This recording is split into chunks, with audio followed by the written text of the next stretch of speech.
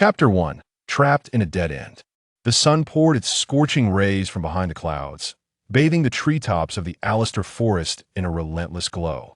The intense summer sunlight struggled to be fully obscured by the densely packed black oak trees, illuminating the undergrowth beneath the average 10-meter-high canopy. Blood splattered across the trunks, left behind grotesque evidence of a heinous crime. The lifeless bodies lay scattered among the grass and at the base of the trees, their garments tattered and torn.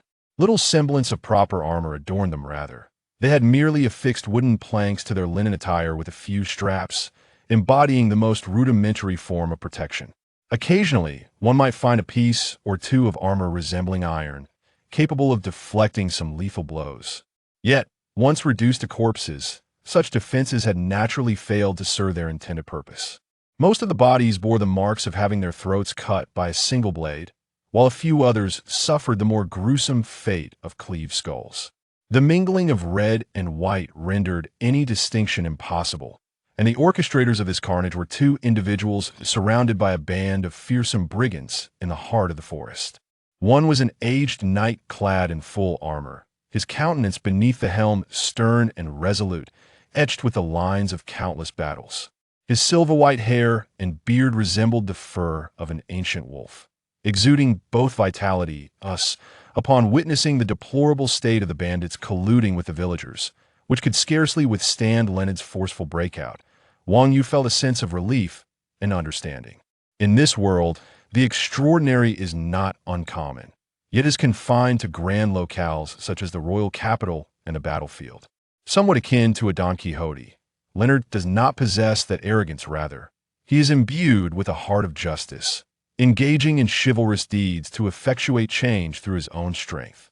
After all, the inebriated souls sprawled across taverns seldom speak of the absence of the old knight. It is said that Leonard wanders through modest places. Though he is rumored to own property near the royal capital for reasons unknown, he has chosen to abandon it and embrace a life of wandering. Such tidings were gleaned from idle conversations in taverns with acquaintances, though at that time, Wang Yu had yet to master the language, managing to comprehend only fragments while struggling to communicate, reduced to mere stammering. Not one to pry into the secrets of others, he later regarded it as mere amusement. Overall, the realms they ventured into were not rife with extraordinary powers. Formal knights were a rarity, and high-level apprentice knights like Leonard were not commonly encountered, while mages had not graced their presence for over a year. Thus, their adventures did not pose significant peril to Wang Yu and Leonard. With caution and care, the sharp long sword and sturdy shield in their possession sufficed to ensure their safety.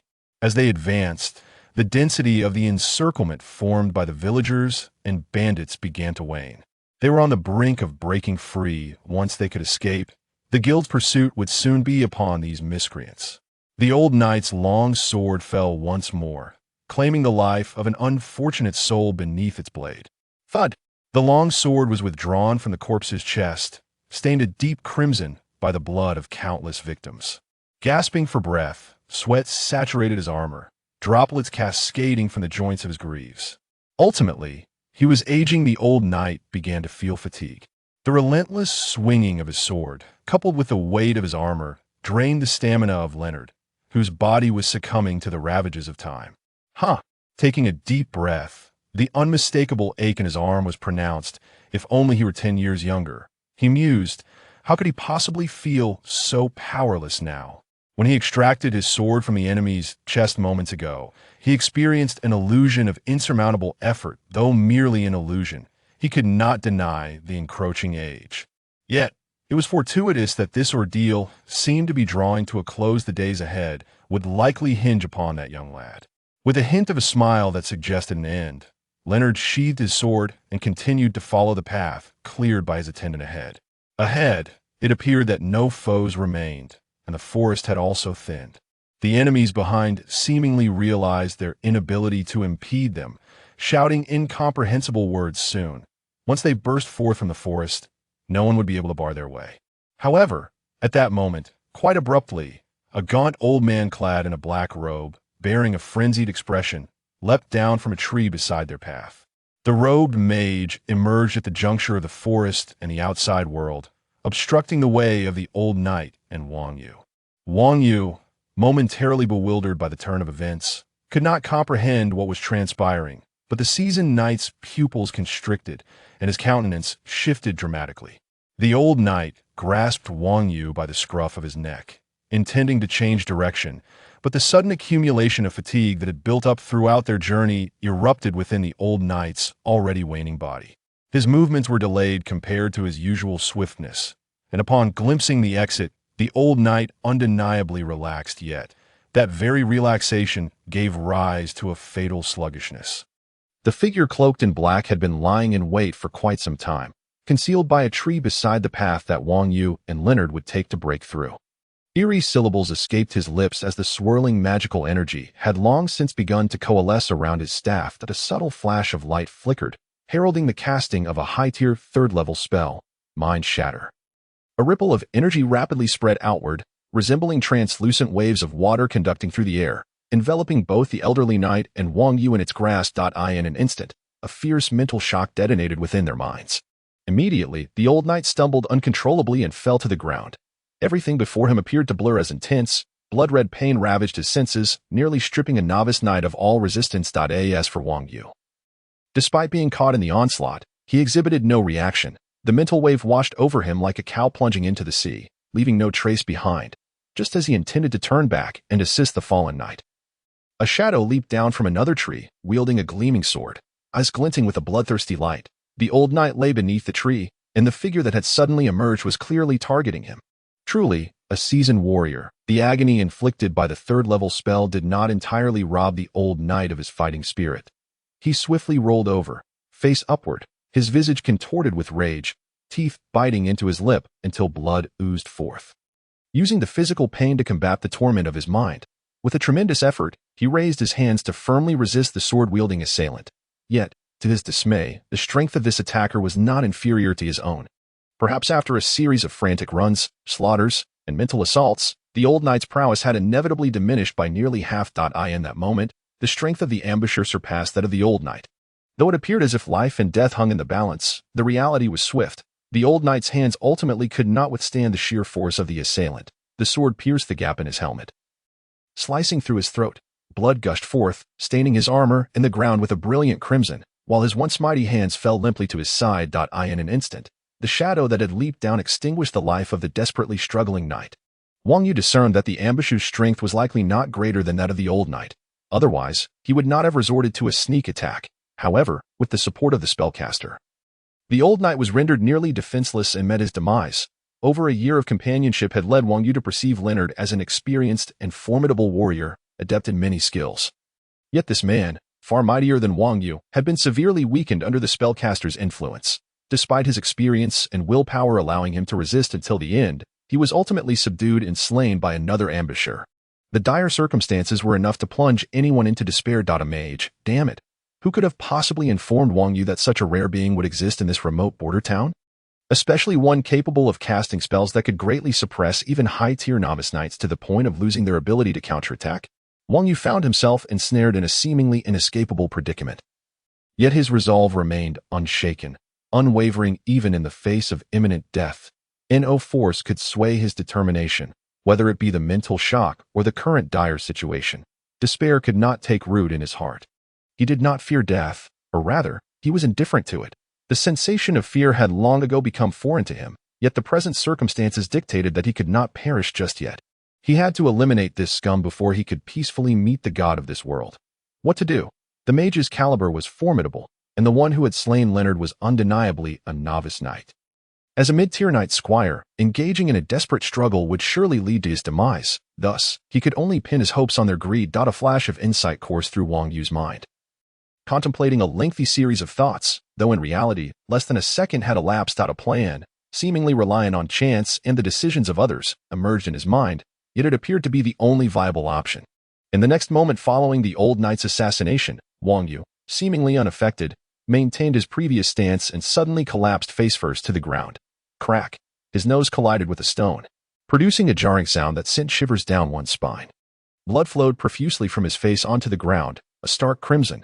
The shield still hung from his arm, while the short axe was sent flying from his grasp due to his weakened state. I thought this lad possessed some defensive magical artifact, the mage remarked mockingly as he approached, a sinister, grotesque grin plastered across his face. It appeared that Wang Yu had been rendered unconscious by the mind shatter, making him seem as if he were standing unaffected, rather than shielded by any valuable trinket that safeguarded his soul. The mage's tone dripped with disappointment. Really, who else of note could possibly inhabit this place? Aside from you, a pathetic mage specializing in mental attacks, magical artifacts. Dream on. And this lad? After killing so many of my men, would it not be too merciful if he were to die so easily? With that, the one who had slain the old knight directed his score. I hope you take a moment to repent before you meet your demise at the jaws of a dog tomorrow. As Obi-Wan relentlessly applies psychological pressure on Wang Yu, he wields his longsword, amplifying Wang Yu's torment. In a frenzy, Wang Yu thrashes his head, emitting anguished screams as he attempts to evade Obi-Wan's words while also trying to fend off the thugs surrounding him with his feet. Yet, each time, he finds his head firmly restrained by Obi-Wan, rendering him immobile, forced to endure pain while listening to Obi-Wan's taunts. Ultimately, after yet another failed attempt to break free, his eyes roll back, and he loses consciousness once more. This fellow proves to be a rather delightful plaything. Perhaps it would be wise to prolong his life a bit longer. The noble youth is also prepared. Once the family is informed, the ransom will soon be delivered. Do not lay a hand on him. I am well aware of what you twisted souls intend to do, but for heaven's sake, after we secure the money, let him perish at the whim of some woman. If you cannot control your impulses in the coming days, then so be it. Satisfied as he gazes at the unconscious Wang Yu, Obi-Wan rises, invigorated after inflicting his torment, instructing his subordinates on the forthcoming matters. Obi-Wan thrusts a knife violently into the wooden table beside him, splintering the wood and piercing through the tabletop. Do not blame me for introducing you to the Grim Reaper first. With that, he leads a group out, the robbers confidently assuring him of their self-control. As the door closes, Wang Yu slowly regains consciousness in the darkness. Wang Yu feels that his acting skills have always been lacking. Thus he relies solely on his tolerance for pain to perform the exaggerated, frenzied screams he just unleashed. Were he to refine it further, he might not be able to produce such a performance. Fortunately, he has not been discerned by this group of sadists reveling in his suffering. Moving his right hand, he finds it firmly pinned to the wall by 3 nails arranged in a triangular formation. To remove it would likely mean shattering his hand. Shifting his attention to his left hand, he exerts force, causing the longsword to tear through flesh, blood flowing incessantly, the pain surging like a tidal wave. Tearing at his nerves. How cruel. It seems easier to escape than the right hand, yet any movement brings excruciating agony, although it appears to have a higher chance of liberation than his right hand. The sword has pierced through his entire palm at an angle. The longsword is firmly embedded, without assistance from his right hand. Any attempt to move will result in the sword ripping through his palm, rendering him utterly incapacitated by the intense pain. For an ordinary person, this method of restraint is effectively a deadlock, with the only outcome being the anticipation of a fatal destiny come morning. However, with a sharp sound of flesh tearing, Wang Yu disregards the pain and shifts his left hand along the blade. Half of his palm is severed, blood splattering. In a swift motion, he frees his right hand, quickly shedding the clothing bound around his waist to staunch the bleeding from his left hand. How fortunate this twisted situation is. Had it been iron chains or shackles, I would have truly been at a loss. And of course, this weapon, in addition to only compromising my left hand, what splendid luck. Having tended to his wound, Wang Yu quietly marvels at his inexplicable fortune, maintaining an unfathomable optimism in such dire circumstances. The situation is grim. He is likely in a den of thieves, surrounded by brigands, utterly unaware of where to flee to escape. His body bears numerous wounds, were it not for his body's fortuitous vitality. With cellular activity far surpassing that of an average person, his ability to stop the bleeding and prevent infection would be considerably diminished. He could easily succumb to a fever from an infection and perish without understanding why. Yet, as the saying goes, where there's a will, there's a way. One must at least try to see if it is possible. One path leads to certain death, while the other offers a chance to eliminate these scoundrels and escape. There is no point in hesitating. And what of that individual attempting to invoke guilt within me through words? Absurd. The root of all this turmoil lies with them. How laughable. Am I to feel remorse? I shall slay you all to atone for Leonard's sins. As he mutters to himself, Wang Yu begins to survey his surroundings. The space is cramped, with only a minuscule window allowing a faint glimmer of light to filter through. The air is thick with dust and the stench of decay, a suffocating atmosphere that seems to seep into one's very bones. In Wang Yu's view, this has its advantages. At least these ruffians are unlikely to seek out such a dismal place for their amusement. significantly reducing the likelihood of being discovered by patrolling guards.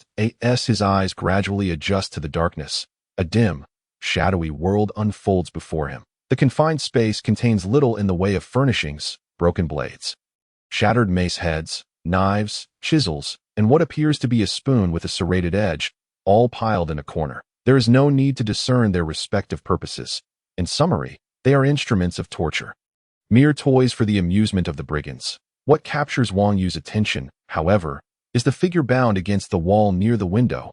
His treatment appears far superior to that of Wang Yu, who is directly affixed to the wall. He is shackled by manacles on both hands and feet, rendering movement exceedingly difficult. At this moment, he sits in a corner, curled up with his head buried in his knees, exuding an air of despair and helplessness, coupled with his earlier feigned faintness and what Obi-Wan mentioned before departing. This must be the noble youth intended for ransom. Upon closer inspection, it is evident that his attire is far finer than Wang Yu's plain, unadorned linen garments. His clothing is embellished with trims and crafted from exquisite fabric. Though not as ostentatious as the nouveau riche aristocrats Wang Yu has encountered, the disparity in wealth between him and a commoner is unmistakable. Reflecting on it, the gap between aristocrats and commoners in this world is significant. Even a well-fed pig surpasses a typical one in size. In summary, the resources available to the aristocracy from birth are of a higher caliber than those of the common folk. Their educational opportunities are greater, ensuring that the aristocrats are not merely pampered buffoons. The pride they exhibit is rooted in the superior upbringing that fosters their refined qualities and capabilities. Thus, Wang Yu decides to enlist an accomplice. This noble youth seems a commendable choice. Regardless, he does not believe in the ransom story Obi-Wan spun. It was likely meant to placate his underlings, should the nobility learn that their progeny has been abducted. Each and every one of these brigands would find themselves hanging from the city walls. They are likely to be sold to some deranged merchant or sorcerer, destined to become a plaything or experimental subject. Ultimately, the outcome remains death. It is better to attempt an escape together. With this determination, Wang Yu approaches, intending not to coerce. If the youth is unwilling, so be it. He merely hopes to avoid drawing attention from the brigands. As he nears the boy, whose frail figure huddles in the corner, it is evident that he is younger than Wang Yu. "Hey, are you still awake? I am planning to escape from here. Would you care to join me?" Wang Yu whispers to the lad. Upon hearing the sound, the boy flinches, shrinking further into the corner before lifting his head to gaze at Wang Yu. His face is youthful and delicate, and if Wang Yu were to wager, he would estimate the boy to be around 14 or 15 years old. The dimness obscures his skin tone, but his eyes are a striking blue, and his features are finely sculpted. Noble lineage has bestowed upon him the gift of good looks.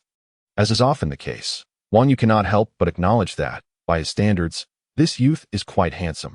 If Wang Yu rates himself a 55, this boy would surely score above 85. That the boy's gaze is fixed on Wang Yu, revealing a blend of fear, hesitation, and a hint of wariness. A perfectly natural response. Wang Yu thinks he understands that not everyone possesses the same steely resolve as himself, and he does not view the boy's fear as a sign of cowardice that warrants ire or disdain. "You must understand, your only alternative now is death. Why not attempt to escape with me? There may be a slim chance of survival, albeit unlikely, but it is worth a try. No, your family is surely awaiting your return." Wang Yu patiently encourages the boy before him. Perhaps Wang Yu's words resonate. He notices a flicker of emotion in the boy's eyes at the mention of family, a clear sign of wavering resolve. "Trust me, we are both destined for death anyway. There are no other options left. Let us take this chance together. If we fight for our lives, we may perish, but if we do nothing, we are certain to die. Make your choice, for I am Wang Yu. Do not be concerned if my name sounds peculiar. I simply lack the mental capacity to adopt a Western name. A name is merely a sound. And as long as you know who I am, that suffices. Now, tell me your name." Wang Yu is well aware of his shortcomings in eloquence and holds a clear understanding of his abilities. So when engaging in conversation, he relies solely on sincerity and authenticity. Of course, this is true when conversing with acquaintances or those with no enmity. When facing adversaries, it is a matter of fists.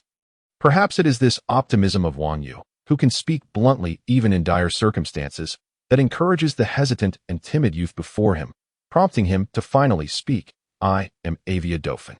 Before this fellow could finish his sentence, Wang Yu firmly grasped his shoulder. He noticed a brief pause when Avia uttered his name, though he could not discern the reason. However, Wang Yu is a man who prioritizes the present. What he needs now is not a friend who wholeheartedly trusts him, but rather for this youth to take action and cast aside his hesitation. A fine name. Tell me, what are your skills? Can you fight? As Wang Yu held the youth's shoulder, Avia trembled slightly. Yet, perhaps overwhelmed by the rapid succession of Wang Yu's words, he instinctively replied, I am an apprentice mage, but I do not know any spells. As for combat, I have some capability, but his voice quivered as he gestured towards the shackles binding his wrists. The chains were thin, yet for this frail and slender boy, they were nearly impossible to remove. It was a cruel jest, akin to Wang Yu's own grim sense of humor, appearing to offer a glimmer of hope, yet ultimately leading to despair. However, compared to Wang Yu's brutal savagery, Avia Dauphin's shackles seemed somewhat gentler, though their underlying malice remained unchanged. Should I thank this group for their wicked sense of humor? Wang Yu mused, then took action. With his left hand injured and unable to grasp properly, he clamped down with his teeth on one side while exerting force with his right hand. With a sharp crack, the chain, not particularly thick, shattered under the strain of 0.8 times the human limit. Avia was once again startled by Wang Yu's violent and decisive action, free from his shackles. Wang Yu did not hesitate, swiftly removing the shackles from Avia's feet as well.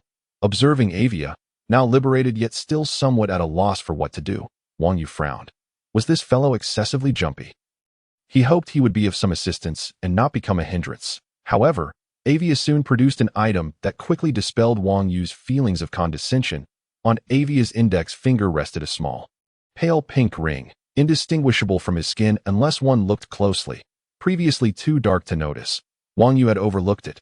Yet, as Avia's limbs were freed, he pressed the finger to his forehead, with a gentle glow swirling and converging. The ring emitted a soft light, gradually transforming. From the size of a ring, it morphed into a slender beam of light, ultimately coalescing into Avia's palm, where a finely crafted crossbow materialized. By the heavens! A magical artifact, truly a sign of nobility. Yet, is it not somewhat excessive to use such a thing for mere self-defense? Wang Yu was taken aback by this display. Magical artifacts were not commonplace for nobles.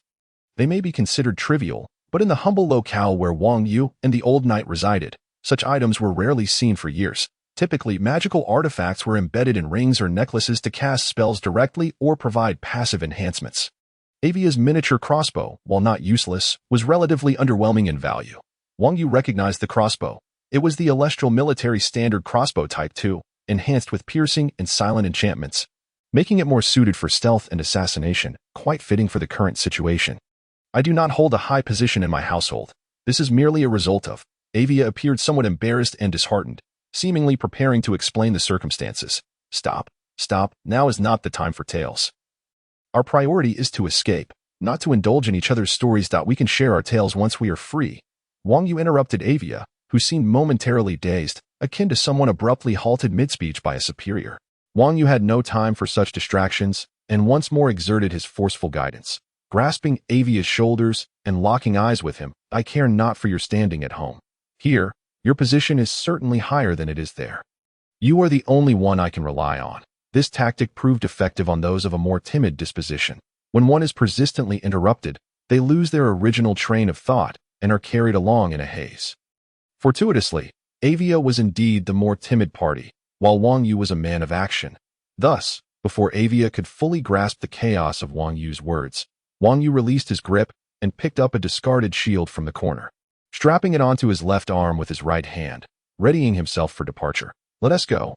I will create opportunities for you. If possible, sneak out first without drawing attention. If that fails, we shall resort to a more direct approach. Wang Yu instructed Avia on the course of action. Do not worry. Until my last breath, they shall not lay a finger on you. After all, I am T, and you are C. Pay no mind to my words. Just grasp the meaning.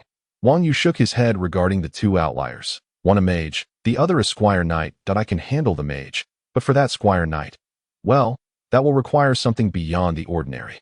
Wang Yu produced a whistle, its significance obscure. Chapter 3. The Silent Hunter. At this time, it was approximately 3 in the afternoon, the sun still blazing with its most relentless heat, the bandits, having just celebrated a significant victory at the cost of several lives, gathered to revel in their low-quality ale. A robust man, his beard nearly covering his entire face, slammed down the wooden cup of ale he had just drained. By my reckoning, had we all charged together and surrounded that old fool, we wouldn't have needed so many lives lost. Sure, fewer men mean less gold to split, but at least we Wun-Ti have lost face. Beside him, a scrawny man with a sharp, monkey-like visage delivered a swift blow to the back of the bearded giant's head. "Oh, Sean, weren't you the first to flee when that old knight was slaughtering madly? Why didn't you stay and fight?"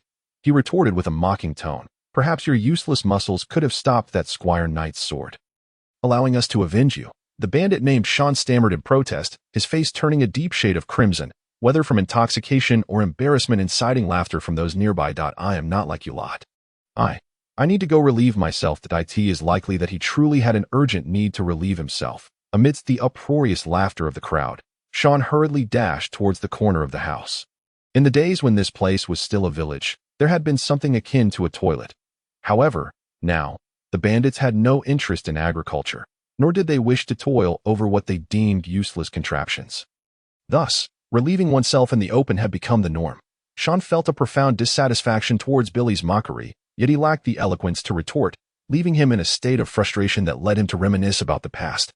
Before he became a bandit, Sean had been the strongest lad in the village, admired by all, particularly by the blacksmith's beautiful daughter, Zhuangni. In those days, his strength allowed him to excel at herding cattle, carrying burdens, and forging metal. He was a notable figure among his peers. Upon reflection, he occasionally pondered that perhaps he should never have turned to banditry, but instead married Wangni and lived a humble life as a farmer, ensuring a warm meal and a lovely wife. However, as he relieved himself, he quickly shook his head, dismissing such thoughts. Zhuangni had long since moved on, and the thrill of wielding life and death over others was an impulse he found hard to suppress. Even as a coward among bandits, he licked his lips, a twisted smile creeping across his face. Tomorrow, they would have their hands on the old knight's squire for their amusement. Opportunities to torment captives were rare, and perhaps this time, it was the sheer number of victims that had incited Obi-Wan's wrath. The thought of tomorrow's merriment made him tremble with excitement. Then, a long sword pierced silently from behind him. Penetrating his heart, blood gushed forth from the wound, the pain surging like a torrent, and Sean gasped, attempting to scream. But an arrow from a crossbow swiftly pierced his throat, transforming his impending scream into a strangled gasp. As he struggled in his final moments, a powerful elbow struck his neck, severing the connection of his head to his body with a sickening crunch. Sean's consciousness faded into the endless abyss of darkness. Before him lay a corpse with a pierced heart, a throat punctured by an arrow, and a head grotesquely contorted backward. Avia trembled all over. The term killing someone felt distant and foreign, having grown up in a noble family. He struggled to grasp its meaning. Though he understood that death was commonplace, he had never witnessed the act of murder firsthand. Had he really killed someone for the first time? A wave of nausea churned within him. The discomfort of taking a life overwhelmed him, instinctively evoking feelings of unease and dizziness at the sight of a fellow being's demise. Consequently, he began to retch, but having eaten nothing for days. Only air and sound escaped his lips. "There is no need for such a reaction, Avia. It's either them or us. Your archery skills are impressive. Having you around is truly a boon," Wang Yu said, standing beside Avia, giving him a couple of light pats on the back. Though the force was not great, it nearly knocked Avia off his feet, prompting Wang Yu to marvel at Avia's frail constitution. The two firm pats, while nearly causing Avia to lose his breath, somewhat alleviated his initial revulsion at killing for the first time. "I'm fine. Thank you. I just need a moment to process this. I will adapt." "Yes, I will adapt," Avia replied, regaining his composure and expressing gratitude for Wang Yu's support. "All right, let us swiftly take care of this. Just remove the blood along with the dirt," Wang Yu instructed. Pleased to see Avia regaining his composure and assuring him that he was fine, he appreciated individuals like Avia, who, although initially unaccustomed, understood the importance of learning. The two quickly began to organize according to their prior discussions. From Wang Yu's clandestine observations, the layout appeared to be that of a small village encircled by a dilapidated wall. Although the wall was barely sturdy enough to deter a cow, the watchtowers at each corner were quite formidable. Wang Yu felt unsure of his ability to approach the wall without being detected. The overall arrangement was rather loose, and the bandits lacked any semblance of discipline. However, certain key areas exuded a sense of professionalism. The wall and watchtowers, though the wall was in disrepair, were crucial for monitoring those approaching.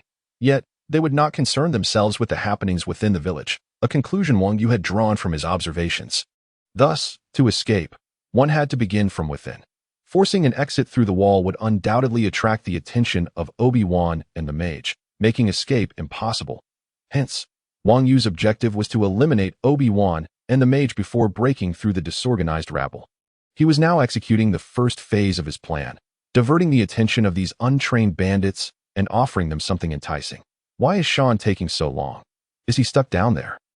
Billy remarked with a lecherous grin, mocking Sean's sluggishness as he drank. This small, frail fellow had previously harbored jealousy towards Sean's physique. Now, with Sean in a predicament, he felt no remorse in deriding him.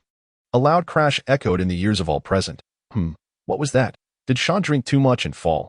Someone wondered aloud. He barely drank. This is too amusing. Another bandit chuckled.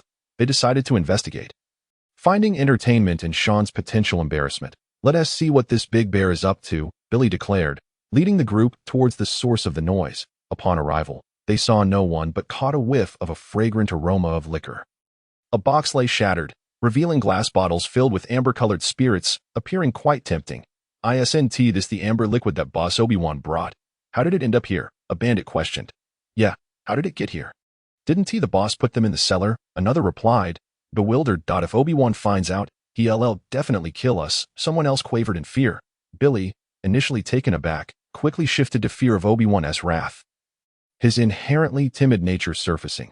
But then, his eyes lit up, and he bellowed, it must be Sean. He got drunk and wanted to sneak some of the boss's fine liquor, so he tried to bring it out from the cellar. But when he grabbed a few bottles, he must have dropped the box. This coward Sean probably ran off in fright. After Billy's outburst, the bandits quickly caught on. Right, we were looking for Sean. After all, regardless of whether Billy's theory is accurate, it's definitely Sean's fault. The liquor is already spilled. There's no point in worrying about it now that we might as well drink and enjoy ourselves. Then pin the blame on Sean later. With that, the bandits hastily shifted the blame onto the now deceased Sean, eagerly opening the bottles to indulge in the liquor. I knew the vigilance of this rabble wouldn't be high. I didn't expect someone to inadvertently assist me, Wang Yu mused. In the distance, two pairs of eyes watched everything intently from within the thicket. Wang Yu remarked with an inexplicable tone. I never anticipated that it would go so smoothly. Once they consumed this fine wine, their fate is sealed. He muttered to himself, surprised by the ease of the situation, while feigning unconsciousness and being taken to the prison. He had overheard the bandits discussing the wine that Obi-Wan had stored in the cellar. The plan to steal it and lace it with poison had naturally formed in his mind. However, the challenge lay in convincing these utterly unsuspecting bandits, who were exceedingly fearful of their leader, to partake in such a concoction. He shared this dilemma with Avia, leading to the scene unfolding at that very moment. You've truly been a great help, Wang Yu said, patting Avia on the shoulder and giving him a thumbs up in appreciation. Well, after all, we are collaborating, Avia replied, a hint of bashfulness in his response.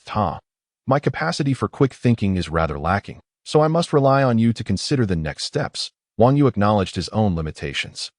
Crafting a plan was well within his capabilities, yet refining the details in such a short span posed a considerable challenge.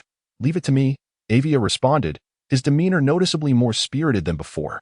Nevertheless, Wang Yu, are you certain about the herbs you procured? Avia inquired. You mean those herbs? Absolutely. The wails of the damned is derived from the vengeful essence of spirits that linger after death. While it may not be classified as a potion, it certainly approaches that realm. I managed to obtain a small vial of the powdered form. Just a pinch the size of a fingernail can plunge the weak-willed into hallucinations, although I cannot personally verify its effects. I cross-checked with an informant at the tavern, and it is indeed authentic, Wang Yu assured Avia. Upon hearing this, Avia exhaled in relief, having suspected Wang Yu's erratic nature from the onset of their discussion. Setting aside concerns about the efficacy of the plan, when Wang Yu pulled out a small notebook containing various sketches of herbs and peculiar minerals, Avia found himself at a loss. The illustrations could only be described as abstract, likely comprehensible only to Wang Yu himself. However, Wang Yu candidly admitted his lack of artistic skill, asserting that he had endeavored to depict the characteristics of those items as best as he could. As Avia perused the notebook, which Wang Yu used to document their encounters with various phenomena during their adventures, he noted significant progress from the initial chaotic sketches to more recognizable features on subsequent pages. Avia couldn't help but admire Wang Yu's dedication. He was genuinely eager to learn and practice. Yet, what astonished Avia even more was Wang Yu's formidable willpower, having witnessed the injuries Wang Yu sustained during their escape from the dungeon. Avia was left in awe. While one could attribute his mobility to robust physicality, the agony he must have endured was unfathomable, causing Avia to tremble at the thought. Was Wang Yu truly serious about consuming an entire vial of whales of the damned? As they conversed, the bandits indulging in their revelry began to exhibit troubling symptoms. One particularly inebriated individual suddenly displayed an expression of sheer terror, his mouth agape as if to scream, yet no sound escaped. Grasping his throat with both hands, he began to retch violently, his eyes wide and bloodshot, bulging as though they might burst from their sockets. As time progressed, his condition worsened, the skin on his face revealing a network of dark, swollen veins. The expression of abject horror gradually morphed into an indescribable, grotesque grin. Avia, observing this unsettling transformation, instinctively glanced at Wang Yu, who stood serious, sword in one hand and shield in the other, poised for action. Noticing Avia's gaze, Wang Yu nodded and resumed his pre-battle readiness. Inspired by Wang Yu's demeanor, Avia steadied his nerves, swallowed hard, and readied his crossbow for the impending confrontation. The effects of the potion intensified. The state of the drunken bandits became increasingly bizarre. Most clutched their throats, their faces now a ghastly shade of purple from asphyxiation, veins protruding prominently from their arms as they struggled for breath. Just before succumbing to suffocation, the horrific expressions on their faces faded, revealing a primal snarl, an expression reserved for those in the throes of death, as if battling some inner demon.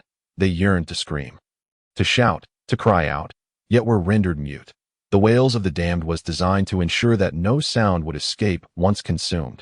The remnants of the spirits would force these unfortunate souls to confront their deepest fears, paralyzing them with terror to the point of self-destruction. The stronger their will, the less susceptible they were to the effects of the herb. Regrettably, this band of brigands possessed little fortitude to begin with, and their drunken stupor had further diminished their resolve. Faced with Wang Yu's refined powder, they offered virtually no resistance, succumbing silently to their own terror. It was a fitting demise for such despicable beings.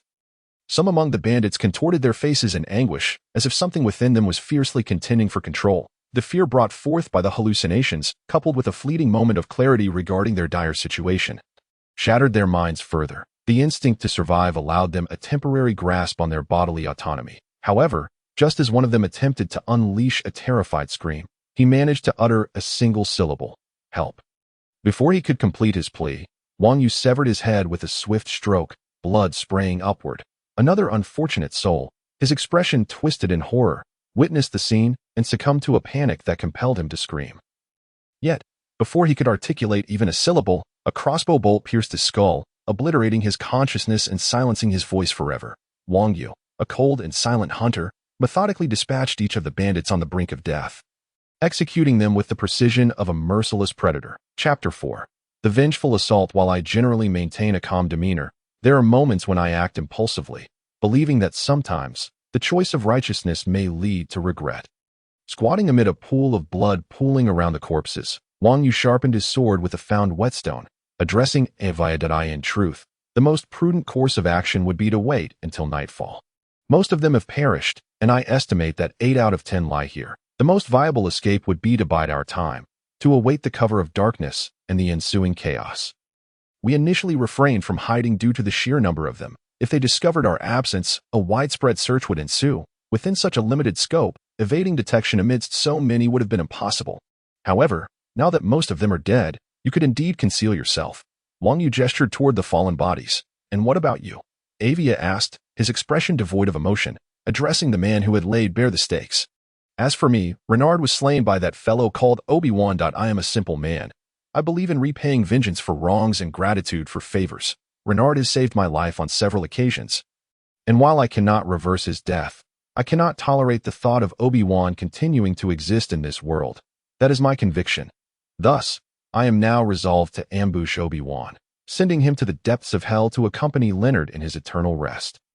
Reflecting on Leonard's contributions, it appears that this righteous old knight harbored no ulterior motives. All expenditures for his self-education and training were borne solely by Leonard himself. Although it was said that Wang Yu could earn a bounty by taking on mercenary work, he would still owe Leonard a debt. However, thus far, Wang Yu has managed to sustain himself, and Leonard has never demanded anything from him. Wang Yu is generally amicable toward strangers, yet he can become indifferent when interests are at stake. Nevertheless, he is unwavering in his sincere attachment to those he cherishes, and he would never willingly forsake them. With a stern countenance, he sharpened his sword and secured it to his back, standing up.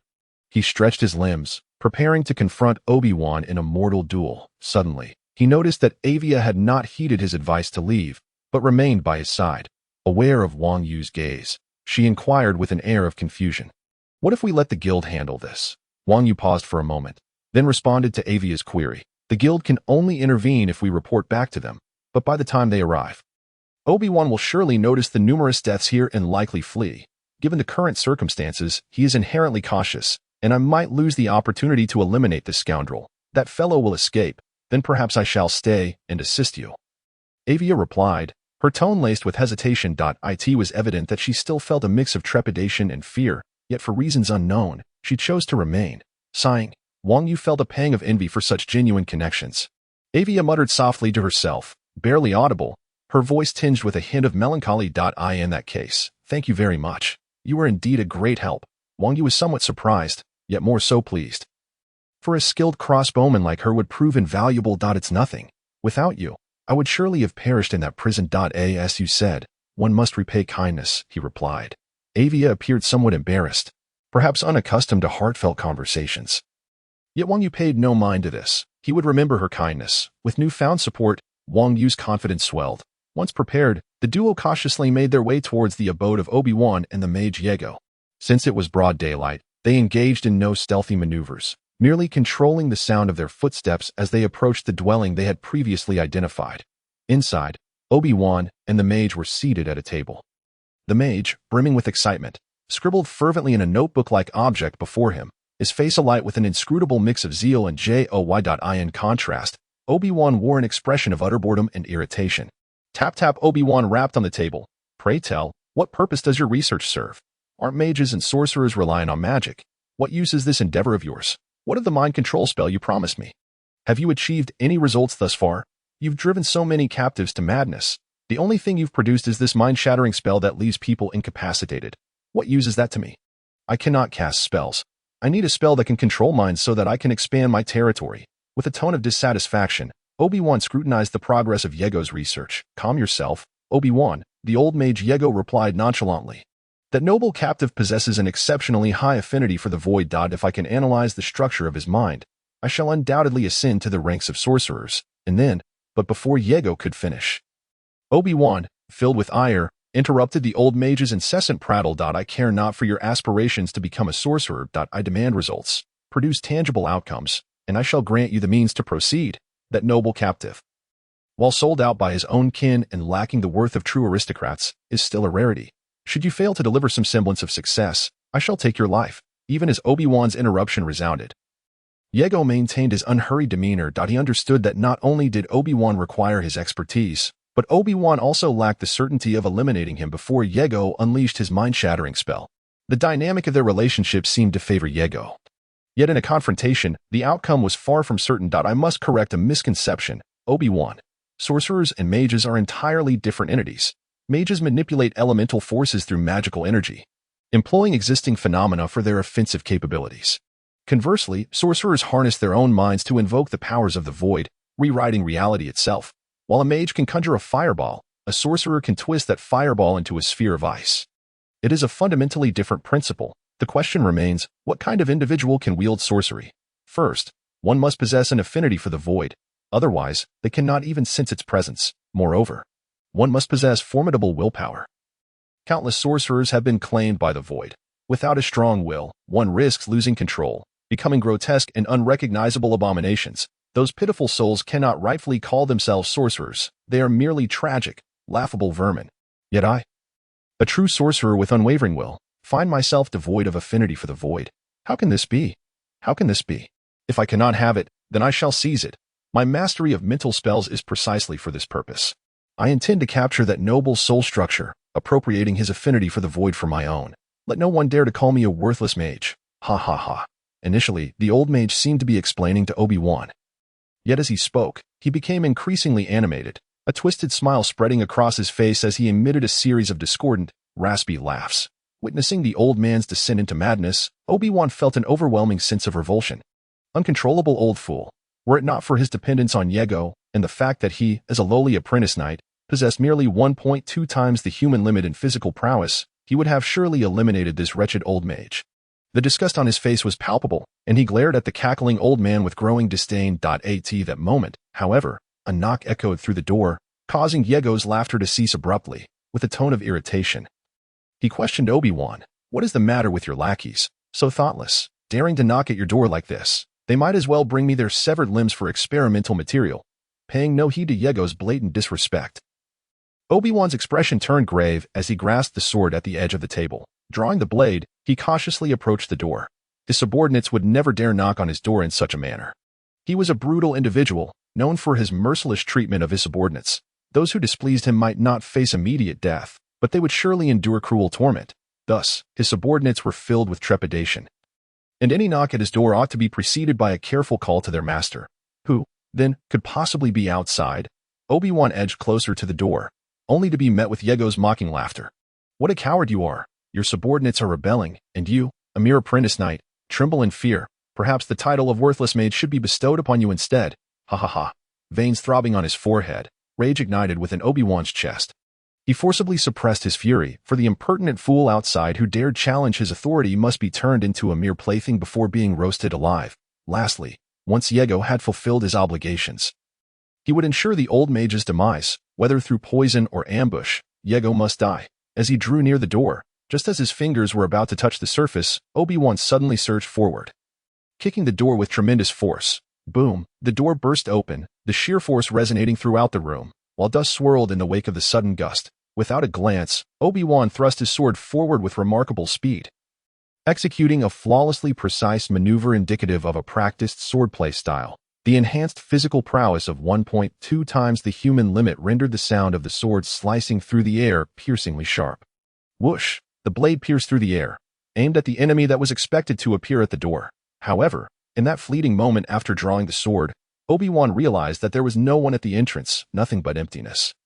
The one who had knocked was absent, forcefully altering the trajectory of his strike from a thrust to a sweep. He and his sword swiftly pivoted 150 degrees in the air, scanning the surroundings at high speed. Yet, still nothing. Even within the initial blind spot, there was no trace of the adversary that should have been present. Was it possible that he had misheard? This question flickered through Obi-Wan's mind. But he quickly dismissed it. Impossible. As a novice knight, his physical capabilities far exceeded those of an ordinary person, and in a state of mental clarity, auditory hallucinations were simply out of the question. Absolutely. Thus, the knocker must exist, but where?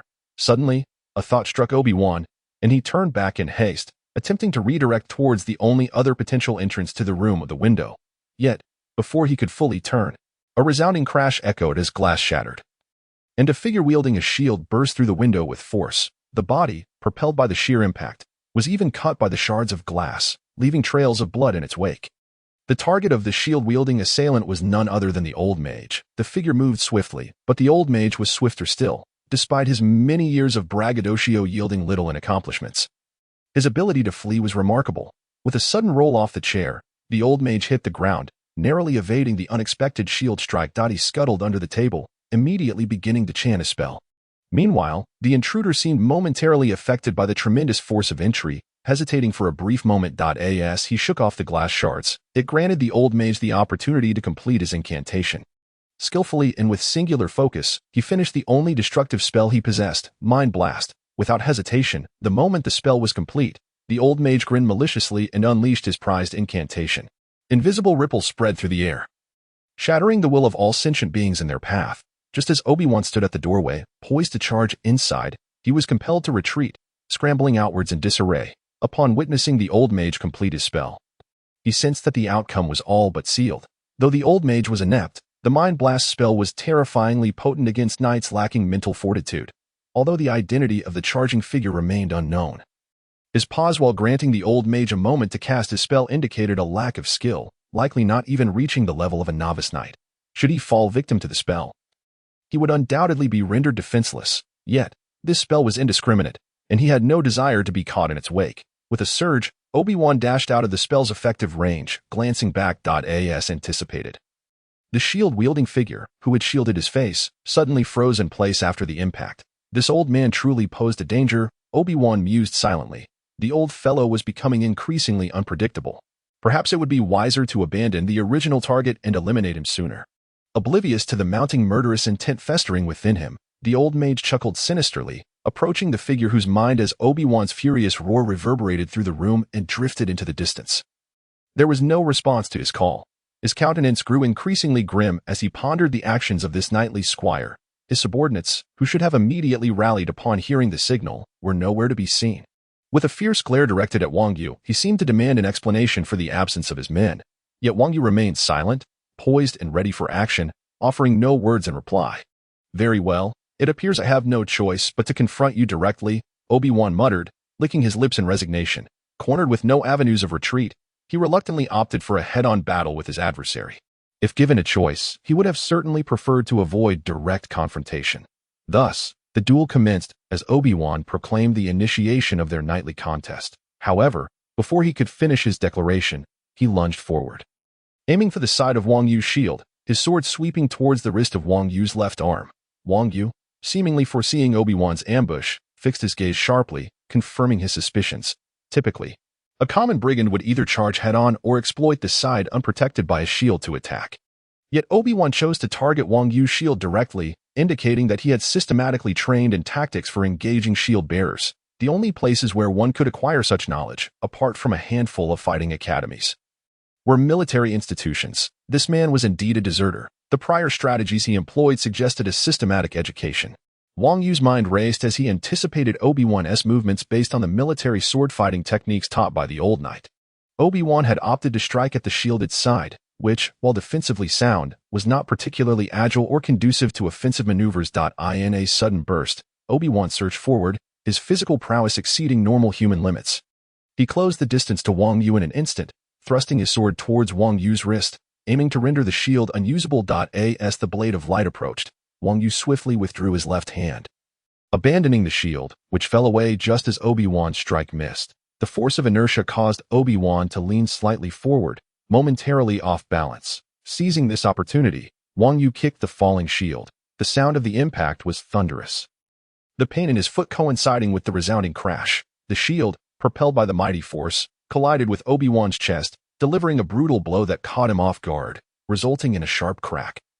Perhaps breaking something. Obi-Wan struggled to catch his breath after the collision, and Wang Yu pressed the advantage, his sword tracing a swift arc through the air. With a foundational sword technique, charging horizontal sweep, he unleashed a piercing sound as his blade swept towards the unarmed shoulder of Obi-Wan. The speed of this assault was undeniable, and Obi-Wan hastily turned and ducked, angling his sword upward to intercept Wang Yu's horizontal strike. Despite his desperate efforts, the two blades clashed, producing sparks that illuminated the air, a cacophony of steel meeting steel. Wang Yu wore an expression of reluctant amusement, while Obi-Wan's face morphed into one of surprise, quickly followed by anger and resentment. "This is too light. It shouldn't be like this," he thought, feeling humiliated that he had been startled by a mere squire. He was an apprentice knight, and Wang Yu was merely a squire. The disparity in their capabilities was vast. Obi-Wan's physical attributes far exceeded those of Wang Yu.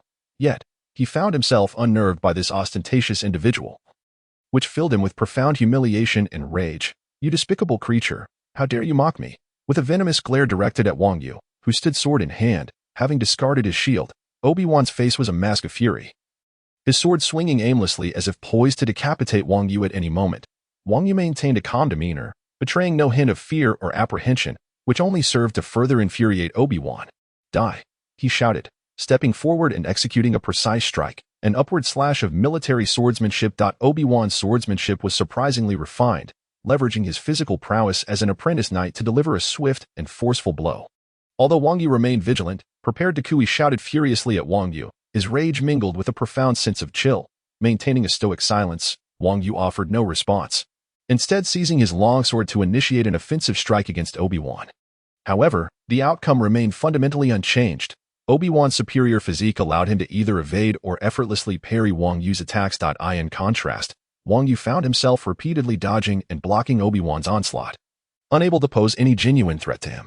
Yet, as time progressed, Wang Yu did not succumb to defeat in the immediate term. His sole advantage lay in his indomitable fighting spirit, while Obi-Wan feared for his life and dared not succumb. Wang Yu was unfazed, launching each attack without the burden of defense. Conversely, Obi-Wan could not afford such luxury, even if he identified a flaw in Wang Yu's technique that could lead to a decisive blow. The potential consequences were dire. Striking Wang Yu's heart could result in a fatal counterattack from him. In this era lacking advanced medical care, a grievous injury often meant death or lifelong disability.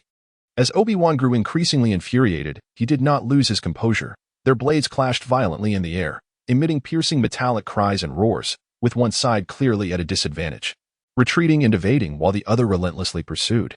Yet, just as Obi-Wan sought to claim his opponent's life, the desperation of the weaker party forced him to withdraw momentarily. This seemingly fragile stalemate achieved a bizarre equilibrium, yet Obi-Wan's stamina ultimately surpassed that of Wang Yu. Obi-Wan had now altered his combat strategy. He was no fool, and clearly understood that his physical advantage lay in his superior constitution. His objective was no longer to hastily eliminate Wang Yu, but rather to gradually wear him down, inflicting wounds that would cause him to bleed, thereby depleting his strength amidst the fierce confrontation. The reality unfolded as he anticipated. Wang Yu began to breathe heavily, and Obi-Wan's assaults morphed into a tactical retreat and counterattack.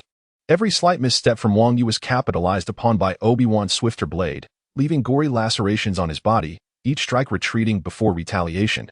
The dripping blood symbolized Wang Yu's waning vitality, the intensity of their clash accelerating this dire process. Dark spots began to cloud Wang Yu's vision, his sight blurred and swayed, a manifestation of blood loss and insufficient cerebral circulation he could endure through sheer willpower, but this also meant that once his resolve faltered, his shattered body would yield, rendering him unable to continue the fight. Wang Yu's resolute countenance remained unwavering. As the battle progressed, Obi-Wan, who enjoyed the advantage and more time for observation, began to notice subtle habits in Wang Yu's behavior during their tense standoff. After being struck by a powerful blow, Wang Yu instinctively swung his left hand to regain balance, leaving that arm vulnerable and defenseless. Recognizing this detail, Obi-Wan devised a plan. If he could sever Wang Yu's left hand, the rate of blood loss would escalate, eliminating any threat Wang Yu could pose. Acting on this insight, Obi-Wan, after parrying Wang Yu's blade, took a deep breath, unleashing a powerful shout. Channeling his strength as his longsword surged forward with unexpected speed towards Wang Yu's attempting guard. The enhanced velocity rendered avoidance nearly impossible, coupled with a considerably greater force. Upon impact, Wang Yu stumbled backward, struggling to maintain his balance. In this moment, Obi-Wan unleashed his full potential, drawing upon the untapped reservoir of energy within him, allowing his fledgling knightly aura to swirl throughout his body, amplifying his strength. With renewed vigor, he struck with an even greater velocity, the blade descending with lethal precision. Blood erupted violently as the sword severed Wang Yu's left hand. The weak point at his wrist sliced cleanly, blood gushing forth, a gruesome sight of shattered bone and flesh. The severed hand tumbled to the ground, tainted by dirt, a tragic sight indeed. For the first time, Obi-Wan witnessed shock etched upon Wang Yu's face, igniting within him an uncontrollable thrill and exhilaration. This stoic adversary, who had consistently thwarted him, was, after all, human, with vulnerabilities. Even this maddened fool could experience shock and fear. A wicked grin spread across Obi-Wan's face, the sensation of instilling despair in another intoxicating, especially in one who had previously cast him into despair. Yet, to Obi-Wan's surprise, Wang Yu's countenance swiftly returned to an icy calm. This cursed individual had not been shaken by pain or injury.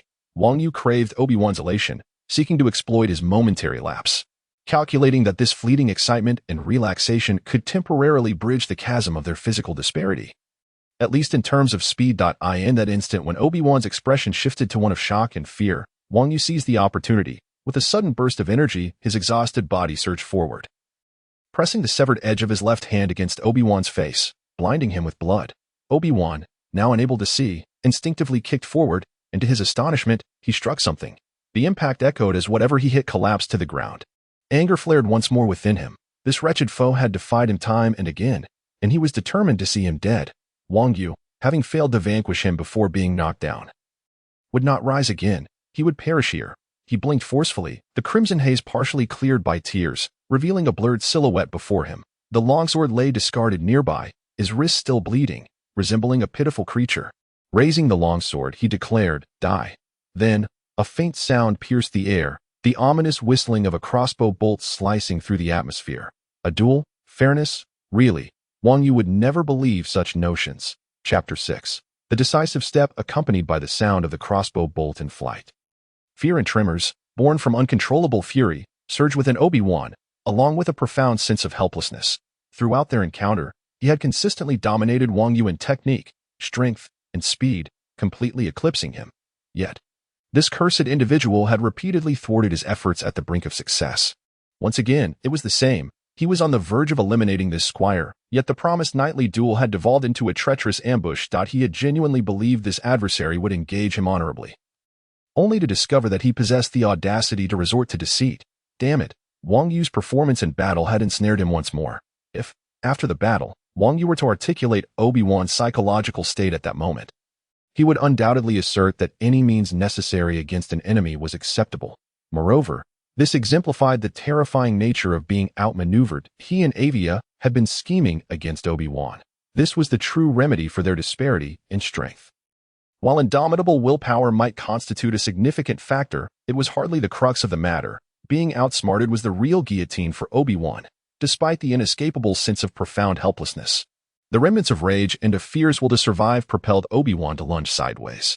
However, the enchanted crossbow's enhancement and the sudden ambush thwarted his timely evasion. An arrow pierced through the flesh, striking Obi-Wan from behind. Whether it was sheer luck or an ineffable sixth sense, Obi-Wan's attempt to evade this time did not save him from the incoming bolt. Yet, serendipitously, the piercing did not damage any vital organs, granting him a fleeting opportunity. With a swift roll and a turn of his head, he quickly extracted the arrow lodged beneath his left rib with his unarmed hand. The intense pain caused him to tremble involuntarily as blood gushed forth.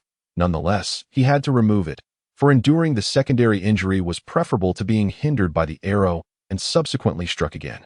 As Obi-Wan turned, he beheld the silhouette of Avia standing at the doorway, bow in hand. That a pallor of unnatural whiteness graced his complexion, and his entire body trembled involuntarily, a flicker of fear evident in his expression. Sweat trickled down his face, dampening the golden strands of hair that framed him. Confronted with such perilous circumstances, this youth, unaccustomed to danger and sudden events, felt an overwhelming surge of anxiety and trepidation. Yet, his hands did not falter in their actions. In the face of danger, he remained composed, a quality that Wang Yu greatly admired in Avia. With remarkable speed, he knocked another bolt, pulling the trigger as the arrow transformed into a fleeting shadow, slicing through the air towards Obi-Wan. Just as he regained his stance from a recent sidestep, Obi-Wan again exerted himself to evade, but his timing fell short.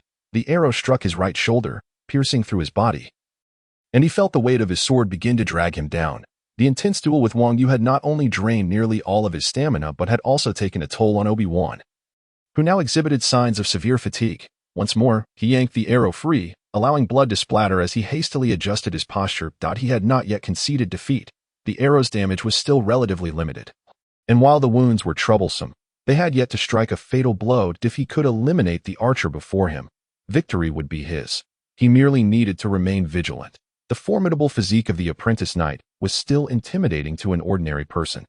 And despite the two arrows that had pierced him, Obi-Wan's resolve remained unbroken.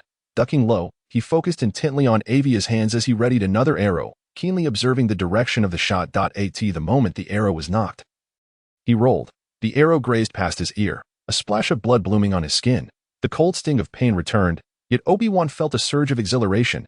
He had successfully predicted Avia's shot. He rolled behind a table that had been overturned during Wang Yu's ambush, nearly evading the bolt's lethal arc. Avia was no expert archer, but rather a noble youth, a fact that brought Obi-Wan a measure of relief. Perhaps he could indeed defeat this adversary. Taking cover behind the table, Obi-Wan tore away his blood-stained shirt. 3, 2, 1. He counted in his mind, flinging the shirt into the air above the table, away from cover. In the next instant, whoosh, the arrow sliced through the air, impaling the fluttering shirt against the wall. A simple yet effective ruse had successfully drawn Avia's fire. With a swift kick, Obi-Wan sent the table flying aside, charging toward Avia with his sword raised high. Avia, sensing the deception, felt a surge of panic. He attempted to hasten his actions but found himself moving too slowly. The rapid approach closed the distance between them. And just as Obi-Wan was about to enter striking range, Avia knocked another bolt and fired.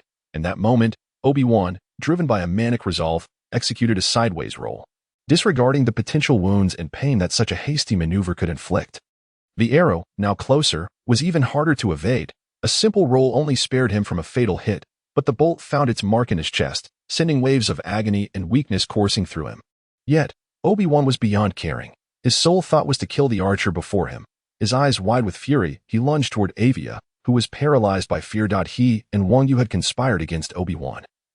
Yet this unexpected resilience and sheer luck had allowed him to withstand the calculated ambush of arrows. Trembling, Avia grasped the limestone powder given to him by Wang Yu. Casting it forward, the powder struck Obi-Wan's wide-open eyes, causing an immediate reaction and eliciting a more anguished scream from the enraged knight. Although Obi-Wan momentarily halted, he continued his charge toward Avia, driven by an unrelenting desire to slay him. The limestone could not deter him. Even as the pain forced his eyes shut, he surged onward. With his sword raised above his head, the sharp blade poised to cleave through Avia's ordinary frame. A sense of despair washed over the latter as he closed his eyes, feeling an inexplicable sense of relief. Death. Perhaps it was the best fate for one so overlooked, betrayed by those he trusted. Regret. There was little to lament. If Wang Yu had not intervened, he would have perished in the prison. In truth, he was a nobleman lost in the wilderness, stripped of his attendants and guards. Would he truly survive? The answer seemed grim. Perhaps a final struggle here would be a fitting end, at the very least. It would aid the valiant knight, whom he had known for but a few hours yet felt a pang of admiration for. Closing his eyes, Avia awaited the pain of impending death. Obi-Wan, I shut. Anticipated the horrific shriek of his blade tearing through flesh. The sound came, a gruesome slashing of sinew. Yet Avia felt no excruciating pain as he had expected. Opening his eyes, he beheld the silhouette of the knightly attendant standing before him. His left arm severed and no longer capable of bleeding. Obi-Wan's sword had struck Wang Yu's left arm, embedding itself deeply within. However, Obi-Wan's prior exhaustion had dulled the blade's edge, merely embedding it within flesh rather than severing it completely. How had this seemingly dead man risen again, propelled by sheer will to intercept his strike? Obi-Wan, still caught in a moment of elation, failed to grasp the gravity of the situation that he believed he had finally slain the archer. And a tremor of excitement coursed through him. Nothing to mourn, Wang Yu managed to utter, his voice devoid of heroism, laced instead with playful mockery. You know, I want to let you die before I do. Avia, thanks for the whistle. As Wang Yu collapsed before the astonished Avia, he had spoken his final words. Obi-Wan's expression twisted into one of uncontrollable rage. Why was it always this man? He yanked his sword. Yet Wang Yu's severed arm ensnared the blade, rendering Obi-Wan incapable of withdrawing it, while Wang Yu's body fell forward, exhausting Obi-Wan's already dwindling strength. Overwhelmed by Wang Yu's falling form, Obi-Wan instinctively positioned him as a shield against any incoming arrows. Desperately attempting to block the next shot, the weight of Wang Yu's body pushed him back, and he felt the wall of the wooden cabin pressing against him as Wang Yu shielded him. A sigh of relief escaped him. If he could evade the next arrow, victory would still be within reach. But what awaited him was not another deadly bolt, but a piercing whistle. The shrill sound sliced through the air, echoing from within the cabin. This unusual occurrence sent waves of dread and panic surging through Obi-Wan. Straining to push Wang Yu's body aside, Obi-Wan knew he had to eliminate Avia, this unpredictable variable. But the powerful sound of galloping hooves approached. Before Obi-Wan could fully comprehend the bizarre situation unfolding before him, a formidable and colossal figure crashed through the walls of the wooden cabin. A magnificent steed, adorned with a coat of rich brown fur and a flowing mane, bore a pair of horns that no ordinary horse possessed. It thundered through the splintering wood, sending shards flying as it burst forth from the wall behind Obi-Wan. With a resounding crash, the wall shattered, and debris rained down upon Obi-Wan's body, inflicting sharp pain. Yet, this was not the gravest peril he faced. The charging horned horse, with its keen eyes darting around, soon spotted Wang Yu sprawled on the ground. Entangled with Obi-Wan, a flash of fury ignited within it, and without hesitation, the beast charged directly at Obi-Wan, raising its front hooves high before delivering a crushing blow to Obi-Wan's chest, who had yet to regain his footing. The immense weight and force of the impact left even the apprentice knight reeling, blood erupting from his mouth. Desperately, he struggled, swinging his sword wildly in the air, carving gashes into the horse's legs. His anguished cries echoing with a mixture of rage and despair. Damn it! I refuse to die. I will slay you all, you wretched scoundrels. Damn you! I will kill you. How can it be me who dies? You are the ones who deserve to perish. Go to hell, you despicable fiends. In the throes of agony, Obi-Wan summoned the primal ferocity of a cornered beast, unleashing the full strength of a higher-level apprentice knight. With a surge of power, he defied the horse's oppressive force, pushing aside its legs and bellowing in defiance, "It's not over. I will survive. I will survive." But then came a calm, sorrowful voice, softly declaring, "No, it is over." In that instant, Avia's crossbow bolt struck true, piercing the skull of the frenzied beast. silencing its roars forever. This vile brute finally fell, blood gushing from the gaping wound atop its head.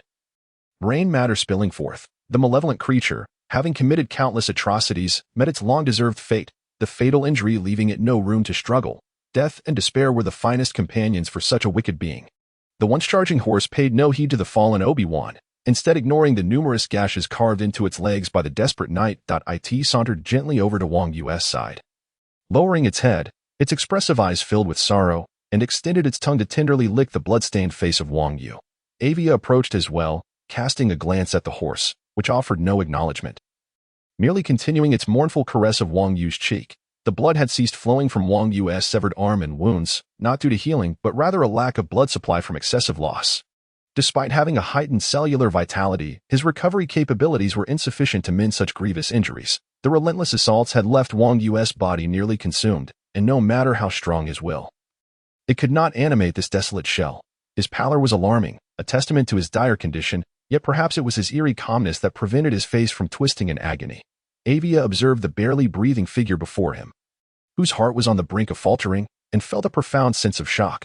The tenacity displayed by Wang Yu astonished him, especially the moment he had recklessly charged to intercept the fatal blade. As he sensed Wang Yu's already faint heartbeat slowly fading, Avia's expression hardened with determination. He could not allow this remarkable individual to perish, even if it meant resorting to that cursed ability he had sworn never to use again.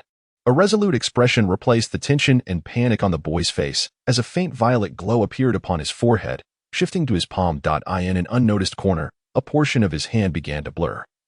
Seemingly detaching from reality, without further hesitation, Avia pressed his glowing hands against Wang Yu's chest, where breath and heartbeat were fading into stillness. The soft violet light, reminiscent of distant stars in the cosmos, illuminated the blood-stained cabin. Chapter 7. A Life Saved. Deities Squire. With bewildered eyes, Wang Yu awoke, feeling an unparalleled clarity throughout his entire being. Was this the afterlife? No. All sensations were intact, and he was intimately familiar with this body, after all. It had accompanied him through the harrowing trials of this bizarre world on numerous occasions that it was far too familiar. Thus, it seemed he had not perished. His astonishment. He reflected that the injuries he had sustained prior to losing consciousness would have been insurmountable even by the standards of his previous life's medical knowledge. However, considering the extraordinary factors at play in this world, it seemed only natural. But who had saved him? While pondering this question, he felt the warm presence of a familiar being approach him, a rough yet gentle tongue brushing against his cheek. It was his horse, Torrid, a name he had chosen both as a playful jest and as a fitting tribute to its unique characteristics. Torrid had been acquired during an adventure with an old knight. An unexpected find at the stables, where the horse's horns had captivated Wang Yu's curiosity. After accumulating enough funds from various commissions over half a year, he purchased Torrid, despite the ridicule from the old knight and the stable owner, who claimed he had merely fallen for a curiosity and wasted his money on a horse lacking purebred qualities. Yet, the truth had proven them wrong. Wang Yu's instinct had led him to a truly remarkable steed. Torrid seemed to possess some lineage of dragon blood, as evidenced by its prominent horns. Its endurance and strength were exceptional after training, and it was gentle and obedient.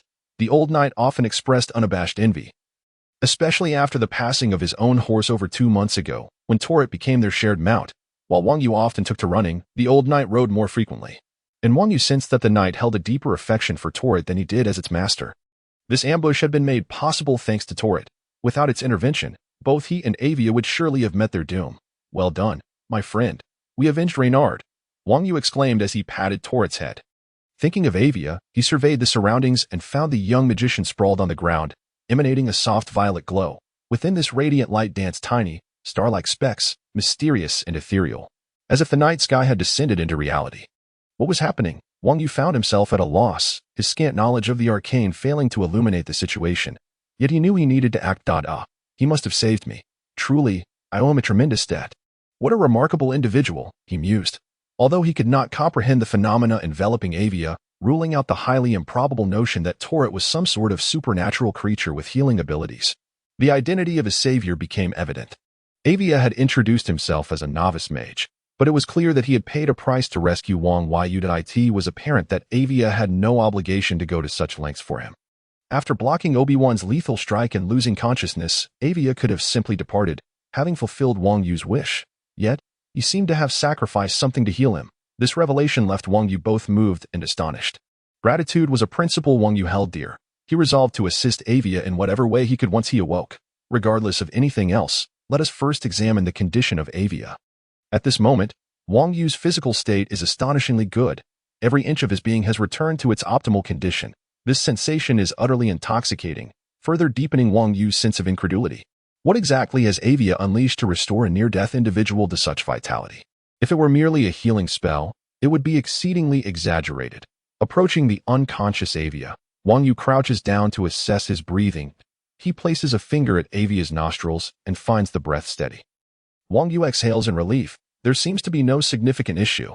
Inadvertently, his finger brushes against Avia's skin, which feels remarkably soft, but that is not the focal point. In the very moment Wang Yu's finger makes contact, the pale purple starlight surrounding Avia appears to suddenly come alive. The starlight coils and converges, resembling a radiant serpent, forming a luminous band that gathers at Avia's forehead. As this light converges, it slips through Wang Yu's finger and into his body.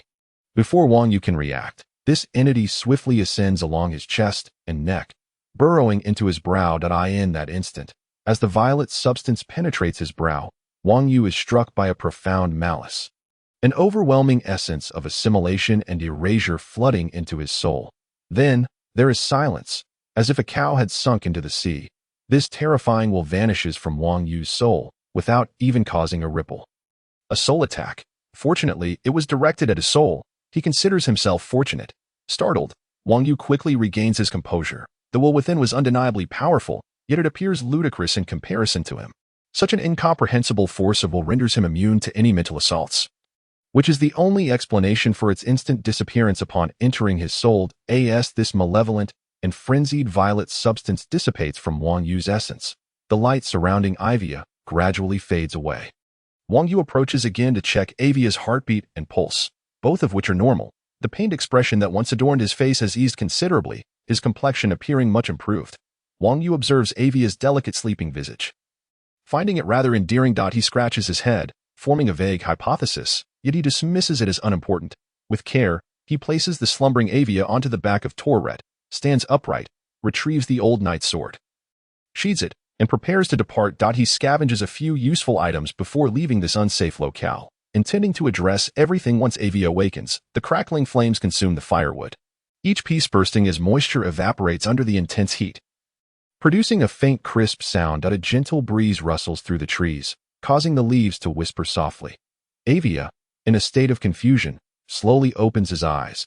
The cool wind brushes against his cheek. It feels as though he is wrapped in something soft and warm.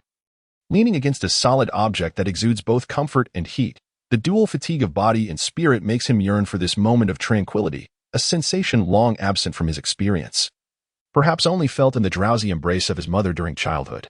No, he had invoked that sorcery. The power of the void should not have allowed him to bask in endless comfort. If he could not break free, he would be dragged into the void. So why does he feel nothing now? No, he feels entirely warm and at ease. Avia's thoughts swirl in confusion. He recalls sacrificing himself to save that particularly memorable nightly attendant. He had used that sorcery he had sworn never to employ. And then everything went black. What is the current situation? Struggling against the haze of his thoughts, Avia forces himself to focus, straining to widen his heavy eyelids and survey his surroundings, turning his weak neck. He finds a crackling campfire before him, the warm glow illuminating the clearing in the woods. The nightly attendant, with dark hair, hangs a small iron pot over the flames, something bubbling within, releasing a faint aroma of meat and herbs. Taking a deep breath, Avia's stomach growls, reminding him that he has not eaten in over 3 days. The sudden noise captures the nightly attendant's attention, who turns towards him, a relaxed smile gracing his face. Avia feels a rush of warmth to his cheeks, wanting to speak, but his weakness prevents him from uttering a word. The nightly attendant retrieves a wooden bowl from a pile of items near the fire, ladles a portion of soup from the pot, and places it upon a stone to cool momentarily before offering it to Avia. Avia's condition is not particularly dire physically, yet his spirit feels heavily affected, leaving him in a daze, his entire body devoid of strength. He gazes blankly at the nightly attendant as he presents the steaming bowl of soup. Instinctively, he extends his right hand to take it, only to find his palm faintly translucent, the bowl slipping through his grasp. The nightly attendant pauses in surprise, and this interruption momentarily clears Avia's foggy mind. Silently, he extends his left hand to accept the bowl.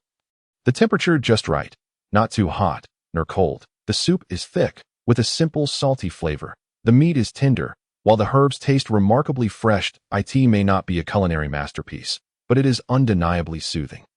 Each sip warms his insides, gradually alleviating the gnawing hunger in his stomach, transforming it into a comforting warmth. An indescribable sense of happiness washes over him. Inexplicably, his nose tingles, and tears begin to flow from his eyes, cascading down his cheeks and dripping onto the ground and into the wooden bowl.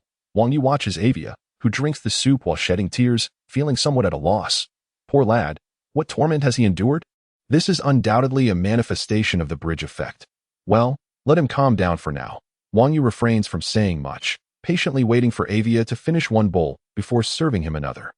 The summer night still holds warmth. Despite the forest coolness, it is far from cold. As Avia consumes 2 bowls of soup, his weakened body begins to warm, prompting Wang Yu to remove the blanket enveloping him. Avia then notices he has been leaning against Torret, the horse.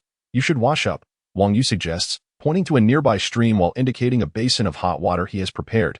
Avia glances at Wang Yu, then down at himself, wrinkling his nose as an unpleasant odor reaches him. Blood, dirt from the ground, and sweat accumulate, and the realization of his unkempt state triggers a wave of nausea. In previous life and death situations, he had little opportunity to concern himself with cleanliness. Now that safety is restored, Wang Yu's words make Avia's discomfort unbearable, without much dialogue. He takes the basin of hot water Wang Yu has prepared and searches through the assortment of items he brought from Wang Yu's hideout for a set of oversized yet clean clothes before heading to the riverbank. Wang Yu nods, pulling a book from his backpack. With Avia occupied tending to his hygiene, Wang Yu settles comfortably against Torret, illuminated by the cheerful firelight, and begins to read. The book is one he discovered in the old wizard Yego's chamber. Titled Wizards and the Void, Wang Yu cannot help but acknowledge the genius of its author. Yego's obsession with the void and wizardry has reached a terrifying level, despite possessing considerable talent as a mage. His pathological pursuit of wizardry has nearly halted his magical training, leading others to label him a failure, thus squandering his exceptional potential. Yet, one must marvel at this ostensibly wicked old wizard, as he is undeniably a person of remarkable perseverance and capability. While Obi-Wan may not grasp the old wizard Yego's prowess, Wang Yu, with his modern perspective, recognizes the value of the theories presented in Yego's book and the abilities they reflect. This work has paved a new path for extraordinary professions, offering every ordinary individual the potential to become a wizard. Were Yego not an adversary, Wang Yu would readily commend him as a great man. Undoubtedly, although he is an irredeemable scoundrel, Yego's determination and skill are qualities Wang Yu wishes to emulate. This book opens a new world for Wang Yu. Wizardry, communicating with the void, harnessing its power to distort reality. Isn't that a practical and fascinating ability? Quite extraordinary, yet surely it comes with a price. Nevertheless, he thinks, he would be more than willing to become a wizard. Wang Yu leaned against Torret, engrossed in a book, his heart brimming with joy as he had once again discovered a path to enhance his strength, one that resonated deeply with him. While he diligently pored over the notes left by the old mage, Avia returned from the river, her golden hair damp and cascading down her shoulders. What initially appeared as modestly short hair now extended well past her chin. Accentuated by the water's weight, the grime and blood had been washed away, revealing a fair visage adorned with delicate features and soft contours, her azure eyes shimmering like jewels in the flickering firelight. She approached and settled on the opposite side of the fire, her attire oversized for her petite frame, making her seem even more diminutive. A faint blush graced Avia's cheeks as her gaze flickered towards the knightly attendant engrossed in his reading. Seemingly at a loss for words, Wang Yu remained his usual composed self, thinking to himself, she is undoubtedly a girl. With her features freshly cleansed, Avia's femininity was unmistakably revealed. Her prior masculine voice had likely been a guise. Such is the nature of magic, easily understood in the context of a den of thieves, where women face unimaginable perils. The young mage's gaze darted between Wang Yu and Torret, her blush refusing to fade. Was it truly so difficult to articulate her gender? Perhaps I should initiate the conversation, he mused, feeling a sense of obligation to repay her kindness. I am profoundly grateful for your life-saving assistance. You have aided me immensely, and I never anticipated that you would rescue me once more. I cannot express my gratitude enough, Wang Yu stated earnestly, setting aside his book to address the young mage directly. Is that so? Thank you, Avia stammered, caught off guard by Wang Yu's sudden address, her words tumbling out in a flustered manner. I scavenged what I could in this area, but there is scarcely any money to be found. Although I am unfamiliar with your background, You appear to be of noble descent, albeit with some complications in your circumstances that it seems that traveling alone would be quite inconvenient for you. So please accept this money as a token of gratitude. As Wang Yu spoke, he handed her a modestly filled pouch of coins. Yes, thank you, Avia replied, still somewhat bewildered as she accepted the pouch. However, Wang Yu noticed a flicker of sorrow in her gaze when she mentioned her home. Her expression darkening with melancholy. Considering that you saved my life and have provided me with significant assistance, I believe this sum is insufficient to repay your kindness. If you continue to travel alone, it may prove quite troublesome. How about this? Would you require a rather unqualified nightly attendant? I shall serve you for a year, and thereafter, I intend to continue my own adventures, Wang Yu proposed. Having contemplated this course of action, he recognized that Avia would likely face considerable challenges without support, and thus, he resolved to assist her for a year as a means of repaying her life-saving gesture. Even if it may not equate to the value of a life. Very well, thank you, Avia responded, her heart warmed by the sincerity of Wang Yu's offer. She could sense the genuine gratitude in his words. He was truly committed to repaying her kindness. So, let us formally introduce ourselves. I am Wang Yu, your nightly attendant for the next year, Avia, with a hint of a smile and a touch of bashfulness, extended her fair hand to shake his. Avia Dauphin, apprentice mage and budding sorceress. I am exceedingly grateful for your assistance. Your courtesy is unwarranted. How does one say it? You see, we are invincible together. Chapter 8. The Path of the Sorcerer and the Awakening of Hidden Powers. Beside the fire, Avia tentatively extended her right hand, which appeared somewhat ethereal, grasped firmly by Wang Yu's palm, radiating a soft violet glow. Yet it did not pass through. Yay! Avia exclaimed joyfully, then looked at Wang Yu, who seemed lost in thought. It seems your hypothesis was correct. Your right hand appears to have merged with the void.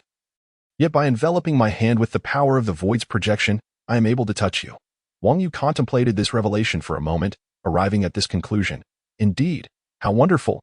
I discovered this ability in my youth. But after using it once, I was marked by an entity. That being hides within my mental sanctuary, concealed in the void's projection. Should I attempt to use that ability again, it would drag me into the void. But now, while my powers may not be as formidable, I need not fear being drawn into the void, Avia declared, her spirits lifted. The nightmare that had plagued her since childhood had mysteriously entered Wang Yu's being and been shattered. Reopening the path of sorcery she thought long closed. How could she not be elated? That is indeed splendid news. Let us conduct a test. According to the old mage Yego's terminology, your ability to awaken from the void should be among the first skills acquired by those embarking on the path of a sorcerer. It is also likely to be the one they master most thoroughly in the future. The old mage's notes indicated that such powers are generally referred to as hidden abilities. I surmise yours might relate to healing. Allow me to inflict a wound upon myself. You may attempt to heal it, Wang Yu suggested, producing a small dagger he had scavenged and slicing a modest gash in his arm. Very well. But Wang Yu, do you not feel any pain? Avia inquired, her gaze fixated on the crimson droplets trickling from his arm, unable to hold back her curiosity. Of course, it hurts. I am a normal person. Wang Yu replied, bemused. The mental sanctuary serves as a bridge of mental energy, connecting to the void. The energy from the void is channeled into Avia, though his ethereal right hand presented many challenges. In this moment, it proved to be the perfect conductor. Existing in both the void and reality allowed the void's energy to flow seamlessly into Avia's hand, without any loss. Thus, Avia activated her hidden ability. She pressed her palm against Wang Yu's wound, and a violet luminescence flowed like water into his injury, spreading evenly. This energy autonomously materialized, repairing the flesh and skin of the wound. Within a minute, the cut on Wang Yu's arm had completely healed, leaving no trace of its existence. Remarkable. Avia, the utility of your hidden ability far surpasses my initial expectations. Wang Yu marveled at the sight of the void's energy seamlessly integrating into his being.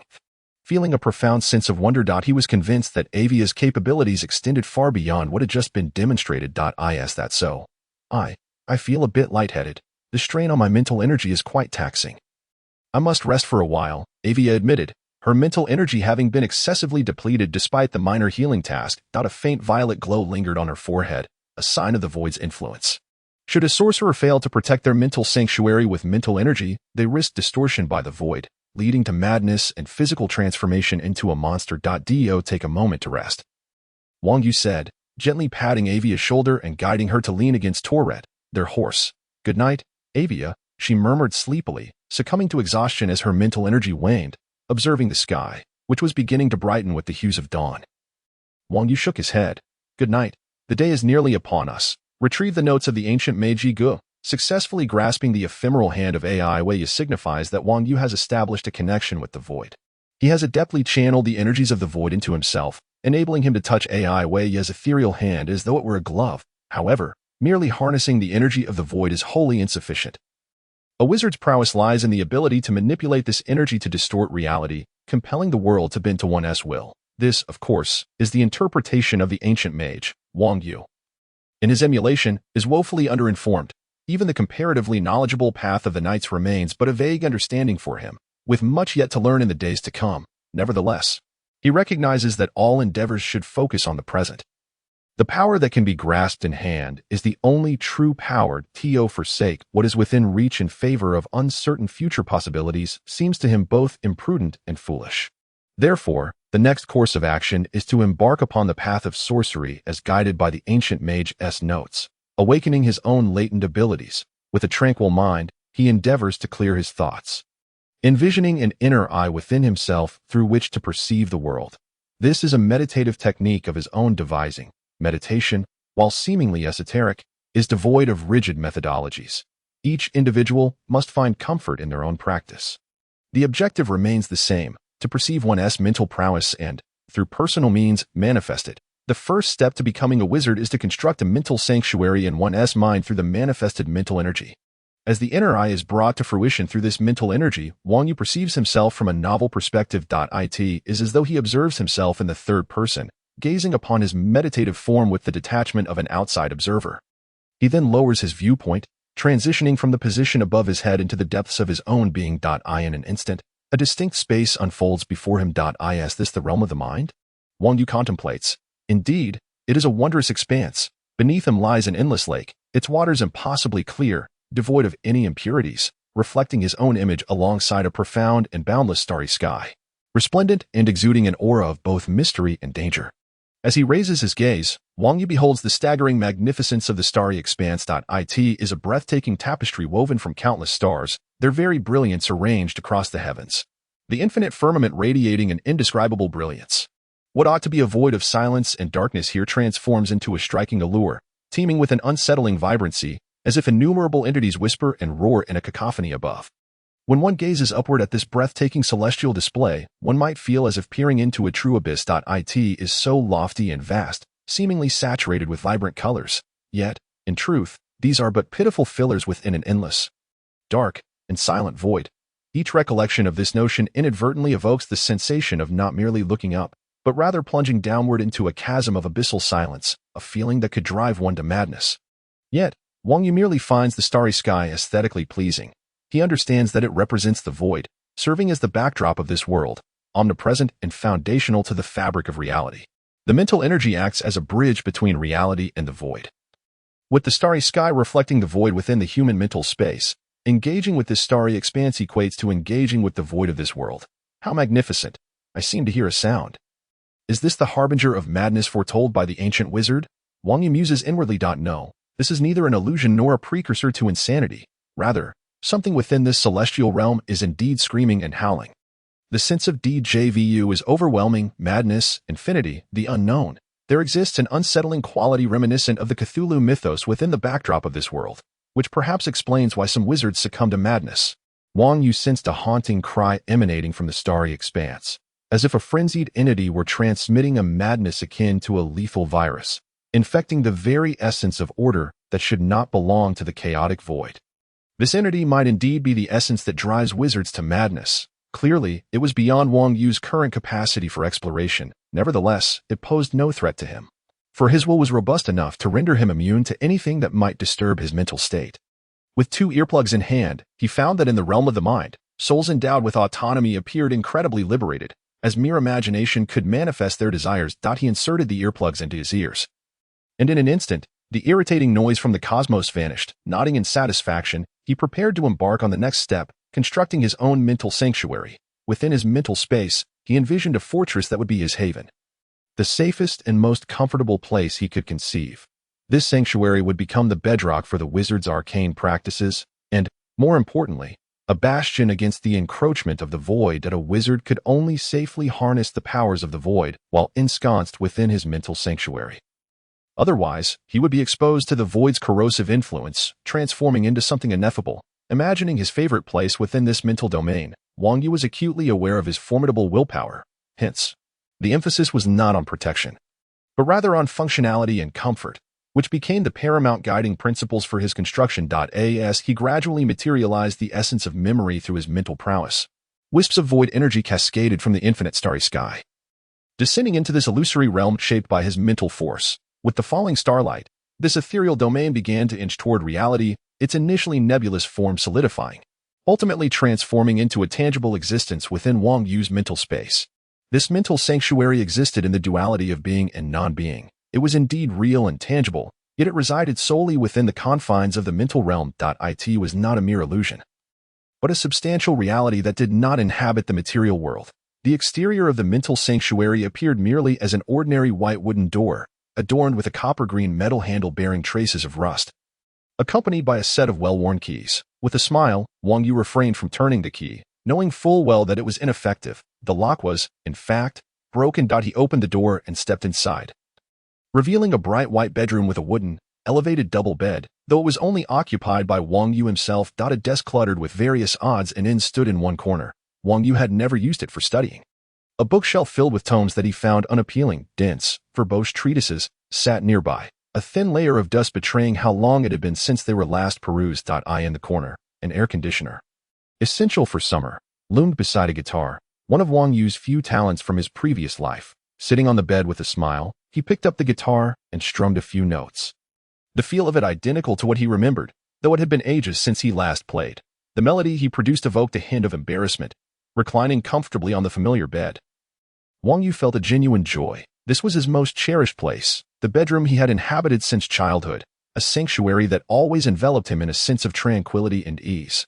Content with the mental sanctuary he had constructed, he casually picked up a notebook from the desk and flipped it open, revealing notes he had previously made. His handwriting was quite unrefined, yet it was unmistakably his own. It was time to awaken his secret abilities. This notebook would serve as the foundation. Though it appeared somewhat haphazard, everything in this room was, in essence, a manifestation of void energy and Wang Yu's mental power. The walls, the bed, and the desk could theoretically serve as vessels for channeling void energy. According to the old mage, constructing his first spell within the mental sanctuary would awaken his secret abilities, and the void would bestow upon him a unique and extraordinary spell tailored to his affinity. This spell would require minimal expenditure and exert only a negligible corrosive influence, typically possessing the highest potency. Subsequent spells he crafted would not enjoy such favorable conditions. The old mage had explained that secret abilities were a form of proof, signifying that one had bonded with the void. This proof granted the wielder an exceptionally unique capacity resembling a form of superpower, akin to the abilities of Ivya. Leaning against the bed with the notebook in hand, Wang Yu's thoughts drifted to the boundless expanse beyond the window, where he connected with the projections of the void through his mental energy, drawing down shimmering starlight. The external void seemed to awaken with excitement, welcoming yet another being into their midst. As the frenzied existence stirred with renewed vigor, the starry river outside appeared to come alive, swirling and coalescing, its stars transforming into a unified presence. It resembled a colossal life formed from countless twinkling stars. Gazing upon this new member borrowing power from the void, its gaze pierced through the window of Wang Yu's mental sanctuary. Resting upon him seated on the bed, Wang Yu gazed out at the magnificent cosmos and the seemingly sentient eye. As a soft lavender glow gradually illuminated the sky and the window, evoking a profound sense of beauty. Wow, it has been ages since I beheld such a starry sky, he mused, feeling a pang of nostalgia for the previous world. He resolved to find a way back as soon as possible. Clutching the notebook and observing the breathtakingly chaotic scene outside, Wang Yu felt utterly awestruck. His mental sanctuary was a manifestation of his mental prowess, unyielding in its strength. Thus, his mental domain stood as solid as a rock. Countless energies from the void cascaded down like a violet waterfall, flowing over Wang Yu's mental sanctuary. The madness encapsulated within that radiant light could drive any wizard to the brink of insanity. However, it could not budge Wang Yu's resolute will even slightly. The colossal eye outside seemed to sense the steadfastness of this new member of the void, growing increasingly exhilarated and frantically pouring energy into Wang Yu's mental space. This resulted in his entire mental realm radiating with the brilliance of the cosmos. Was this normal? Wang Yu was uncertain. His understanding was still too limited. Did every wizard experience such a phenomenon upon awakening their secret abilities? He did not know. Yet, this uncertainty did not deter him from continuing his awakening. He pondered, envisioning the energy of the void being guided by him, distorting reality.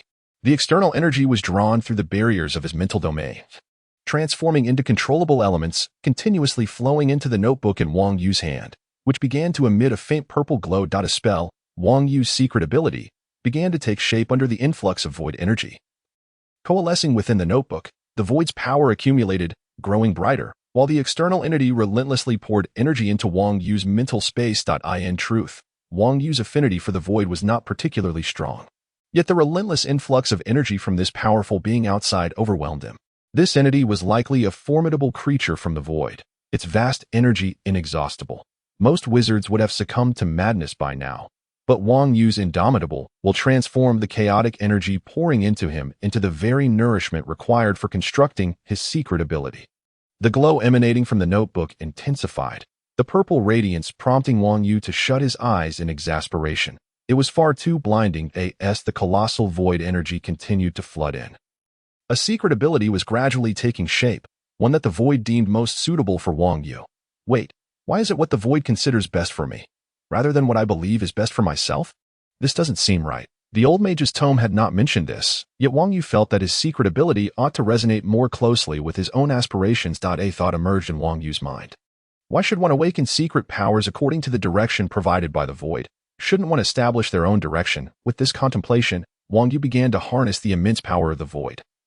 Autonomously shaping his secret abilities, the colossal force of the void appeared to be obstinate, resisting Wang Yu's guidance as it instinctively sought to take form. However, Wang Yu's willpower proved to be the ultimate advantage. The vast energy of the void was irresistibly drawn towards the direction he desired: growth, physical enhancement, and compatibility. Wang Yu was not a greedy individual. He merely offered a simple nudge in the direction of his secret power, allowing it to shape itself accordingly. Ultimately, he did not possess a profound understanding of the sorcerer profession, and achieving what he could was sufficient. At last, with the infusion of the immense void energy, a significant amount coalesced within Wang Yu's notebook, revealing a single word. His secret ability crystallized, presenting itself as ripples, a purple hue accompanied by starlight, shimmering like the stars upon the pages of his notebook. Simultaneously, Wang Yu opened his eyes in the real world, a satisfied smile gracing his lips. Meanwhile, the entity above the starry sky, upon realizing the disappearance of Wang Yu's mental space, emitted an enraged and frenzied shriek, its madness reverberating throughout the celestial expanse. Chapter 9. The secret power ripples and Ivy's domestic affairs. Upon reopening his eyes, the dawn sun had risen above the clouds, its golden rays joyfully dispersing over the vibrant forest. Absent were the shattered corpses and frenzied battles. The Alistair forest appeared almost too beautiful to belong to this world, compared to the forests of his previous life, where nature had been ravaged beyond recognition. The environment here was undeniably exquisite. Of course, lurking predators still resided within this splendid forest, but Wang Yu would not grant them the opportunity to strike. It seemed as though Wang Yu had let down his guard, neglecting the night watch. However, Torrit was the finest sentinel, ready to awaken him at the slightest sign of disturbance. Glancing at the time, he gauged the hour by the sun in the sky. This world, like his own, operated on a 24-hour cycle, with the sun rising in the east and setting in the west, though he could not ascertain if it existed as a planet in the same manner. Wang Yu had always understood that the knowledge he possessed as a traveler could serve as a reference, but it must never be regarded as absolute truth. In a world filled with the extraordinary, pursuing so-called science was a form of hubris that bordered on ignorance. Thus, Wang Yu continuously sought to acquire more knowledge, though opportunities had been scarce until now, primarily focusing on enhancing his martial prowess and insights. As his thoughts drifted towards power, Wang Yu sensed a difference throughout his being. An intangible ripple flowed around him. This ability, which he had named ripples within his spiritual sanctuary, seemed to facilitate his understanding. Drawing inspiration from the abilities in JoJo's Bizarre Adventure, there were many similarities between the two, particularly in the manifestation of these wave-like ripples. Contemplating this, Wang Yu dipped his finger into the cooled pot of soup, instantly revealing its fluid characteristics. The surface rippled in layers, reminiscent of the waves created when a stone is cast into water, creating the illusion that Wang Yu's finger was vibrating within. In reality, His finger remained motionless. He had merely placed it inside, releasing his secret power ripples from within. Thus, the ripples carried force, distorting the external reality and making the soup vibrate, as if by magic. Upon awakening, one receives certain indications regarding the secret power, known as its core. However, further development relies on the sorcerer's personal exploration. Sorcerers are also referred to as tricksters, due to their myriad of bizarre abilities, which, alongside secret powers, include various ways to distort reality. Those who oppose sorcerers inevitably encounter a plethora of strange forces. The core of Wang Yu's secret power ripples is the concept of carrying, encompassing everything he possesses, capable of circulating within him or being released into the external world. For instance, the ripples in the soup were a manifestation of Wang Yu channeling his power through the ripples, allowing the soup to bear his force. This operation would deplete his physical stamina, yet it appeared that the consumption of mental energy or void power was negligible. Such was the privilege of secret powers. It was no wonder that those who awakened them were referred to as sorcerers. Wang Yu mused as he clenched his fist in contemplation. Moreover, the potential of this ability was remarkably high. If it was about carrying, he had not limited himself to merely transporting objects, thoughts, intentions, and even his pain were encompassed within. However, the current range of operation lacked precision, necessitating further development and experimentation. Presently, the constraints on external release were significant, yet within his body, there seemed to be far fewer limitations. Feeling the secret energy waves flowing and fluctuating within his body, Wang Yu used his will as a binding force, integrating his neural responses into the ripples that in the next moment, he felt utterly out of control. His senses became disoriented. His eyes perceived scents, his nose saw objects, and his ears experienced pain. Soon, his limbs and entire body began to move erratically. As he attempted to rise, one foot supported him while the other remained unresponsive, and one hand shot up high. Instantly, he lost his balance and fell. In his struggle, his hands and feet disobeyed his commands, and Wang Yu began to flail about like some bizarre creature, resembling a human spider thrashing wildly on the ground. Unable to move due to the chaos of his sensory perceptions, the confusion spread through his neck and limbs. He heard a crack from his neck, followed by a sharp pain in his left foot, while simultaneously, his right hand knocked over a pot of soup. Overwhelmed with trepidation, Wang Yu dared not move further, fearing self-harm. Yet, he felt a strange sense of elation. This indicated that his thoughts were entirely feasible. The secret energy ripples could accommodate a multitude of things. Merely awaiting his exploration, lying quietly on the ground, disregarding the soup soaking his right hand, Wang Yu began to recalibrate the various neural signals within him, striving to harmonize his senses and perceptions. "Wang Yu, what's wrong? Are you okay?" came the voice of Ivya from beside him. Having succumbed to slumber due to the experimental energy, Ivya had naturally awakened after a night's rest. As she rose from the slumbering turret, she beheld Wang Yu lying on the ground, limbs contorted, his right hand drenched in soup, with one eye wide and the other squinting, his expression grotesquely distorted by sensory disarray. Instantly, panic gripped her. She found herself devoid of any familiar and reliable companions. The only person she could trust and seek help from was Wang Yu, her nominal night attendant. However, her inherently gentle and kind nature prevented her from treating Wang Yu as a mere subordinate. She viewed him more as a trustworthy friend. Witnessing Wang Yu in such a dire state stirred her heart, and she involuntarily summoned a shimmering aura of purple starlight, a precursor to her activating her secret powers. No need for your powers. I'm fine," Wang Yu finally managed to articulate, having spent considerable effort to adjust his bodily sensations. With his somewhat muddled perceptions under control, he addressed the worried Ivya. Upon hearing Wang Yu's words, Ivya fell silent, choosing to sit beside him on the ground, knees drawn up, her gaze filled with concern. Wang Yu felt a tinge of awkwardness. Who would appreciate such a startling surprise upon awakening? Steeling himself, he focused on adjusting the ripples and neural signal correspondences within his body. After all, it was his own body and his secret powers. With a calm mind, Wang Yu quickly discerned the connections at play. As he meticulously sorted through the sensations, all the ripples aligned seamlessly, effectively supporting the corresponding neural responses, allowing Wang Yu to fully perceive and command his physical form. With a sudden surge of energy, he executed a graceful leap, experiencing the exhilarating sensation of his body responding to the neural signals transmitted by the ripples. It was utterly marvelous, an indescribable fluidity. He felt as if every part of him was at his command. The ripples moved freely within him, akin to instantaneous teleportation, enabling the neural signals to be transmitted to every corner of his body in an instant. His mastery and perception of his form became immediate. and his reaction speed escalated dramatically. If before his capabilities were at 0.8 times the human limit, now they soared to double, an extraordinary enhancement that amplified Wang Yu's confidence and interest in the path of the sorcerer. Having briefly reviewed the enhancements brought about by the development of his ripples, it was now time to strategize his future endeavors. The development of secret powers and the cultivation of a knightly physique would follow.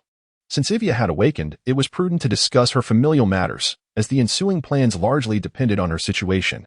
Adjusting his state, Wang Yu wiped the soup from his hands onto the grass and sat across from Ivia, who was still hugging her knees and watching him intently. Wang Yu, I need to know about your family situation and whether you have any plans moving forward. We must carefully outline our itinerary, he stated earnestly.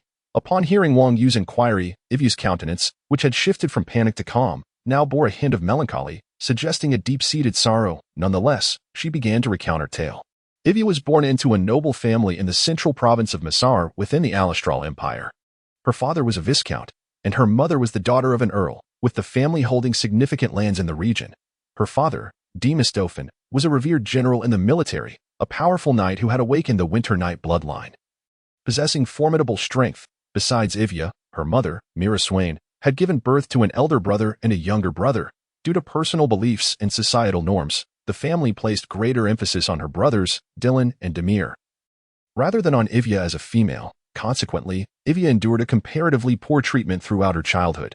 Viscount Demas adhered to a competitive, patriarchal ethos, instilling in his sons the importance of rivalry from a young age. Achievements were earned through competition among siblings, and valor was demonstrated on the battlefield. Strength was derived from relentless training and effort. From her early years, Ivia's father demanded her brothers strive and compete. Maintaining a stern demeanor that rarely offered praise. A mere nod was the highest form of approval. Rewards often consisted of training tips and supplementary provisions, while punishments involved the use of a rod. Each time he gazed upon Ivia, the profound disappointment and indifference in his eyes inflicted deep emotional wounds upon the young girl. The household servants and her brothers looked down upon Ivia due to her gender from an early age. The brothers were unwilling to engage with her, shunning her company. Although the disdain of the servants might not have been overtly expressed, little Ivia, being a sensitive child, could perceive the underlying contempt and disregard. It was not glaringly obvious, yet the pervasive feeling engendered a profound sense of inferiority and sorrow within the young girl. Thus, despite her noble lineage, she lacked many of the typical traits associated with nobility. A small sense of inferiority and pronounced timidity often defined her character. In a household that inspired envy in commoners yet weighed heavily upon her, her mother served as a warm haven, providing love and comfort. Her mother held a prominent position within the family. Despite her ongoing health issues, her father cherished her deeply. The household servants and vassals took immense pride in having such a benevolent and powerful sorceress as their lady. Possessing formidable magical prowess, her mother was a high-ranking official sorceress, wielding significant destructive capabilities. In the Alastral Empire, renowned for its military strength, the status of a sorcerer, with their extensive destructive abilities, ranked higher than that of knights. As a formal sorceress, her mother's standing was virtually equivalent to her father's in the military, ensuring her high status within the household. Her mother often embraced Ivia, smiling as she said, "Silly child, I was much like you in my youth. When you become a sorceress and surpass me, those who have looked down upon you will have no choice but to admire you." At this moment, Ivy's eyes would gleam with a radiant sparkle. Having grown up with a lack of confidence and a yearning for recognition, she seemed to find her direction, nestled in her mother's embrace, giggling while envisioning a bright future, around the age of 11 or 12. Her mother had conducted a talent assessment, exclaiming with delight that Ivy possessed great potential, perhaps even destined to surpass her as an elemental mage. Her father, who had observed the entire process, also revealed a rare smile of contentment, gently ruffling her hair while embracing her mother, radiating joy. Although her two brothers viewed her talents with a hint of envy, they were nonetheless genuinely pleased for her. She recalled that period as the happiest days of her life. Her mother had informed her that 16 was the prime age to become a mage, as memory retention was at its peak and comprehending the foundations of spells would be most accessible. The years leading up to 16 were meant for laying the groundwork of mental fortitude and awakening the magical currents within. During those 4 years, Ivy diligently followed her mother's guidance, gradually meditating to accumulate magical energy and hone her mental strength, while she had yet to master any spells. Ivy possessed the magical prowess of a high-ranking apprentice alongside mental capabilities far exceeding that of a typical mage apprentice. Originally, Ivy was to journey to her mother's sister, her aunt, to learn the art of spellcasting and become a true mage. The reason for this was that a year prior, her father had perished valiantly on the battlefield of the Seven Empire after slaying 3 enemy knights of considerable rank. Tragically, he himself fell in battle. Dylan, who had accompanied her father as a squire, also met his fate on the field. She vividly recalled her mother receiving the devastating news, sobbing inconsolably, her once delicate features aging several years in an instant. Meanwhile, her precocious younger brother, after mourning, followed in their father's footsteps onto the battlefield, driven both by a desire to prove himself and to fulfill their father's legacy. Since that day, the once stable viscountcy had been thrown into disarray. With whispers of unrest brewing beneath the surface, servants privately speculated that someone from her father's side of the family was poised to claim the viscountess title. However, Ivy understood that her formidable father would never hand over the title to his own brother, even if he were to bequeath it to her. After succumbing to her grief, her mother rose with renewed vigor, quelling the rumors with an iron fist, eliminating several of the most vocal servants. She initiated an investigation to uncover the source of the gossip, which ultimately pointed towards her father's brother, Dickon. This revelation filled her mother with trepidation as she simultaneously sought to maintain the family's stability while reaching out to her sister, Lilia Swain, the headmistress of a prestigious magic academy. She hoped to have this more powerful sorceress teach Ivy, facilitating her rapid growth and shielding her from the chaotic turmoil at home. However, the disappearance of her brother, Demir, 3 months ago on the battlefield escalated the chaos to new heights. Dickon no longer concealed his ambitions, aligning himself with several barons, brazenly parading through the viscountcy. This deepened her mother's anxiety, prompting her to dispatch her most trusted steward, the knight Ironwall Oka, to escort Ivy to the Woodland Magical Academy. Yet, as Ivy recounted this, a clear expression of sorrow and hatred flickered across her face. Without needing further elaboration, Wang Yu could surmise the impending disaster. Knight Oka and the Viscount's daughter would likely encounter misfortune along the way. Alongside Demir, the heir of Viscount Demas, no one would remain unscathed. Thus, Dickon's arrival, seemingly illogical, became a foregone conclusion in a certain sense. The role Oka played appeared insignificant, yet it was undeniably pivotal. After deep contemplation, Wang Yu patted Ivy's shoulder, finding no words to express his disdain for the vile creature responsible for this turmoil. The priority now was to hasten their journey to her aunt's side, ensuring her family knew she was alive and safe. "Leave it to me," Wang Yu proclaimed with a thumbs up, a gesture that surprisingly reassured Ivy. Clumsily, she mimicked his gesture, though she did not fully grasp its meaning. Nevertheless, she could intuit its purpose. With earnest determination, Ivy encouraged, "Let us do our best." This elicited a chuckle from Wang Yu. Chapter 10. The journey. After bidding farewell to the past grateful, Wang Yu stood beneath a towering walnut tree, hands clasped in prayer, bowing deeply before a modest mound of earth. This was the grave of the old knight, Reynard. It was small. Wang Yu had interred the knight's remains alongside his armor, retaining only the knight's sword and the gauntlets of his armor. Wang Yu held deep affection for the old knight, who had cared for him since his arrival in this world. Despite often finding himself inebriated at the tavern, Wang Yu had always admired and appreciated Reynard. The old knight seldom spoke of his family or homeland, and when he did, his tone lacked nostalgia or sorrow. Yet, Wang Yu sensed that this robust elder longed for his homeland, having wandered far due to some past upheaval. Whenever Wang Yu or others broached the subject at the tavern or guild, the old knight would merely shake his head in sadness. Unwilling to elaborate further, it seemed that the weight of his past was something this weathered elder preferred not to relive. Since the old knight never mentioned his homeland, not even in drunken ramblings, Wang Yu remained oblivious to its whereabouts. However, the notion of returning to one's roots was not a prevalent concept in this world. Wang Yu was pragmatic. Death was final, and funerals served only as comfort for the living, not for the deceased. This was why he chose to leave behind the ill-fitting armor and instead take the gauntlets. Thus, despite the sorrow, Wang Yu merely erected a modest grave, using the massive walnut tree as a headstone, inscribed with the epitaph, "Damn it, I truly regret not rising as an undead to slay that wretched creature that stabbed me." The old knight had always been like this, his optimistic nature influencing Wang Yu's own speech habits, though he often lightened the mood at the tavern. Wang Yu occasionally caught glimpses of the deep-seated darkness and heaviness that occasionally shone through the old knight's eyes.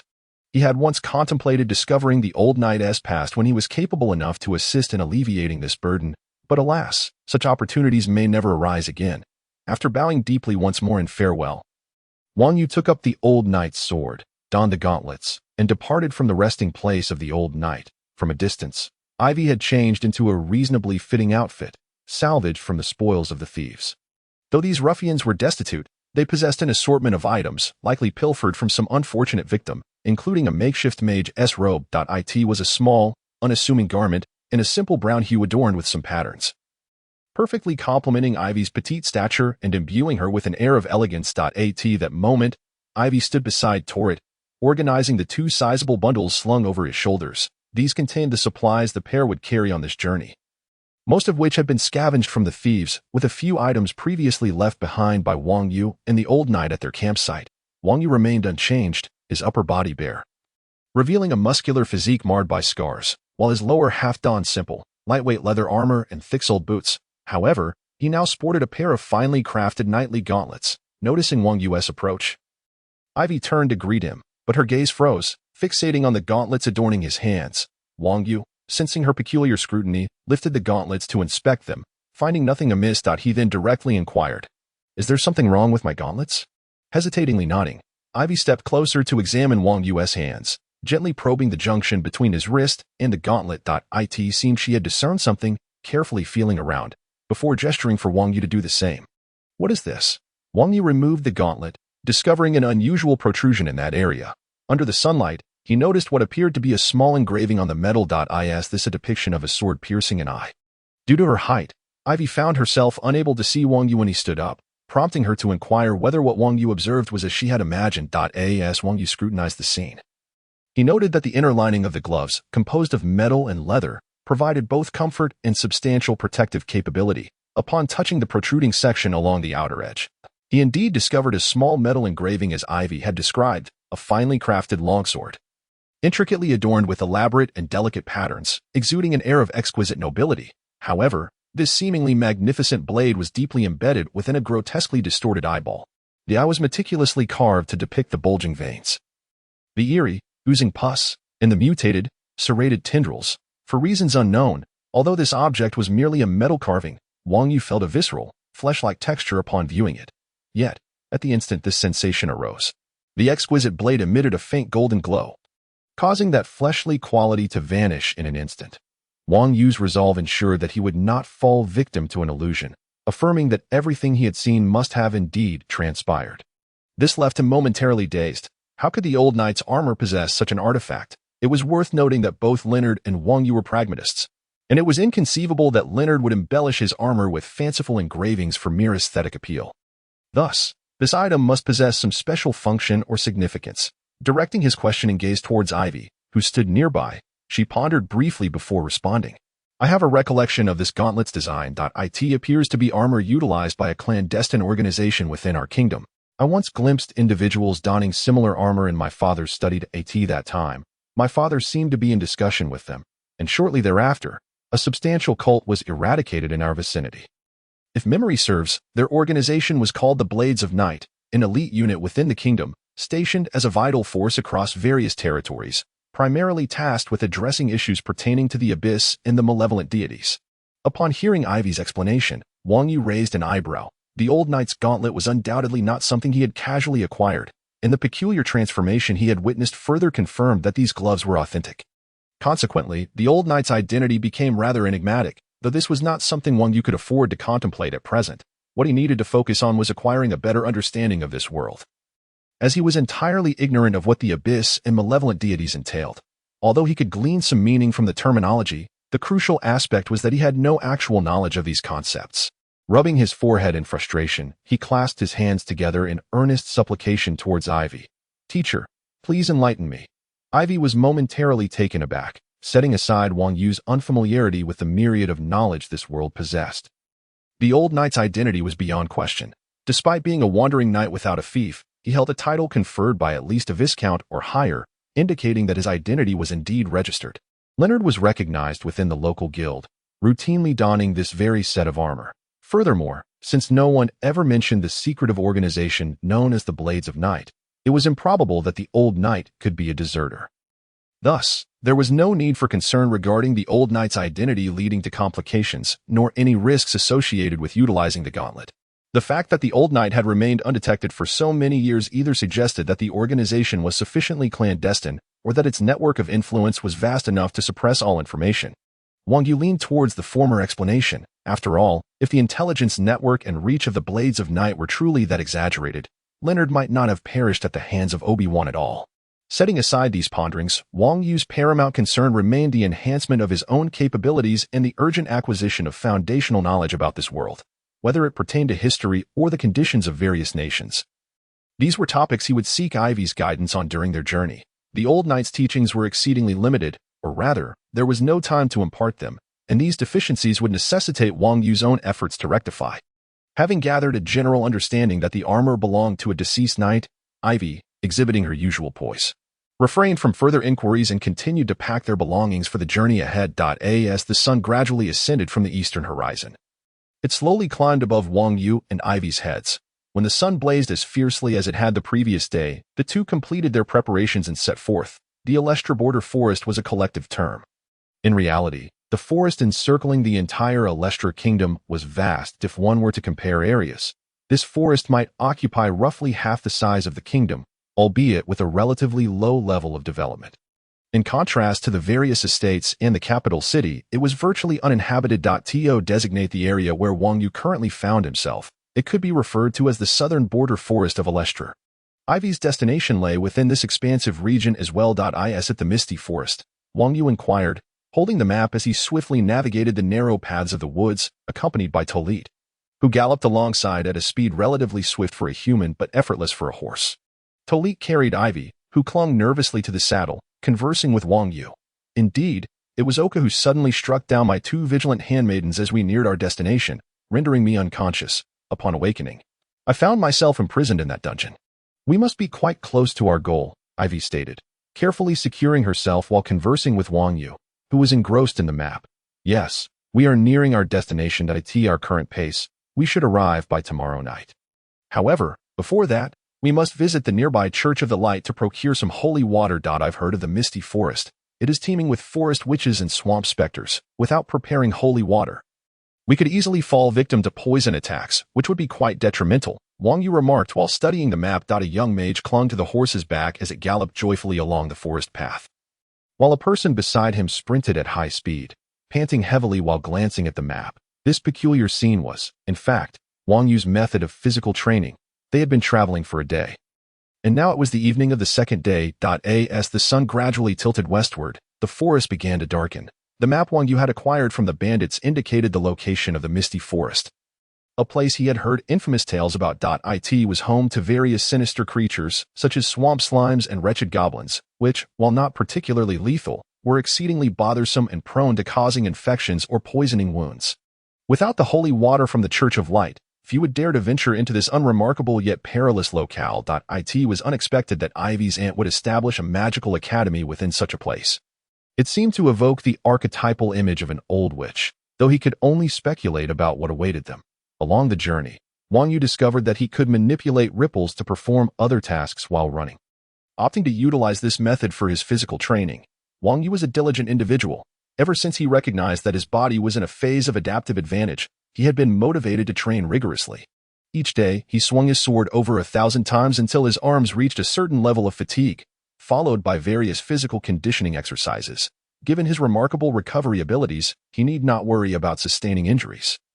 To others, his training might appear excessively strenuous and daunting. However, for someone with unwavering determination, such challenges were inconsequential.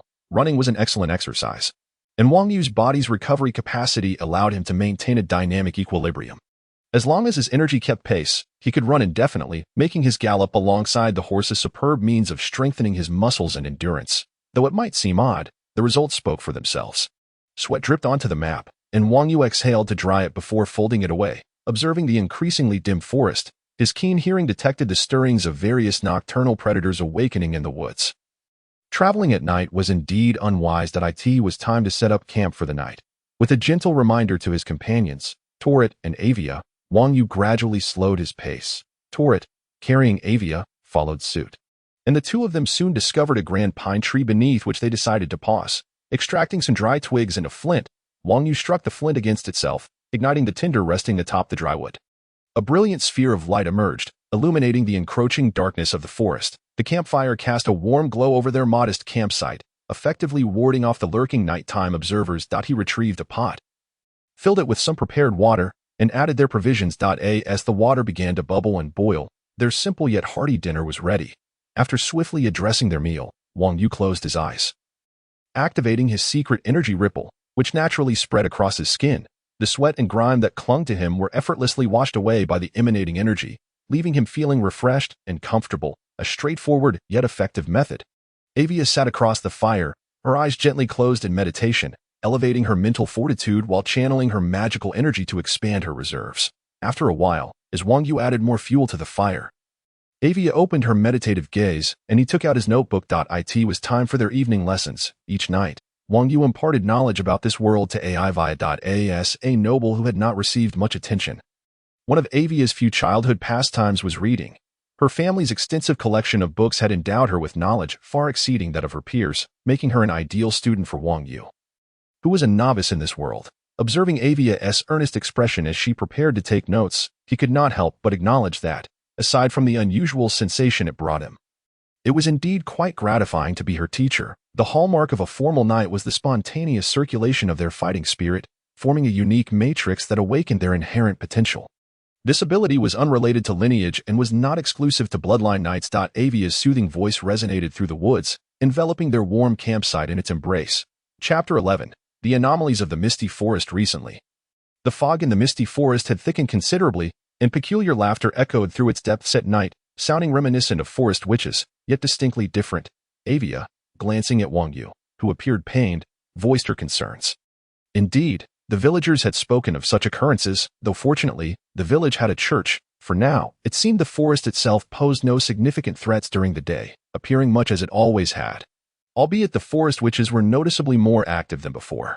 Meanwhile, hunters reported a decline in the capture of ordinary forest creatures. Standing at the village entrance, Wang Yu shared the information he had gleaned with Avia, scratching his head in frustration, just as they were nearing their destination. An unexpected predicament had arisen. They had arrived that morning at this unnamed village adjacent to the misty forest. Such villages were quite common. People who were unwilling or unable to align themselves with a local lord often opted to settle on unclaimed land, as the kingdom did not regulate them. Although they remained subjects of the kingdom in name and practice, they neither paid taxes nor received protection. This revelation took Wang Yu by surprise. The world was vast, and his experiences were still limited. He had anticipated a society where the upper class exploited the lower to a significant degree, yet here, he found a surprising tolerance. However, upon reflection, it made sense, forcing people who, despite not contributing taxes, were law-abiding, into a life of banditry was hardly a wise choice. To avert a scenario akin to that of Obi-Wan and his band of thieves seizing a village, Wang Yu instructed Torit and Avia to wait at the village's edge while he ventured in to gather more information. On his way in, he encountered a middle-aged hunter who greeted him warmly, eager to engage in conversation. Through their dialogue, Wang Yu learned that the misty forest had recently taken a strange turn. Unlike adventurers, the villagers did not expect to venture into the forest for magical beasts to trade for money. Rather, they hoped to procure some ordinary game for sustenance. In its absence of magical creatures, the misty forest had become a prime hunting ground, as long as one avoided entering during the fog-laden dusk. The most formidable threat, the forest witches, could be evaded with a stroke of luck, as long as one could escape the clutches of the grotesque bird-like monsters with human faces. Any potential poison could be treated with the holy water from the village's small church. So overall, life in this unnamed village was relatively decent. However, recently, for reasons unknown, the fog's onset had shifted from the usual dusk to the night, lingering well into the evening. The fog would persist until around 7 or 8 o'clock, with the duration only increasing as time progressed. This change left the hunters, who were accustomed to nighttime pursuits, in a predicament, as their hunting hours had significantly dwindled. Yet, after an individual had ventured into the forest at dusk and had not returned, no one dared to voice any complaints. The misty forest was generally safe, provided one did not invoke the name of the fog. Once that word was uttered, becoming lost was a frequent fate. In the misty forest, disorientation often equated to disappearance, with even bodies remaining unfound. The reason it was described as often was due to an exception. The owner of the small church, a devout foreigner, unaware of the forest's perils, had ventured too deep into the mist. This individual was discovered at the forest's edge, lying unconscious in tattered clothing. After being rescued, the foreigner established a small church, providing the villagers with holy water, simple sermons, and healing through divine magic. Wang Yu did not delve too deeply into the details, as their destination included a small church. After gathering a general understanding, he resolved to inquire with the church's owner about their experiences within the forest. Little did he expect that as he neared the forest to seek out his aunt, numerous questions would arise. Uncertainty loomed regarding the situation within, and whether entering the forest was indeed a prudent choice. With a resigned sigh, Wang Yu crossed his arms. "Well, let us hope for a smooth journey," he said, stroking Torit's head, his tone laced with concern and resignation. He patted Avia's shoulder, encouraging her to relax. "Let us inquire with the church's owner. We require the holy water, and it will also provide us with further insights." Wang Yu articulated his plan. "Indeed." Avia nodded in agreement, pondering the reason behind her aunt establishing the Mage Academy in such a remote and peculiar forest. Wang Yu, accompanied by Avia, made their way to the village's modest chapel. The village was not large, and the chapel stood out conspicuously amidst the predominantly wooden structures of the village. The houses were simply built with stones piled haphazardly and rudely cut stone tiles laid down, filling the small village with its low-roofed dwellings. The village was bustling with life. As they strolled down the narrow paths, they saw dark-skinned children frolicking and playing, their curious gazes directed towards the knights and young mage heading to the chapel. However, their curiosity seemed benign, indicating that outsiders were not regarded with disdain by the villagers. The adults, noticing Wang Yu's presence, would smile warmly and then return to their endless tasks. Compared to the adventurers, the villagers led a more stable yet monotonous and busy life. The chapel was the tallest edifice in the village, though its height was merely due to a pointed spire atop its flat-roofed counterparts. At the front of the spire stood a small statue of the god of light, modest in size, only a few dozen centimeters tall. While it appeared diminutive compared to the entire chapel, it nonetheless reflected the piety of the chapel's owner, given the village's financial constraints. As Wang Yu and Avia approached the quaint chapel, a smiling village woman emerged, her face still bearing traces of tears, her eyes red-rimmed, and the wrinkles on her face conveying a sense of sorrow. Yet, at that moment, she wore a comforting smile, suggesting she had just wept but found solace. The woman greeted an elderly man who followed her out, bidding him farewell with a voice thick with emotion and expressing her gratitude multiple times before wiping her tears and leaving the chapel.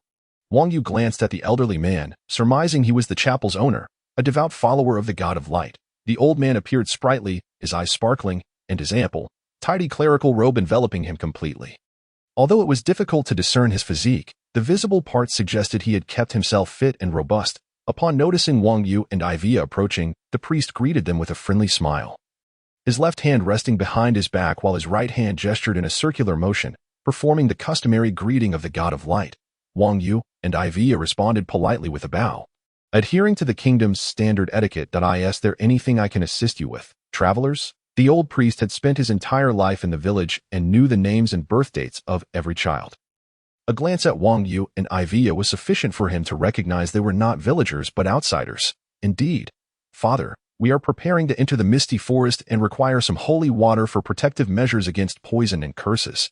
Additionally, if it is not too much trouble, could you share some information regarding the interior of the misty forest? The recent disturbances have raised our concerns." Wang Yu articulated his request. "Is that so? However, it seems I have been somewhat troubled of late," the priest replied, his expression reflecting a hint of difficulty. This made Wang Yu apprehensive that they might encounter complications. If you truly need it, I can provide holy water, though my supply is limited. The villagers require it for their daily needs, so I cannot offer much. Nonetheless, I am willing to share what I know about the misty forest." The priest continued, his tone shifting from hesitant to accommodating, inviting them inside the chapel. Wang Yu was taken aback by this sudden change of heart. It seemed rather abrupt. Nevertheless, he was grateful for the priest's willingness to assist. "Thank you, Father. Your provision of holy water and information is immensely helpful." "Not at all. No need for gratitude. Please, come inside," the priest assured them, leading the two into the humble chapel. As they entered, Wang Yu felt Avia draw closer from behind, gently tapping his gloved hand. "The gloves. Did you notice something, Avia? Such keen observation, knight's edge gloves." Wang Yu reflected on Avia's actions, his thoughts becoming tumultuous. The priest's sudden change in demeanor had indeed left him somewhat puzzled. Avia's sharp perception made him realize the significance of this detail. Initially, the priest had appeared as a kindly elder, his demeanor warm and benevolent towards the villagers. Yet, after casting a glance at Wang Yu's gauntlets, he had become notably more welcoming, inviting them in with enthusiasm.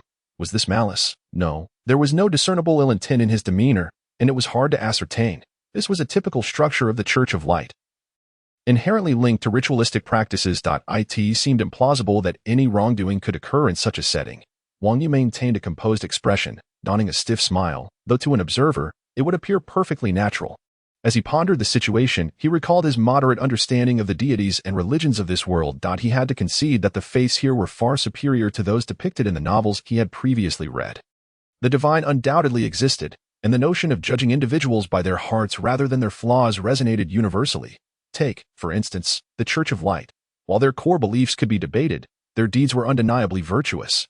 They provided food for the impoverished, offered healing through divine magic, and supplied affordable holy water with purifying properties. The paladins of the faith were commendable as well, actively aiding in the reconstruction of homes for disaster victims and defending the innocent from thieves.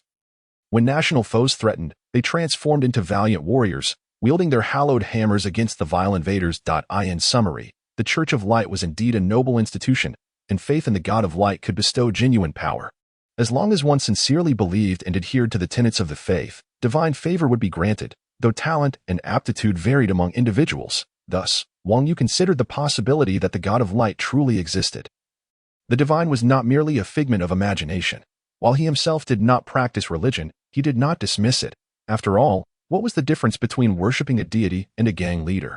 Both could provide strength and resources. In a world where gods existed, atheism would be foolish. Wang Yu recognized the futility of such a stance and accepted the presence of the divine. Nonetheless, given his humble station, contemplating such profound matters held little significance. He resolved to seek verification once he became stronger. In conclusion, considering that the adherents of the Church of Light were unlikely to act maliciously, there seemed little cause for concern. After all, it was difficult not to harbor goodwill towards a faith that sought to aid an outsider in need. Thus, Wang Yu's impression of the Church of Light was overwhelmingly positive, regardless of the other faiths. He unequivocally recognized the Church of Light as a worthy belief system. Contemplating thus, Wang Yu released the lingering unease within him and followed the old priest into the church. Inside, the church exuded no extravagance. Rather, it embraced a style that was exceedingly simple and unadorned. A few rows of long wooden benches, immaculately clean, awaited the sparse villagers, for there would hardly be many to gather for the preaching of doctrines. Such accommodations were more than sufficient. As he surveyed the surroundings, the simplicity was evident, with the most valuable feature being the stained glass behind the central statue, rendering the overall appearance somewhat rudimentary. Nevertheless, the church possessed an air of sanctity and solemnity, and this small yet meticulously maintained chapel certainly exuded such qualities. The old priest guided the two into a back room through a small door, which served as his living quarters, equally austere. A small statue, a cabinet beneath it, a bed, a table, and several chairs were present, revealing that the priest was indeed a man of modest means, with little desire for material possessions. Inviting them to sit at the table, the priest approached the cabinet, opened it, and retrieved a bottle, roughly the size of a water jug. After a moment's reflection, he produced a larger one, twice the size of the first. Placing the smaller one back and setting the larger bottle before Wang Yu, with an apologetic tone, the priest explained that the supply of holy water had been insufficient lately, and this was all he could offer for the time being. Hoping it would suffice, gazing at the substantial bottle of holy water before him, Ivy had yet to feel any significant impact, while Wang Yu's eyelids began to twitch. Surely, suffice was a curious choice of words. After all, he and the old knight had typically dealt with quantities of around 50 milliliters of holy water during their adventures, which lasted them quite a while. This old priest was presenting him with nearly a liter. What on earth was happening in the mist forest? And was this knight's blade perhaps a bit too ostentatious? However, Wang Yu was at a loss for words. He decided to accept the offering, though a question lingered in his mind. Wang Yu understood that the creation of holy water was not particularly complex. It merely involved infusing pure water with the divine power of the light god, endowing the liquid with innate purifying abilities, effective for detoxification and cleansing. Although the daily production was limited, the water could retain its potency for several years when stored properly. He pondered the priest's level of divine skill. Considering the village's modest population, their needs would not be excessive, and over the years, there should be a considerable reserve. Why, then, was there a shortage? Wang Yu decided to inquire directly. Well, this is related to what I wish to discuss with you, the priest replied. You inquired about the recent disturbances and my experiences in the mist forest, did you not? I must tell you. The dense fog here severs my connection to the light god. The old priest maintained his amiable demeanor, yet a subtle gravity had infiltrated his tone. The severing of your connection to the divine? Wang Yu repeated in confusion, his curiosity piqued. The priest's solemnity suggested a matter of great significance, yet Wang Yu remained perplexed as to its implications. To him, deities were extraordinary beings, capable of directly imparting their power to their followers. Yet, that seemed to be the extent of his understanding. Ivy had only just begun her studies regarding the path of knighthood. She would need to elaborate on the fog's mysteries later. Indeed, it is quite hard to fathom. Is it not? This is precisely why I guard this small village, the priest affirmed with a nod, his face radiating the glow of a devout believer. What more could Wang Yu say? He merely nodded in agreement. Excuse me, may I ask if the fog in this forest has recently thickened? Ivy interjected into the conversation between Wang Yu and the priest. Indeed, approximately 6 to 8 days ago. Do you recall the woman I mentioned when we first met? Her son ventured into the mist forest for hunting 7 nights ago and has not returned since. It was around that time that the fog began to behave unusually, the priest confirmed Ivy's inquiry. Ivy turned her gaze toward Wang Yu, who initially felt bewildered, yet their eyes met in understanding. After 5 seconds, Ivy's cheeks flushed, and she turned her head away. Only then did Wang Yu realize the implications 7 days prior.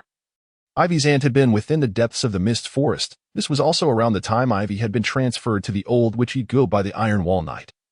It seemed the disturbances in the mist forest were somehow connected to Ivy. Was this a fortunate or unfortunate twist? Wang Yu wiped the sweat from his brow, pondering if they were to be blamed for this predicament. Yet, they were merely victims. The true culprits, Obi-Wan and Yi Ge, had already met their demise. In Wang Yu's eyes, Oka and his master were destined to meet a similar fate.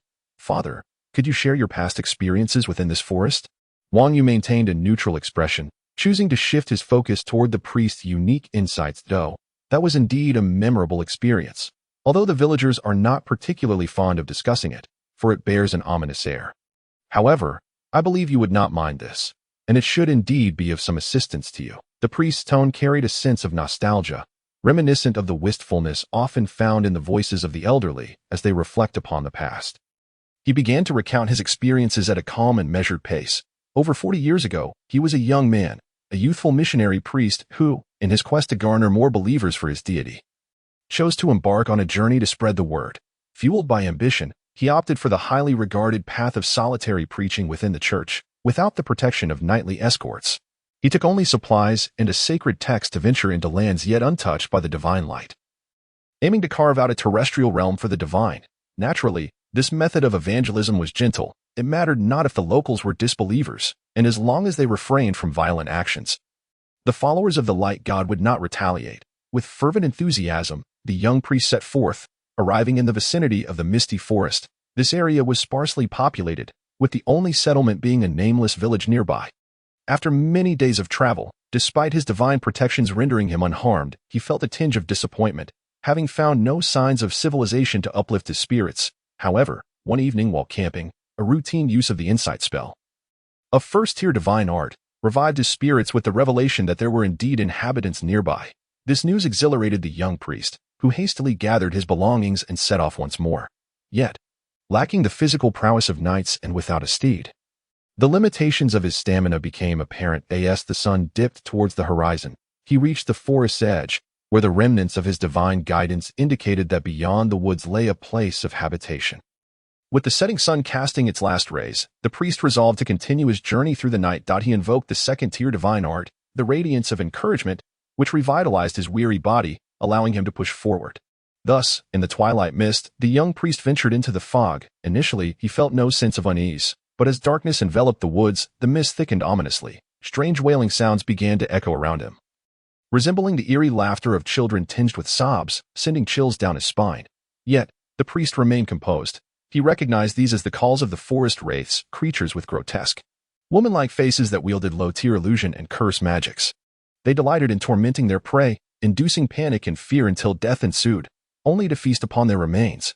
Scholars theorized that these wraiths drew strength from the terror of their victims, though such claims had yet to be substantiated, as the wraiths encountered thus far were rather feeble, causing mere hallucinations and manageable toxins if purified promptly. Provided one remained calm and possessed some experience, survival was certainly feasible. However, this occasion felt distinctly different. The priest sensed his steps growing heavier in the mist, and the eerie cries seemed to draw ever closer. Amidst the dense foliage, a shadowy figure resembling a woman flickered into view. indistinct yet suggesting a grotesque form. Something was amiss. Why should he feel fatigued? The duration of the radiance of encouragement had not yet expired. Cursing the wretched wraiths under his breath, the priest was bewildered by the hallucinations and his mounting exhaustion. Yet, no amount of cursing could stave off his deepening fatigue. Upon examining himself, he discovered that the effects of the radiance of encouragement were nearly depleted. Reluctantly, he began to chant a prayer, hoping to invoke another divine spell to bolster his spirit. At the very least, he wished to dispel the ghastly illusions that haunted him, for the figure of the distorted woman weighed heavily upon his mind. Suddenly, a greater terror befell him. He found himself unable to summon any divine magic. The bond with his deity had vanished, and he could no longer sense the presence of his lord. The radiant, holy figure that had once illuminated the heavens was now replaced by an endless expanse of suffocating gray mist. God, where are you? The young priest's heart raced in panic as he called out to his deity. Receiving no answer, the unsettling cries intensified and drew nearer, amplifying his foreboding instincts.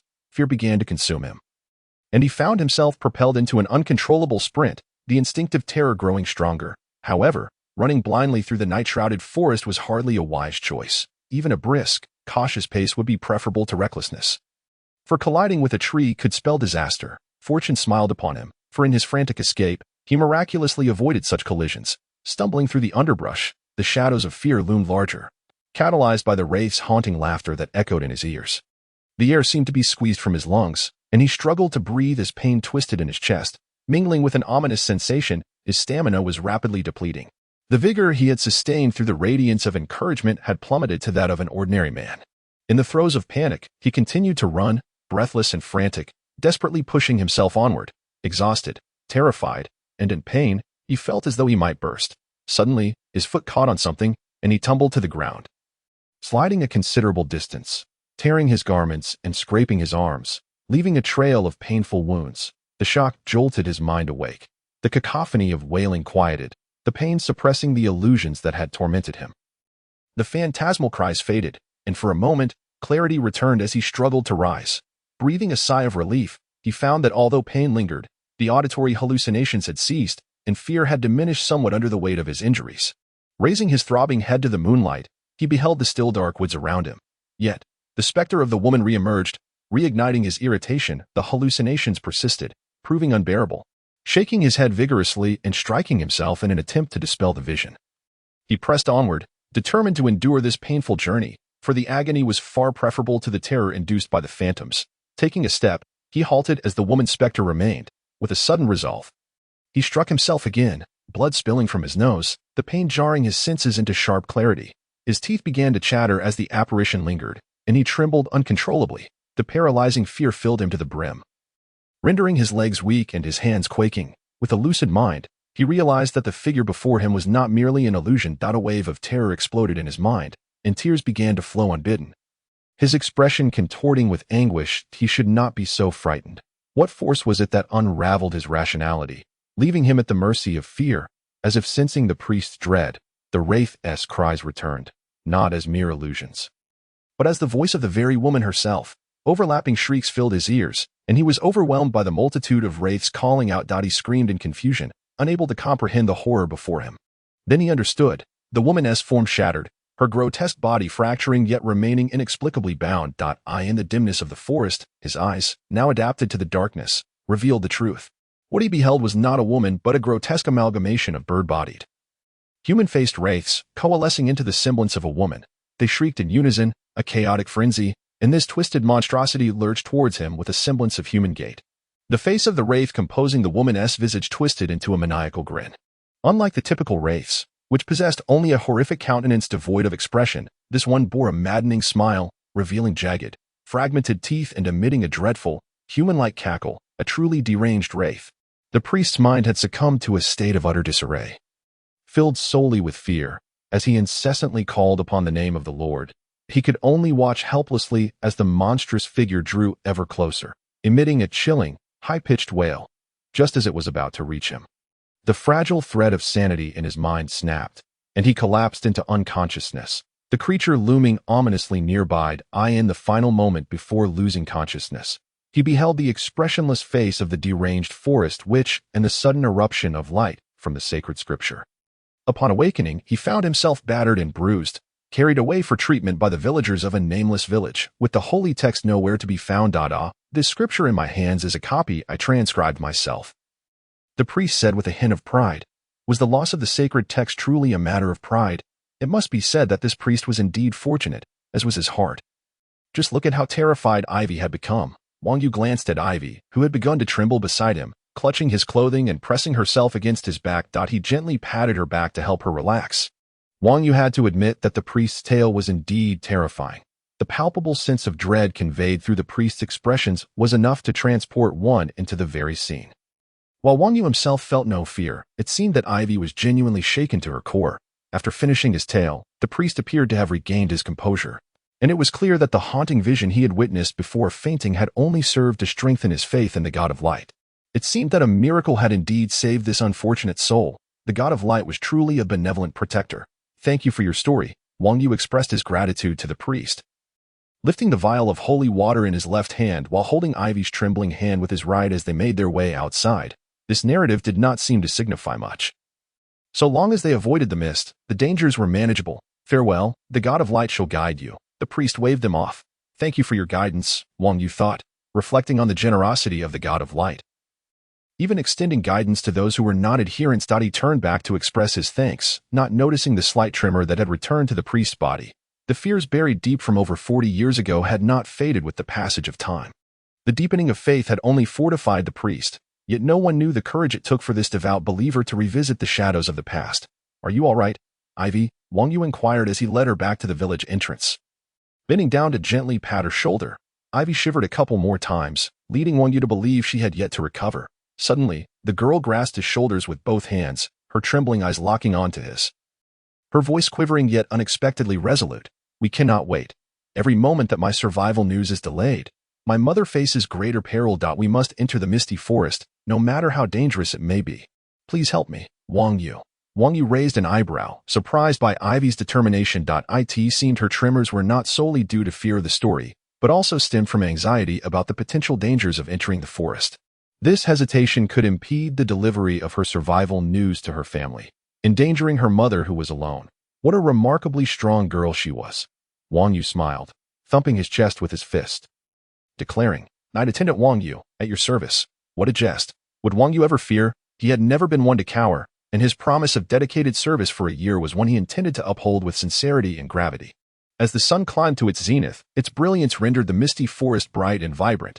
The entire expanse of woodland sparkled, devoid of the eerie shadows recounted in the priest's tale. The priest, standing at the church entrance with a cup of tea, washed with a smile as Wang Yu, accompanied by Tarit and Ivy, ventured into the misty forest, if it were indeed the knight's blade. There should be no issues. He hoped the holy water would prove beneficial to them. Entering at noon was indeed a wise choice. He pondered their purpose in the forest, especially with the increasing anomalies occurring lately. He hoped their aim was to resolve these disturbances. As he observed the duo's figures vanish amidst the trees, a smile graced his lips. Yet, in an instant, his smile froze. The once brightly lit misty forest suddenly seemed to don a shroud of darkness, becoming ominously shadowed. Under the sunlight, it appeared as if an unseen force had enveloped it. Shadows began to emerge, wisps of gray mist swirling forth brazenly in the glaring light, gradually and inexorably cloaking the entire forest. The sound of the priest's teacup shattering on the ground echoed as his pupils quivered uncontrollably, his entire body trembling. The fear that had lingered for 40 years surged back into his heart. The creature. That creature with its undulating throat, whispering trembling words. The priest beheld a strange woman's silhouette silently following Wang Yu and his companions into the unseen mist, seemingly aware of the priest's gaze. The figure paused, revealing a frenzied, invisible grin amidst the fog. The terror experienced by the young priest over 40 years ago intertwined with that of the now elder priest, who had crossed into his later years. Confronting the same dread once more, that deranged forest witch, how could it be? Thank you for your viewing. Your support is the greatest encouragement. Chapter 13, the uncertain longing of faint mist enveloped the entirety of the surrounding forest.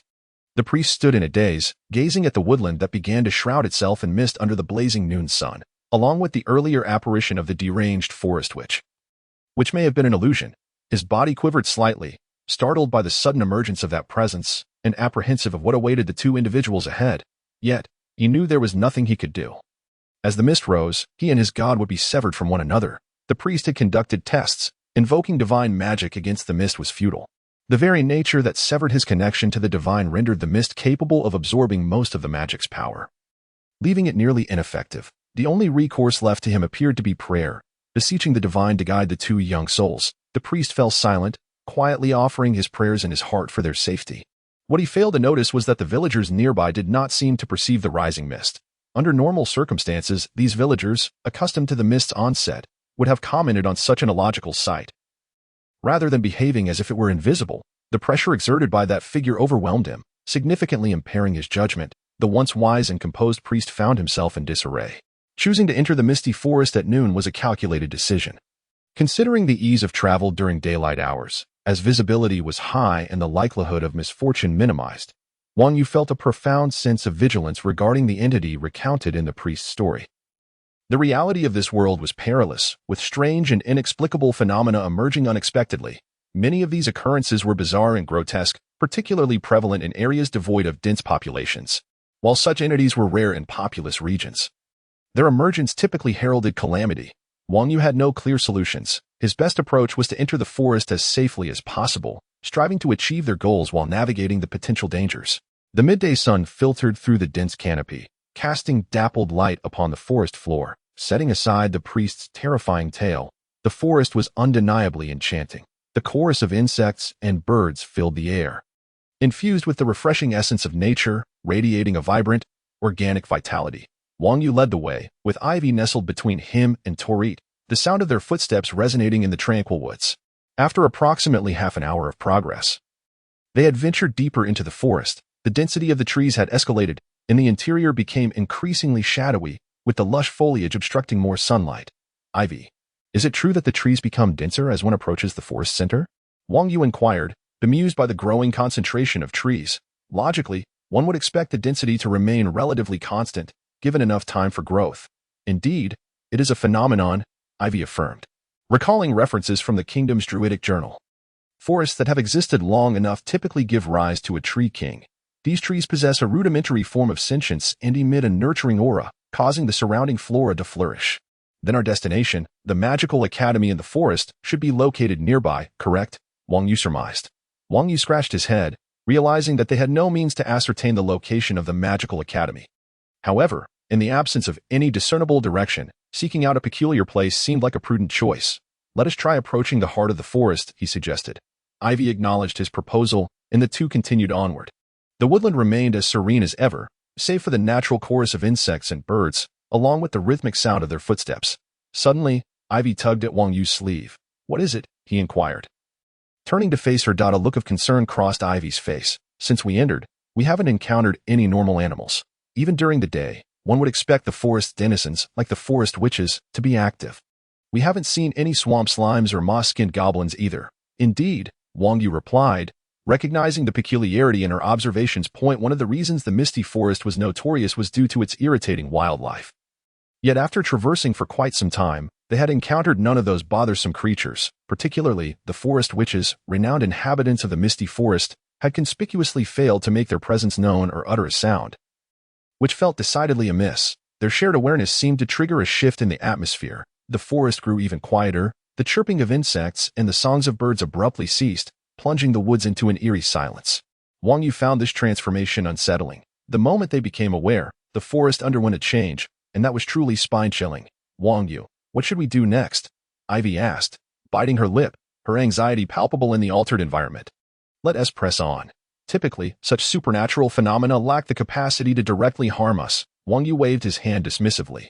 These entities inspire more awe than fear. This conclusion was rather self-evident. If there were malicious intentions, yet they did not rush to eliminate them, it implied that the adversary might be relying on indirect methods to influence them, indicating a lack of formidable combat prowess.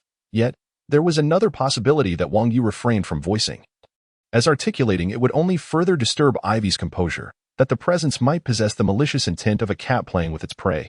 However, given Ivy's intelligence, she might arrive at this conclusion herself, making it prudent to remain tacit. If they could locate the magical academy within the forest, then all their troubles would be resolved. An organization capable of enduring in such a place would undoubtedly possess some means of self-preservation. As they advanced, the atmosphere of the forest began to grow increasingly sinister, sounds seemed stifled, and even their footsteps became muffled. Everything appeared to be veiled in a gossamer shroud, creating an illusion of seeing flowers through mist. No, it was not an illusion. Genuine fog had begun to descend. It was faint, yet the onset of fog at this hour, so close to noon, was decidedly odd. Something is amiss. We must proceed with greater caution. Wang Yu warned Ivy, who followed behind.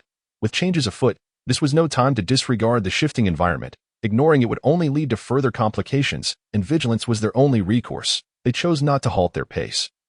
Maintaining their earlier speed as Wang Yu steadily ventured deeper into the woods, nearing what could be the forest's innermost sanctum, the trees grew denser, and the dual shroud of fog and foliage rendered the forest increasingly dim. Panic was unwarranted. No matter the circumstances, panic would only invite greater trouble. Regardless of the challenges ahead, they could confront them as they arose. Once more, Wang Yu felt a light tug on his clothing. He turned to see Ivy, her face marked by palpable fear. Wang Yu, I feel as though something is watching me. What? Wang Yu was taken aback. He understood Ivy's character well. In uncertain circumstances, she would not voice such concerns lightly. This could only mean that Ivy was indeed certain of being observed. Yet, despite his vigilant scanning of their surroundings, he had sensed nothing, and that left him puzzled. It's all right, as long as it doesn't reveal itself. Just remain calm and alert, he reassured her. Whether this was a mere figment of her imagination born of stress or a genuine gaze upon her, Wang Yu could not discern, from Ivy's perspective. She perceived a malevolent gaze lurking within the fog of the forest. No, it was not merely one. Countless eyes seemed to converge, forming a singular, covetous gaze that flickered in and out of the shadows. This multitude of eyes reminded Ivy of the monstrous entity described by the priest in his recollections. It instilled a sense of terror within her, yet she chose not to disclose this to Wang Yu.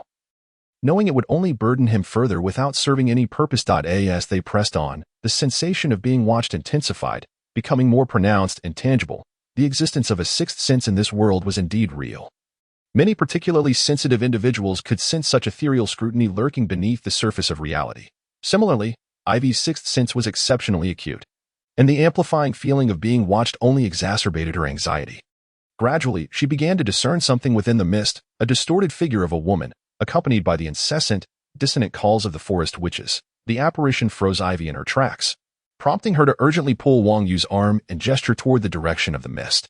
Wang Yu, over there, that thing. Wang Yu paused, fully aware of the nature of the entity she indicated. He turned to the direction Ivy pointed, where the mist lingered and the light dimmed, but his vision revealed nothing beyond the fog and the indistinct shadows of trees. I see nothing, he stated, narrowing his eyes. Was it a hallucination? He himself was immune to such illusions, but what of Ivy? Ivy, I am going to cover your ears. Close your eyes and see if you can still feel that gaze upon you. He instructed. The essence of hallucinations requires a medium, which for humans are the five senses. By sealing off her sensory input, the corresponding illusions should dissipate. Wang Yu approached Ivy, placing his hand over her ears. As she closed her eyes, the world around her faded into darkness, two of her senses now sealed, transforming her perception of reality. The gaze persisted, while the cacophony of forest witches indeed vanished. However, that raw, unmasked gaze of covetousness became ever more apparent. Such blatant malevolence, unadulterated greed, and an icy chill surged within her, inciting an abnormal fear to rise. This fear felt unnatural, and Ivy keenly recognized this. The appearance of that entity clearly accompanied a wavering of willpower. Fear could easily overwhelm reason. The priest's experience mirrored her own, a fear that deepened uncontrollably, an irrational desire to flee, while Wang Yu remained unaffected. Stay calm, she mentally urged herself, taking a deep breath to steady her composure. The influence did not wane. That inexplicable dread continued to grip her. This sensation felt oddly familiar. Had she encountered it before? The ability to evoke fear and the strange sensation of being watched. It was all too peculiar. Ivy's mind began to race as she noted these details, as if she were on the brink of realization, yet still eluding her grasp. The sensation of being watched persists, she conveyed to Wang Yu. If it lingers, then it is highly probable that the entity exists. But why can I not see it? Wang Yu pondered rapidly. If it was beyond the realm of human sight, perhaps alternative means of observation could prove effective. Though he was not highly practiced, it was worth a try. He activated his secret energy, manipulating the waves of power, closing his eyes and abandoning the perspective of his physical sight, allowing the void energy to ripple outward from his form. The waves expanded in circles through the air, functioning like radar to detect their surroundings, carrying with them the vision he had relinquished by shutting his eyes. This was a kind of magical detection ability he had developed through his secret energy. An inner eye. Though it offered a broader perspective, it required the sacrifice of his physical sight. Now, Wang Yu aimed to discern this ethereal yet tangible existence, employing a similarly ethereal and real void energy to observe it. Suddenly, Wang Yu's inner eye perceived something. An entity was swept into view. What peculiar composition did it possess? Within the perspective relayed by the inner eye, a bizarre being loomed. Outlined by void energy. A grotesque amalgamation of twisted forest spirits formed the silhouette of a woman. Her strange visage adorned with a maniacal grin. Moreover, what was that it bore? An energy of the void itself. As Wang Yu glimpsed the entity, invisible to the naked eye, it seemed to take notice of him. Realizing it was not merely observed by Ivia, the creature's deranged smile contorted into an expression of utter disdain directed at Wang Yu. With a gaze both twisted and malevolent, it locked its wicked and frenzied eyes upon him. Yet, Wang Yu felt no trepidation. The creature's abilities appeared ineffective against him. Sensing its inability to influence Wang Yu, the entity abandoned its focus on him, lacking the emotions of sentient beings. It showed no inclination to approach Wang Yu in its fury. Instead, this strange presence continued to fixate on Ivia, and through Wang Yu's eyes, the gaze was a raw, unbridled lust. In the next instant, that entity vanished from Wang Yu's sight. Where did it go? Alarm bells rang in Wang Yu's mind as he concentrated intently on his surroundings. In the blink of an eye, the entity materialized beside Ivia, without a trace or a sound, appearing abruptly, as if time had ceased. Its distorted face bore the same grotesque smile and greedy malice. Reaching out with a deformed hand, twisted from the forms of the forest spirits, towards Ivia's head. Reacting swiftly, Wang Yu drew his sword, slashing forward, the blade cutting through the air, leaving a silver streak in its wake. The sound of air being sliced echoed, yet it passed through without effect. The sword was swift, but futile. It merely traversed through the bizarre being, having no impact whatsoever. Ivia, too, perceived the strange entity before her. Her heart swelling with an indescribable dread as panic began to take hold.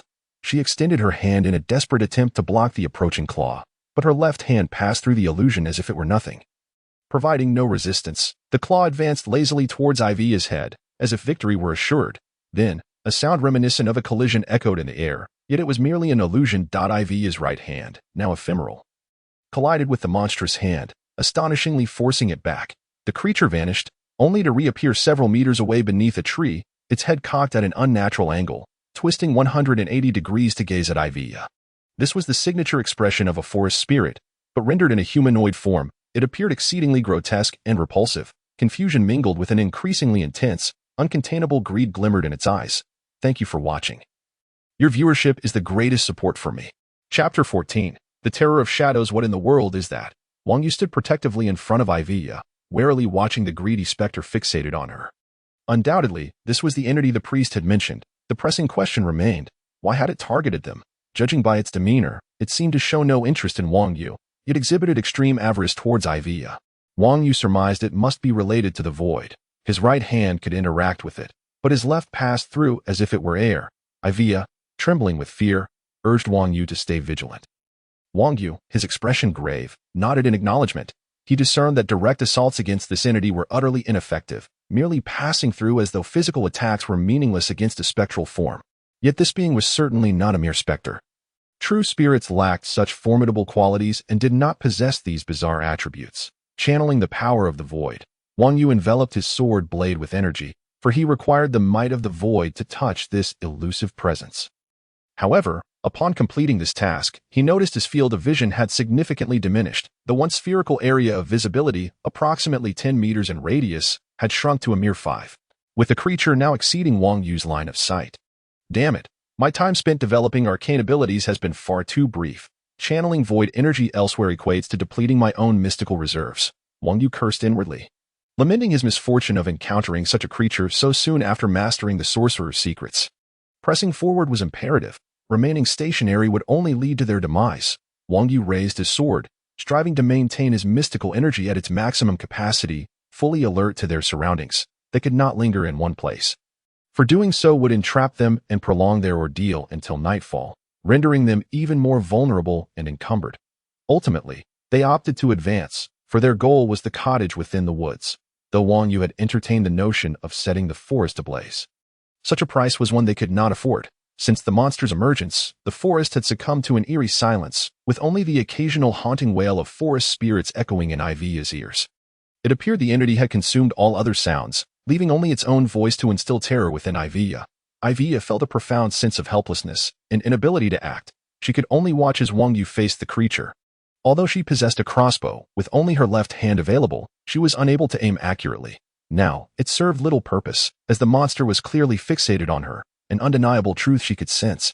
Yet, as a mage, she found herself unable to cast even a single spell, rendering her of no assistance. She felt nothing more than a burden. She yearned for strength, desperately wishing to master spells upon reaching the magical academy at the forest cottage. Guilt and self-reproach somewhat dulled her fear, as she noticed the creature appeared more ethereal. However, the moment Ivia diverted her gaze, the entity revealed a twisted expression, its mouth cracked open, razor-sharp teeth extending from their original position all the way to the base of its ears. Eyes filled with unrestrained greed fixating on her, the fear swelling within her surged once more, and Ivia followed Wang Yu closely, remaining vigilant as they pressed onward. The creature seemed to possess a form of teleportation ability. No matter how they advanced, it trailed them like a shadow. The moment it vanished from Ivia's sight, it would reappear in the next instant from the shadows of nearby trees, amidst the faint mist.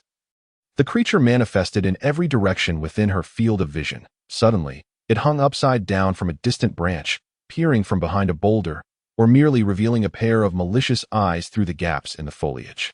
Once the entity realized Ivia could interact with it, it seemed to maintain a cautious distance, perpetually lurking and observing, applying an invisible pressure that incrementally eroded Ivia's sanity. Remain calm, stay composed. The girl repeatedly admonished herself. Yet the malevolent presence shadowing her, imbued with an uncanny power, rendered her innate dread all but uncontainable. She remained on guard while striving to contemplate the texts, tales, and similarities. What could this entity truly be? Lost in thought, gripped by fear, they advanced, the monster flickering in and out of view, seemingly reaching a tacit agreement with them to proceed without confrontation. But how could that be possible, as they traversed an especially dense thicket? Ivia lost sight of the creature. Instead of relief, this brought forth an even greater terror. When it was within view, at least she had the capacity to remain vigilant. Yet, once it disappeared, it could appear anywhere. The tension within her heart felt as though it might solidify into a tangible stone, each beat echoing her anxiety as they squeezed between the trees. The shadows of the forest seemed to harbor the monster in every crevice. The gaps between the treetops were shrouded in darkness, leaving behind countless inky shadows. Where is it? Where is it? When visible, she wished for its disappearance. When unseen, she longed for it to at least remain within her line of sight. This unknown dread intensified Ivia's anxiety, as it felt as though the monster could emerge from any shadow. It appears that every ominous conjecture about Ivia is coming to fruition. As she passed once more beneath a canopy of trees.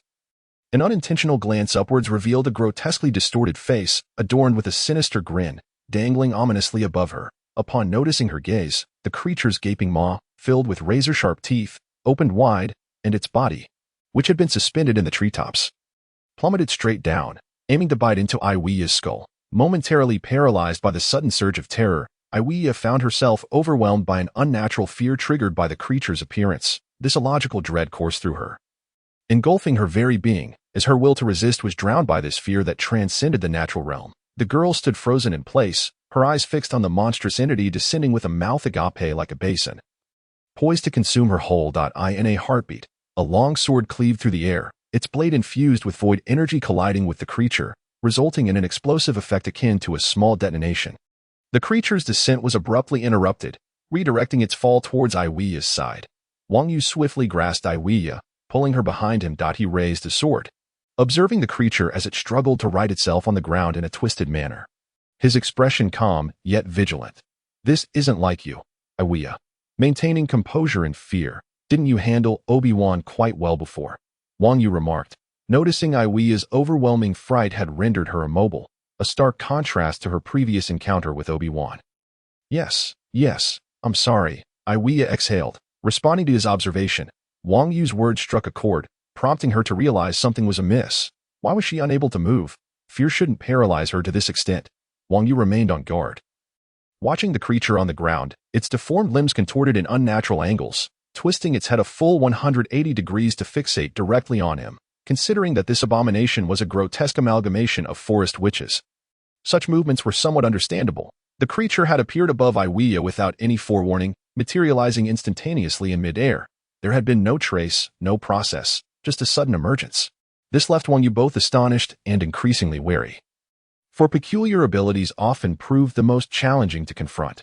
Realizing at last that Wang Yu posed an obstacle, the creature's face contorted into a look of disdain as it scraped its razor-sharp teeth against one another.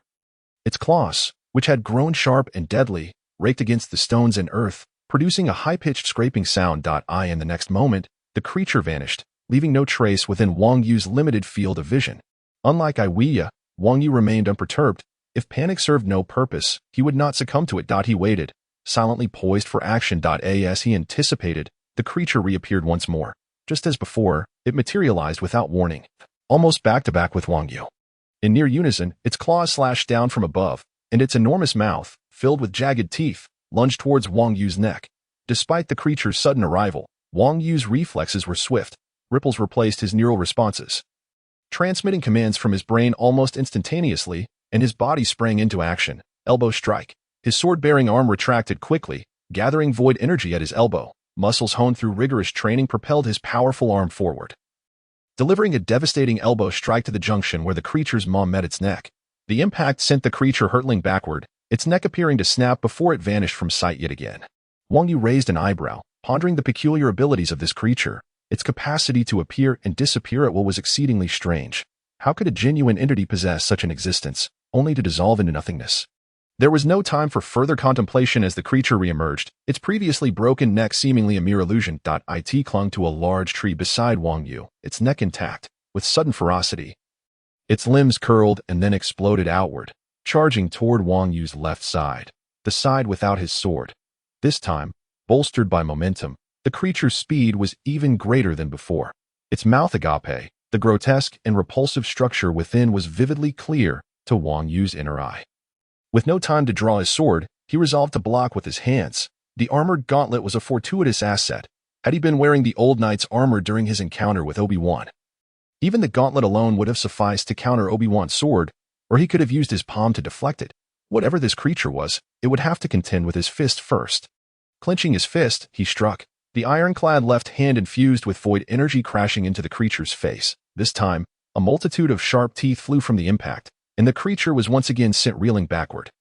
A dark liquid spraying everywhere as it collided with the tree trunk. The creature fell helplessly to the ground, appearing utterly devoid of any combat capability. Yet in the next moment, the creature vanished once more, prompting Wang Yu to furrow his brow. This ability was proving exceedingly troublesome. That a peculiar sensation drew Wang Yu's attention to his left fist, where something seemed to be stirring within the gaps of the iron gauntlet. A quick glance revealed that the previously impaled eye, the mark of the night blade, appeared to be moving as if alive. That bizarre, steel-sculpted eyeball was inexplicably writhing, attempting to dislodge the elegant sword that had pierced it. Yet the sword radiated a faint glow, firmly suppressing the restless entity. What could this mean? Wang Yu pondered rapidly, a thought conveying itself into his being, enveloped by ripples and transmitted to his brain. Void, suppression, these concepts encapsulated the essence. A flicker of realization struck him. Did the Nightblade's gauntlet possess such a function? This entity seemed to crave energy to unleash something, and it appeared that the creature he had just punched away had triggered this transformation. Contemplating, Wang Yu gazed at the creature that had once again emerged suddenly from behind a large rock, and scathed. The punch that had struck it earlier seemed to have had no effect whatsoever. The monster remained entirely unharmed. At that moment, it wore a malevolent grin, lurking in what it presumed to be Wang Yu's blind spot, stealthily approaching him before launching a sudden attack. After two failed attempts at offense, Wang Yu resolved to employ a new tactic. Having prepared himself, he aimed at the beast that was now pouncing on him like a wild animal, retracting his longsword into its sheath, with arms outstretched. He readied to embrace the creature as it lunged forward. With a sudden burst of strength, he pressed down with both hands, firmly grasping the monster's arms as it leaped toward him. The creature attempted to bite Wang Yu's hands with its razor-sharp teeth, but entrapped as it was, it found itself unable to execute such an impossible action. Although the creature's strength and speed were not particularly formidable, far less challenging than an opponent like Obi-Wan, its uncanny ability to heal instantly and appear and vanish at will was exceedingly perplexing. If the battle continued to drain his resources, a single misstep could lead to his undoing, while the monster could simply restart its assault. This was dire. Thus, Wang Yu decided to try the notion that had surfaced in his mind. Channeling the ripples within his body, he infused the gauntlets on his hands with stamina, which they eagerly absorbed. Wang Yu felt a noticeable fatigue wash over him, yet simultaneously, he caught sight of the sword embedded in the creature's grotesque eye beginning to emit a more radiant glow through the gauntlet's seams.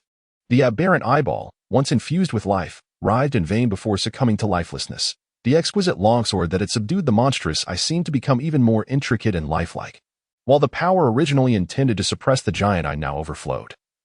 Enveloping the exterior of the gauntlet, the creature's arms began to smolder, releasing dark smoke, and it started to thrash about, seemingly attempting to fade away. However, for reasons unknown, the creature, held fast by Wang Yu, could not escape. Only writhing desperately, with a sinister grin, Wang Yu tightened his grip on the creature's arms and pressed down forcefully towards its head. The sickening sound of cracking bones echoed in the air as the monster's arms wiping away the foul remnants of the monster from his hands.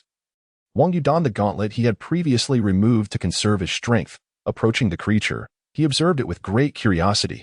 Ivya seemed to grasp something, yet, being only capable of rendering others unconscious rather than awakening them.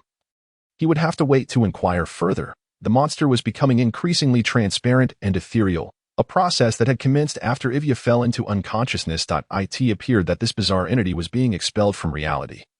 Sent back to the void. Perhaps being returned to the void was not such a poor fate, yet this creature chose to launch an attack on Wang Yu, only to be swiftly vanquished in the process. What on earth was this thing? Gazing at the grotesque monster, the headless corpse could finally be examined closely after its demise. This peculiar being was forcibly entwined from the lifeless forms of fallen forest witches. Their avian limbs intermingled with one another, while their faces, which should have been rigid and expressionless, bore an expression of utmost terror. Observing these fearful corpses of the forest witches, Wang Yu, though lacking the requisite knowledge, was still able to glean some understanding of the creature's nature through his keen combat instincts during their confrontation. This monster seemed to be linked to fear. Ivya had previously displayed an unusual sense of dread. And when she was still conscious, this creature could not truly die. Did it feed on the fear of its prey? The legends surrounding the forest witches indeed suggested that creatures born from the void were devoid of reason. Wang Yu felt somewhat helpless. After adventuring alongside the old knight for over a year, he had encountered nothing but the traditional beings of a Western fantasy world: elves, dwarves, dragons, and the like. Yet, of late, his encounters had grown increasingly bizarre. No, it must be that I have developed the ability to see through the superficial layers of this world, he mused. Shaking his head, he was not a person prone to entanglement in unfounded speculation or unavoidable realities.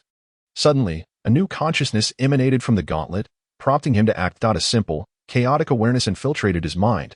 Wang Yu tended to trust this gauntlet, albeit with a degree of caution. However, he would never forsake the assistance it could provide.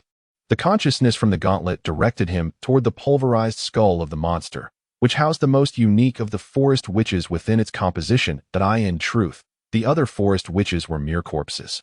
Only the one atop was the true core. Following the gauntlet's guidance, Wang Yu plunged his hand into the repulsive mush, eventually making contact with a small, hard object. Grasping it, he extracted a pitch-black, profound crystal, which he held in his hand. Wang Yu examined this object. The diamond-shaped crystal's surface was exceedingly smooth, boasting perfect proportions and an impeccable shape, devoid of any distortions. Inside lay an abyss of true darkness, not translucent, but an absolute void, without reflection or anything at all, just blackness. It reminded Wang Yu of something, an absolute black body. Unable to discern what it was, he nevertheless acquiesced to the gauntlet's subsequent command to absorb it. The enigmatic object softened in his palm, collapsing into a puddle of absolute darkness that gradually seeped into the gauntlet. The gauntlet seemed to perform some alchemy on this substance, and Wang Yu felt the intricate carvings within it begin to shift. Casting a glance, he noted that the metallic, grotesque eyeball was fervently waving its appendages, trying to grasp at something. Yet, the elegant blade embedded within it firmly suppressed this restless void creature, with the flowing darkness only serving to render the two entities, each in a state of balance, more tangible and vibrant. Ultimately, their struggle ceased, settling into a stillness akin to that of rigid sculptures. Wang Yu noticed that the eyeball had enlarged somewhat, with more bizarre appendages sprouting forth, while the ornate patterns on the magnificent blade became increasingly intricate and exquisite. Shortly thereafter, a surge of pure energy radiated from the gauntlet, coursing through Wang Yu's body to his brow, where it poured into his mind. That location was the realm of his consciousness, and with no resistance or reluctance, he was certain that nothing could shake his will. The energy infused his mental space, transforming into a liquid shimmering with the brilliance of the cosmos. Wang Yu instinctively turned his gaze inward, discovering that the once boundless mirror-like surface of his mental lake appeared to have deepened. What had once been a surface that barely met his feet, a seemingly liquid yet solid expanse, now washed over his toes, rippling gently with a faint starlight. The old mage's notes had not mentioned the nature of this lake, but he perceived its rising level as a boon. He distinctly felt a considerable increase in both his void energy capacity and manipulation precision. Retracting his introspection, he noted that the mist lingering around him after the monster's demise had dissipated, replaced by the cacophony of various strange creatures howling. The previously submerged sounds of the forest, drowned in fog, now surged forth all at once. The shrieks of forest witches, the murmurs of swamp slimes, the screams of moss-skinned goblins, and the myriad normal insect and bird calls, confirming that the monster had indeed been eradicated. They had likely been trapped within some domain, unable to communicate with the outside world. With the monster's death, they were now free to reach out to reality. Meanwhile, unbeknownst to Wang Yu, two figures were swiftly traversing the woodland. A tall, muscular man with golden hair and an imposing visage, wielding a colossal sword on his back, crashed through the forest, each step capable of shattering stones and sending waves of mud flying. Leading him was a woman, surrounded by a fierce yet gentle wind, her voluptuous form and exquisite features captivating. The tempest's protection allowed her to hover in the air, nimbly weaving through the gaps between trees. The shadow of fear reemerged. One could only wonder how long this unfortunate soul would endure. Each time, they arrived too late. The man sighed in resignation, feeling no one could withstand that dreadful entity for long. The fog had cleared. Garcia, that unfortunate soul, should have perished, yet they had to reach the site as quickly as possible. It was their duty. The beautiful woman commanding the wind spoke, quickening her pace as the gust propelled her toward their destination. Very well, Headmistress Lilia, I shall heed your command. The robust man, referred to as Garcia, replied without further words, his demeanor seemingly fierce, yet his tone exuded calm compliance. With heavier footsteps, he charged forward, kicking up clouds of dust.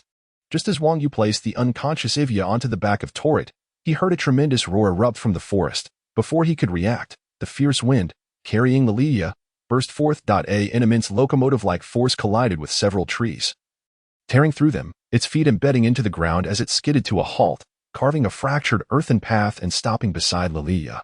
Wang Yu, seeing Garcia and Lilia burst onto the scene, instantly drew his sword, pointing it at the unexpected intruders with a wary demeanor.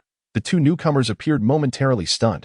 Though the fog had lifted, how could there still be living beings? Shouldn't they have been corpses devoured of their brains in terror? Soon, their astonished gazes landed on the shattered corpse of the monster, prompting their shocked stares to shift toward the ever-cautious Wang Yu. Unintentionally, Lilia's gaze swept over the back of Wang Yu's horse, where the unconscious girl came into view. Upon recognizing Ivya's face, Lilia's expression shifted from surprise to joy. "Ivya," she exclaimed. However, upon noticing the girl in a state of unconsciousness, her gaze turned hostile as she regarded Wang Yu. What had he done to Ivya? Capture him, she commanded. The tempestuous elemental winds coalesced around the staff in the hands of this formidable woman, forming a colossal hand of wind that spun and shaped itself. The 5-meter-wide hand of wind surged toward Wang Yu, who, upon hearing Lilia call out Ivya's name, momentarily froze, suddenly realizing the precariousness of the situation. Seeing Lilia's unwelcoming gaze and the almost incantation-free release of the wind elemental hand, alarm bells rang in his mind. Spell-less casting, a grand sorceress, an ally. He barely had the chance to utter a single phrase before being ensnared by a colossal hand. A tempestuous gale enveloped him, mercilessly assaulting his eyes, ears, mouth, and nose. Yet perhaps due to the power of those words, or perhaps because Lilia intended to ascertain the situation before taking action, the giant hand did not tighten its grip. Otherwise, with one swift motion, Wang Yu would have been reduced to a mist of blood, dissipating into the wind. With a gaze as frigid as ice, Lilia cast a glance at Wang Yu, held captive in the giant's grasp. While she approached Ivya and instructed the towering man beside her, "Garcia, bind that fellow and confine him for now. I must thoroughly inquire about what has transpired with my niece these past few days." "No problem," Garcia replied with a nod, reflecting on how this character had not always been so. How had he been deceived by this tempestuous sorceress's former splendor? With a resigned sigh within, Garcia caught Wang Yu, who was suspended in the air by the wind element's restraints. The aura of battle surged forth from his body, and robust chains of energy, resembling the earth in color and tenacity, bound Wang Yu tightly. Well, the battle aura has become tangible. Wang Yu found himself somewhat speechless. What on earth is happening? So many formidable beings have suddenly appeared. However, he could breathe a sigh of relief, for being able to call out Ivya's name indicated that this woman was indeed Ivya's aunt. Lilia Sweeney.as He watched Lilia approach Torrit, lifting the alert Torrit with the giant hand like a chick, and then carefully cradling Ivya. Wang Yu decided to feign unconsciousness, rolling his eyes and pretending to struggle for breath amidst the storm wrought by the wind element. The girl opened her heavy eyes once more, greeted by a soft and warm glow. She had regained consciousness several times. Was she truly so weak? If she were to reach her aunt's side, she must become stronger. She could not be a burden. Wait, where was this? Hadn't she been knocked unconscious by Wang Yu after pondering what that monster could be? Where was she now? And where was Wang Yu? What about her clothes? Ivia fell into a momentary confusion, glancing around and realizing she was lying in a quaint wooden cabin. Beneath her was a soft bed, a thin blanket draped over her body. And her attire was no longer the tattered robe she had scavenged, but rather a well-fitted and comfortable dress, adorned with a pristine hem and a translucent overlay. The girl looked quite lovely in it. Who had changed her while she was unconscious? As she pondered this, her cheeks began to flush. At that moment, the door swung open, and Ivia turned to look. A voluptuous woman entered alongside a robust man. Upon seeing the woman, Ivia exclaimed in surprise mixed with delight, "Aunt Lilia! Little Ivia, you're awake. Let me give you a proper hug." Lilia's beautiful face broke into a wide smile as she dashed to the bed and enveloped the petite Ivia in her embrace. Ivia felt as though she could hardly breathe. Wah! Ivia struggled with all her might, finally escaping the clutches of her ample aunt, only to be greeted with several fervent kisses on her cheeks. Leaving her face flushed. "I've missed you so much, my little Ivia," Lilia cooed, her face radiating affection and adoration. As Ivia relished her aunt's tender caresses, a thought struck her. "Aunt, have you seen Wang Yu?" "Wang Yu? Who is that?" "He is the dark-haired knight attendant who has saved me several times. That Wang Yu. So, it seems all the misfortune falls upon me, does it?" Chapter 16. The vast disparity of talent when Wang Yu was released from the quaint wooden cabin that had temporarily served as a prison. His mood remained remarkably composed. In comparison to the powers wielded by Lilia and Garcia, Wang Yu felt utterly inadequate. The disparity was not merely one of significance, akin to that between him and Obi-Wan. It was an insurmountable chasm. He had no objections if they chose to dispose of him casually. It was only when Lilia draped her arm around Wang Yu's neck, playfully assuring him not to mind the details, that he began to perceive the differences between Lilia and Ivia. The commanding presence Lilia had exhibited earlier, akin to that of a queen of winds, was merely a fade, once the adversarial tension had dissipated. This rather striking forest which revealed herself to be quite carefree and unrestrained. "So, you managed to slay that creature? That's splendid. We've been struggling against it while guarding this forest. It's a relief to finally have some respite." "Right, Garcia, must you always wear that expressionless face? You were so much fun as a child. What happened to you?" As Lilia listened to Wang Yu recount the events involving Ivia and the frenzied forest witch, she was filled with delight. Noticing Garcia's poker face beside her, she playfully jabbed her elbow into his ribs. "So, what exactly was that creature?" After realizing Lilia's frivolous nature, Wang Yu increasingly felt as though he were observing a naive girl from the northeast. It was quite peculiar. Lilia could crush him with a single finger, yet now that they were allies, those apprehensions dissipated. Crossing her arms, Lilia donned a contemplative expression, though it felt more like an act. "That creature must be a fragment of the Lord of Fear and Dread." "Huh?" Ivia gasped in surprise. "Which god's fragment is that? It's so weak?" Unlike Ivia, who possessed a systematic understanding of deities and this world, Wang Yu was almost entirely ignorant, so he was unable to muster any astonishment at the revelation. "Indeed, we have been guarding this place for many years. It suddenly appeared over 40 years ago, and I was dispatched here shortly thereafter. Along the way, I happened to pick up Garcia." As she spoke, Lilia darted to the robust man, affectionately ruffling his hair, though this imposing figure remained silent. Wang Yu could decipher the profound weariness etched on his otherwise impassive face. "So, do you know how this creature came to be here? Fragments of deities are not something one encounters frequently." "Are they?" Wang Yu inquired, his curiosity piqued. Lilia let go of the disheveled Garcia's head, her expression taking on a rare seriousness as she stroked her chin, deep in thought. "We have conducted investigations before, but we were unclear. However, based on what you've told us, we now have a hypothesis. Remember that priest you encountered in the village? We knew of his existence, yet he never disclosed why he remained here nor shared his story. Thus, we were left in the dark regarding his experiences. But now, it appears that the curse of the Misty Forest is likely tied to a conflict among religious factions." "Huh? Are you suggesting that the origin of this creature is linked to that priest? Is the cult of the Lord of Fear acting against the cult of the Lord of Light?" Lilia nodded. "Essentially, you know well that the cult of the Lord of Light operates with remarkable gentleness and generosity, earning them immense favor among the common folk. with a vast range of followers. The so-called tyrannical deities, gods of fear, and gods of plague, these chaotic entities, whether categorized as legitimate gods or outright evil ones, are scarcely believed in. Those who do so are often considered to be of questionable intellect. Thus, Lilia, with an expression of bemusement, shrugged her shoulders. Wang Yu nodded in agreement, taken aback by the unexpectedly pragmatic nature of the issue at hand. In this world, faith is predominantly a matter of personal freedom. Apart from a few select church kingdoms, most realms do not subscribe to the doctrine of divine right. The influence of the legitimate gods within this realm hinges entirely on their followers.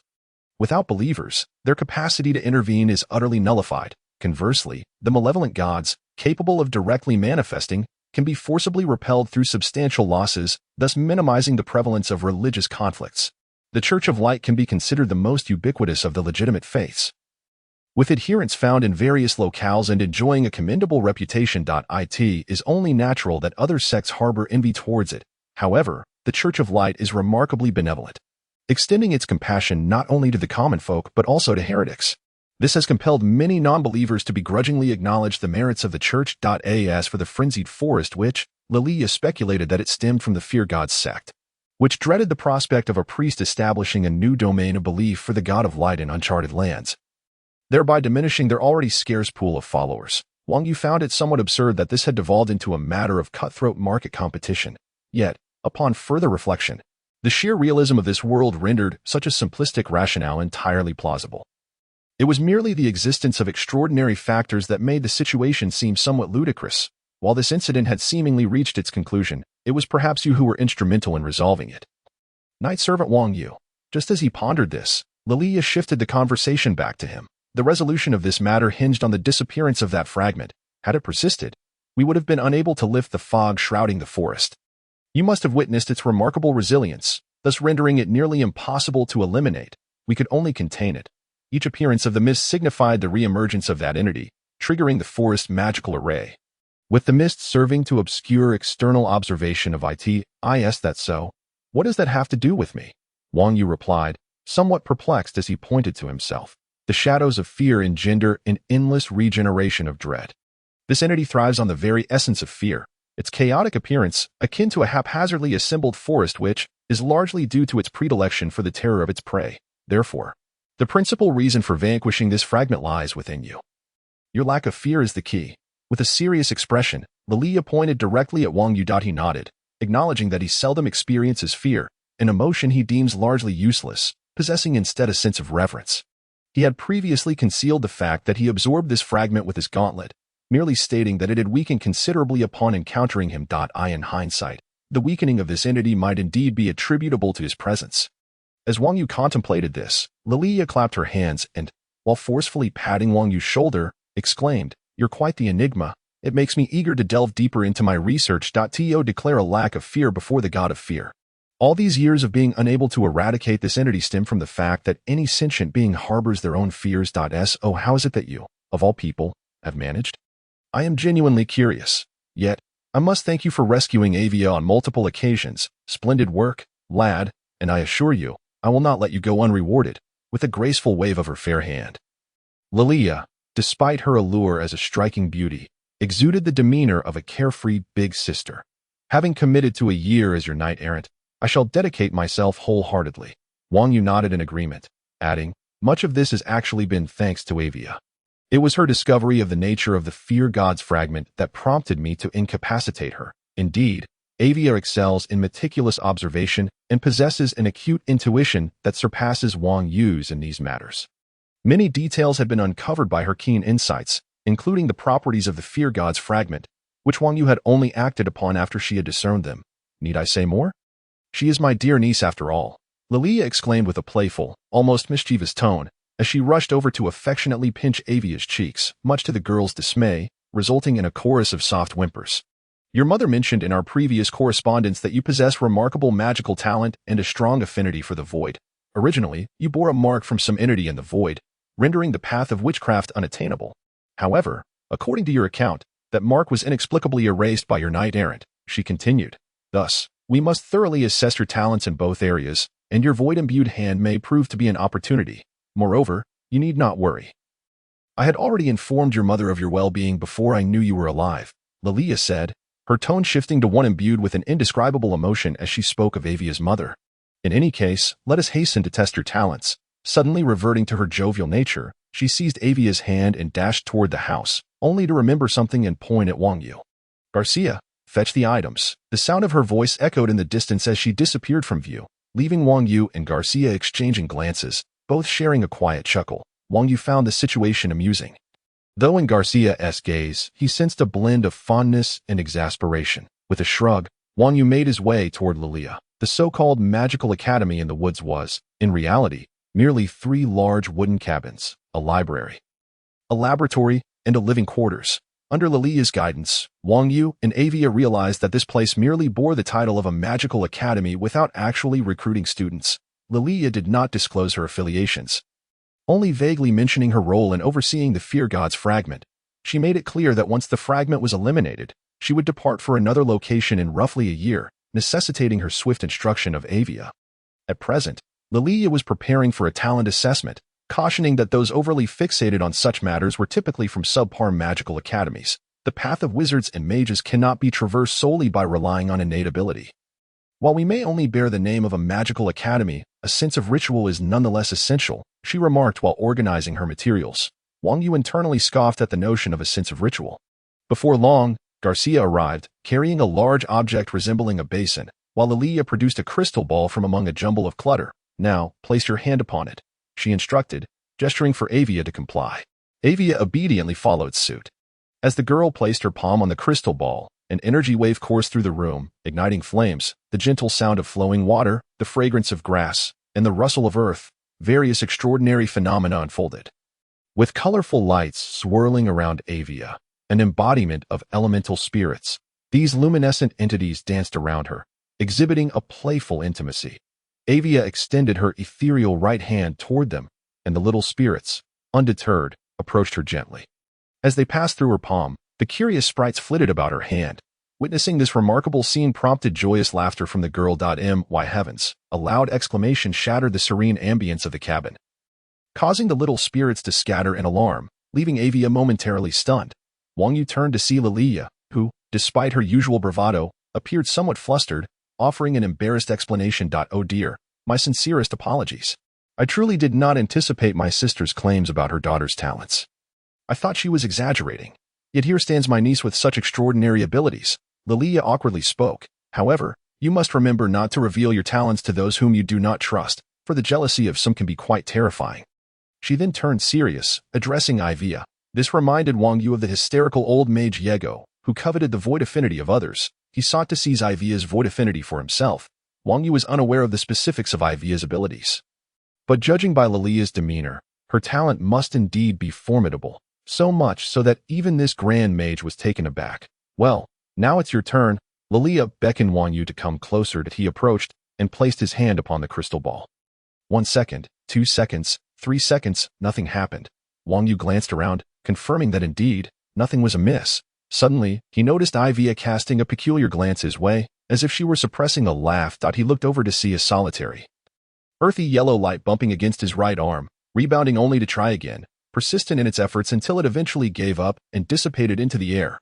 Wang Yu shook his head, realizing he likely lacked the aptitude for a mage, as such gifts were exceedingly rare in this world. He chuckled and waved his hand, signaling his inadequacy.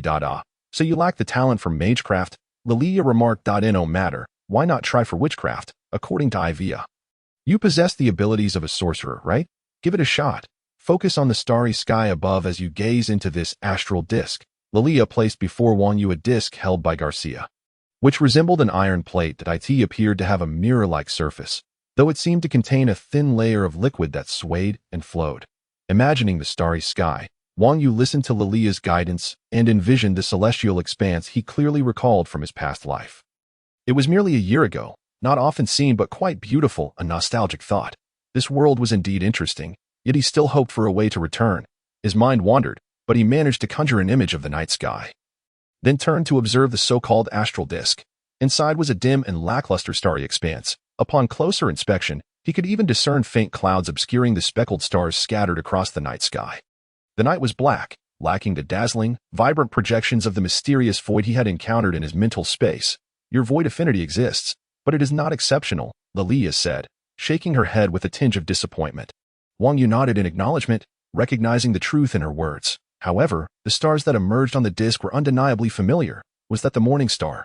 Yet before he could examine it further, the impatient Lilia called Ivia over to give it a try. After a few shakes, the familiar night sky vanished from the astral disk, and Wang Yu had no time to scrutinize it, but he was not particularly concerned. Ivia obediently approached, closing her eyes as she envisioned the starry sky.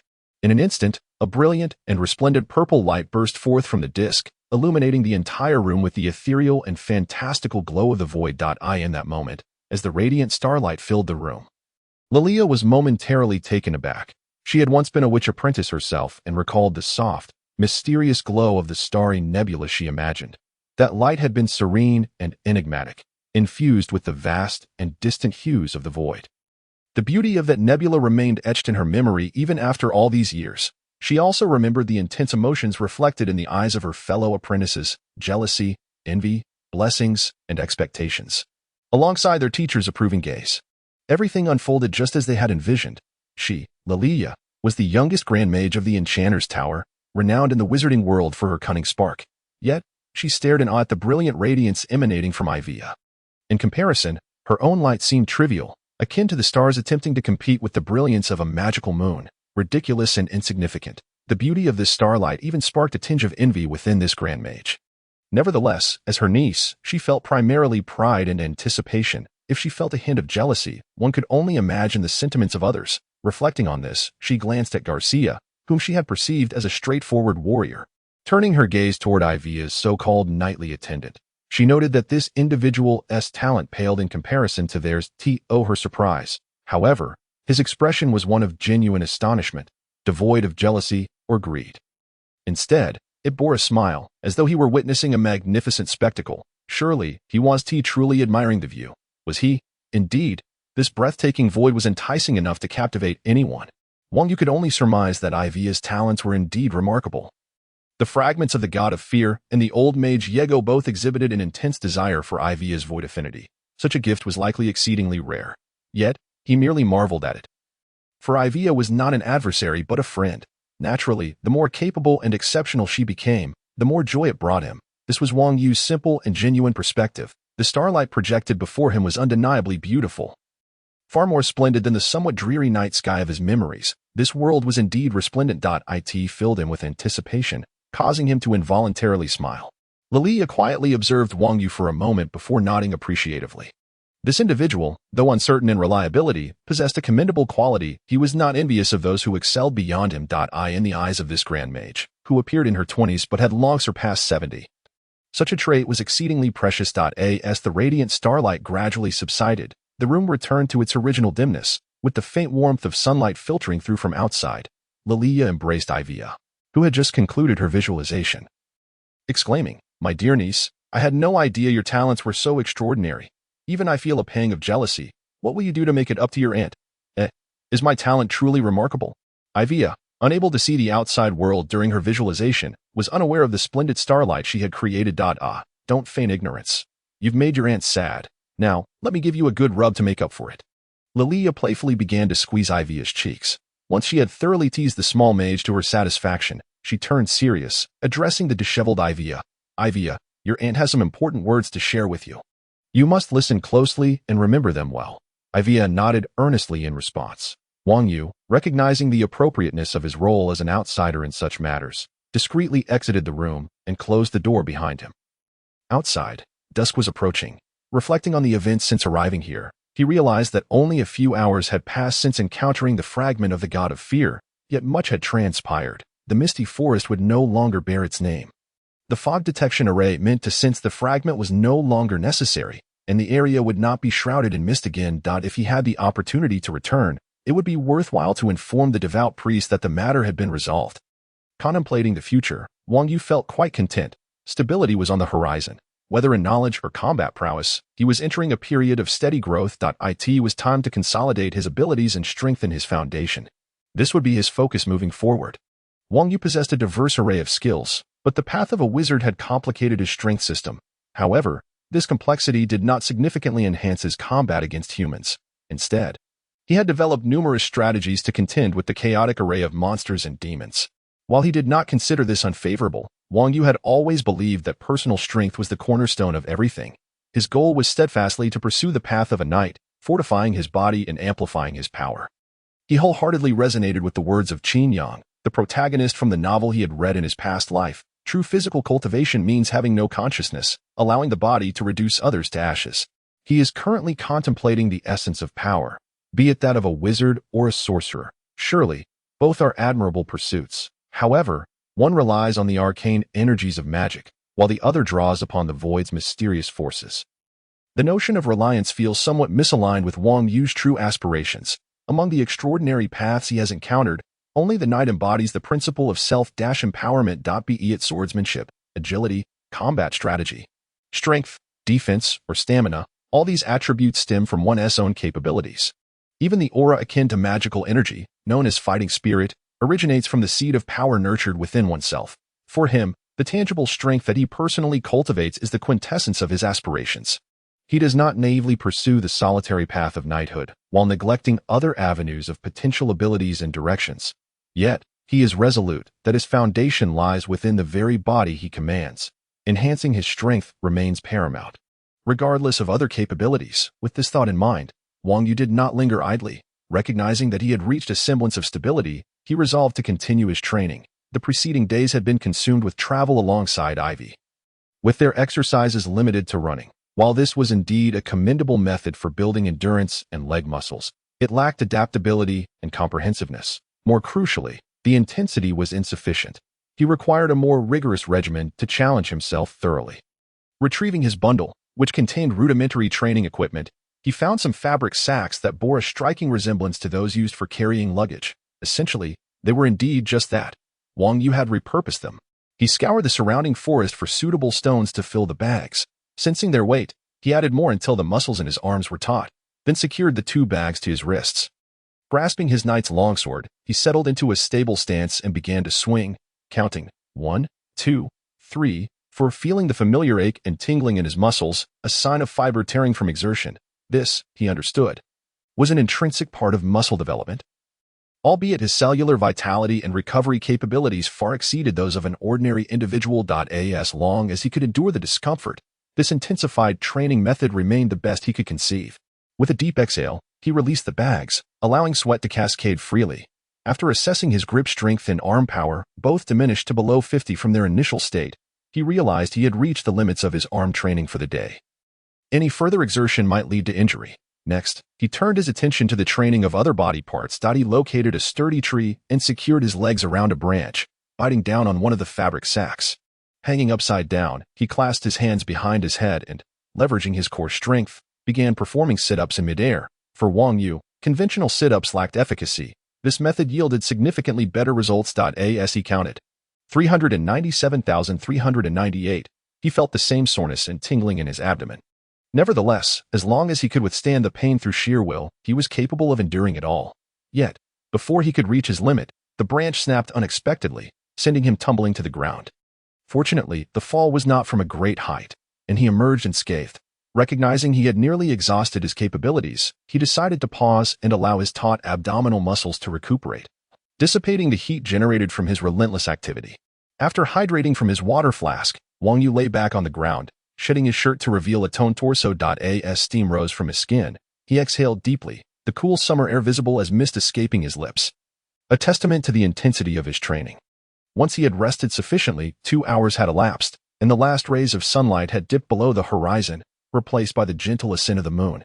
Its brilliance illuminated the world, casting a soft, ethereal glow that imbued the surroundings with a dreamlike quality. Seated on the ground, gazing at the world shrouded in a delicate veil, Wang Yu released a contented sigh, dismissing the chaotic entities that plagued his thoughts. This world, indeed, was quite magnificent. Resuming his training, he hoisted his belongings onto his back and began to squat and jump. 1, 2, 3. With rhythmic counting accompanying his breaths, he commenced weighted frog jumps, the final element of his daily regimen. Pushing himself until he could no longer continue. Only in a safe environment would Wang Yu maintain this rigorous habit. During his leisure hours, he often trained in the mornings, albeit at a lesser intensity than in the evenings. After a midday rest, he would resume his exercises in the afternoon. The old knight frequently teased him for overexerting himself, suggesting he mingle with the tavern maidens and enjoy a drink or two, or engage in banter with the rugged patrons of the tavern. Such days, he claimed, were far more exhilarating. Yet, Wang Yu found value in his own pursuits, often observing the old knight, despite his evident embarrassment, joining him in training, only to jest about Wang Yu's perceived inadequacies. In truth, he often witnessed the valiant but carefree knight, Renard, retreating to his quarters to lament his aching back after their training sessions. A smile crept across Wang Yu's face as he reached 784, exhaling his final breath, surpassing his previous limit by over 40, a clear indication of his progress. Tomorrow, he would consider additional training, and if circumstances permitted, he would continue in the morning. He also hoped to glean more knowledge from Ivy if she had time, and if Dean Lilia agreed, he wished to seek her guidance as well. Furthermore, he resolved to find an opportunity to learn from the towering Garcia. Lying sprawled on the ground, he admired the unclouded night sky above the misty forest. The moon was full, casting a beautiful glow upon him, while the cool night breeze caressed his face, bringing a sense of comfort. The last time he felt such tranquility was on Earth, after his final exams, lying on the school field with his close friends, laughing under the night sky. Suddenly, he heard footsteps approaching. Too fatigued to move, he turned his neck and saw Ivy, now clad in a new outfit gifted by her aunt, walking towards him with her hands clasped behind her back and her head bowed. Wang Yu greeted her, inquiring if everything had been resolved. Ivy approached and sat beside him, nodding affirmatively. She gazed up at the moon, momentarily lost in thought. Wang Yu was uncertain about what Lilia and Ivy had discussed, and Ivy's demeanor offered no clues to her emotional state. He opted for silence, allowing her to appreciate the scenery, which was indeed breathtaking. Yet, without prompting, Ivy spoke, revealing that her aunt's fabricated news of her survival had reached home, bringing a semblance of stability. However, her brother had perished on the battlefield, prompting her uncle to seek power. In response, her grandfather had taken action, leveraging his status to reclaim titles and lands, rendering her uncle powerless. Though her mother's side remained secure under her grandfather's watch, their family title and lands were now lost. Her mother received a baronship and 2 small estates near the royal city, where she currently resided. All things considered, in relative peace, Wang Yu noticed Ivy's eyes glistening with unshed tears as she spoke of her brother's death, unsure of how to console her. He felt inadequate in providing comfort. His previous attempts at persuasion had fallen short, and now he could only manage a sympathetic murmur. He pondered the sorrowful plight of the nobility, often embroiled in trivial disputes over wealth and status, ultimately losing everything. Perhaps the wandering knights lived more freely. It wasn't that he was particularly attached to riches or titles. Rather, he lamented the thought of never seeing the familiar sights of the castle again.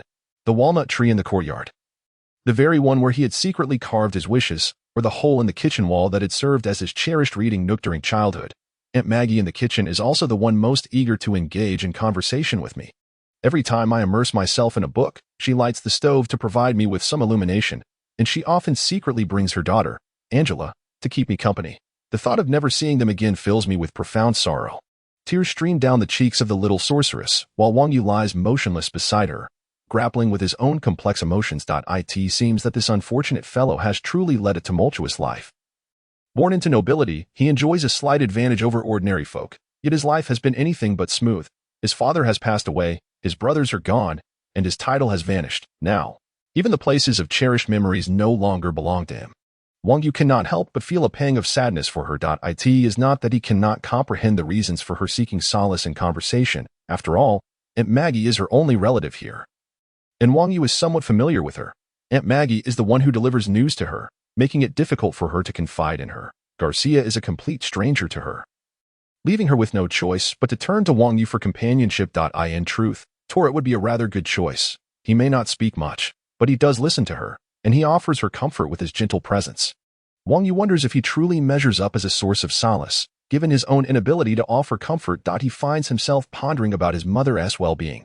Surely she must be sorrowful as well. Yet, returning now would only cause her more trouble, and he feels so powerless. The journey here has merely brought her misfortune. The girl, still sobbing, expresses her distress, and Wang Yu listens intently. He thinks to himself, "Are you dragging me down? I am already immensely grateful for the life you saved. Is there anything else to wish for? With your talents, I genuinely wonder if I should shamelessly cling to your coattails." Reflecting on this, Wang Yu feels compelled to share a few words. believing it is better to say something than remain silent. In the past, when his brothers faced heartbreak, they would come to him to cry. Despite his own lack of romantic experience or interest, they would drown their sorrows in beverages, gaming together while sharing their grief. Of course, once they encountered greater troubles, his brothers would erupt in rage. Forgetting their previous heartbreak entirely.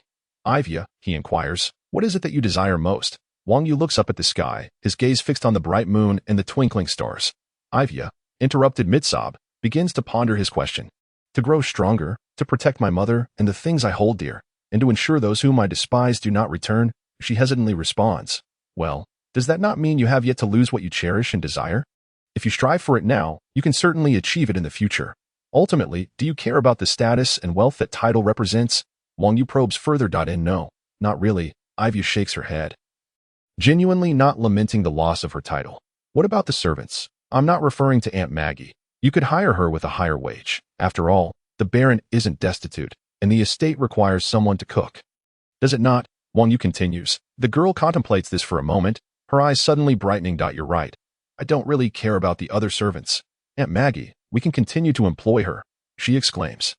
"As for the others, I didn't pay much attention to them as a child, and now that I think about it, I don't miss them much." "Exactly. Also, do you have confidence in becoming stronger? When you surpass the Grand Sorcerer, the wealth and status you can attain, reclaiming the castle and protecting your mother, is it truly that daunting?" Wang Yu inquires once more. "Yes, I suppose so. Aunt said my talent should not be disclosed to outsiders. Perhaps I am the best among those who have been hidden these years. I will grow very strong. I will protect my mother and reclaim the castle." As she speaks, her spirits lift, and a spark ignites in her eyes. Wang Yu smirks, realizing she has truly opened up. "Look at that talent. It's impressive, yet here you are, dragging your feet. What are you even saying?" He muses, considering that he is not truly an outsider. He must be cautious. Should he inadvertently reveal her potential, it would undoubtedly lead to a narrative that cannot be overlooked. "What about you, Wang Yu? What is it that you desire most?" The little sorceress mimics the posture of a knight squire. Lying back to gaze at the luminous moon and the clear stars, her curiosity piqued. Wang Yu thinks, "I cannot move while lying here. What does your lying down imply?" "For me, it is also to grow stronger." He replies. Why? She wonders. Isn't it unnecessary for a man to have reasons to seek strength? It's simply a feeling of empowerment, that pure joy. It's quite simple. Wang Yu genuinely believes this. In his previous life, upon arriving in this world, he discovered himself surpassing the ordinary, growing ever more formidable. That realization of continuous growth is perhaps the simplest joy for a traveler, particularly for a boy. Wow, that's truly simple. "Do you have any other reasons?" Ivya suddenly expresses a hint of envy towards Wang Yu. "Perhaps I haven't mentioned this to you before, but I come from a distant place, though life here is pleasant. I still yearn to return. However, it's quite challenging. I will need the assistance of a very powerful sorcerer. The problem is, not many are willing to aid someone as insignificant as I am. Thus, I must grow stronger. Either I become powerful enough to pay someone for help, or I transform into a formidable sorcerer myself to see if I can manage. I find myself quite envious of your talent." Wang Yu chuckles, reflecting on his own lackluster abilities. With his limited talent, he doubts he could rely on himself to return. It seems like a mere dream. Observing Ivya's impressive gifts, he realizes she possesses the potential to reach the realms of the extraordinary. As he contemplates this, he cannot help but feel he is boasting, leading him to smile wryly yet joyfully. For reasons unknown, Ivya begins to chuckle along with him. Wang Yu tries to maintain his composure, but she continues to laugh. Wiping her face, Ivya stands up and says, "Thank you, Wang Yu. I feel much better now. I believe I will have opportunities in the future." She expresses her gratitude before turning to head back to the wooden cabin. What is she rambling about? Wang Yu scratches his head, realizing she didn't mention where he would be staying, perhaps having forgotten. The night is quite cool, the scenery lovely, and the grass beneath him is soft, devoid of mosquitoes. Lying here is rather comfortable. He decides to sleep, planning to continue his training under the moonlight. Wang Yu lies on the grassy ground in front of the wooden cabin, happily drifting off to sleep. Reflecting on the protagonist lying on the ground, I can't help but chuckle as I write. I hope for a recommendation. Starting tomorrow, I will maintain a dual update for 5 consecutive days.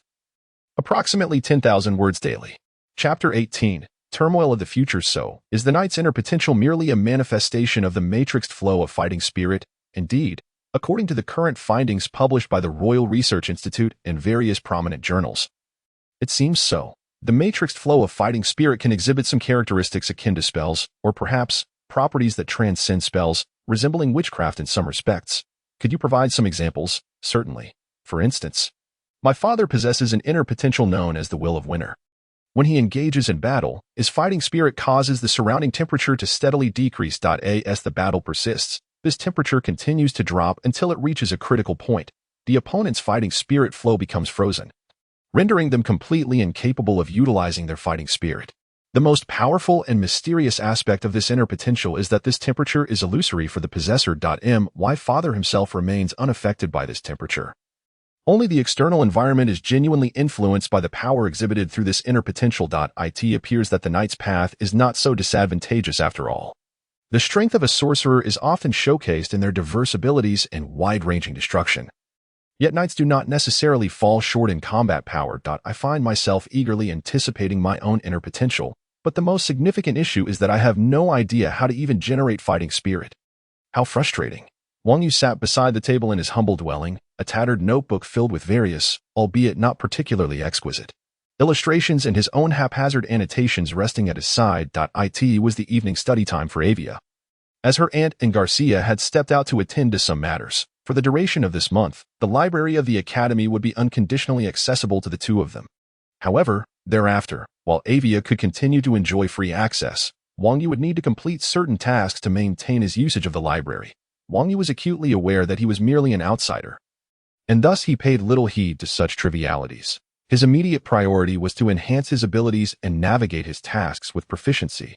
Yet again, he found himself facing obstacles, his misfortune seemingly at an all-time high.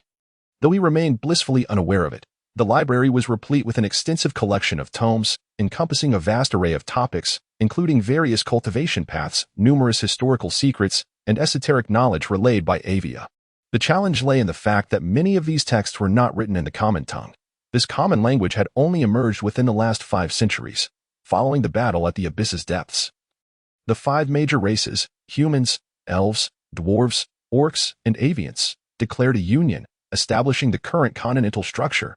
Subsequently, scholars collaborated to develop this common tongue, offering free instruction for its learning. This was indeed a monumental advancement, as the ability to communicate across the 5 races catalyzed an explosion of progress.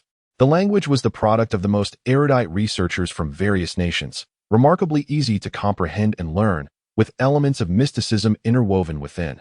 This was also why Wang Yu was able to grasp a new language so swiftly. Within the library's collection, only a fraction was composed in the common tongue, primarily detailing the history of the kingdom and the lineage of noble families. The knowledge contained within was of paramount importance to Wang Yu, who dedicated 3 hours each morning amidst his training to absorb this information.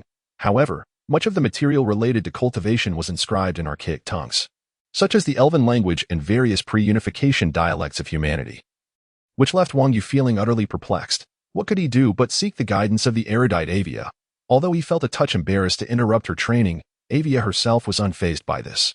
In truth, when Wang Yu gazed at her with eyes full of curiosity and admiration, Avia could not help but feel a twinge of delight and pride within her heart. Now, aside from his daily training, Wang Yu would approach Avia between 6 and 7 in the evening to inquire about cultivation matters. He would bring along several books on knightly training, handing them to Avia for her assistance, followed by a series of questions. His days were rather monotonous: morning exercises, evening inquiries, and reading. Wang Yu felt as though he had returned to the days leading up to his college entrance examinations, characterized by a similar routine and a touch of tedium. The sense of pressure was palpable. Indeed, the world was far from tranquil. Wars between nations had erupted over a decade prior, leaving many wastelands under the control of marauding bandits, with numerous small villages frequently subjected to plunder. The seemingly peaceful interior of the empire was rife with internal strife, vying for power and territory. Avia's family affairs could be seen as a mere microcosm of the empire's turmoil. Wang Yu harbored an urgent desire to grow stronger, to attain a level of power sufficient to protect the things he cherished, ensuring they would not suffer destruction again. Wang Yu was simply that straightforward and genuine. The moonlight gently bathed the 3 wooden cabins of the magical academy nestled within the forest. After discussing matters with Avia, Wang Yu returned to his modest room. It was quite simple: just a bed, a table adorned with a few books, and a piece of wild boar leg meat. Whether by design or mere coincidence, Lilia and Garcia had left no provisions before their departure. Thus, each day, Wang Yu would procure his ingredients during his training breaks, and while foraging in the forest. His survival skills in the wilderness were exceptional, and with the advantage of his knightly physique, hunting was a relatively effortless endeavor. Seated at the table, he summoned the void energy from his mental space. Crafting runes in midair before him, focusing on the foundational temperature-altering rune of low-tier magic. An invisible, ethereal rune materialized, marking his first acquired spell. Wang Yu affixed the rune onto the surface of the pork. And as he manipulated the void energy, the temperature began to rise incrementally. The hairs on the boar leg curled and charred, but after 3 minutes, only a small portion of the meat, no larger than a palm, was thoroughly cooked and blackened. Progress was evident, about a 30% improvement from the previous day, and he now understood more clearly. The more precise the target of reality distortion, the less void energy was expended. Establishing a temperature of 500 degrees consumed significantly less energy than achieving higher temperatures. Exhausted from depleting both his mental and void energy, Wang Yu collapsed into a deep slumber. Unlike a typical wizard who would risk madness upon exhausting their mental energy, Wang Yu was unconcerned. A night's rest would restore him, perhaps even expand his limits further. The oil lamp in his room extinguished, and shortly thereafter, Avia's lamp also dimmed, plunging the magical academy into silence. What do you think of this fellow? Quite impressive. Indeed, his willpower is formidable, and he displays a remarkable eagerness to learn, while his aptitude for wizardry and sorcery may be somewhat lacking. His mental capacity is quite extraordinary. Have you ever encountered someone capable of exhausting their mental energy entirely without losing consciousness? No, such a phenomenon should not exist. Why can't I do the same? However, you are mistaken about one point. What is it? His aptitude for sorcery and wizardry is on par with that of a baboon. Indeed, his secret energy is rather intriguing. It is rare to find someone so close to the essence of sorcery. This is true. His secret energy is indeed fascinating. By the way, why is a grand knight like you so earnestly discussing sorcery? Are you pretending to be knowledgeable? I have been by your side for many years. After all, true enough, it is only natural that my brilliance influences those around me to become more learned. I was indeed deceived by your former grace. What did you say? Repeat that. All right. What are your thoughts on what lies ahead? Avia must hasten her growth, both internally within the kingdom and externally. Chaos is escalating. Foreign races are also stirring restlessly. The previously dominant human paradigm is now met with discontent from many races. The cursed sorcerer's tower has only granted me 7 months of leeway, so I must diligently cultivate my little niece. Her talents should not go to waste. Indeed, the turmoil is intensifying. Both the abyss and the void are unstable. The headquarters of the Night's Edge has urged my swift return following the disappearance of the Fear God fragment here, and I've shifted the blame for this occurrence onto you. What a coincidence. I've done the same with the tower. Haha. As expected, I know you well. Have you ever encountered anyone capable of directly consuming a fragment of the Fear God? Shouldn't that be your area of expertise, given your focus on such matters? Yet, I have indeed never seen such a thing. Well, my answer is no. It sounds utterly absurd, but the insignia left by the gauntlet clearly indicates otherwise. He is truly a natural member of the Night's Edge. Is that so? Regardless, I do not comprehend. Are you planning to cultivate him? Yes, I wish to nurture him. After all, the essence of the Night's Edge lies in willpower, and his conditions are exceptionally favorable. Furthermore, Avia could certainly use a knight. Perhaps having him accompany her would not be a bad idea. That seems reasonable. Let us arrange for the upcoming trial to include both him and Avia. Our organization's rules dictate that we must not interfere with the kingdom's governance. Henceforth, she must face the ensuing turmoil on her own. Precisely. I hope to witness their growth soon. Can he be trusted? We shall see how he performs. Unfounded suspicion serves no purpose and will only lead to the loss of allies and friends. Indeed.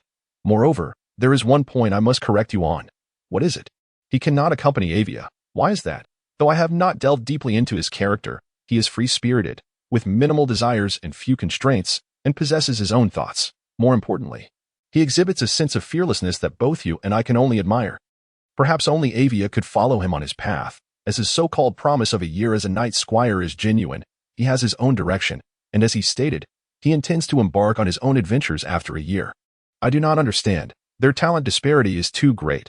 How could that be possible? Perhaps it is. Lilia's eyes glimmered in enigmatic light, as Garcia stood beside her, arms crossed, both gazing towards the direction of the woodland cabin that housed the Academy of Magic. Under the moonlight, their silhouettes appeared ethereal, almost merging with the luminescence, rendering them ghostly and insubstantial. Their presence diminished to the utmost degree. Unbeknownst to Ivy and Wang Yu, a discussion was unfolding between two formidable beings. And while Wang Yu might harbor some premonition regarding the forthcoming upheaval of this world, he ultimately lacked a concrete understanding of it. Tap, tap, the rhythmic sound of strikes reverberated through the forest. As the longsword cleaved repeatedly into the tree trunk, the sharp blade was not particularly effective against the timber, and each forceful blow left only shallow impressions. Around 7 o'clock in the morning, Wang Yu commenced his daily regimen, a mandatory exercise of striking with his sword 1,000 times with full vigor. As the echo of the rhythmic strikes filled the air, Ivy stirred from her slumber. Her eyes still heavy with sleep. Not every individual possessed the mental fortitude that Wang Yu did. Having expended nearly all his mental energy in training the previous night, Ivy awoke feeling somewhat groggy. Breakfast was already laid out on the table. Mashed potatoes paired with slices of roasted meat, accompanied by 2 tomato-like fruits. Wang Yu had prepared it upon rising, for this was all that could be found in the mountains. And Ivy was not picky. In his previous life, Wang Yu had been quite adept in the culinary arts, and the mountain spices were surprisingly abundant, making breakfast a delightful affair for Ivy. Time passed swiftly, and soon half a month had flown by. Each morning, she awoke to the sound of the sword striking the tree trunk, and she had grown accustomed to the monotony of their days. Yet, Ivy felt a sense of reassurance. The daily breakfast and the familiar rhythmic strikes that ushered her into wakefulness provided her with comfort. She was growing stronger, and so was Wang Yu, having completed his swordplay. Wang Yu wiped the sweat from his brow, carefully maintained his sword with a whetstone and oil before sheathing it, and prepared to embark on the second part of his regimen for the day. After confirming his direction, he began to run, weaving through the forest, evading trees with remarkable speed while dodging stones and pits in his path. Occasionally, he leaped high, utilizing branches and trunks to vault and tumble through the air. Engaging in a 10-kilometer cross-country run, he pushed himself to accelerate, skillfully maneuvering around various obstacles, striving to overcome hindrances as swiftly as possible. This exercise honed his reflexes, endurance, and explosive power. As he dashed through the woodlands, he deftly navigated one barrier after another, aiming to achieve the utmost speed. Waves of energy coursed through his body, optimizing his physical condition as his robust physique sustained enduring prolonged exertion. Sweat dripped from his body, steam escaping from every pore, the significant physical exertion resulting in muscle soreness and a sensation of breathlessness. Yet, for Wang Yu, such discomfort was trivial. Training was about repeatedly surpassing limits and reaching new heights. The shade of the forest faded, giving way to a radiant expanse of light. Wang Yu adjusted his breathing, allowing fresh air to fill his lungs, and summoned renewed strength from his fatigued leg muscles. With a burst of speed, he surged out of the woods. Lying on the grass before the woodland cabin, he inhaled deeply to recover his strength, letting sweat fall to the ground, forming small puddles. A phantom stopwatch appeared before him, displaying 34 minutes and 56 seconds, an improvement of 3 minutes from his previous time. A more pronounced measure of progress could be achieved by extending the duration of his training sessions. On a larger scale, advancements would become even more evident. In a 50-meter sprint, his rudimentary self-created spell might lack the necessary precision. His stamina and physical prowess were nearing the pinnacle of a knight squire. With some aspects already attained and surpassed, rigorous training yielded extraordinary progress. He also experienced advancements in his magical abilities. Though his knowledge of runes was not exceptional, Wang Yu had discerned a property of magic. Reality could be distorted according to the user's intent, and it became clear that casting spells did not necessitate runes. Runes served merely as a programming tool, akin to a chip, simplifying the process of distorting reality to the point where one could trigger the effect by infusing mental energy. However, it was also feasible to invoke void energy purely through one's will to warp reality. Contemplating this, Wang Yu snapped his fingers, conjuring a small flame that flickered in his palm, small yet undeniably real. The temperature was moderate, lacking the potency of a mage's fireball, and after burning for about half a minute, it extinguished. Wang Yu shook his head. His reserves of void energy were still insufficient to sustain even such a simple distortion for long. This highlighted the distinction between using runes and autonomous distortion. The latter consumed over 8 times the energy of the former. Yet, this revelation opened a new path for Wang Yu. If he could continuously minimize the effect, such as shortening its duration, he could infinitely compress time to enhance the effect. The thought alone was exhilarating. Chapter 19. The essence of fighting spirit and the elusive seed of condensation. 2 long swords collided rapidly in the air, as Wang Yu maneuvered around his opponent with swift agility. His movements both rapid and stable. The long sword in Wang Yu's grasp felt weightless as it sliced through the air, launching a series of intricate yet precise attacks at the other swordsman. Yet, the opponent effortlessly intercepted each quick and forceful strike without even shifting his body, simply adjusting his footing and allowing his arm to follow the slight angle of his torso to easily deflect Wang Yu's assaults. What was most terrifying was not his speed, but the sheer force behind every action he took. A mere gentle point of the sword's tip could redirect the full strength of Wang Yu's attack with ease. You performed admirably. Swordsmanship is not merely about mimicking forms, but about learning how to block effectively with the simplest of methods. Indeed, if one's power and speed were truly sufficient, adaptability would become the simplest and mightiest form of swordplay. It was precisely due to the inability to react or a lack of strength that the necessity for technique arose. Your grasp of this sword technique is commendable and worthy of praise. However, your arm could be steadier. Applying force through the upper arm is less efficient than utilizing the shoulder to drive the entire arm with swiftness and vigor. The one sparring with Wang Yu is none other than Garcia. A formidable knight. To assign a knight esquire as a sparring partner may not necessarily be deemed as a waste of talent. Rather, it can be considered more than sufficient. Wang Yu, exerting all his strength, could hardly pose a threat to this powerful knight whose foundational qualities exceed his own tenfold. A month swiftly passed, and upon their return, Garcia and Lilia shifted their focus to training Wang Yu and Ivy. While Lilia was meant to instruct Ivy, in reality, this boisterous sorceress often vanished, not to indulge in leisure, but rather to immerse herself in her laboratory. Ivy frequently lamented that she had to figure things out on her own. But Wang Yu believed that those destined to become great sorcerers could not afford to be lazy. Given Ivy's remarkable talent, self-exploration might indeed be the best path forward. In contrast, Garcia proved to be much more reliable. As he engaged in daily sparring with Wang Yu while also imparting knowledge regarding the knightly path, for instance, regarding the various training methods Wang Yu devised, Garcia assessed them as decent for personal practice, yet utterly nonsensical from the perspective of a true knight. After demonstrating to Wang Yu a knightly training technique that involved vibrating the entire body and exerting force from thin air, Wang Yu was both astonished and elated, realizing that the efficiency of this method far surpassed his original approach.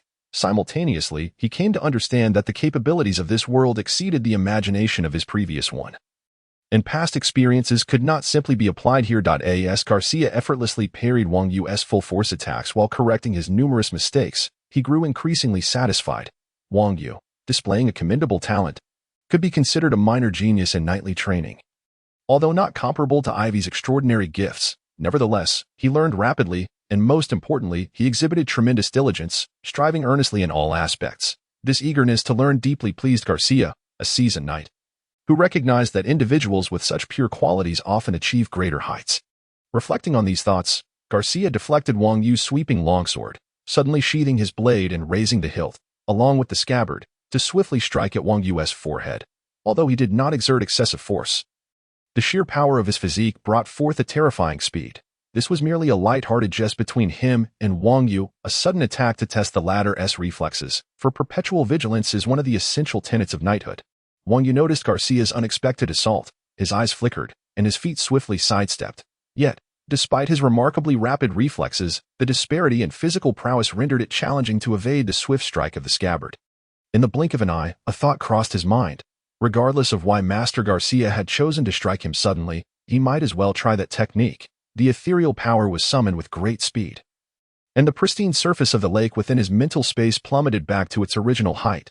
Whoosh! The scabbard grazed past Wang Yu's ear, striking his shoulder with a force that, while not injurious, was painful enough to linger. Observing Wang Yu's unchanged expression, Garcia grinned, marveling at the young man's extraordinary willpower. The fun he had anticipated from delivering a playful blow akin to what his own teacher had done to him was all but extinguished. It felt rather lackluster. Yet, this lad possessed some merit. He had already impressed Garcia by reacting quickly enough to attempt evasion. Nonetheless, Garcia felt compelled to accelerate his next strike to Wang Yu's head, partly as a customary admonition and partly indulging in the wicked amusement of recalling how his teacher had once struck him. However, it seemed this young man had indeed managed to evade the blow. Though Garcia had not exerted his full strength, the feat was praiseworthy. Just moments ago, Wang Yu appeared to have teleported a short distance, an action that was utterly transparent to the keen perception of the great knight. It was precisely this brief displacement that allowed Wang Yu to dodge Garcia's scabbard strike. You just employed a form of sorcery, did you not? Garcia inquired casually, though the tone of his question was laden with certainty. Indeed, it was my first attempt, Wang Yu affirmed, reflecting on the details of that technique, contemplating potential optimizations. Your ability to react and evade is commendable. I envy knights who can wield sorcery. He candidly expressed his admiration, Recognizing that employing sorcery in battle grants significant advantages, what exactly was it you used? Garcia queried, shaking his head. Even this Grand Knight felt a twinge of envy for those knights capable of sorcery. For it was not a mere addition of 1 and 1 equaling 2. The sudden manifestation of various bizarre abilities during combat could enhance one's efficacy tremendously. Time stop, Wang Yu replied, a hint of uncertainty creeping into his voice as he questioned his own assertion. Time stop, Garcia echoed, astonished. The time stop spell is an 8th circle incantation wielded by mages, capable of pausing time for everyone except the caster for a duration of 1 minute.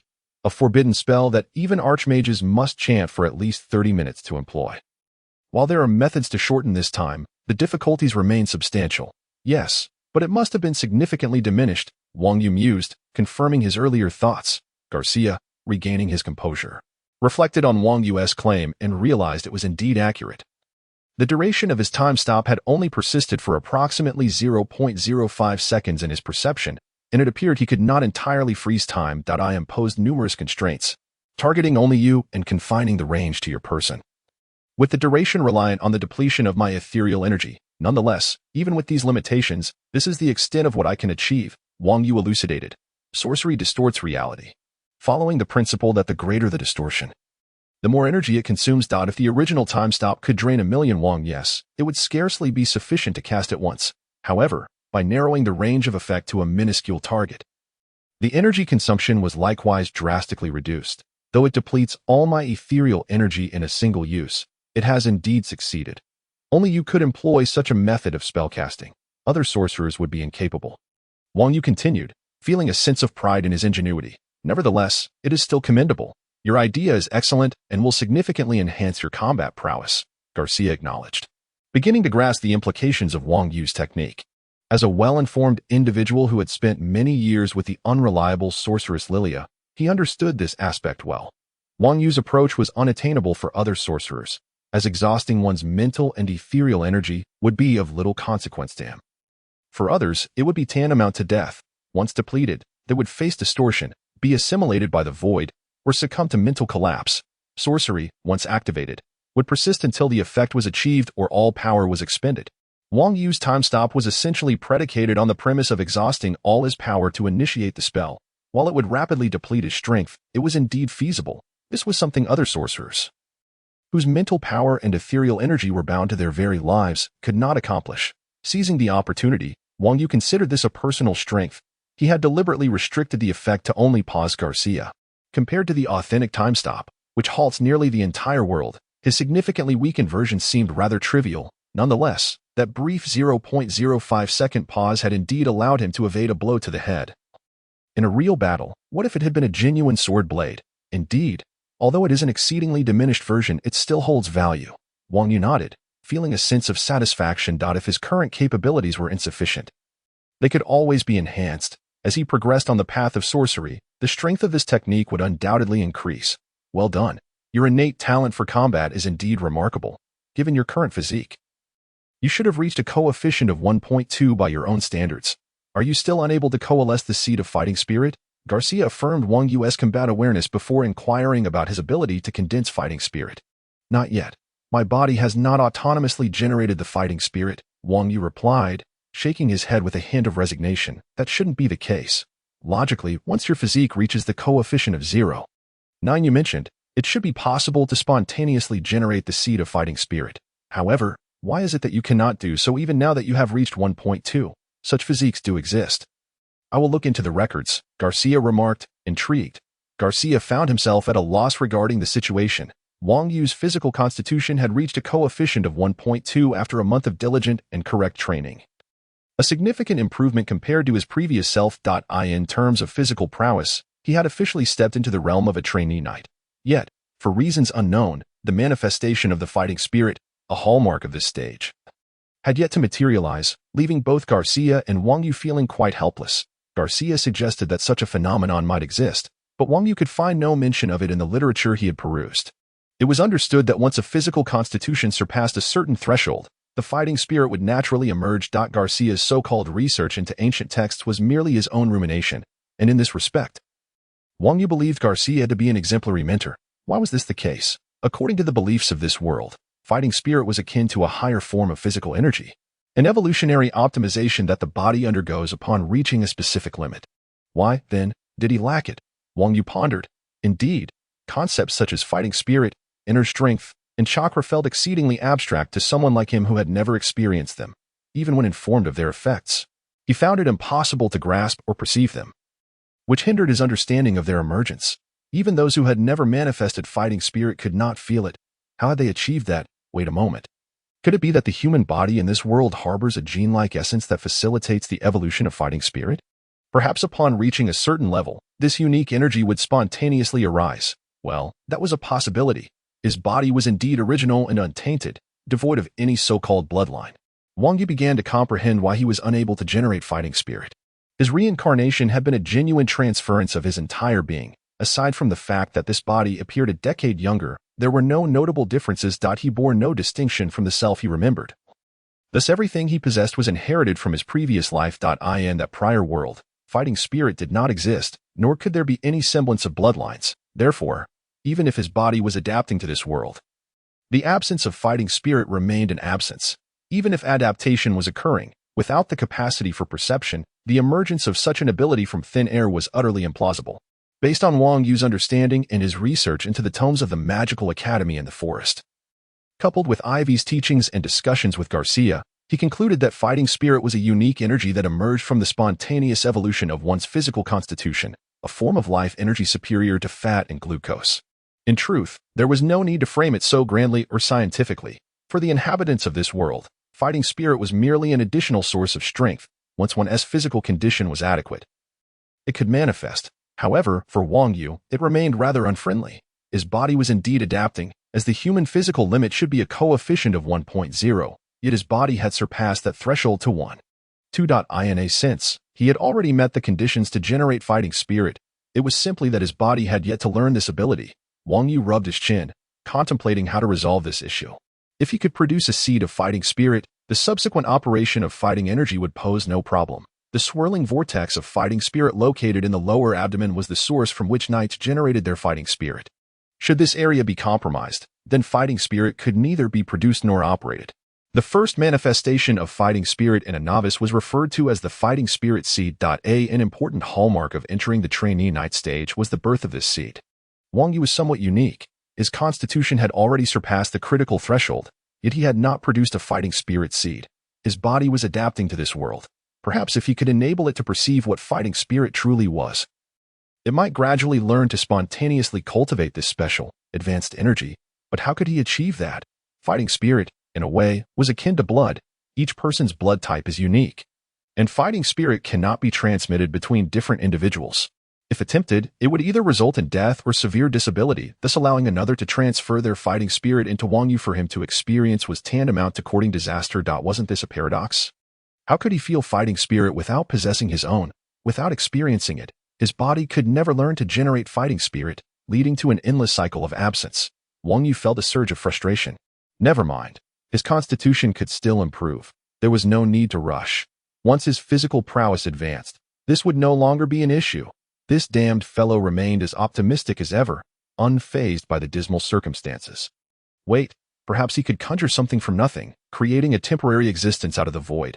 Although such a thing was illusory, he could manipulate reality to allow it to exist momentarily. By employing the powers of a wizard, he could transmute the ethereal into the tangible, and through this fleeting reality, learn how to genuinely generate it based on the foundations of the real world. The path of a wizard, in some respects, was rather formidable. Wang Yu had a sudden epiphany, furrowing his brow.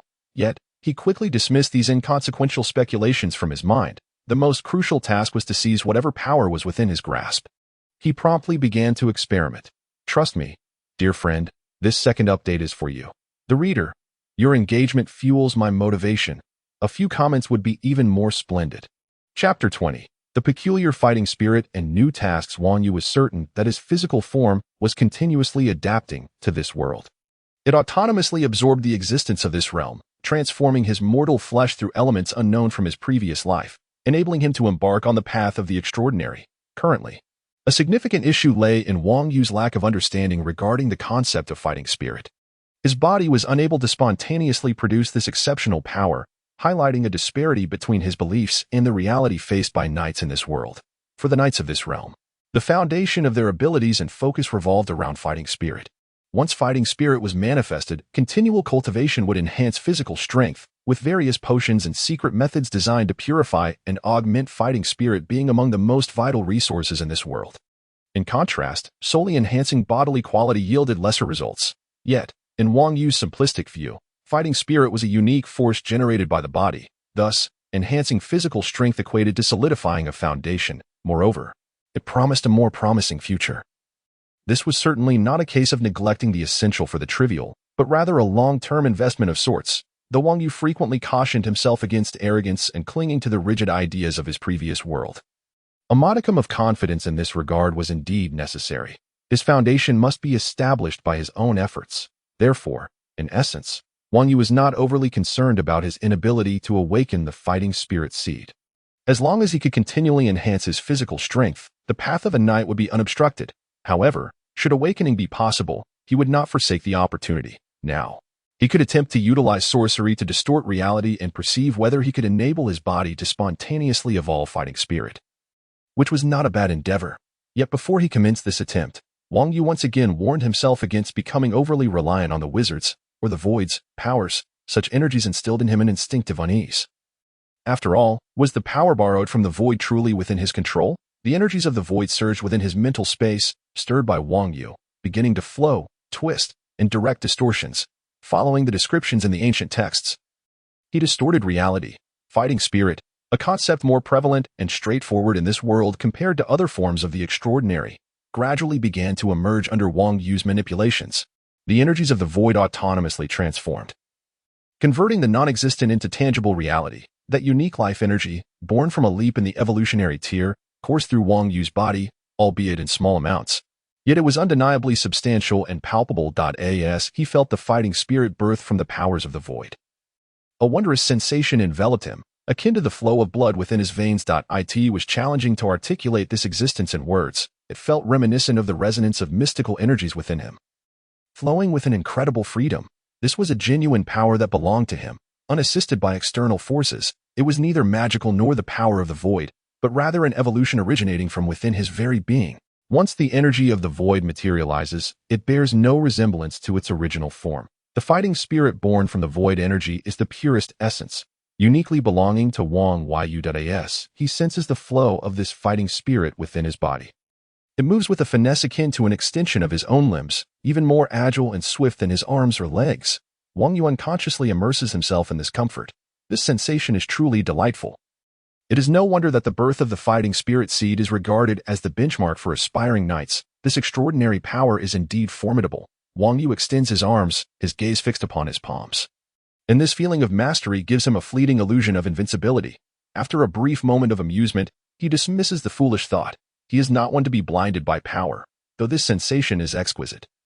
It does not translate into substantial enhancement. The phenomenon of strength begetting strength is a marvel. Wang Yu muses. In the stage of an aspiring knight, fighting spirit is akin to the nitrous boost in a racing game, capable of providing a brief but explosive enhancement to one's physical prowess or intermittently bestowing prolonged benefits. Now, it is time to see if his body can retain this feeling and adapt to the generation of fighting spirit. As he dispels the distortion of void energy, the fighting spirit gradually dissipates, and the sensation of mastery also begins to fade. Reflecting on the previous experience of energy coursing through him, Wang Yu strives to consolidate his control over his body. He relinquishes comprehensive freedom to his body's instincts. Smiling, aware that not only does he recognize the merits of fighting spirit, but his most trusted companion, his body, also appreciates its advantages. Gradually, a sensation akin to a gentle stream flowing through him emerges. This manipulation feels as seamless as an extension of his own will. Slowly, yet resolutely, from the ethereal to the tangible, he begins to truly perceive it. Wang Yu grins widely, revealing his white teeth. He knows he has succeeded, when his body perceives this energy that has never before existed within him. Although he is unaware of its mechanics, it is a form of extraordinary power that is both commonplace and profound in this world, birthed through his endeavors. With a satisfied smile, Wang Yu feels the fighting spirit circulating within him. As if he possesses an additional limb, this unique energy can now be harnessed at will to enhance his state. In moments of explosive power, he can briefly achieve a physical capacity of 3. 0. If he maintains the fighting spirit's enhancement and keeps it flowing smoothly, it can provide a substantial boost of 20 for an extended period. The emergence of fighting spirit is undeniably beneficial for Wang Yu. Delving into the nuances of this newly birthed power, he approaches it much like he did when he first explored his secret abilities, attempting to familiarize himself with this fresh force. The reason for this similarity lies in the fact that both energies operate within him and are governed by a seamless sense of control. The only distinction may lie in their origins, one from the void, the other from reality. Suddenly, Wang Yu begins to ponder the striking similarities between the two sensations. The experience of energy flowing through him is almost identical. Yet their effects are worlds apart. The void, wait, if I employ witchcraft, I must invoke the power of the void. However, when using my secret abilities, I can do so without relying on the void's power. The waves merely serve as a conduit for channeling the void's energy to cast spells. Have I been misled by the text all along? An epiphany washes over Wang Yu. The birth of his self-mental space is not the void, nor is the energy within him derived from the void. Ultimately, these two phenomena originate solely from within himself. Both merely draw upon the void's power as a catalyst, which explains their striking resemblance. Wang Yu realizes that fighting spirit and waves are both products of his own being, having no intrinsic connection to the void. One stems from his mental space, while the other arises from his physical form. Upon reflection, this duality is remarkably harmonious, soul and body, spirit and matter. It is an ideal pairing in every way. Wang Yu is filled with joy, akin to a child discovering a new toy, unabashedly expressing his excitement. He decides to share the news of his fighting spirit's birth with his mentor, Garcia, and swiftly makes his way to the cabin, knowing that Garcia is likely in the library. As expected, the imposing blond man sits at a wooden table in the library, surrounded by an array of open books, all of which pertain to knights. Whether discussing bloodline knights or various obscure knightly paths, the texts encompass a multitude of languages. It is quite remarkable that this seemingly formidable giant, Garcia, possesses knowledge that far surpasses Wang Yu, who is a virtual illiterate in this world. Apart from the rare languages of dragon and goblin, Garcia is proficient in most major languages. His vast knowledge of texts makes him a veritable knightly expert and mentor. However, at this moment, Garcia's brow is furrowed, his handsome, chiseled features etched with confusion and perplexity. It should not be the case. If one's physique is adequate, the fighting spirit ought to manifest unless one is inherently disabled. Yet, even then, the physique would not be sufficient. Upon noticing Wang Yu's entrance, Garcia had already sensed him just as Wang Yu was about to step through the door. The heightened perception of a great knight amplifies his senses significantly. Raising his head, he runs a hand through his tousled blonde hair, a look of exasperation on his face. It is somewhat embarrassing for a seasoned knight of such caliber to be stumped by the issue of an aspiring knight's inability to manifest fighting spirit. He has perused numerous tomes without discovering any cases resembling Wang Yu's. The absence of fighting spirit can stem from two scenarios: congenital disability or insufficient physical thresholds. Alternatively, if the fighting spirit seed has been violently destroyed, it may lead to permanent impairment. However, Wang Yu has clearly never condensed fighting spirit, which leaves even the experienced great knight feeling somewhat helpless. Exhaling deeply, Garcia does not adopt the demeanor of a typical strongman, reminiscent of Lilia in this regard. However, in Wang Yu's eyes, their reliability is worlds apart, with Garcia being the more dependable of the two. Rubbing his forehead, Garcia sets down the book in his hands and gestures for Wang Yu to sit. Adjusting his demeanor, he decides to reassure Wang Yu, both to comfort him that there is a solution to every problem and to prepare him for the worst-case scenario should fighting spirit prove elusive. The path of a knight can still be traversed. For this determined and studious knightly squire, Garcia has developed a genuine fondness. Garcia, I have successfully birthed my fighting spirit. However, Wang Yu is quicker to voice his accomplishment, lacking the inclination to leave any suspense or shock for his mentor. I ask that so? Garcia raises an eyebrow, genuinely surprised by Wang Yu's revelation. Had he not sensed Wang Yu's previous lack of fighting spirit, he might have suspected that Wang Yu was pulling his leg. Indeed, I harnessed witchcraft to experience fighting spirit in advance and subsequently succeeded in giving birth to it, Wang Yu explains, briefly outlining his thought process while omitting details about his body being from another realm and his ongoing adaptation to this world. He primarily discusses how he utilized the power of sorcery to preemptively grasp this abstract force. Oh, you have indeed astonished me, Garcia replies. This approach is quite valid. Experiencing a power one has never encountered allows for better mastery. The power of sorcery is indeed convenient. After hearing Wang Yu's explanation, Garcia feels even more pleased with his student. Utilizing one's available resources and leveraging other extraordinary paths to facilitate the knightly journey is commendable. Now, let me feel your fighting spirit seed, Garcia says, manifesting his own fighting spirit and pulling Wang Yu closer. Wow, being drawn in by Garcia's manifested fighting spirit. Wang Yu once again realizes just how vast the gap is between his own abilities and those of the Great Knight. The manifested fighting spirit is immensely more potent than the mere enhancement of Wang Yu's fighting spirit. I do not sense your fighting spirit seed. Garcia placed his palm on Wang Yu's lower abdomen, infusing a wisp of fighting spirit that would not harm him. If there were a fighting spirit seed present, Garcia's energy would have been directly repelled.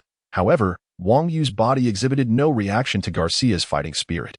With a peculiar gaze fixed on Wang Yu, Garcia felt a sense of being played. Nonetheless, his few days of acquaintance led him to believe that Wang Yu was not one to speak carelessly, prompting him to look at Wang Yu with an inquiring demeanor. I too find it rather strange.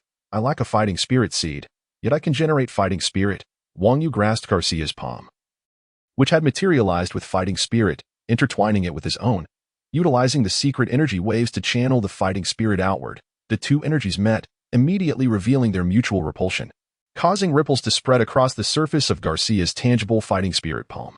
Wang Yu found it odd as well, though he did not possess a fighting spirit vortex, meaning no seed concentrated in his lower abdomen, he was still capable of generating fighting spirit. In fact, he could produce it throughout his entire being, albeit less efficiently than if a seed were concentrated in his lower abdomen. This was indeed perplexing, but considering your eccentric nature, there was no need to dwell on it. Now that you have officially manifested fighting spirit and entered the ranks of a trainee knight, the next step is your trial. Garcia, being someone who does not overthink matters, took note of Wang Yu's genuine release of fighting spirit and ceased to focus on other peculiarities. There was no need to delve into other secrets, especially since Wang Yu's willpower was already quite remarkable. As for the trial, why must these things always occur? Would it not be preferable to simply grow stronger steadily, ensuring a stable ascent? Wang Yu had no objections to this, yet he could not resist voicing a curiosity that had lingered in his mind. Garcia nodded, acknowledging the logic in Wang Yu's thoughts, but clarified that the primary purpose was not to test him, but rather to assist AI via to speak frankly. Based on your previous actions and experience in adventure and combat, I have no doubts about your capabilities as a knight. However, Avia requires guidance in both personality and experience. Both Lilia and I wish for her to mature swiftly. You, on the other hand, enjoy a certain freedom. She faces numerous challenges ahead, whether in terms of talent or the upheaval within her family. There is much that she must bear, Garcia explained, elucidating the reasoning behind this trial. Wang Yu nodded in agreement. Indeed, he could steadily grow stronger, as he had ample practical experience, lacking only in raw power. Conversely, Avia needed to cultivate more soft skills, such as experience and a shift in mindset. As a noble, Avia had to confront far more difficulties than he, a solitary wanderer with a horse, ever would.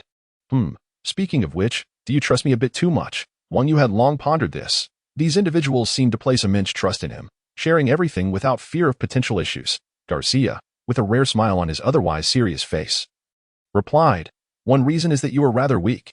We could easily crush you with a single finger." That was indeed a very valid reason, Wang Yu acknowledged with a nod. Furthermore, while I may not put faith in the judgment of others, I certainly trust the judgment of the members of the Knight's Blade, of which I am the captain, Garcia added, gesturing to Wang Yu's gauntlet, disappointed to find Wang Yu still composed, showing no surprise at having his secret discovered. Garcia retrieved a piece of parchment from beneath his desk. Here, this is your task reward, a letter of recommendation to the Knight's Blade stronghold in the capital, should you wish to join us later.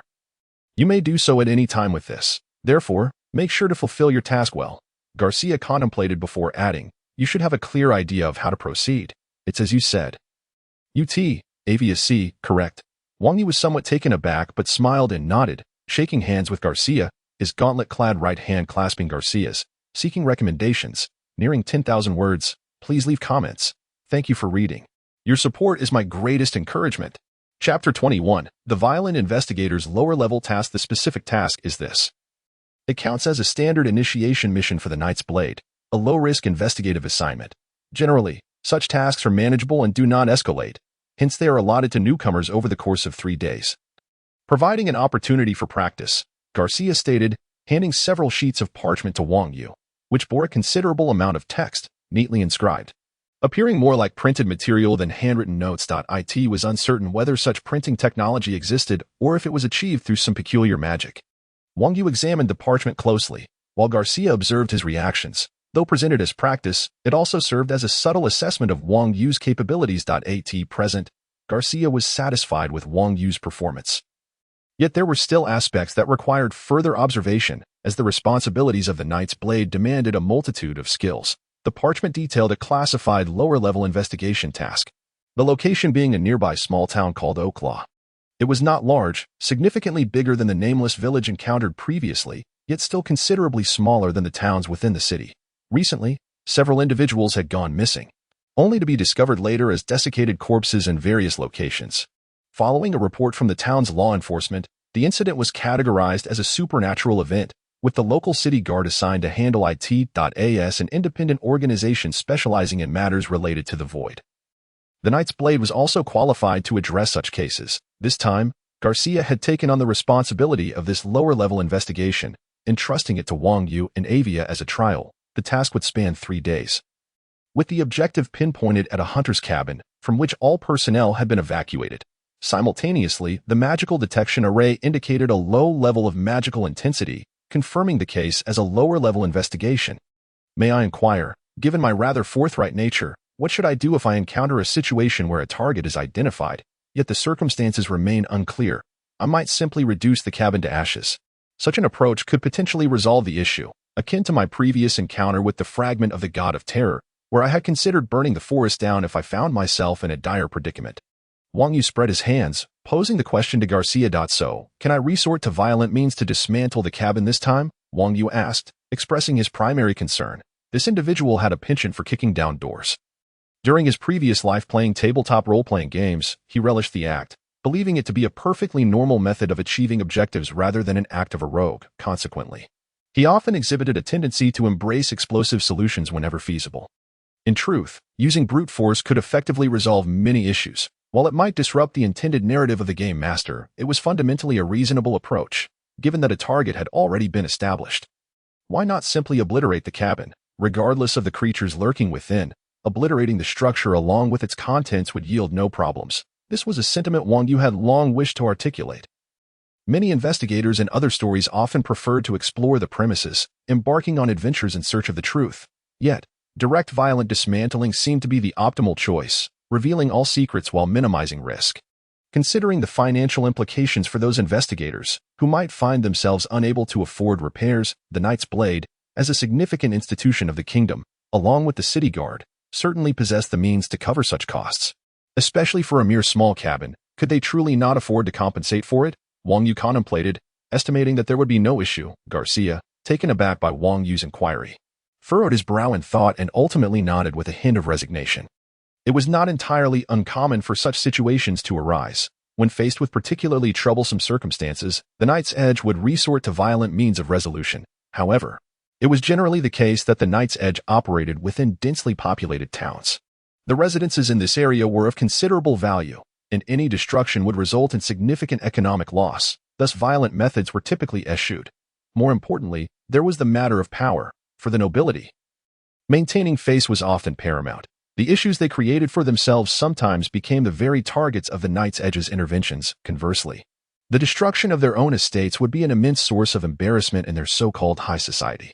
Consequently, these nobles were quite reluctant to allow the Knight's Edge to employ such brutal tactics. At times, the issue of face could lead to the downfall of numerous investigators, much to Garcia's dismay. Although the Knight's Edge possessed a certain degree of transcendence, this was primarily directed at local nobility. When it came to the myriad of matters within the royal capital, claiming they were not significantly constrained would be disingenuous. Garcia had not anticipated that Wang Yu would propose a door-kicking solution right from the outset. However, upon reflection, Garcia realized he had fallen into a cognitive trap. This was not the royal capital, but rather a remote and insignificant locale, and Wang Yu's approach might indeed be the most effective. Ruffling his hair, Garcia shook his head, pondering whether he had become too entangled in the machinations of power, resembling those individuals more than he would like. This was undesirable. He did not wish to be this way, at least not at this moment. Perhaps this task served as a test, allowing him to resolve the issue using his most adept methods. With Wang Yu having reached the level of a squire, Garcia agreed that handling lower-tier tasks should pose no significant challenge. Very well, I shall endeavor to complete this mission to the best of my ability, he assured. Wang Yu nodded. Having reviewed the objectives of the task, he felt a sense of confidence. I will inform Avia to prepare, while you ready yourself for battle. The task cannot be left for you to practice for too long. If it is not resolved within 3 days, the city guards will intervene. Garcia urged Wang Yu to expedite his preparations before he went to notify Avia to set out. The task location was not far, and with the swift steed, Torret, they could arrive within half a day, so time was not an issue. The primary concern remained how to address the situation at hand. Gazing intently at the task's details, Wang Yu's desire for a door-kicking investigation grew ever stronger. Although the mission was ostensibly about investigation, its essence was to resolve a problem. Wang Yu scrutinized the parchment for an extended period, discerning only 4 words: demolition and forced entry. Stroking his chin, he recalled the spells Avia had recently learned. First Circle Fireball and First Circle Explosive Flame. It became increasingly clear how this investigation would be conducted. The ominous clouds obscured much of the sun's brilliance, rendering what should have been a radiant morning strangely somber. Once a relatively lively and peaceful town, it now lay shrouded in an eerie silence. With most residents opting to remain indoors, occasionally, a few small shops remained open, but their patrons were few and far between, lacking any semblance of liveliness. The western side of the town had grown deserted, as most had chosen to take refuge with acquaintances. Those with neither funds nor friends were left to sleep on the benches of taverns, enduring the disdainful glares of the proprietors. Ever since the town began to encounter mysterious deaths, this place, which had never been particularly prosperous, fell under a dark cloud. The inexplicable fatalities and the sudden discovery of desiccated corpses instilled profound fear among the townsfolk, revealing the helplessness of ordinary individuals in the face of the extraordinary. Few adventurers remained in the town, and the strongest among them were merely squires, unwilling to involve themselves in such evidently bizarre tasks. After all, the town could scarcely afford to pay them, making it hardly worth risking their lives.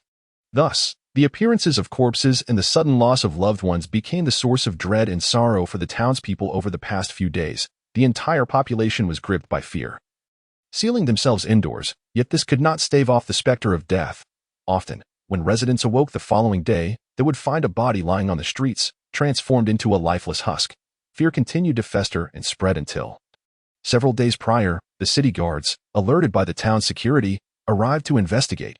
They traced the source of the calamity to a small wooden house on the town's western edge, successfully curbing the spread of death. The guards instructed the residents to keep their distance from that area, though some were reluctant to abandon their possessions, fearing theft. Yet, under the dual pressure of dread and the guard swords, they ultimately chose to leave. The western side of the town fell into a profound silence, while other areas, though still quiet, began to show signs of life once the inexplicable death ceased. It became evident that the concerns of certain individuals were indeed warranted. There would always be some greedy souls who prioritized their lust for wealth over their own lives. The clouds continued to obscure the sun's radiance, and what should have been a bright town became gloomy. Such weather was precisely what certain daylight thieves favored, as the night was too dark and using a lantern would only attract attention. This overcast day provided the perfect opportunity for their misdeeds. Sneaking through the shadows between buildings, Benjamin felt a twinge of fear. He had witnessed the corpses firsthand just days prior, their desiccated forms and the horrifyingly contorted faces etched into his memory. Yet, as a gambler unable to restrain his impulses, he found himself in dire straits once more. The seemingly amiable tavern owner was not to be trifled with. His smiles were reserved for the noblemen and affluent patrons. Those like Benjamin, who gambled and failed to repay their debts, faced the prospect of losing a hand.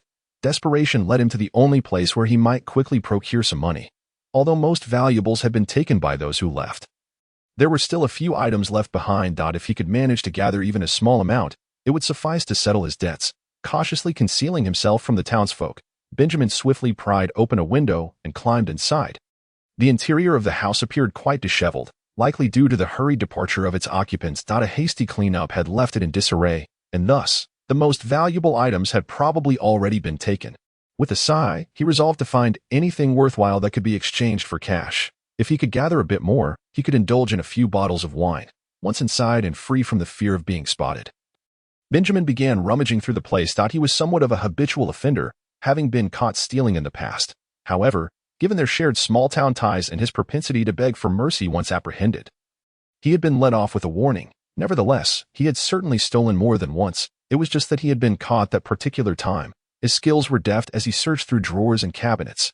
He discovered some clothing and other items of modest value, yet they were cumbersome to carry and easily identifiable when sold, leaving little of worth.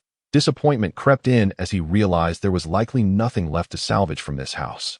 After a moment of contemplation, he recalled how the old man had once hidden his liquor money beneath his pillow, and perhaps this house might harbor a similar quirk, embracing the notion that there was nothing to lose. Benjamin hurried into the bedroom and rummaged beneath the pillow. To his delight, he discovered a small cloth pouch, which, upon a gentle shake, emitted the familiar clinking sound of metal coins colliding. This sound was all too familiar to him. As a frequent visitor to the casino, he instantly recognized that it was a mix of silver and copper coins. This discovery filled Benjamin with immense joy. A single silver coin was equivalent to 100 copper coins. With just 2 silver coins, he could settle his debts. Even more thrilling was the prospect of having extra money to indulge in a few more drinks, perhaps even trying his luck at gambling again, which might yield further gains for his revelry. The mere thought of this exhilarated Benjamin, who yearned to return and revel in his newfound fortune. However, this significant windfall also ignited a sense of greed within him. If such treasures could be found here, why not explore a few more places? Surely, he could amass even greater wealth. No, it was certain he would. Greed had entirely obliterated any lingering sense of fear within him. Human nature is indeed peculiar. When the prospect of profit is substantial, all else fades into oblivion. A sudden noise snapped Benjamin from his reverie, startling him as he knelt by the bed. It was not the fear of encountering a monster that caused his heart to race, but rather the dread of being discovered by a resident of the town. A small figure came into view, a little boy with tousled brown curls, his forehead marred by bruises and bloodstains. His clothes were tattered and filthy, and his face bore the marks of dirt. While he clutched a battered teddy bear, the boy's brown eyes fixated on Benjamin and the pouch of coins. His expression inscrutable. Seeing the child sent a chill down Benjamin's spine, nearly causing his heart to skip a beat as the terrifying thought of being caught consumed him. However, upon realizing the boy was merely a child, this man, who had cast aside fear for the sake of money, quickly regained his composure. "Hey, little brat, what are you doing here? Hurry back. Your mother must be calling you to come home." Benjamin attempted to adopt a menacing demeanor. If it were just a child, it mattered little. A 7- or 8-year-old child in this world, where education was not yet advanced, would likely struggle to comprehend the situation. It was best to send the child away and return another time. But he needed to act swiftly. He had heard from the local constabulary that someone was soon to arrive to address the disturbances, and if they did, he would be unable to procure any money. Benjamin's fierce facade failed to intimidate the suddenly appearing boy, who simply stared silently, clutching his worn teddy bear tightly. Just then, Benjamin noticed the door had been opened. He had no key and had climbed through the window. Could this child be a resident of the house? The thought sent an unsettling sensation through Benjamin. Being recognized would spell trouble. He decided it was best to flee quickly. You better be careful. Kid. Don't you dare tell anyone about today. If you do, you'll find out what cruelty really is. Benjamin tucked the pouch away and issued another harsh warning to the boy before dashing toward the open window, ready to escape. That moment, however, Benjamin felt an odd sensation wash over him. His movements had grown sluggish and uncomfortable. As he attempted to lift his foot to climb through the window, he felt a tingling numbness. Struggling, he realized something was holding him back. Puzzled, he turned around to investigate. To his horror, he saw thin, emaciated arms emerging from the shadows, grasping at his limbs and torso. Though they appeared weak, the hands clutched him tightly, rendering him incapable of escaping through the window. In a state of panic, Benjamin glanced back at the boy, who now seemed to understand the source of the predicament. The boy's wide eyes reflected the scene of him caressing the teddy bear. Black claws emerged from within the teddy bear, reaching into the darkness, and then from the shadows, they seized Benjamin. A hand extended from the darkness, covering Benjamin's gaping mouth. As he attempted to scream, muffled sounds escaped him. And soon, a lifeless corpse collapsed beside the window. The boy, cradling the teddy bear, wore a blank expression that slowly transformed into a smile. "Sister, I'm back." Chapter 22. The Eerie Dwelling and the Kicking Door Tactic. The boy murmured to the teddy bear in his arms, his demeanor appearing somewhat dazed, almost as if he were not fully conscious. A numb, pallid face bore a hint of a smile, evoking a sense of the uncanny. Ignoring the lifeless form of Benjamin, the shadowy arms retreated into the darkness, each hand clasping a glowing object. Once all the hands were withdrawn into the teddy bear, the tattered toy seemed to regain some of its former vitality. The cotton that had been exposed to the elements retracted partially, and the once dull, grayish eyes of the teddy bear became more vibrant. The boy paid no heed to anything else, embracing the now animated and restored teddy bear. He exited through the doorway. The dark arms once again emerged from the teddy bear, closing the door behind him, and the fingertips melted into fine strands, locking the door from the outside. The boy walked onward, encountering no one along the way. His pace was steady and calm, as if nothing had occurred moments before. His face remained expressionless, marred only by dirt and injury, exhibiting a numb demeanor and pale complexion. The boy headed westward, toward the furthermost reaches of the town of Oakclaw. As he drew closer to his destination, his expression began to shift from numbness to a spectrum of emotions, fear intertwined with sadness, laced with a hint of anger, and ultimately culminating in a smile tinged with surprise. His expression shifted fluidly, seemingly unaffected by the external world. Resembling a somnambulist whose mood and facial expressions were dictated by the ebb and flow of his inner dreams. Wearing a slightly rigid smile, the boy navigated the deserted streets until he finally came to a halt at his destination. He stood before a humble wooden cabin, the quintessential hunter's lodge. A fox, not yet fully processed, hung from the eaves, its blood long dried and fur stiffened, indicating that the hunter had not handled it with great care. The boy knocked on the door, his face reflecting anticipation and a spark of joy. Inside, hurried footsteps approached, yet a flicker of unease crossed the boy's otherwise stiff countenance. The old, worn door creaked as it rubbed against the floor, emitting a laborious groan. As the boy's anxiety faded into reassurance, a smile appeared as he approached the door, which was hastily opened by a girl. She appeared younger than the boy, with similarly tousled brown hair, though hers was more unkempt and dried. A prominent scar marred her forehead, remnants of blood lingering despite efforts to clean it, and her pallor suggested a rough texture. Yet, what was most striking were her lively, expressive eyes. She seemed unable to speak, merely gazing at the boy with her emerald, sparkling eyes, her pale complexion and frail frame evoking a sense of pity. "Rose, I'm back. Here is your teddy bear." The boy spoke, his voice unexpectedly hoarse and deep for one so young. As he gazed upon his sister, the stiffness and dazed expression that had marked his countenance softened considerably, his eyes brimming with affection and tenderness. When Rose accepted the teddy bear that was handed to her, it emitted a faint glow visible to the naked eye, only to swiftly revert to a state of disrepair. And it was merely a tad more restored than when it first appeared before Benjamin. Yet, as the teddy bear deteriorated once more, Rose found herself rejuvenated. Her once desiccated hair became cleaner and smoother, and the pallor of her complexion regained a hint of color. Her overall vitality improved significantly, her demeanor no longer exuding an air of lifelessness. However, with this resurgence of vitality, the scar upon her forehead grew increasingly vivid, a stark crimson against her skin. The congealed blood that had solidified now seeped forth, transforming into rivulets of crimson that dripped from her brow, each drop hitting the ground with a delicate patter. Noticing the unusual sensation at her forehead, confusion flickered in her lively eyes. She reached up to touch her brow, only to find it slick and sticky. Just as she contemplated inspecting it further, another hand intervened, halting her motion. The boy gently restrained her hand and spoke softly. "Rose, it's nothing to worry about. Just some water dripping from the roof. Now, come inside quickly, lest you wet the teddy bear." Rose appeared somewhat disoriented, nodding absent-mindedly, her focus shifting away from the anomaly atop her head. Once the boy had torn a piece of cloth to wrap around her forehead, preventing further bleeding, he cradled the teddy bear and led her into the house. With a sigh, he followed his sister inside.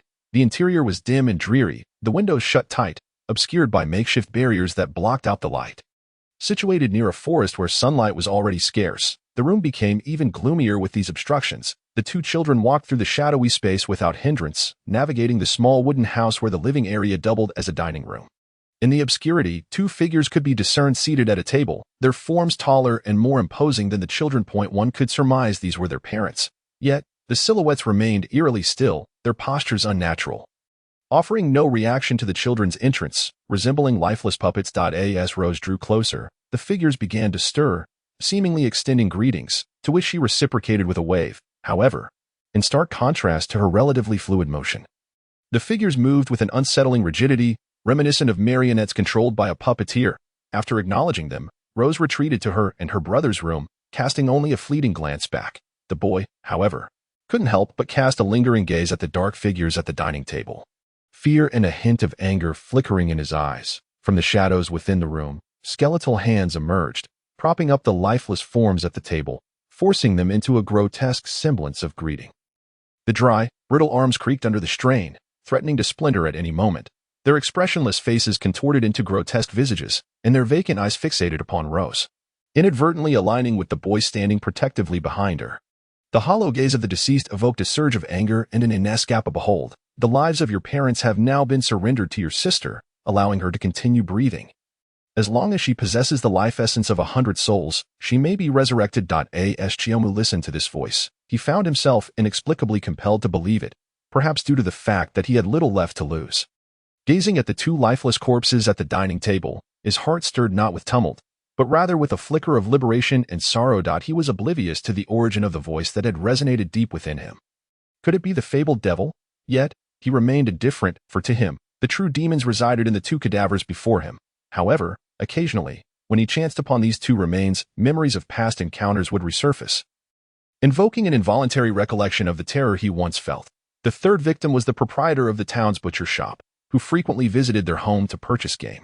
This corpulent figure was torn into fragments by countless black hands emerging from a teddy bear, blood splattering everywhere, only to be drained and transformed into dismembered remains. He was retching violently, yet he observed with a sense of morbid fascination as his sister, who increasingly resembled a corpse over time, regained a semblance of vitality. An inner force compelled him to persist in this gruesome endeavor, clutching the strange teddy bear and extinguishing the lives of the townsfolk one by one. Witnessing their transformation into lifeless husks, he saw their vitality and souls being extracted from their bodies, stuffed into the teddy bear, and subsequently passed on to loathes.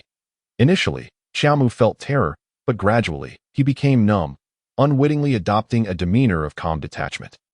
He merely exploited his appearance and familiarity with the townspeople to deceive them into trusting him, seizing the opportunity to claim their lives. However, the inevitable truth of his actions began to unravel. As the townsfolk started to take notice of the deceased, those who came to investigate met their end at the hands of Chiyomu and the teddy bear, the bizarre shadowy appendages rendering even the mightiest knights helpless against their fate. It was only when the entire western part of the town was evacuated that he found himself unable to continue his slaughter. The teddy bear grew restless, searching for any soul to extinguish, a fervent urge for blood and destruction surging within its essence. But wait, how could it be the teddy bear? It has no heart. Rather, it was his own heart that pulsed with such fervor. He yearned to escape the western town to hunt for life beyond, yet a peculiar barrier loomed before the teddy bear, instilling fear and causing it to shrink back, hesitant to venture beyond its confines. It felt as though something sinister lurked in the shadows, watching them with predatory intent, preventing any reckless moves. Today, an unexpected figure appeared in the western town, his purpose unclear to Chiyomu, his mind muddled. Akin to cotton being stuffed into his ears, his thoughts were clouded. How did it come to this? Ultimately, he resolved to kill once more and seize what he desired. But wait, what was the purpose of his killings? Was it joy? Perhaps. There was a certain exhilaration in the act of murder, yet Chiyomu's gaze shifted to the side. Loathes' beautiful eyes were fixed upon his face, filled with concern and confusion. She placed her hand gently on her brother's cheek, as if sensing that the person before her was somewhat unfamiliar, even strange. Chiyomu touched his own face, feeling the warm blood that had resulted from Loathes' earlier touch upon his forehead wound. As he grasped his own cheek, he noticed a grotesque smile curving unnaturally at the corners of his mouth, leaving a sinister grin. Observing his sister's bewildered and worried expression, Chiyomu's emotions gradually settled. His smile fading. He brushed his fingers through Loathes' now coarse hair. Why was he killing? For joy? No, it was to save Loathes. Boom. A violent explosion shook the entire house, sending dust cascading from the aged ceiling. The confined space was instantly enveloped in a thick haze, and Chiyomu, already weakened, began to cough uncontrollably. Each spasm felt as if his lungs might burst, and in his distraction, he expelled blood from his mouth. The frenzied shadows writhed, black hands emerging from the teddy bear to prop up the crumbling roof, preventing the collapsing structure from crushing the two occupants below. The force of the explosion threatened to topple the small dwelling. Fissures appearing in the already fragile wooden planks, sunlight streamed in from outside, illuminating the room and revealing Loathes' corpse-like visage in the brightness. Chiyomu's eyes narrowed in fury. Who had done this to his sister?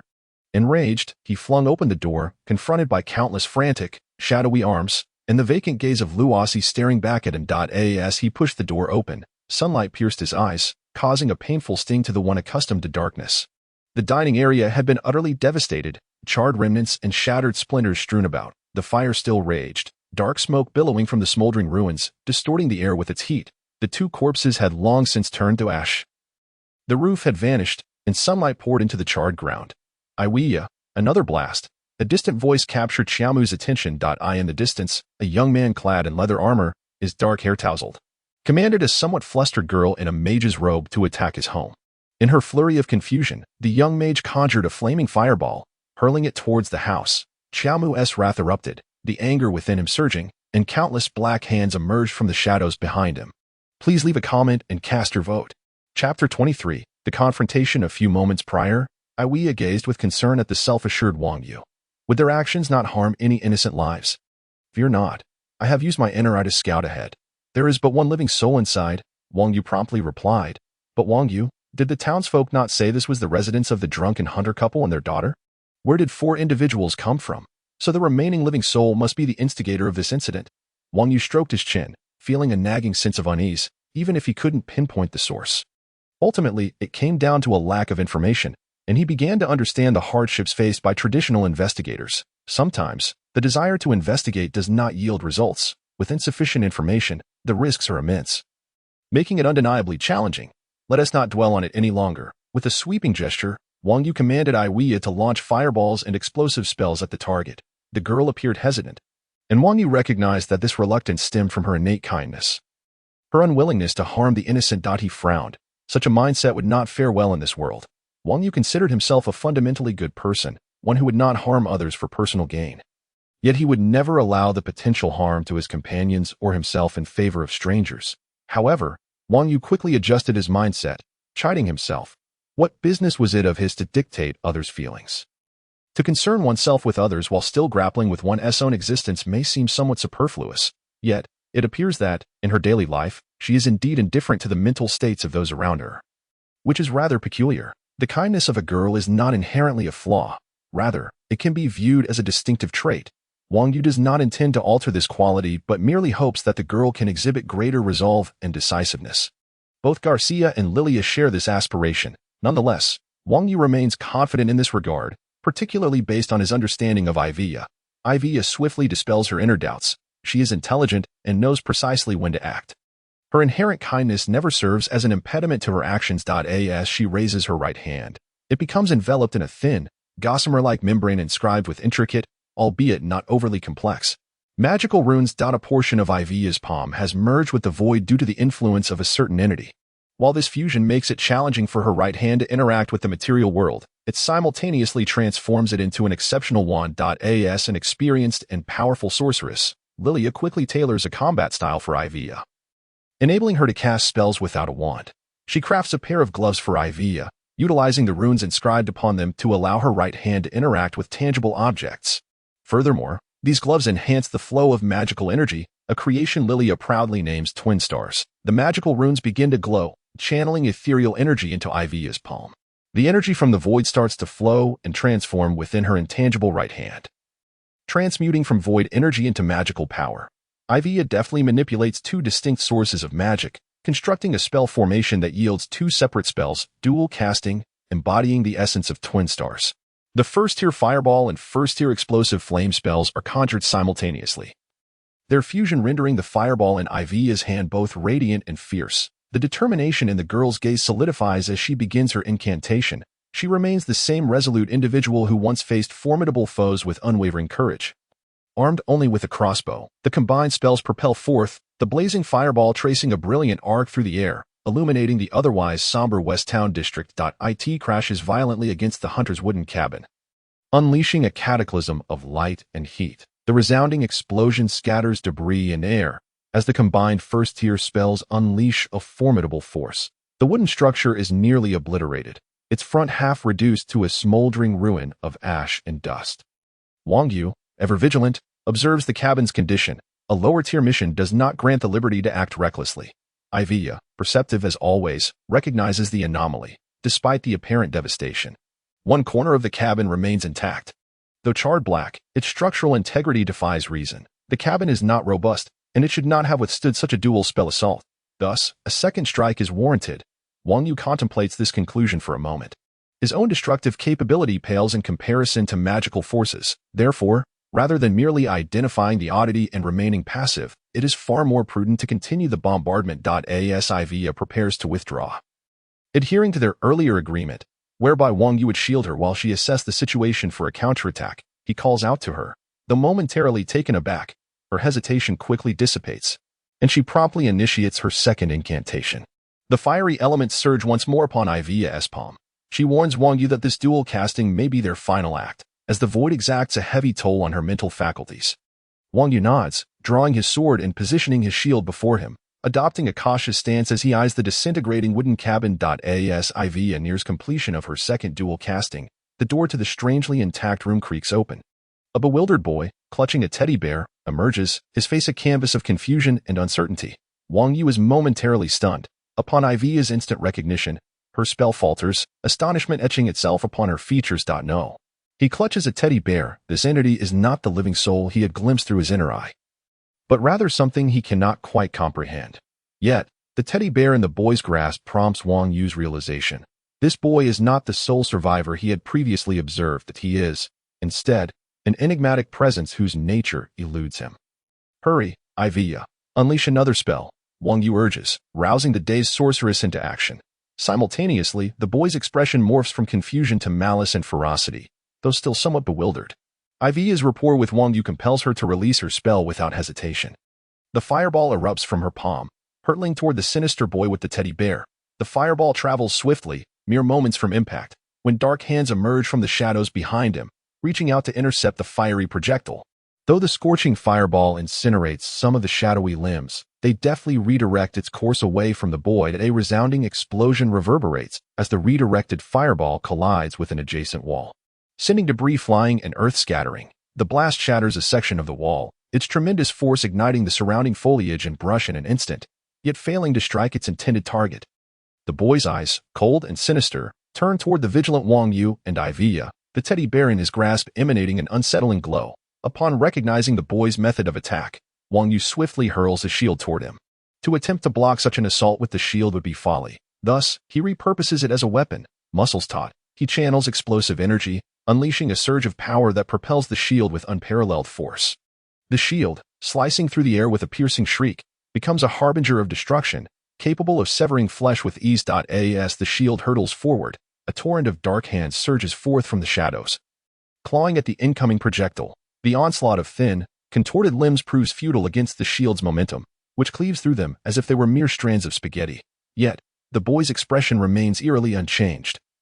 A mask of malevolence. Countless dark arms emerge from the shadows in an unending tide, their feeble strength overshadowed by their sheer numbers. The shield, besieged by dozens, if not hundreds, of grasping hands, ultimately loses its velocity, crashing to the ground with a metallic clang. But the assault does not cease. A smaller, yet swifter fireball follows closely behind, emerging through the gap the shield had created. A first-tier fireball. The dark arms surge forward, undeterred by the flames, redirecting the fireball away from its target. The explosion, though potent, lacks the strength to strike true. Wang Yu's expression hardens. This limitation of the lower-tier fireball spells becomes evident. Without direct contact with a solid object, their explosive potential diminishes. The boy's shadowy hands manipulate the trajectory of the spells, forcing them away from their intended target. Why do you wish to harm Rose? A deep, gravelly voice emerges from the boy's throat, one that belies his youthful appearance.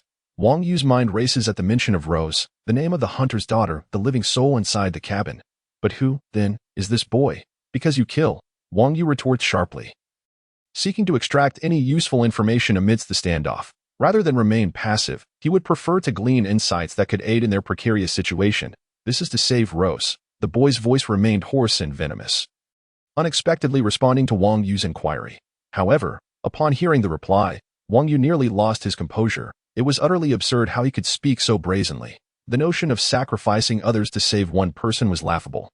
Indeed. The moment the boy uttered those words, Wang Yu realized there was nothing left to discuss. Killing him was the only conclusion. The twisted logic of this boy, whose existence was shrouded in mystery, was clearly misaligned with Wang Yu's own.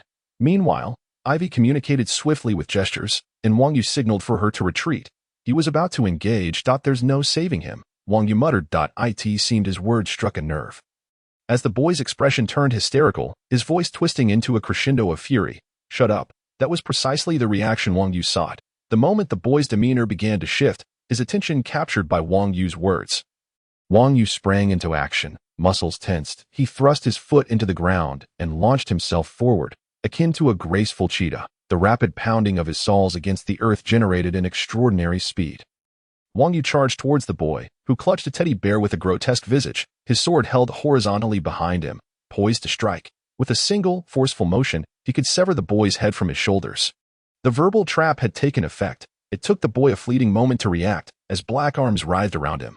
Wang Yu had initially assumed these appendages emerged from the shadows, perhaps vulnerable to light.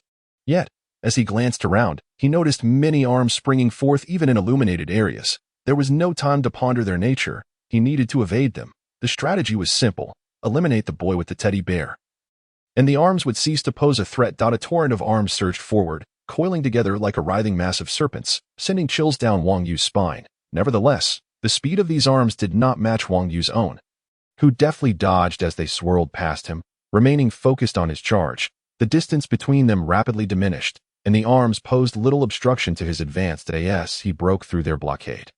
Wang Yu prepared for a decisive strike, but at that moment, a cunning smile crept across the boy's face. The arms converged, forming a barrier on the ground, attempting to ensnare Wang Yu. The previously unsuccessful limbs now pursued him, layering the ground with a dense mass of black appendages, making it increasingly difficult for Wang Yu to navigate.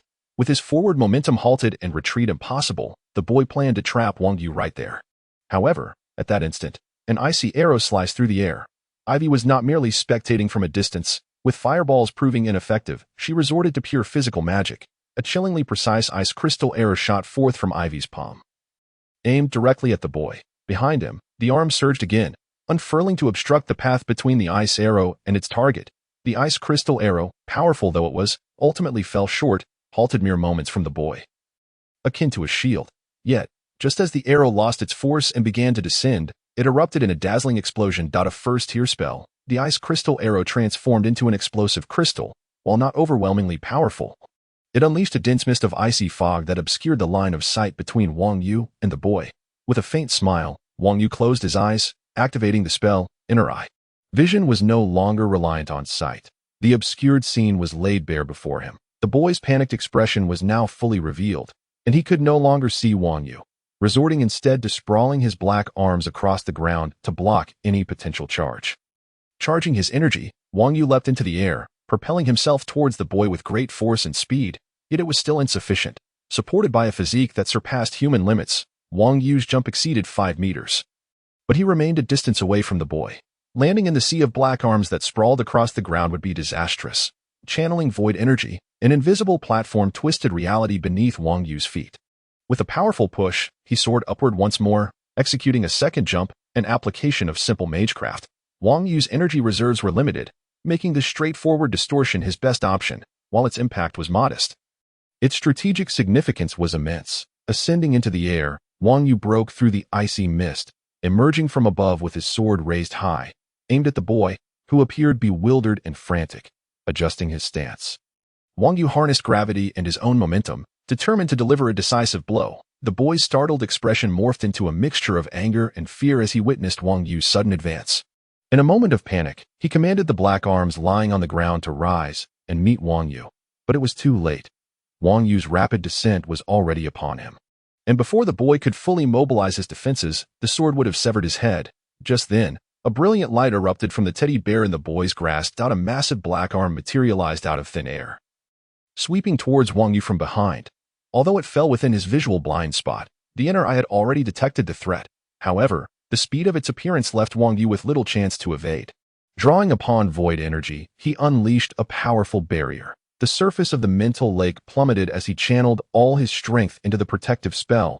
An intangible shield manifested in the air, just in time to meet the colossal hand, which struck with immense force, shattering the barrier and slamming into Wang Yu, sending him hurtling backward. Wang Yu flew through the air, coughing up blood, yet the barrier had absorbed most of the impact, resulting in only 2 broken ribs, barely a concern. Regaining his balance midair, he landed gracefully, spitting out the blood from his mouth, and turned his gaze toward the boy, who had suddenly erupted into an unusual state of agitation. The boy's expression had lost its previous ferocity, turning calm yet somber after Wang Yu's forceful breach of his defenses. His eyes, filled with malevolence and resentment, fixated on Wang Yu, muttering incomprehensibly. Wang Yu had no interest in engaging in idle chatter. He focused on regaining his energy while swiftly replenishing his void reserves. The advantage of a short energy bar was its rapid replenishment. Within a minute, Wang Yu's void energy was fully restored. The two sides seemed to have fallen into an eerie stalemate, with Wang Yu standing guard before Ivy, who watched the boy with an inscrutable expression. The boy's demeanor was dark, his thoughts unclear. Yet he remained steadfast in his gaze upon Wang Yu. Wang Yu found satisfaction in this, maintaining the inner eye's activation. He sensed no fluctuations in the void energy, nor did Ivy detect any magical currents. It appeared that the boy was merely fixated on him. Let him stare. It was not a loss for Wang Yu, who would ultimately benefit once his energy reserves were complete. Wang Yu. The teddy bear, Ivy suddenly interjected, her keen observation allowing her to notice details faster than Wang Yu. The teddy bear, prompted by Ivy's insight, Wang Yu became aware of this peculiar detail. The boy had clung to the teddy bear throughout, which was indeed odd. However, under the scrutiny of Wang Yu's inner eye, the teddy bear exhibited no extraordinary properties. Wait a moment. Had the teddy bear been damaged? Wang Yu compared the teddy bear in his memory to the one the boy held. It was evident that it had deteriorated significantly since the boy first appeared. The once bright eyes were now dull and gray, barely hanging onto the sockets by a few frayed threads, swaying precariously. Wang Yu, I do not sense any magical flow. He is not drawing power from the outside. Ivy's voice rang out again. In that instant, a revelation struck Wang Yu's agile mind. Yes, this entity had not drawn power from the external realm since the battle commenced. Yet the countless black arms he unleashed demanded an enormous energy supply. Whether it was void energy or magical power, it made no difference. The sheer volume was staggering. If this boy possessed a reservoir of magical or void energy sufficient to conjure a sea of black arms without external drawing, then this task was no mere low-tier challenge. Wang Yu's gaze met the boy's darkened eyes for a fleeting moment before shifting downward to the teddy bear's remaining black and white eye. In that instant, he perceived a glimmer of light, a spark of intelligence unique to sentient beings. Having located his target, Wang Yu revealed a somewhat sinister smile, gripping his longsword firmly and assuming an offensive stance. At long last, he had found his true objective, not the boy, but rather the teddy bear in his hands. The energy he had expended manifested itself upon this trinket, and thus, regardless of the circumstances, vanquishing this object was paramount. Blade of the Night, the boy's raspy voice echoed, it's always you who obstructs my plans. However, he was no longer the same boy who had once contemplated sacrificing another's life for his sister's sake. Words held no sway over Wang Yu. He would remain steadfast in his resolve. Ignoring the nonsensical chatter, he focused his aim on the boy. His fighting spirit surged, rippling waves of energy coursing throughout his body. As the energy within him began to accelerate, it quickened, faster and faster, while additional energy from his body flowed in, amplifying its potency.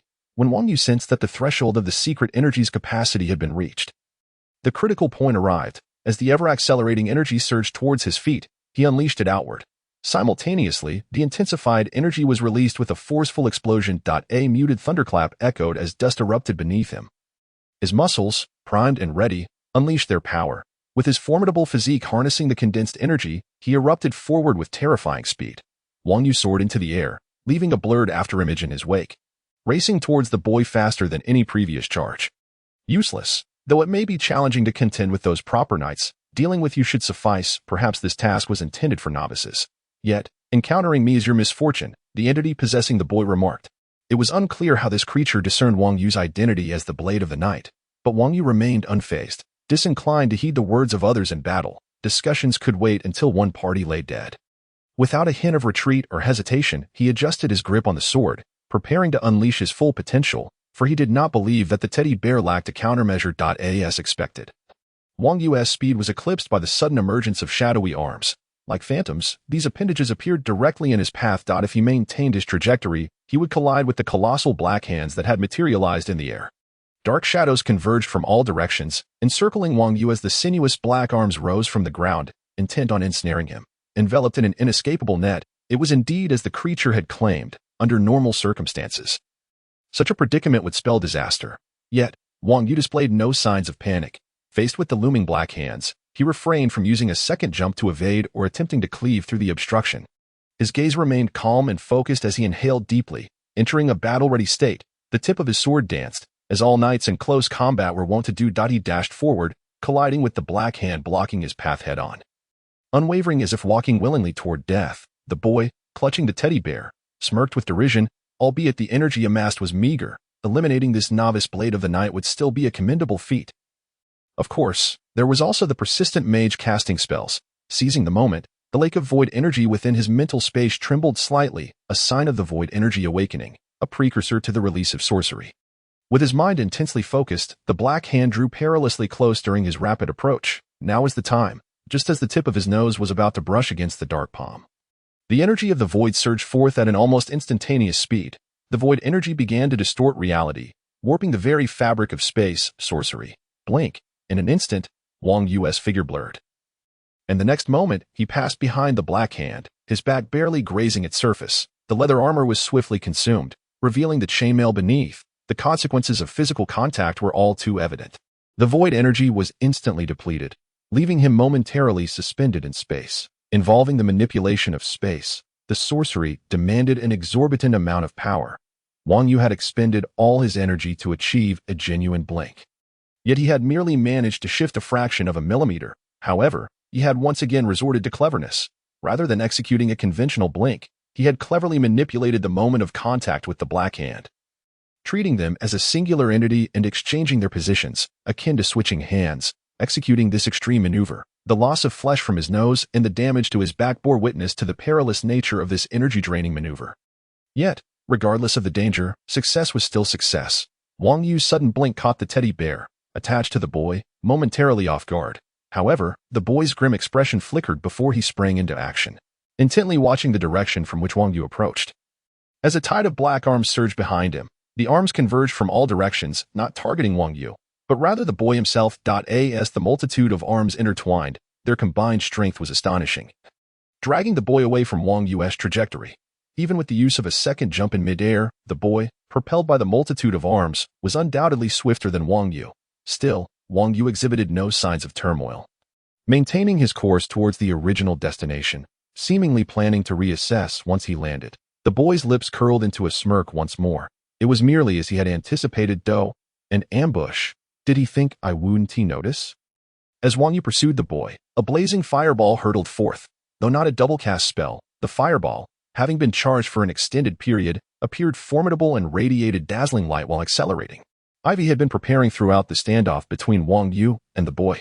However, this was the limitation of a low-tier mage. The fireball would not explode without contact, and despite its impressive energy, it still required precision to strike true. The boy's voice dripped with sarcasm, revealing a rather vile personality. Mockery seemed to be his greatest delight. Once again employing the same tactic, some of the black arms that had been dragging the boy detached, slowing their pull while guiding the fireball towards another direction. It was akin to a jester tossing knives, deliberately slowing down to nearly allow himself to be caught, only to narrowly divert the fireball's trajectory with the black arms, like a clown reveling in the laughter of the audience. The teddy bear yearned to witness the astonished faces of those around him. He glanced at the girl. Though her eyes were filled with concern and fear, there was no trace of panic or cowardice. How dull. The teddy bear mused. Yet, playing the fool could indeed lead one to become a true jester. As the boy focused entirely on the fireball, he was destined for misfortune. The fireball would only explode upon contact. And the failures of previous fireball attacks had already underscored this fact. Would Ivy and Wang Yu repeat their mistakes? The answer was all too evident. The sharp sound of air being cleaved and the approaching object arrived almost simultaneously. The boy's pupils dilated in alarm. What was flying towards him? The black arms yanked him downward to evade the shield hurtling towards his head. This projectile had been thrown by Wang Yu, targeting the very spot where the shield had previously been obstructed. The shield whizzed perilously close to the boy's face. Before he could exhale a sigh of relief, he suddenly realized something. Wait, even if it flew past, it shouldn't strike him. The target was not him. Boom. The answer to his confusion was a searing explosion. Indeed, the shield was not aimed at him, but rather at the blazing fireball hovering above his head. Charged by IVY.AT, the moment of collision, a violent explosion erupted, unleashing intense heat and shockwaves beside the boy. Wang Yu maintained his throwing posture, squinting at the spot where the light had erupted, determined to stay vigilant until he confirmed the enemy's demise. As if in response to Wang Yu's observation, the flames dissipated, and the law of no harm with smoke did not apply at this moment. The boy lay on the ground, curiously unscathed, his body still bearing the appearance of being dirty, malnourished, and marked with numerous scars. All the destruction was displayed upon that teddy bear, that a considerable portion of its fur was charred, nearly half of its body blown apart, with burnt cotton spilling out, and the glass beads of its eyes completely shattered. The teddy bear was so shattered that its original shape was nearly unrecognizable. Its black arms had also vanished, leaving behind only the wreckage of the bombarded building, alongside the smoke and debris generated from the final explosion. Wang Yu raised an eyebrow. through the perspective of his inner eye.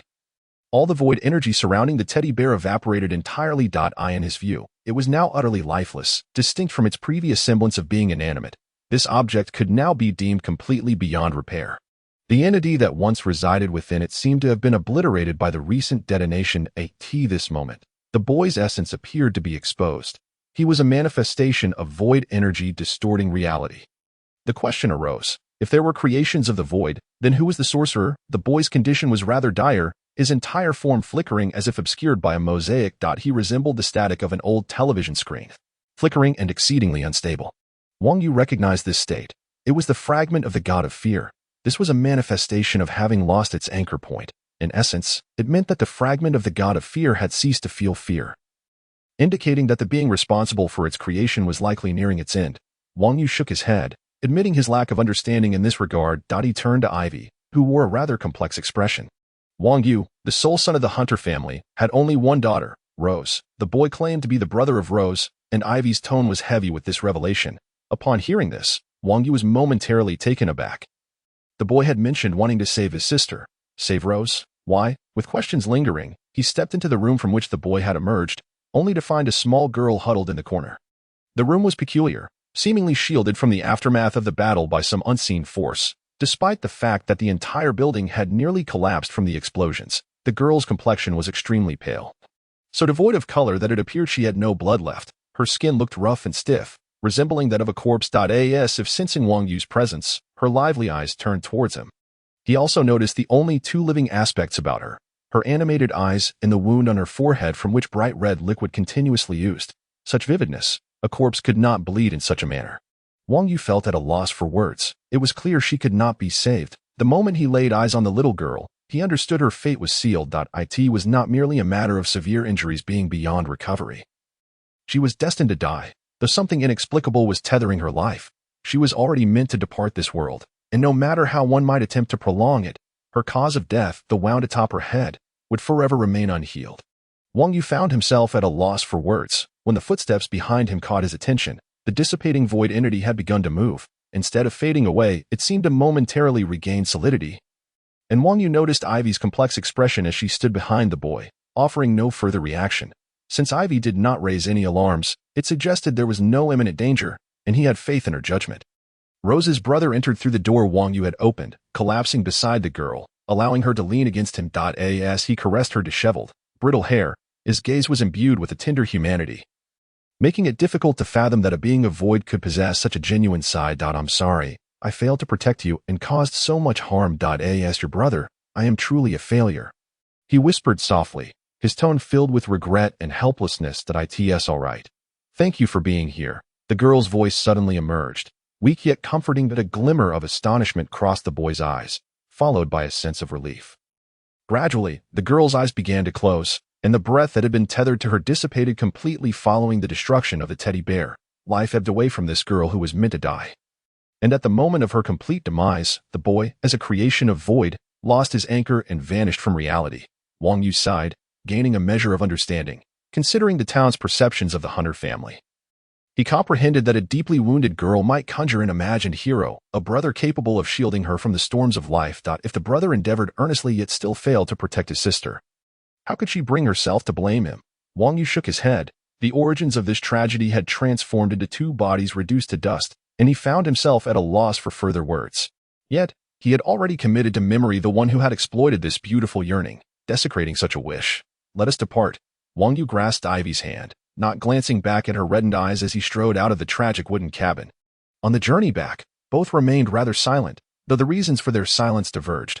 Wang Yu pondered over the true nature of the teddy bear that had possessed Rose's brother and how he could obliterate that cursed object.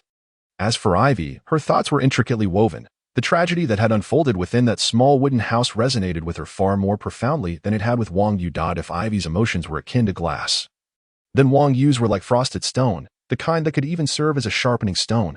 Wang Yu pulled Ivy along as they exited the small wooden cabin. She felt compelled to voice something. Sensing that something was amiss within her, a melancholic sensation welled up, uncontrollable, as she empathized with the bond between Rose and her brother. She too had experienced the loss of loved ones, her father, her brother, and her younger sibling. The feeling of dear ones departing from her life was truly painful. If given the chance to save someone she cherished, Would she too make a foolish choice? A tumult of thoughts swirled in the girl's mind, and for some reason, memories of her father and brothers began to resurface. These memories, not particularly pleasant, intertwined with the stark reality of their permanent absence, causing the river of sorrow to flow unceasingly. Ivy felt her heart in disarray. Ugh, damn it. Don't come to me for advice. I'm not good at comforting people. Just let me simplify things, if I get the chance. ILL smashed that thing to pieces, Wang Yu suddenly exclaimed, fully aware that girls often had delicate emotions. Ivy's current state was clearly indicative that she had something to express. The problem was, what could this thick-headed boy possibly say? Sure, he had feelings, like an overwhelming desire to obliterate that damn teddy bear. But beyond that, he truly had nothing to offer. Thus, the notion of Wang Yu attempting to engage in a heartfelt conversation with Ivy seemed destined to collapse. Rather than risking a misstep later on, he figured it would be better to simply plead for her to let him off the hook now. He was quite aware of his own limitations. Observing Wang Yu hastily moving ahead without holding her hand, his expression twisted as if he had seen a ghost. Ivy felt a peculiar sensation. This behavior was rare for him. Usually, he was either calm or cheerful. But now he looked as though he had encountered something terrifying, which sparked a contrast of amusement within her. For some reason, seeing this boy always brought her a sense of tranquility. Perhaps Wang Yu's peculiar optimism had a way of influencing those around him. Watching him hasten forward, seemingly eager to avoid conversation, Ivy found that her sadness had significantly diminished, prompting a light chuckle to escape her lips. She quickened her pace to close the distance to this boy who appeared so distorted. And it seemed as though he had eyes in the back of his head as he accelerated further. The two of them, one chasing and the other fleeing, made their way towards their destination, the temporary encampment of Garcia. Upon their arrival, Wang Yu had regained his composure, breathing steadily, while the young mage was panting heavily. Unaccustomed to such exertion, she had unknowingly completed a lengthy stretch of running and was now acutely aware of her fatigue. The feelings of sadness had dissipated, replaced instead by a hint of irritation. Observing the two of them enter, one behind the other, Garcia blinked and casually inquired, "Has the mission been accomplished?" Wang Yu nodded slightly. And as he glanced around, he discovered that seated opposite Garcia at the table was a man whose stature surpassed even that of Garcia. This imposing figure stood tall, at least a head taller than Wang Yu. And his muscular physique was undeniable. Even beneath the ecclesiastical robes typical of clergy, his face was adorned with an unkempt beard, presenting a rugged appearance that, surprisingly, did not convey a sense of menace. Rather, he exuded the aura of a benevolent priest, albeit one who seemed indifferent to the maintenance of his appearance. Fong Stewart, the commander of the Knight's Blade in the royal city, also held the title of Bishop of the Church of Light in Alestral. You may refer to him as Father Fong. Noticing Wang Yu's gaze directed at the burly priest across from him, Garcia naturally proceeded with the introduction. The atmosphere was devoid of the formality typically associated with encounters of significance. Instead, feeling quite relaxed, "Greetings, Father Fong," Wang Yu said, offering a simple bow to the robust priest. There was an inexplicable sense of warmth that emanated from this formidable figure, which Wang Yu found quite agreeable. After all, he generally held a favorable disposition towards anything associated with the Church of Light. "Hello, Knight Wang Yu. I trust your recent mission went smoothly. Would you be so kind as to recount the details for me?" Father Fong inquired, nodding and breaking into a smile that illuminated his rugged visage. Given his stature, there was little reason to withhold information. So Wang Yu began to narrate the events surrounding his collaboration with Ivy and addressing the recent incident, while also voicing his queries regarding the teddy bear. Initially, Garcia listened intently, nodding approvingly as Wang Yu detailed his cooperation with Ivy. However, when Wang Yu recounted being struck by the sudden appearance of a black hand that had summoned him, and how the boy seemed to transform under the teddy bear's control, a glimmer of astonishment flickered in Garcia's eyes that he exchanged a glance with Father Fong, each reflecting a different line of thought. Thus, it appears the mission has concluded. Do you possess any knowledge regarding the nature of the entity within that teddy bear? Wang Yu smoothly articulated the sequence of events, articulating his own uncertainties. Garcia and Father Fong shared a knowing look, and it was Father Fong who spoke first. "That is a heart thief, an intelligent being originating from the void, and one of the primary targets of our Knight's Blade. This entity is dedicated to distorting the minds of those with a strong affinity for the void, exploiting their desires and abilities to create twisted aberrations of the void. The greater the destruction caused by these aberrations in reality, the more power they draw from the ensuing chaos. They revel in disrupting the order of sentient beings within reality, with humans, elves, and other thriving intelligent races as their prime targets. Moreover, these creatures are exceedingly elusive. By the time they are detected, They often vanish without a trace, parasitizing those with powerful affinities for the void. The heart thief conceals itself within the void, subtly influencing their mental space and leading them towards extremities. Since they escape swiftly upon discovery, our current approach primarily involves exorcism. Only in rare instances can we eliminate them through divine intervention, as these heart thieves possess intelligence and are aware of our Knight's Blade's existence. Furthermore, they evolve and grow, harboring a profound malice towards us. I see. Wang Yu began to comprehend the rationale behind the teddy bear's considerable hostility towards him. It was likely the gauntlet that led this sentient being to mistake Wang Yu for a member of the Knight's Blade, only to be met with his own demise. Earlier, it had been mentioned that these entities exert influence over those with a strong affinity for the void and are exceedingly difficult to eliminate. "Young lady over there, would you come here?" Father Fong called, beckoning Ivy, who had been quietly listening at the side. Both Wang Yu and Ivy recognized the implication behind Father Fong's words. If it was indeed difficult to kill, would merely destroying the teddy bear suffice to eradicate that entity? It was evident that it would not. After all, Ivy possessed a strong affinity for the void. You should understand what I mean. Correct. Regardless of whether such a scenario exists, it must be examined. I will perform a divine rite, and you shall unveil your mental spaces. This rite can discern the presence of a heart thief, Father Fong declared, retrieving a hefty tome from his side. The book was enormous, bound by a lengthy iron chain, and appeared exceptionally weighty, with iron corners that seemed to bear the marks of wear. Wang Yu gazed at it in astonishment. The weight and material, coupled with the chain, evoked the image of a meteor hammer. Looking again at Father Fong's explosive musculature, he surmised that this speculation was likely close to the truth. Father Fong opened the tome, revealing a peculiar material that resembled fabric yet bore the characteristics of paper. At that moment, it emanated a gentle golden glow from Father Fong's hands, imparting a sense of warmth and tranquility. Those endowed with sorceress talents, please unfurl your mental spaces. This will also serve as an opportunity for you to acquire new knowledge, he instructed, demonstrating by closing his eyes and placing the tome before him on the table. A soft golden radiance radiated from the tome, casting a warm hue throughout the room. Without hesitation, Wang Yu and Ivy mirrored Father Fong's actions, entering a meditative state to explore their mental spaces. Wang Yu's approach was rather unique, characterized by an immediate internal observation that allowed him to enter meditation more swiftly than others. Before long, he found himself standing upon the surface of a crystalline lake, the water gently lapping at his ankles, its beauty mesmerizing. The starry sky above remained as vibrant and desolate as ever. As Wang Yu surveyed his surroundings, a remarkable sight unfolded before him. An immense castle erupted from the depths of the void, alongside a quaint yet exquisite small church that gradually materialized beside it, resting upon the lake's surface. What is this? Wang Yu marveled at the spectacle, as he had never encountered such a scene before. His knowledge of sorcery was still rather limited. This is the projection of our mental space within the void. Hence, if sorcerers are in close proximity, they can actually perceive each other's mental spaces.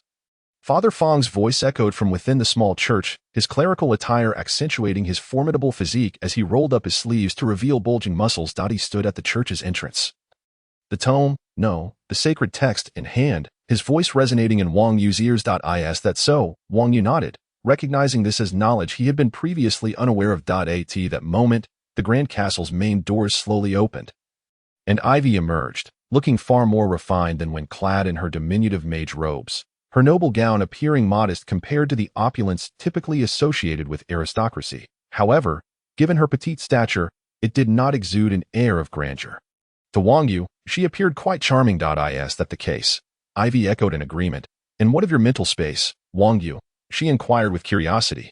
Wang Yu pointed to a rather shabby wooden door that had materialized behind him upon the lake's surface. Its lock broken. He recalled it vividly. It was the door to his bedroom. Ivy was momentarily at a loss for words.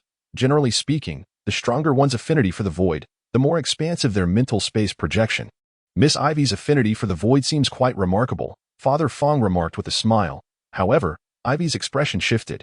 Her aunt had cautioned her against revealing her talents to outsiders, as the depths of others' greed and jealousy were unpredictable. Yet, considering Father Fong's position within the Church of Light and the Knight's Blade, Ivy exhaled her tension, hoping Father Fong would keep her secret. Father Fong solemnly nodded. No problem. Now, let us ascertain whether there resides a heart thief within your mental spaces. As Wang Yu engaged in conversation with Ivy and Father Fong, he remained captivated by the ethereal projections of their mental realms. The scale of the priest's cathedral was considerable. Intriguingly, The celestial expanse above was not the typical resplendent, yet perilous night sky. Rather, it radiated a golden luminescence, with both the heavens and the stars emanating a soft, pale golden glow, exuding beauty and a sense of reassurance, distinctly different from the void. Among the myriad golden stars, one shone particularly brightly, its brilliance akin to the sun's significance to the solar system, casting a gentle and sacred light that illuminated the unique celestial dome above the priest's head. In contrast, Wang Yu could hardly fathom the enormity of Ivy's castle. To describe it merely as a castle would be an understatement. It resembled a small mountain. Its vastness was so overwhelming that Wang Yu could barely discern its pinnacle. Standing before this monumental edifice, he felt diminutive, as if confronted by a great mountain. How immense! What a formidable affinity for the void! Wang Yu marveled once more at the girl's astonishing connection to the void. Comparing it to his own modest entrance, the disparity was indeed significant, though he felt no envy, merely a sense of wonder. What is that? As Wang Yu observed the colossal castle, he noticed something writhing in a corner where the castle met the lake's surface. A grayish-white, semi-transparent body, twisting and contorting limbs, covered in suction cups, and a bulbous head that morphed grotesquely. Was it a grayish, semi-transparent octopus? This peculiar creature was attempting to burrow into the castle's walls with its tentacles, its delicate appendages appearing feeble against the fortress's sturdy structure. Yet, through relentless erosion, it had managed to create a notable indentation. One could only imagine that if time allowed, this octopus would eventually breach the wall. Furrowing his brow, Wang Yu approached. Next, I will employ divine magic to scour our mental realm. This magic is designed to uncover any potential heart snatchers lurking nearby. Our mental spaces are isolated, making mutual influence difficult. To the void, we are as insubstantial as it is to us. However, divine magic can penetrate this barrier, forcefully overcoming the constraints. Once a heart snatcher is detected, it will flee instantly. This is contingent upon our ability to breach the barrier. Otherwise, we cannot intervene at all. I will first guide the magic for a reconnaissance. Upon confirming its presence, I will direct a second spell to eliminate it. This, however, is quite challenging, for heart snatchers are exceedingly swift, and successful exterminations are rare. Thus, he began. Ivy, a bit anxious, nodded in agreement. The pale golden light cascaded from the cathedral's roof like a flowing stream. The most luminous star softly cast its radiance downwards, transforming into a golden stream that flowed gently, enveloping the priest's cathedral in this serene golden sea, shimmering brilliantly. As the cathedral became saturated with the golden light, Father Fong opened the sacred text in his hands, and the light coalesced into the tome, gradually converging. A visible golden shockwave emanated from within the text, sweeping outward in all directions. Simultaneously, Wang Yu furrowed his brow as he treaded upon the crystalline lake's surface, advancing towards the strange octopus endeavoring to breach Ivy's castle. The creature seemed to sense Wang Yu's approach, yet it paid him no heed, continuing its task as if confident that he posed no threat. Wang Yu sprinted across the lake, feeling as though he had traversed something intangible upon nearing the castle, yet no obstruction hindered him. Without further contemplation, he lunged at the octopus, reaching out to seize it. Upon seeing Wang Yu rush towards it, the octopus finally realized the gravity of the situation, withdrawing from the wall and diving into the lake in an attempt to escape, moving surprisingly swiftly. However, Wang Yu was quicker, racing across the lake's surface, closing the distance in mere strides. Squinting his eyes, he seized the octopus from the water. With its pale gray hue, semi-transparent form, numerous suction cup-covered tentacles, and a bulbous head swirling with a mist reminiscent of smoke, this octopus appeared undeniably peculiar. Wang Yu gazed into its two eyes, which reflected human-like terror and astonishment, a vaguely familiar sight that made him frown. At that moment, the golden shockwave reached this vicinity. Seemingly sensing something, as a pale golden glow radiated from the shockwave, infusing the gray octopus in Wang Yu's grasp. Instantly, the once pale gray creature was suffused with golden light. Both Father Fong and Ivy noticed Wang Yu standing within the confines of Ivy's castle. Father Fong's eyes widened in shock, while Ivy expressed a slight surprise. What do you have in your hands, Wang Yu? Ivy inquired. It is a heart snatcher, Father Fong promptly answered. The octopus in Wang Yu's grasp appeared to sense its detection, thrashing violently. In an alarming twist, a large maw filled with jagged teeth erupted from its smooth head, clamping down on Wang Yu's hand. Yet, he remained unscathed.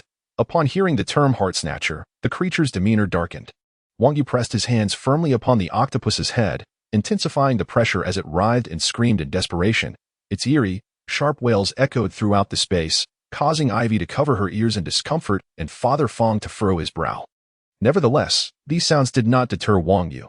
His iron grip relentlessly restrained the octopus's head, the pressure mounting, ignoring the shrill cries and the octopus's bizarre, twisted blades and serrated edges that sprouted in futile attempts to attack him. Wang Yu simply increased his force, silently intensifying his grip. The gray head was crushed under Wang Yu's violent pressure, a viscous, grayish, semi-transparent fluid seeping from the ruptured area, dripping downwards.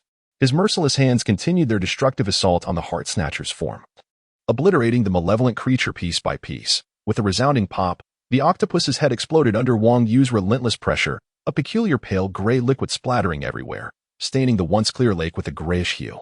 Unbeknownst to him, the lake's depth beneath his feet deepened slightly.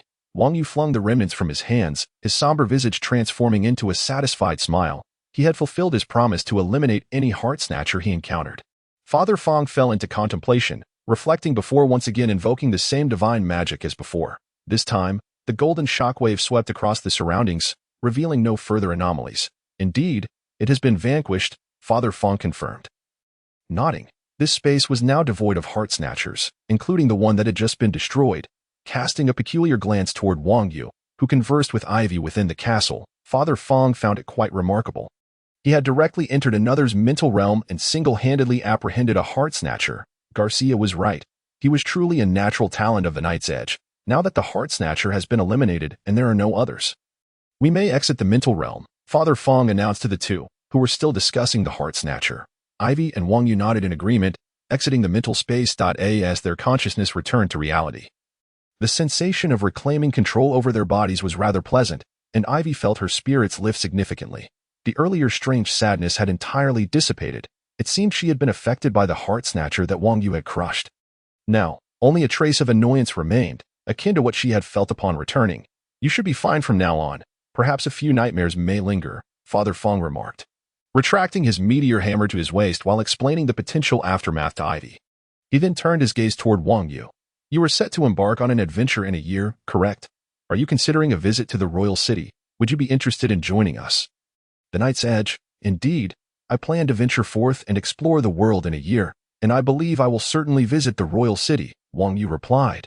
Wang Yu nodded, realizing that after fulfilling his promise in a little over 10 months, he would finally venture outside to explore. Dragons, elves, and an abundance of magic. This world was vast, and his curiosity was piqued. Upon hearing Wang Yu mention his impending departure in a year, Ivy's previous annoyance seemed to intensify. Not quite anger, but a peculiar discomfort that unsettled her. Lowering her gaze, Ivy remained silent. Could you introduce the Knight's Blade to me? Wang Yu continued to inquire. Father Fong cleared his throat, adopting a serious demeanor. We are the Blade of the Night, vanquishing the malevolent lurking in the light that we stand as the lighthouse of the silent sea, the guardians of the mortal realm. After delivering this impassioned declaration, Father Fong turned to Wang Yu and asked, What do you think? Wang Yu blinked, carefully reflecting on what he had heard about the Knight's Blade. That he glanced at Garcia, then scrutinized the priest once more. Rubbing his chin thoughtfully, resolute, Wang Yu candidly expressed, It sounds too abstract. It holds little meaning for me. What about benefits and compensation? Wang Yu had always been a man of substance. Father Fong's lofty proclamations left him entirely unmoved. Such rhetoric might serve to rally troops before battle, but as a guiding principle for his endeavors, it failed to resonate with Wang Yu. He pondered the silence that ensued, contemplating whether to be forthright. He was uncertain if the Knight's Blade, like certain employers from his past life, preferred flattery and circumlocution. Would being straightforward offend Father Fong? Reflecting deeply, he concluded that they were no longer in the same world. There was no need to cower. It was not enjoyable to be subservient. Having never been particularly subjugated in his previous life, Wang Yu had no intention of being timid now. Caution was not a trait he wished to employ here. Thus, he spoke plainly. If it came to it, he simply wouldn't participate. He was not a man prone to indecision. He was a wandering knight. He was free, and the world was vast, offering him numerous places to roam. Ha ha ha. Is that so? Father Fong chuckled, while Garcia wore an expression of resignation. He had not anticipated that after such deep contemplation, Wang Yu would respond in this manner. Was it embarrassing? Not quite. Though it was undeniably peculiar. Ivy appeared somewhat dazed. To her, Father Fong's status seemed to surpass even that of a count, yet Wang Yu's demeanor when speaking to him was rather audacious. Indeed, I am quite concerned about this. Wang Yu nodded earnestly. The compensation and various privileges associated with the Knight's Blade were indeed impressive. I maintain that relying solely on such platitudes is futile. An organization cannot sustain itself on ideology alone. It must be built upon tangible foundations. Father Fong beamed with delight, lacking the composure typically expected of a clergyman, which instead imparted a sense of grandeur to Wang Yu. A man of substance. Wang Yu mused. Father Fong's essence was undeniably grounded. The stellar mace of the Holy Canon spoke volumes. Following this intuition and fondness, Wang Yu decided to be direct, eschewing any ambiguity. Let us speak of the concrete then. The Knight's Blade in the Imperial City offers monthly remuneration ranging from 20 to 100 gold coins, with additional rewards for completing tasks. Furthermore, all members enjoy special privileges in the various academies and shops within the city, granting them, in theory, the power to disregard noble law enforcement. Of course, you can contemplate this matter yourself. Are you satisfied? Wang Yu nodded. It was not that he was dissatisfied. This job exceeded his expectations. The final remark about contemplating the matter was quite pragmatic, helping him understand why the Knight's Blade wielded such influence and public esteem. 2 words, substance and practicality. The tangible benefits, coupled with the righteous ideology, compelled these warriors, who fought in the shadows, to strive for the betterment of this world. Exceedingly satisfied, Wang Yu extended his hand. I eagerly await your arrival. Father Fong clasped Wang Yu's hand, and in the presence of Garcia and Ivy's somewhat bewildered gazes, the 2 men solidified their pact. Second update on Monday, 7,500 words. As I wrote, I found myself recounting an entire event, leading to this length. With the first update, the total reaches 12,500 words. I strive to match the commitment of the esteemed Yu Tiao, aiming for a daily output of 10,000 words. Moving forward, Mondays will feature dual updates of this magnitude. The first volume will likely conclude around 200,000 words, at which point I shall discuss this work further. Thank you for reading and for your support. For those engaged with this narrative, know that this second update is dedicated to you. Your readership imbues my creation with meaning. Chapter 26, Curiosities in the Alchemy Workshop. The Father Fong held a great appreciation for Wang Yu. He recognized that his raw strength was still lacking.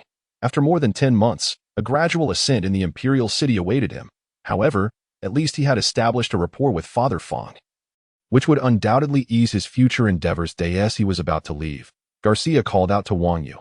With one hand resting on Tourette, Wang Yu turned, somewhat puzzled, to face him. Aren't you going to inquire about Reynard? Garcia gazed at Wang Yu, uttering a name that resonated with familiarity. The old knight. Wang Yu scratched his head, glancing at the gauntlet in his hand. I must confess, I prefer not to pry into other secrets. If Reynard chooses not to disclose, there is little reason for me to investigate further. Often, we all harbor things we prefer to keep unsaid, merely maintaining a tacit understanding. Don't you feel the same?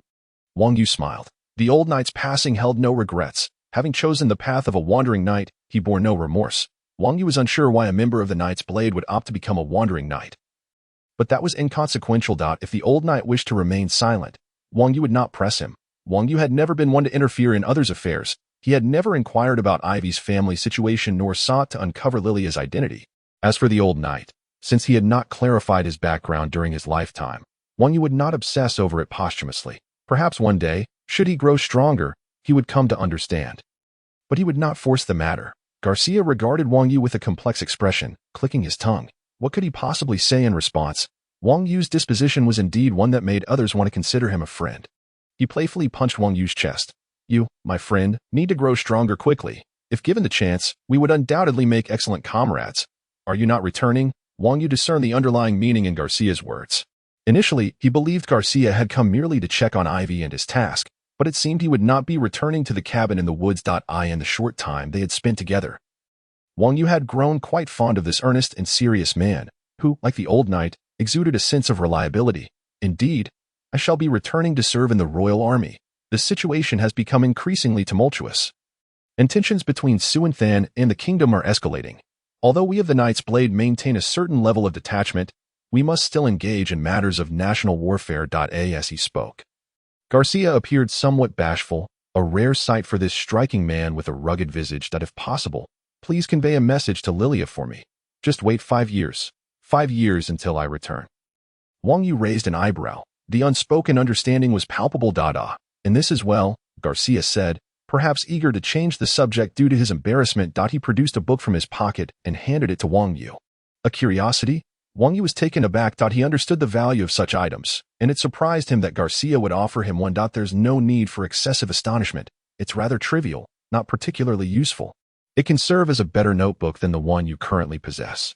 Garcia observed Wang Yu's astonished expression and chuckled lightly. While Garcia spoke with an air of nonchalance, Wang Yu understood the rarity and preciousness of such extraordinary items. These peculiar objects were unique to this world, unrelated to the void, magic, or alchemy. They possess special properties, often imbued with absolute power, for instance, at the celestial border.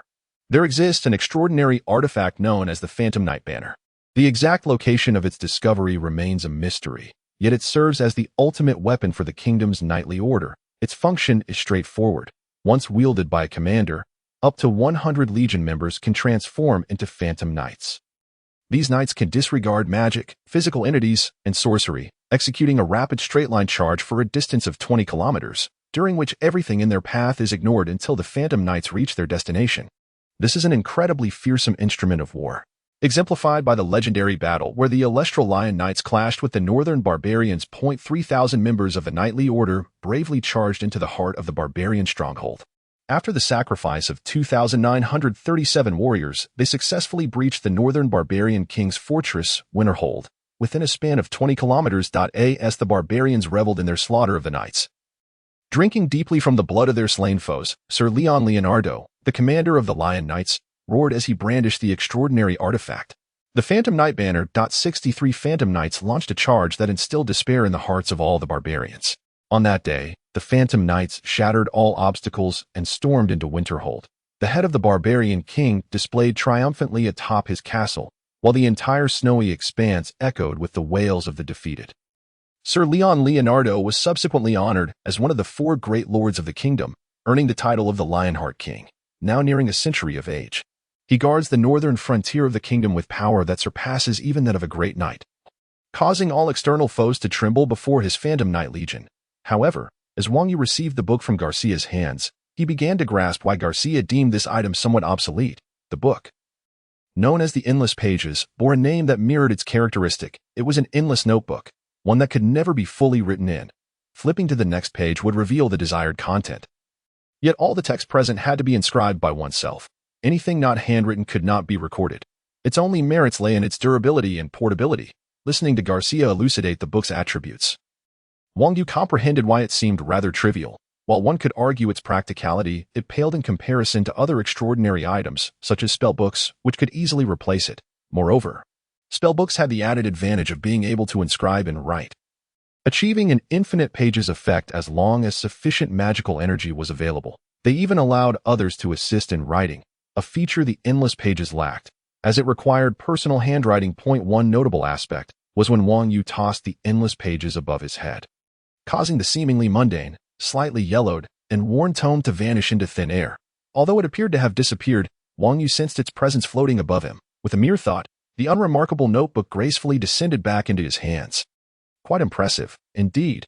Wang Yu felt quite satisfied with this item, not exceedingly powerful, but with proper utilization, it might unveil some unique functions. Don't mention it, as you would say.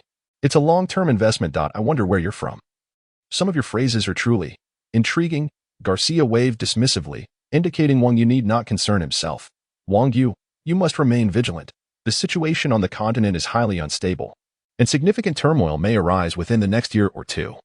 You need to strengthen yourself quickly. In the face of future upheaval, each individual is but a small stone swept up in the tide. If one is not sufficiently large or strong, they will either be washed away or shattered. Garcia's demeanor turned serious as he earnestly imparted this wisdom to Wang Yu before departing. Wang Yu nodded, having sensed the impending turmoil of the future. His continuous pursuit of strength was, indeed, to better prepare for the tumultuous years ahead. Farewell, and please assist little Avia. She will face challenges that may surpass your own. All right, but truth be told, it's uncertain who will assist whom. You know her talents. In comparison, I find myself rather unfortunate. The knight waved goodbye to Wang Yu, who reciprocated the gesture. Garcia turned away with a casual air, saying nothing further. Men were often rather straightforward. Wang Yu tossed the Endless Pages above his head once more, allowing it to float ethereally in his wake. Climbing atop turret, he called out for Avia to mount up. They were preparing to return. Seems you have quite the faith in that knightly attendant, Father Fong observed as Garcia approached. Merely jesting. Father, are you not the same? Did you not declare his potential to be immense? Indeed, his raw strength may be lacking, yet he possesses a truly unique ability to traverse the mental realm and interfere with the void, something only divine arts should achieve. Do you comprehend what this signifies? Could it be? Garcia's gaze shifted skyward, The implication clear. Do not attribute everything to the divine. Gods are not omnipotent. Father Fong's eyes widened in exasperation as he delivered a sharp reprimand to Garcia. The tall and robust knight lowered his head before the even larger and more formidable priest. While Father Fong's assertion that gods were not omnipotent seemed peculiar, it was a sentiment echoed by the followers of the Church of the Light. What truly concerned him was the familiar sensation. The teacher still enjoyed delivering reprimands, and it stung quite a bit. Simply put, it signifies that he possesses great potential. Our knight's blade requires such talents. The kingdom's internal structure has become bloated and convoluted due to prolonged stability. The nobles' insatiable thirst for power has blinded them to reality. Only through the infusion of fresh blood can we alter this decaying kingdom.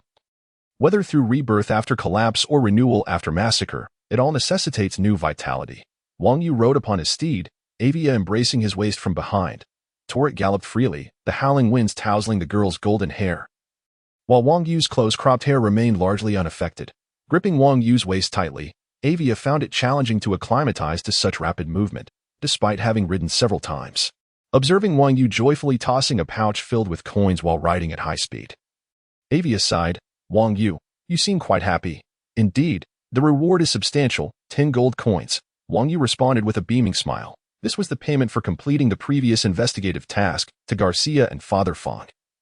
The reward for a lower-tier task seemed rather modest. However, Wang Yu was undeniably impoverished. Prior to receiving this payment, his theoretical wealth stood at 0.is that much, not particularly. Wang Yu was momentarily stumped by Avia's inquiry.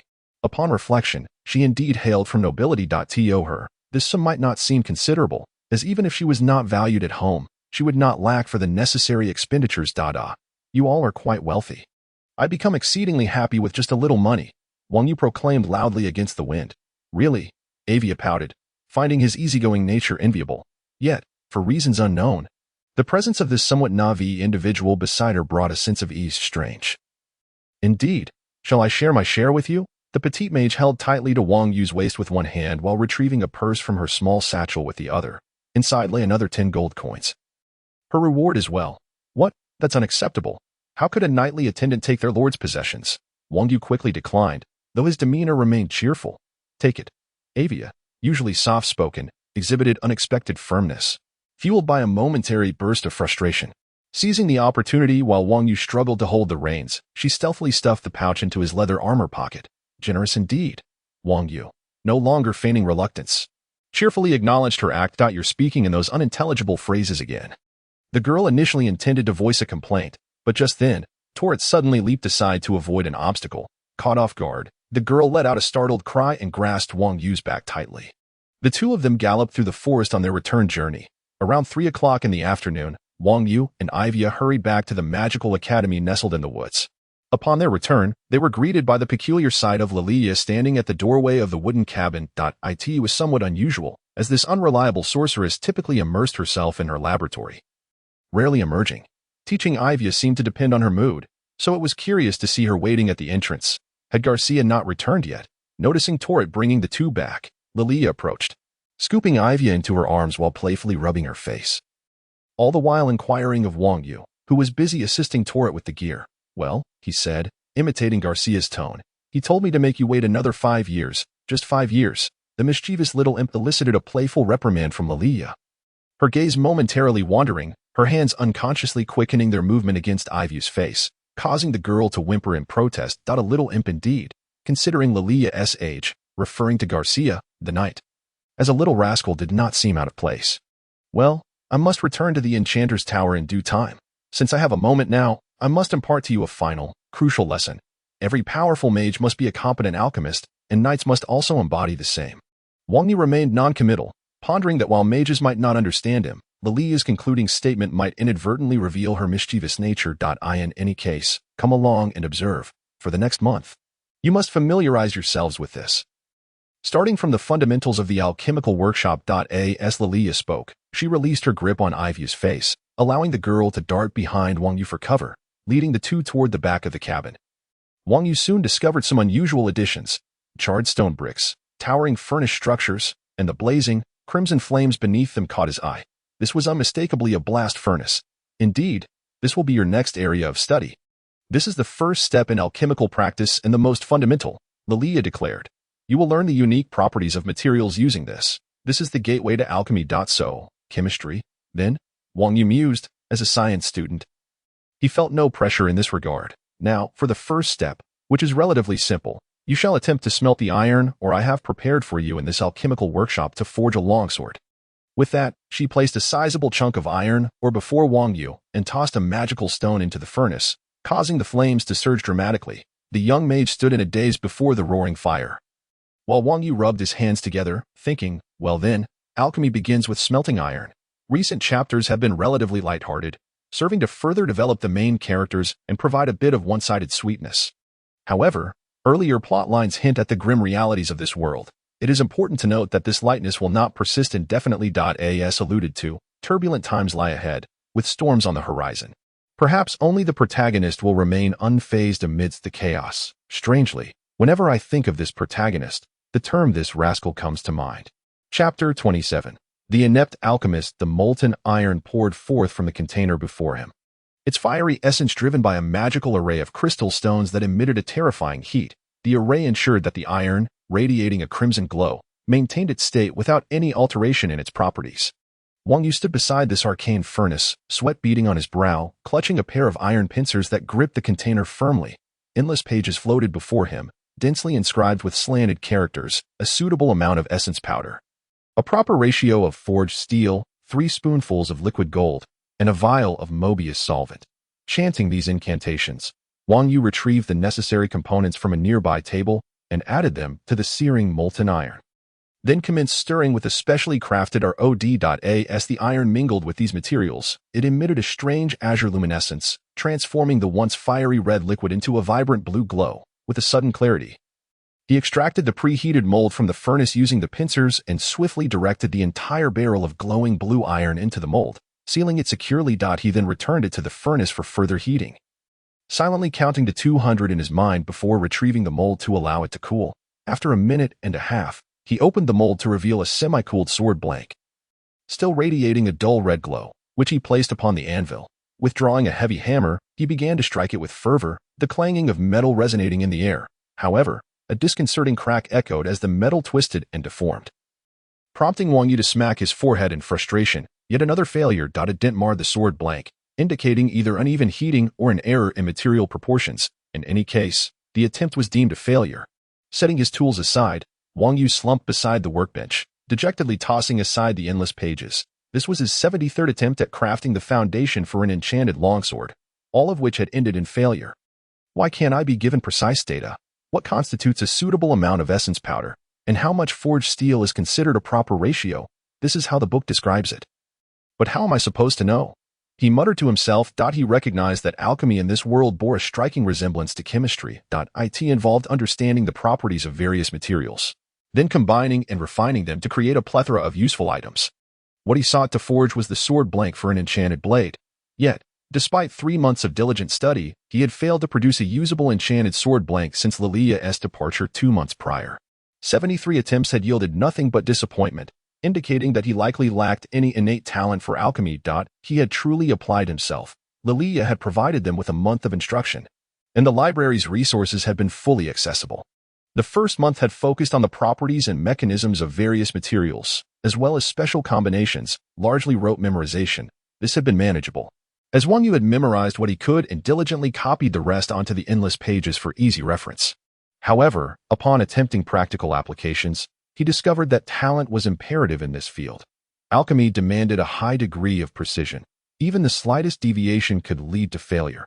Unfortunately, many of the recipes in the library's foundational texts were vague, often describing ingredients in terms such as suitable amounts or proper ratios. To Wang Yu, these phrases were utterly perplexing, yet they did not reflect a disparity in civilization. The meticulous measurements of a laboratory, down to milligrams and micrometers, could not belittle the alchemy practiced in this world. Alchemy varied significantly across regions, influenced by magical concentrations, temperatures, and even time. The term suitable amount often required the alchemist to rely on their own intuition, a form of innate talent akin to instinct. Success hinged on memorizing the properties of various substances, understanding their interactions, and possessing the gift to ascertain the appropriate ratios for manipulation, thereby achieving the goals of alchemy. Regrettably, it appeared that Wang Yu lacked this particular gift. His knowledge and understanding of material properties were adequate, Yet he could not translate that understanding into the proper combinations for success. He sighed inwardly, feeling a sense of loss. The ability to forge one's own weapons was, in his view, a remarkable achievement for any warrior. Alas, he found himself unable to do so. The simplest recipes in alchemy were often the most intricate, while the more complex and powerful creations tended to be shrouded in ambiguity and mystique. Thus, many potent spells and alchemical constructs were often the spontaneous inspirations of master alchemists. Of course, this pursuit was costly, despite being a lucrative endeavor that could yield profits for years. The materials and the operation of magical arrays consumed vast sums of gold. He jangled his nearly empty purse, the sound hollow, with only a solitary coin remaining. Over the past 3 months, Wang Yu had spent all his funds on materials and magical crystals for his alchemical experiments. His initial 10 coins, supplemented by the 10 given by Ivy, had dwindled to just 1, marking a significant loss. While he had learned the basics of simple magical rune engraving and the crafting of rudimentary protective gear and weapons, these skills paled in comparison to what a skilled blacksmith could accomplish, rendering them meaningless. Moreover, he was unable to create even a moderately advanced enchanted sword. At this juncture, it seemed he could only resign himself to defeat. Damn it, why is it so difficult? Why can't I even comprehend the proportions of properties? I excelled in chemistry. Why can't I grasp this? Wang Yu lamented as he cast aside the discarded sword blank onto the table. Having exhausted his financial resources, he recognized the futility of clinging to a dream devoid of talent. No amount of effort could substitute for innate ability. It was particularly disheartening that he could no longer forge a task he had found quite enjoyable. The rhythmic pounding of a hammer upon iron had been a source of comfort, not to mention an excellent means of building his strength. After 3 months of forging, his raw power had reached a coefficient of 1.5, placing him on the cusp of becoming a mid-tier apprentice knight, though he still fell short in other areas. Enough, I must concede. Crafting my own equipment is simply not feasible. He shook his head, gathering the failed materials into a single pile, planning to dispose of them later. He no longer intended to pursue alchemy as a secondary vocation. It was clear he lacked the requisite talent. Yet Ivy's innate gifts continued to shine, proving her exceptional aptitude in alchemy. After all, the essence of alchemy lay in restructuring materials to achieve more stable and powerful constructs through complex reactions. The sword blank for an enchanted sword was intended to yield a metal capable of accommodating magical rune circuits. Perhaps a shift in perspective might yield results. Just as he contemplated abandoning his tools and departing, an idea surged forth in Wang Yu's mind, a thought worth exploring without any risk of loss. He concentrated, channeling the chaotic energies of the void into his fist, embracing the disarray. The more chaotic, the better. After all, he was merely experimenting. This was a principle Wang Yu had discovered. In any application of void energy, greater chaos often resulted in lesser consumption. This explained his difficulty in using void energy to directly distort something as intricate as a smartphone or magical device. Such precise items demanded astronomical amounts of energy, far beyond Wang Yu's capacity. The overall tendency of the void is toward chaos and disorder, he mused, though he did not dwell on it. Recognizing that such considerations were beyond his current concerns, there was no need to overthink it. What he is currently engaged in is rather straightforward. He is concentrating enough void energy upon his fist. And then, with a powerful strike, he aims to embed this energy into the discarded enchanted sword blank. The intention is to distort its structure. The more chaotic the better. He chuckles at the absurdity of it. How could it possibly work? Although theoretically feasible, the probability seems exceedingly slim. Among countless possibilities, the useless, discarded structures undoubtedly dominate the landscape. As the void energy converges sufficiently, Wang Yu prepares himself, delivering a forceful punch to the scrap sword blank. The void energy surges forth, carried by ripples that penetrate the metal fragment. The ripples rebound internally, dispersing the erratic void energy chaotically within the material, following Wang Yu's will. This void energy begins to reconstruct the structure and properties of the material in the most chaotic manner possible. Due to its extreme disorder, this limited amount of energy proves surprisingly enduring. The moment Wang Yu strikes the scrap, it begins to vibrate and slowly shift across the table. Approximately a minute later, accompanied by a series of rapid popping sounds, a multitude of cracks emerges on the surface of the material before Wang Yu, its overall hue darkening and dulling. Although it was initially a scrap, its appearance at least bore a polished azure charm, yet now it resembles a mere chunk of worthless stone with its dim coloration, shattered surface, and disintegrating structure. Shaking his head in resignation, Wang Yu realizes that this endeavor yields no utility. Indeed, it seems there was never a chance for success. Otherwise, every wizard would become an alchemist, effortlessly tapping a piece of scrap and watching it break apart with a resounding crash, disintegrating into mere debris on the table. Wang Yu's gaze sharpens as he suddenly notices a small, intact structure, about the size of half a palm, nestled amidst the debris. Unbroken and concealed among the fragments, he reaches out to clear away the chaotic rubble. Scrutinizing the peculiar item before him with a curious expression, this material exhibits an irregular shape, reminiscent of a bomb caught in mid-explosion or perhaps a sea urchin. Its form is chaotic, yet its surface emits a faint, bluish glow, presenting a lustrous gradient that creates a kaleidoscopic illusion. What is this? Holding the object in his palm, he presses it gently, feeling some sharp protrusions prick his skin with a slight sting. This indicates that the spikes are not fragile. Their capacity to inflict discomfort upon Wang Yu's rough hand suggests that this material may indeed possess some significance. Retrieving a hammer from the workbench, he places the peculiar material on the anvil and strikes it. To his surprise, no metallic sound reverberates back. A peculiar expression crosses Wang Yu's face. He attempts to lift the hammer for another blow but finds it unsuccessful, which astonishes him. With a forceful tug, he manages to dislodge it, only to find that the entire anvil shifts slightly. To his amazement, he realizes that this material has embedded itself into the anvil, which is already stronger than typical materials. The irregular spikes on its surface exhibit an astonishing strength, having punctured several holes into the hammer, while the entire piece has penetrated the anvil. Wang Yu attempts to pull it free, but it proves tightly lodged. Any excessive force would risk injury to himself. No matter, he thinks, for dealing with such seemingly troublesome yet fundamentally uncomplicated issues, he can resort to magic. The void energy swells, and distorting the shape of a material is relatively simple. As he channels the void energy into this peculiar substance, he consciously directs its distortion, altering its form. However, Wang Yu's eyes widen in surprise as he observes that the sea urchin-like exterior remains just as strange and disordered. This object appears impervious to the effects of his magic. The void energy dissipates into nothingness, failing to influence this peculiar item. What? Wang Yu struggles to comprehend why his magic has proven ineffective against this object.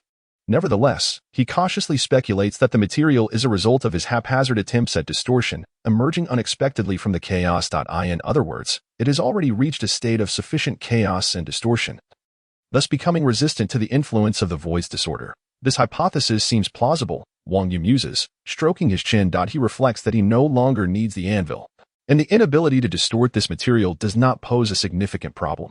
With a decisive exertion of his void energy, he contorts the anvil, successfully extracting the peculiar sea urchin-like material. Wang Yu resolves to show this to Avia. If Lilia were present, she would be the better option. But for now, Avia will have to suffice. However, before that, he decides to test his inexplicable spell once more. He gathers the numerous failed fragments into a pile and strikes each with his fist. This spell does not consume much void energy, and the entire process is completed in no time. Surveying the littered shards, the epitome of useless refuse, Wang Yu smirks, realizing that the sea urchin he has discovered is indeed an anomaly. The spell he conjured appears to yield little to no results. Relying on luck with such a technique seems less fruitful than learning from others or scavenging in the alleys known for their deceptive trinkets. At least one might have a 1 in 1,000 chance of success there. Does Wang Yu's spell even boast a 1 in a million chance? Likely not. He gathers the pile of refuse, which could have been exchanged for a few coins at the nameless village blacksmith, now rendered utterly worthless. Yet, he feels no sorrow. Wang Yu appreciates wealth but is never greedy, clutching the extraordinary material. He approaches Avia's quaint wooden cottage, where the faint sounds of metal clinking resonate within. Peering through the window, he catches sight of the girl, diligently carving something at her wooden table. Her golden hair is tied back in a single ponytail, showcasing a precise and serious demeanor, dressed not in the customary wizard's robe, but rather in a simple gray tank top. From this angle, he can only see her profile, exuding the essence of youth. Wang Yu believes the girl appears much better this way. Despite being somewhat oblivious, Wang Yu discerns that Avia carries a heavy heart. However, her gentle nature prevents her from burdening others with her troubles, which she keeps bottled up. He thinks this is not ideal. Yet, when the young mage immerses herself in her work, everything else seems to fade away, and at that moment, she radiates a youthful vigor that Wang Yu finds quite agreeable. Not wishing to interrupt her focused endeavor, he stands by the window for about half an hour. Once Avia completes her carving, she exhales a sigh of relief, revealing a satisfied smile as she wipes the perspiration from her forehead, which has accumulated from her intense concentration. She lifts the object in her hands, examining it with keen interest. Seeing that Avia has finished, Wang Yu taps on the window. The girl, momentarily startled, turns her gaze toward the windowsill and, in a flurry, hastily conceals the object she was working on. She rushes to the window, pulling it open to greet Wang Yu, who has been standing there for quite some time. Wang Yu, is there something you need? Ah, yes. I have a peculiar item I'd like to show you. Wang Yu extends the strange material toward Avia. What is it? He notices a faint blush on her cheeks, which might be a mere illusion. I accidentally created this odd object while practicing alchemy, but I have no idea what it is or how to use it. I thought to consult you, given your exceptional talent in alchemy and your proficiency with magical runes. Ah. Avia's expression shifts slightly as she gazes at the sea urchin-like object in Wang Yu's palm, her tone betraying a hint of disappointment. However, she quickly regains her composure. Wang Yu briefly recounts how he came upon this peculiar item, including his own haphazard attempt at casting a rather inexplicable spell, successfully capturing Avia's attention.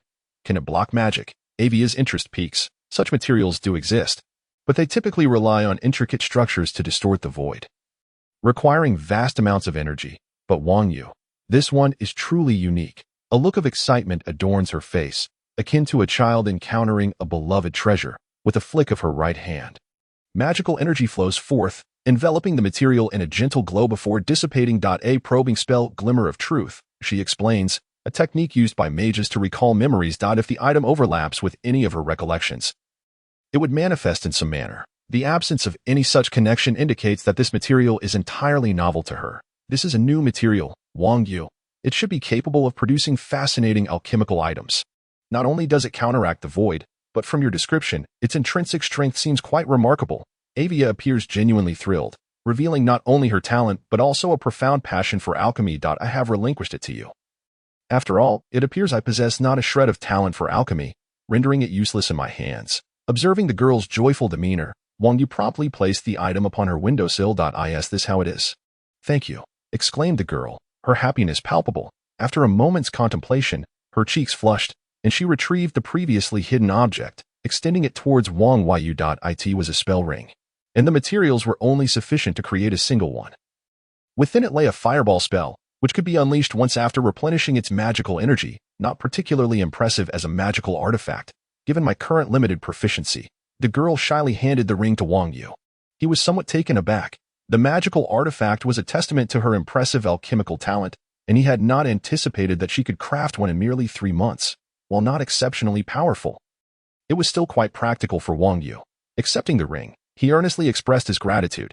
Thank you very much. However, as he tucked the ring into his pocket, he noticed his name inscribed upon it, not in Chinese characters, but in the script of this world. Pronouncing Wang Yu in this language proved to be rather challenging, resulting in the spelling on the ring sounding akin to Wang Yu, which elicited an involuntary chuckle from him. What are you laughing about? Ivy asked, her embarrassment intensifying at the sight of Wang Yu's amusement. Oh, it's nothing. Just that the pronunciation of my name inscribed on this ring sounds quite peculiar. Then, how about naming your spell?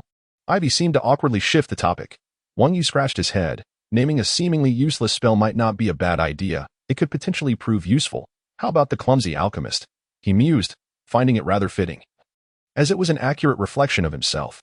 How strange. What do you think of fate reconstruction? Ivy suggested, her choice sounding somewhat juvenile in Wang Yu's ears. No, that name sends chills down my spine. It feels ominous. It's not that I'm disdainful of its childishness, but it reminds me of past experiences in games with the dark dungeons and the character Asan, which terrifies me. Then, what about chaos reconstruction? Excellent. Let us go with that. Wang Yu approved of her suggestion. As Ivy gazed at the sea urchin in her hand, and then at Wang Yu, who was engrossed in playing with the ring. A fleeting intuition whispered to her that today's material, along with Wang Yu's seemingly useless chaos reconstruction, would indeed prove to be significant. Well, the transitional phase should soon conclude, leading us into the climax of this volume. I shall strive to write diligently. The benefit is that, like today, what was originally about 4,500 words might swell to around 6,000. Haha. Chapter 28. The Gathering Storm. The curtain rises in a world devoid of light. It seemed as though no glimmer of hope remained. The entire expanse was reduced to a corner emitting a faint glow. The girl's frail silhouette huddled in this nook, knees drawn up, seeking refuge from the encroaching darkness. Surrounding her was an endless abyss of shadow and void, where the echoing whispers of illusions layered upon one another transported her back to her childhood, when her latent powers had marked her by the void's entities. During those terrifying days, only her mother could offer solace. Yet, casting her gaze around, she beheld several corpses sprawled at the juncture of darkness and dim light, their faces pressed into the ground. She dared not look, nor need she, for every figure was achingly familiar: her father, her brother, and her elder brother. There was also a body, appearing both real and illusory, lying deeper in the shadows. She shuddered to contemplate who it might be. Could it be her mother, curling into a tight ball? She felt as though she had returned to that filthy, grimy prison, this time without the sudden arrival of a bloodied figure to shatter her shackles. A profound sense of solitude enveloped Ivy. Invisible chains of loneliness wound around her, inflicting wounds of despair that flowed freely like a haunting lament. As Wang Yu had once casually remarked, the bridge effect. Ivy was a resilient individual, not weak by any means. Yet she was equally unwilling to lose. Having tasted the sweetness of companionship, a life devoid of worry and uncertainty, where someone always stood before her, that precious sensation was one she could not bear to relinquish. When calamity truly struck, the overwhelming solitude surrounded her like a shroud, squeezing her heart with anguish and sorrow, rendering her breathless. In this ephemeral void, she felt her essence sinking deeper, descending into an unfathomable abyss. Tap, tap, tap. The rhythmic sound of knocks pierced through the suffocating silence, tearing through the endless darkness of the plains, revealing patches of mottled light, the ephemeral world illuminated by the glow of reality fractured. Cracks spreading as faint light seeped through, heralding the disintegration of this realm. From where the illumination penetrated, the illusory world shattered, and the oppressive silence gradually receded. The girl, momentarily dazed, observed the collapsing dreamlike domain. Her awakening spirit slowly realizing that this was but a dream, perhaps a nightmare left by the Heart Snatcher, perhaps not. In a certain sense, the Heart Snatcher pursued chaos amid the ordered beings, their nightmares equally chaotic and disordered. In some instances, these distorted dreams would transform into something peculiar and bizarre when encountered by individuals of profound inspiration. Perhaps these terrifying nightmares were merely premonitions of the impending chaos.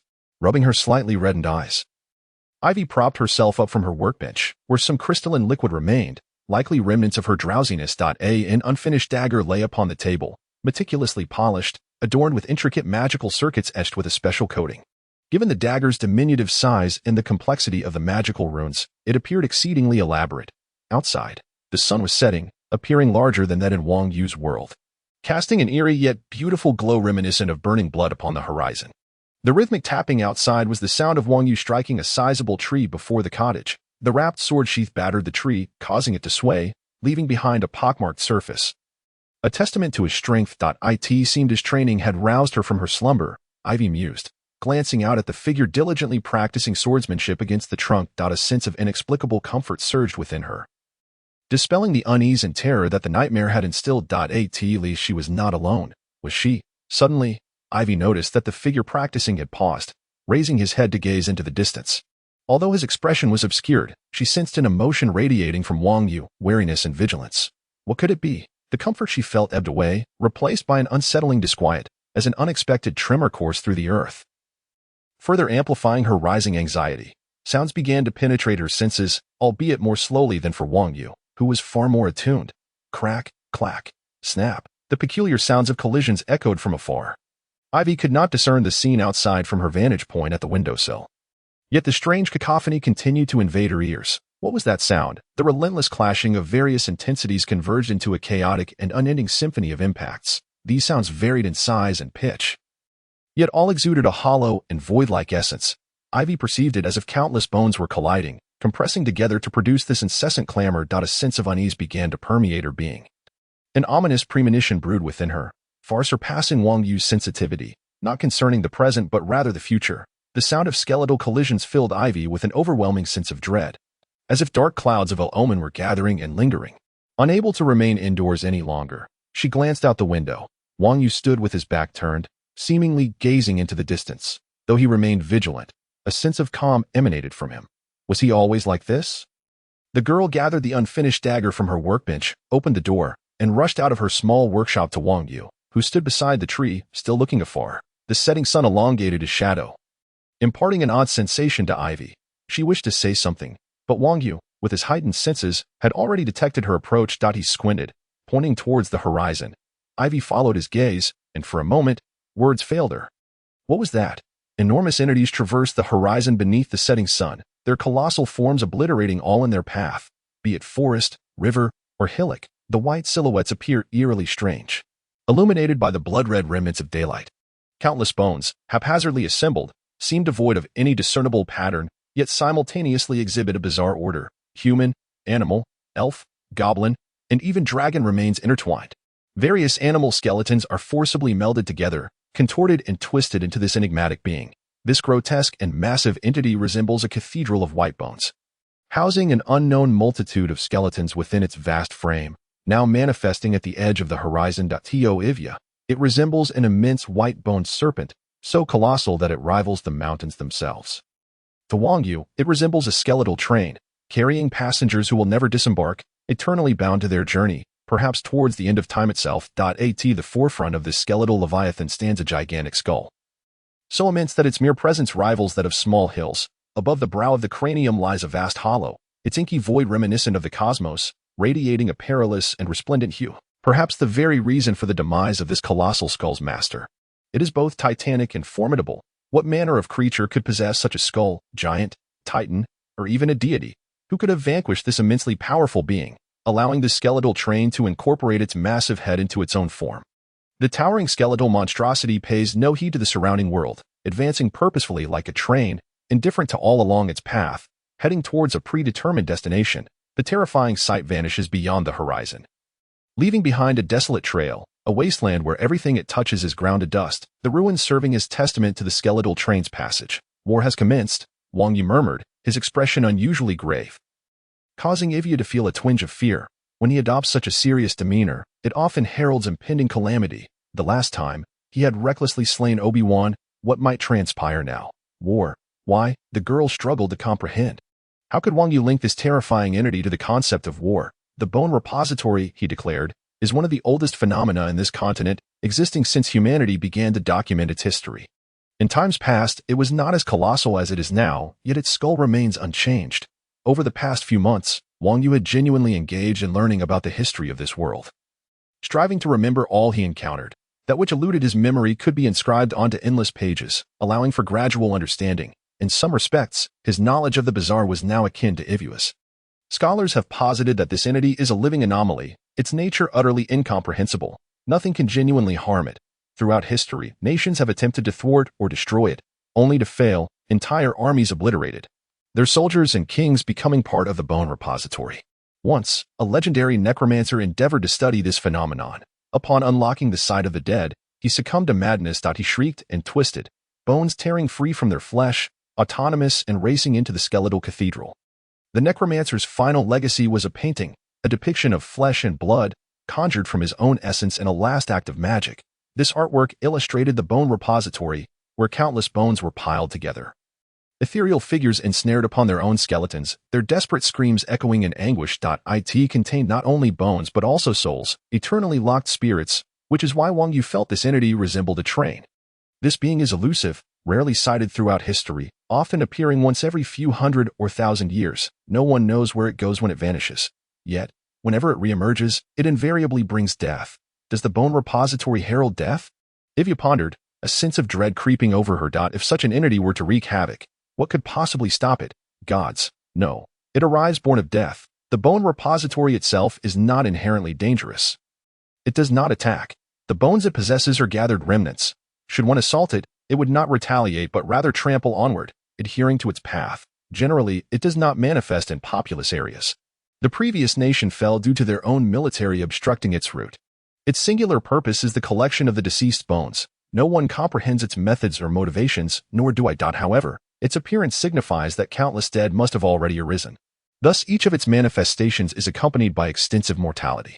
What are your thoughts on the impending carnage? Wang Yu inquired, directing his question at Ivya. With her keen intellect and extraordinary perceptiveness, Ivya grasped the implications of Wang Yu's words. Her ominous premonition seemed validated. Casting her thoughts into uncertainty and hesitation, war has begun, and on a grand scale. Ivya queried. I believe so. Wang Yu solemnly nodded. He detested war, truly.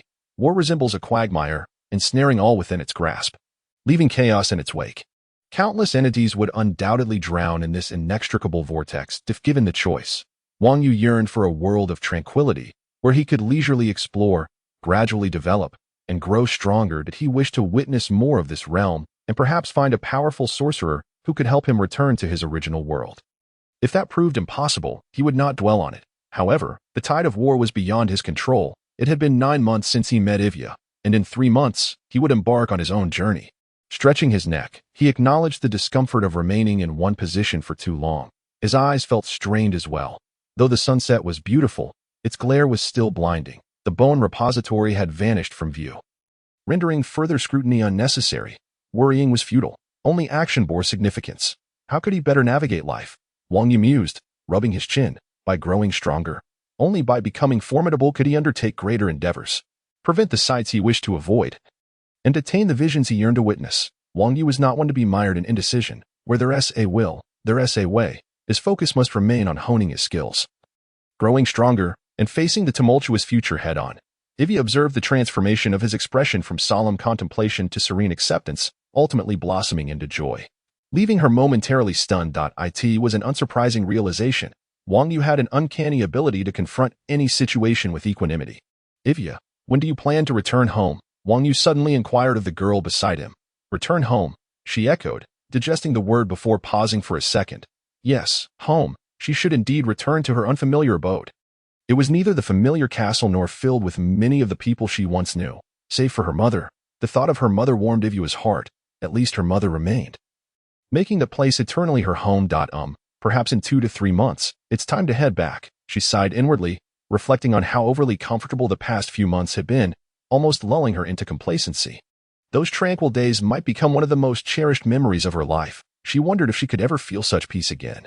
Yet, with war now afoot, the unrest within the royal city would only escalate, not abate. She could no longer afford to be a burden to her mother, needing to contribute rather than cower in the shadows. After all, not every encounter would involve a ghastly apparition drenched in blood extending a hand towards her. I must return to assist my mother. The intrigues among the nobility will only intensify, not slow. Although their family had lost its title and lands, the wealth and resources accumulated over the years would still attract many greedy eyes. A hint of worry colored the girl's words, a nagging sense of foreboding lingering in her heart, leaving her uneasy. Very well, I shall escort you back when the time comes. Perhaps I can be of some assistance. Wang Yu rubbed his chin thoughtfully. The period of physical enhancement was nearing its conclusion in just a few months. Thus, he resolved to expedite his training, making the most of every fleeting moment. Without delay, he picked up the sword he had previously set aside and resumed his vigorous assault on the trees before him. Observing Wang Yu's relentless efforts, Wei Yu retrieved a small knife from her pocket.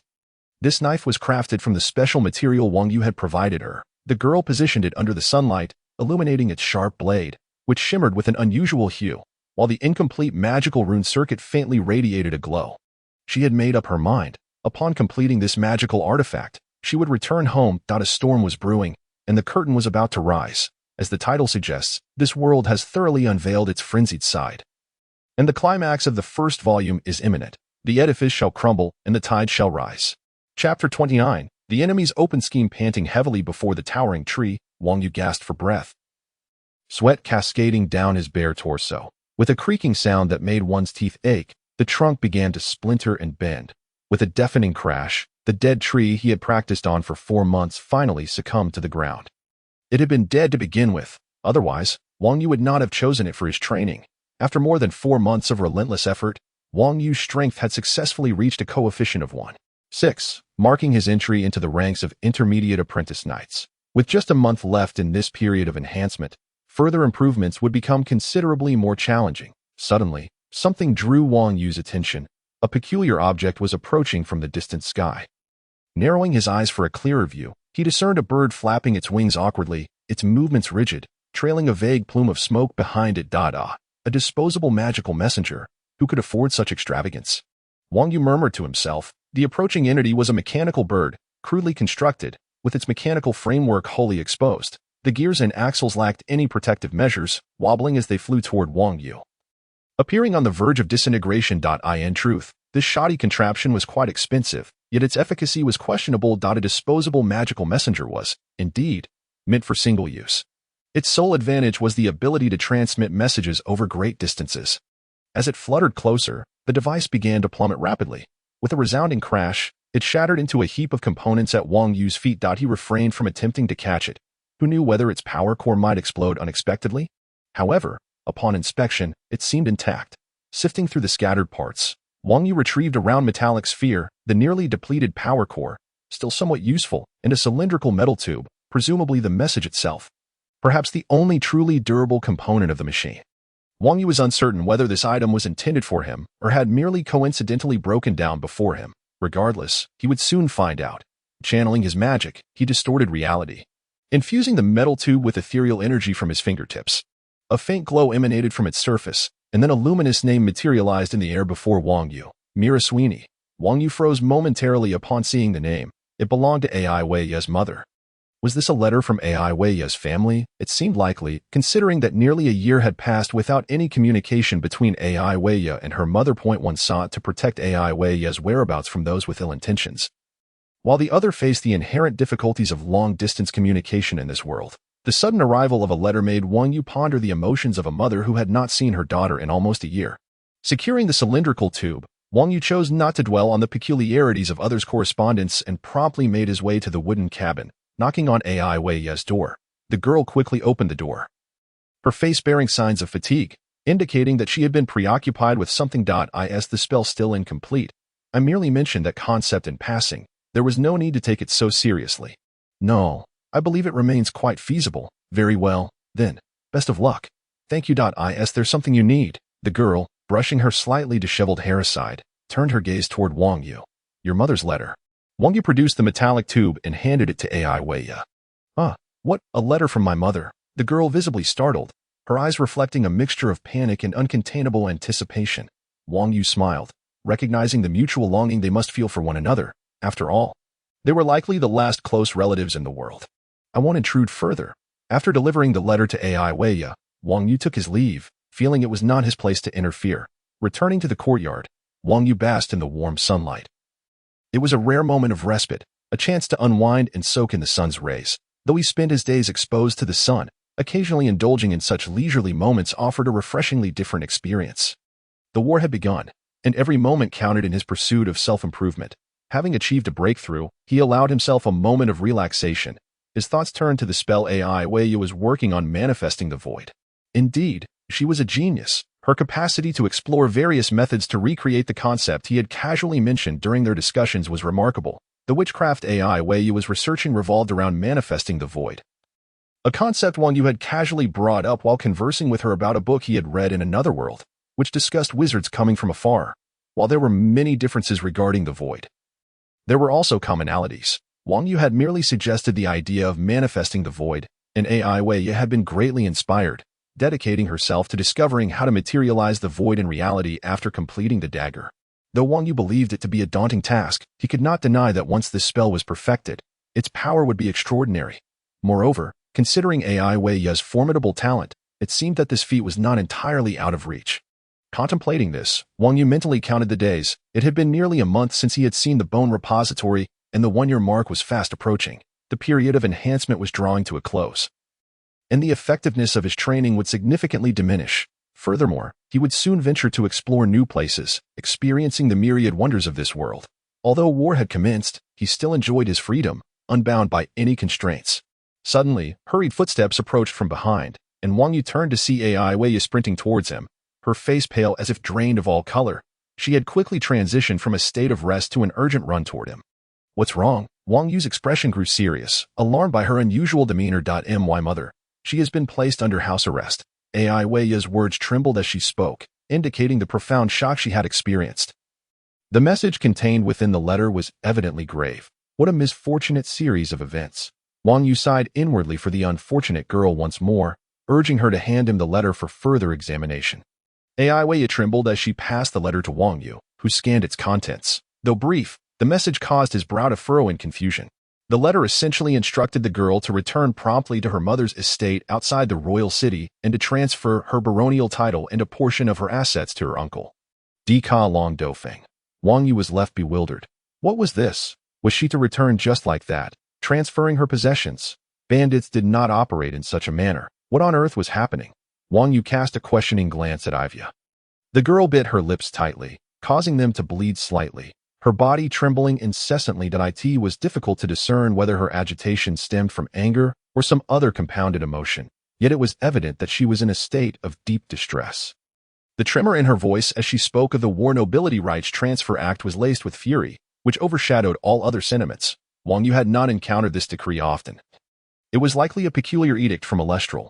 Though not explicitly documented in various texts, it had been alluded to in obscure references, and upon hearing this term, Wang Yu furrowed his brow tightly. This special decree was instituted during wartime to ensure that the domestic nobility would unite in their efforts against external foes. The king was acutely aware of how vile these parasitic nobles could be.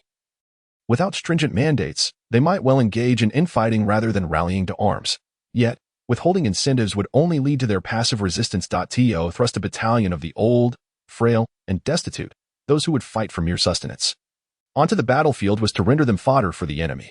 Thus, the War Nobility Rights Transfer Act was enacted, compelling reluctant nobles to voluntarily relinquish their rights to those willing to engage in warfare. However, in Wang Yu's perspective, this notion of voluntariness was laughable. Against the backdrop of powerful nobles who had amassed considerable military strength under the pretext of war, could the lesser nobles truly muster the will to resist? The answer was glaringly negative. Wang Yu's brows knitted together, as it was evident that Di Long was exploiting this decree to target Ivia. Isn't your mother a baroness, and didn't your grandfather promise to protect you? Furthermore, isn't your mother a grand sorceress? Surely, it is inconceivable for Di Long to be so brazen. Wang Yu struggled to comprehend the situation. My mother should have transferred the title to me long ago. She does not care for titles, she merely wishes to grant me more.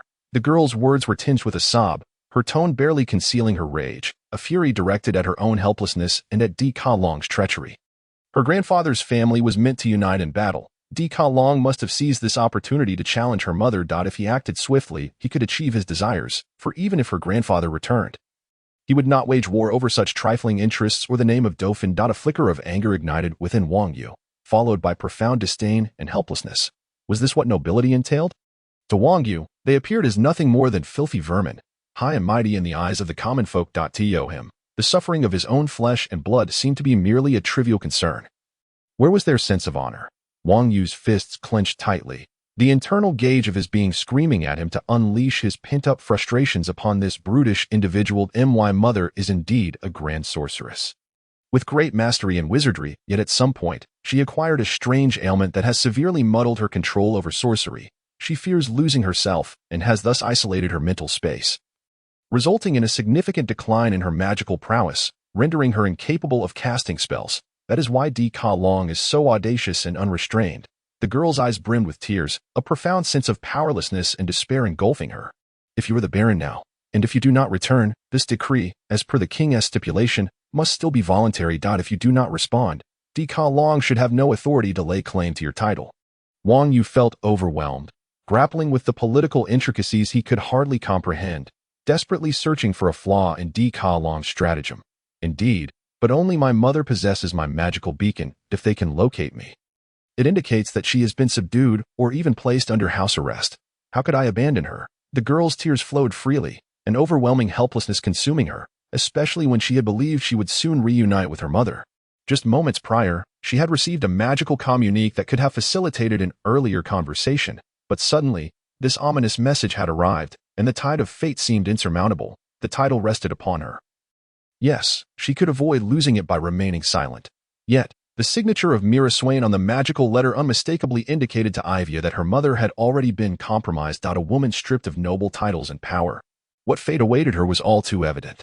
The scheme was blatantly transparent. Using the War Rights Act as a guise, they had taken her mother hostage to coerce the girl. With no allies and no power, how could Ivia possibly confront her adversaries and their formidable lineage? To flee, how could she abandon her mother? Yet, without fleeing, what could she achieve? Her insufficient strength rendered her almost powerless to effect any change, and no matter how one viewed it, this scenario exuded an air of utter despair. A chill crept into Wang Yu's heart, not for himself, but for these so-called nobles. It was truly laughable. Even those impoverished souls who fought tooth and nail for mere sustenance had flesh and blood, friends and family for whom they struggled. These absurd nobles, once the tide turned against them, resembled a pack of bloodthirsty hounds, eager to tear apart their prey. Such individuals existed in the previous world as well. Though Wang Yu, being an ordinary and fortunate person, had never encountered them. He gazed at the despondent girl, his eyes narrowing, glinting with a dangerous hue. What was his forte? Not brawling, not kicking down doors, but rather tearing away all faades and conventions, overturning the table. Just as Wang Yu was about to utter something, he noticed the girl's tears falling upon the magical letter tube. Unbeknownst to them, this triggered something, and the glow of arcane runes began to emanate from it. Before the girl could react, she felt a gentle hand caressing her face, wiping away her incessant tears. Stunned, she looked up at the figure that had suddenly appeared before her, while Wang Yu too stood momentarily taken aback. Yet his instincts did not signal danger. Cascading golden locks fell gracefully upon her shoulders, and the exquisitely beautiful visage, bearing a striking resemblance to the girl, exuded a mature allure, her eyes curved with a tender smile. The girl gazed in bewilderment at the woman who had suddenly materialized beside her, gently brushing away her tears. She was all too familiar. It was precisely this familiarity that plunged her into an uncontrollable state of shock and stupor.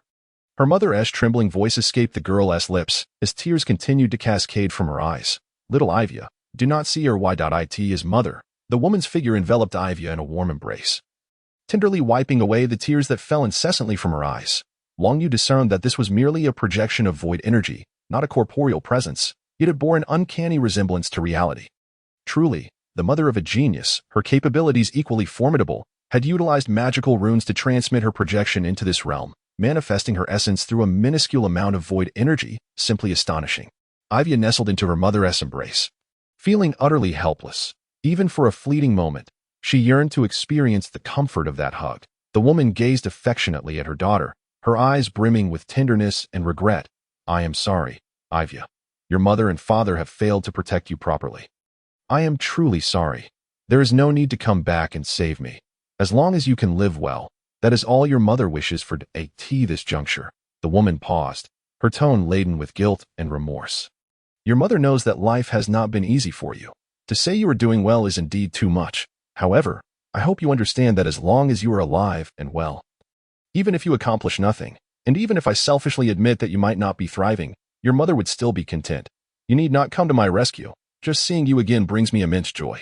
The woman's eyes reflected reluctance, yet she did not urge Ivia to return. "Do not worry, I will not come to harm. As for Long, I believe the so-called Hell of the Light God Church is precisely where he belongs. As for me, I should still have the right to dwell in paradise." A smile graced the woman's face, beautiful yet melancholic. Wang Yu stood by, feeling a twinge of discomfort. The plight of parents was truly heart-wrenching. Though he was not a parent himself, he could empathize with such emotions, which was undeniably infuriating. "Little Ivia, your mother will always be proud of you. You are a strong girl, and your mother hopes you will continue to be resilient. Regardless of our presence, just live courageously. My time is limited. It is time to say goodbye. Farewell." The woman's eyes brimmed with reluctance as she reached out to gently stroke Ivia's head, her figure gradually fading from reality, becoming increasingly ethereal. Ivia's gaze turned vacant, a profound sorrow welling up within her heart, and as her mother's figure dissipated, she felt her own body weaken and collapse toward the ground. Snap. The sound of a girl collapsing to the ground was not heard. Rather, a pair of strong hands firmly supported her. It was infuriating, and I felt a surge of rage, ready to strike back. "Prepare yourself. We must set off early. Although, well, it may prove somewhat challenging, but as I always say, I shall not be deterred. No one shall stand in our way." Wang Yu steadied the girl by her shoulders, his resolute gaze meeting her trembling eyes. Gradually, her quivering expression calmed, as if influenced by some ghostly presence.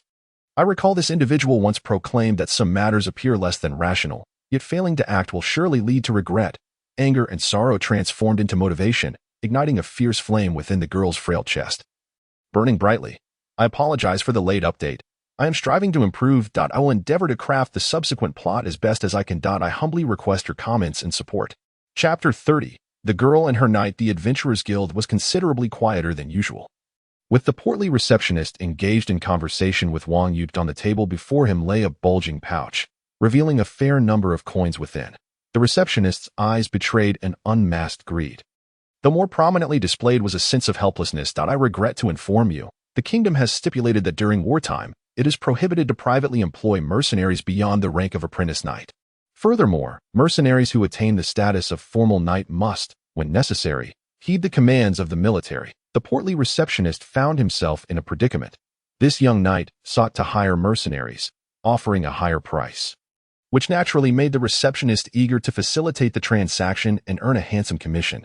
This fellow had certainly calculated every angle. Wang Yu felt a hint of helplessness. He understood the situation well.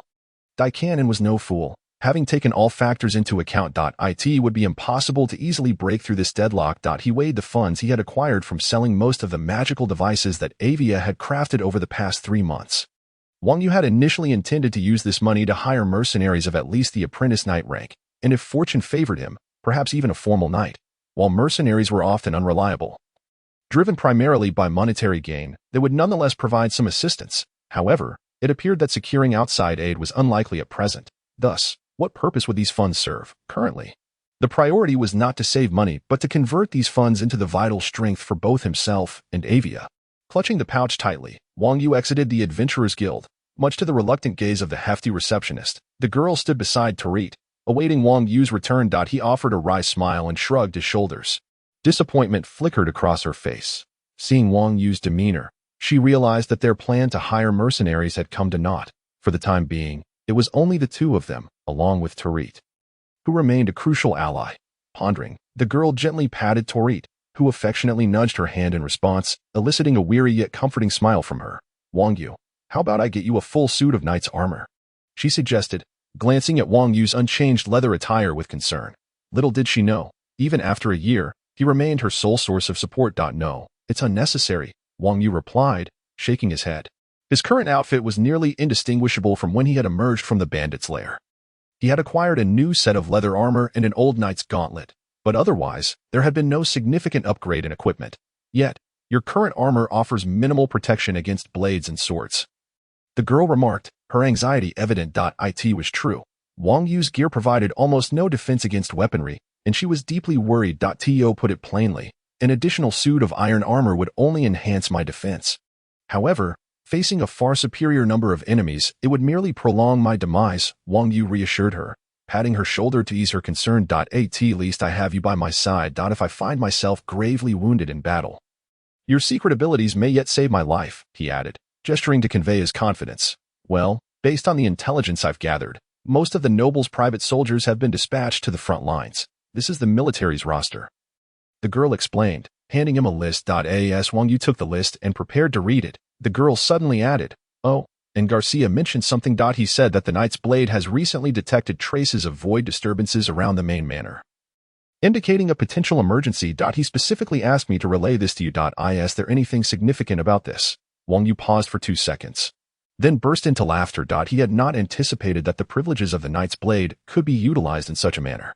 It was surprising that Garcia, who appeared stern and reliable, also possessed a clever mind. Avia, when a location exhibits signs of a potential void disturbance, all events in that area are deemed secondary to the void incident. In other words, no matter what occurs here, it can be explained away as a consequence of the void disturbance. After all, the void symbolizes chaos. Thus, it is hardly shocking when bizarre events unfold. This is a privilege granted to the Knight's Blade by the kingdom. As long as it does not go too far, Garcia, as one of the captains of the Knight's Blade, can easily cover up any incidents. Moreover, the term excessive applies primarily to individuals of baron rank or higher. It was unexpected that this sordid rule would inadvertently provide Wang Yu with a convenience. Is that so? Avia quickly grasped the crux of the matter.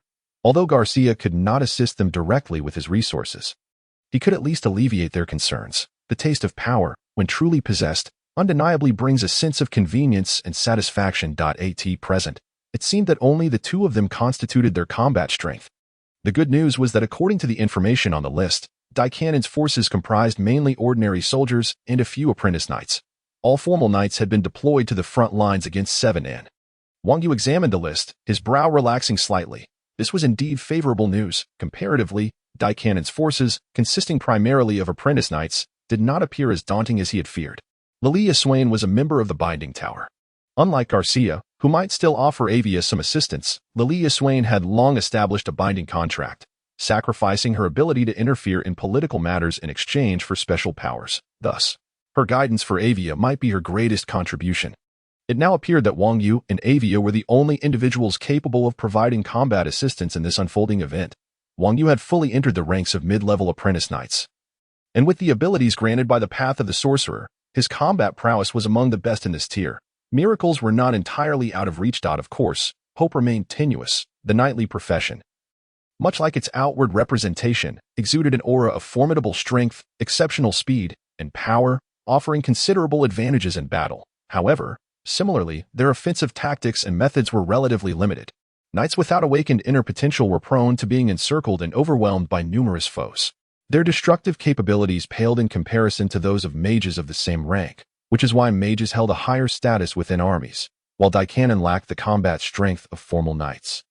The number of private soldiers and apprentice knights remained an unknown variable. The powers of the Void granted Wang Yu greater potential and flexibility, yet he was acutely aware of his limitations. Engaging multiple opponents was feasible, yet once encircled, his fate would be sealed.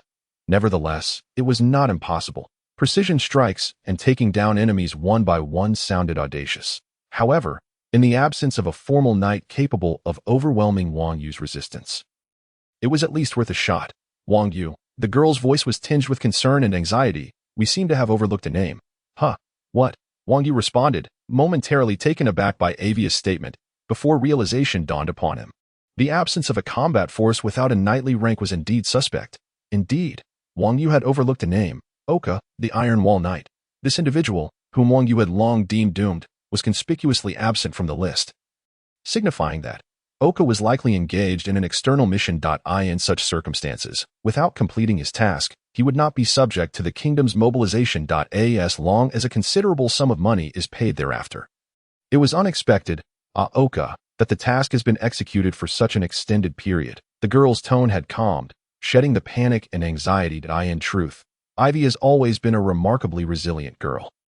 Her vulnerability is often directed only towards those she truly trusts. This means that her softer side is revealed solely to Wang Yu, her mother, and her aunt, those individuals she genuinely confides in.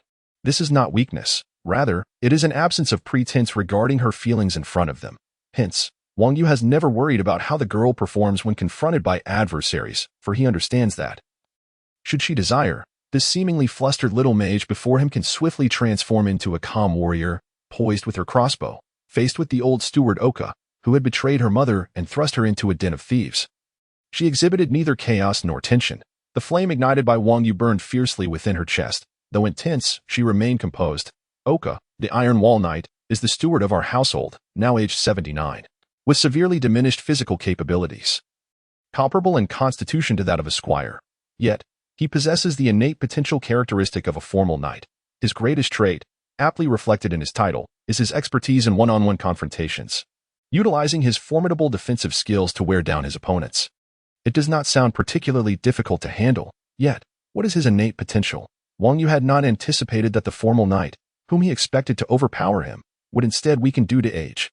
This is not an insurmountable chasm. As long as he understands his opponent's innate potential, perhaps defeating him would not be so arduous. The deadly rhythm, Oka's innate potential, is referred to as the deadly rhythm. Ivy did not feel joy at Oka's frailty, for innate potential is what truly distinguishes formal knights from squires, much like how fighting spirit is perceived as the dividing line between knight attendants and squires.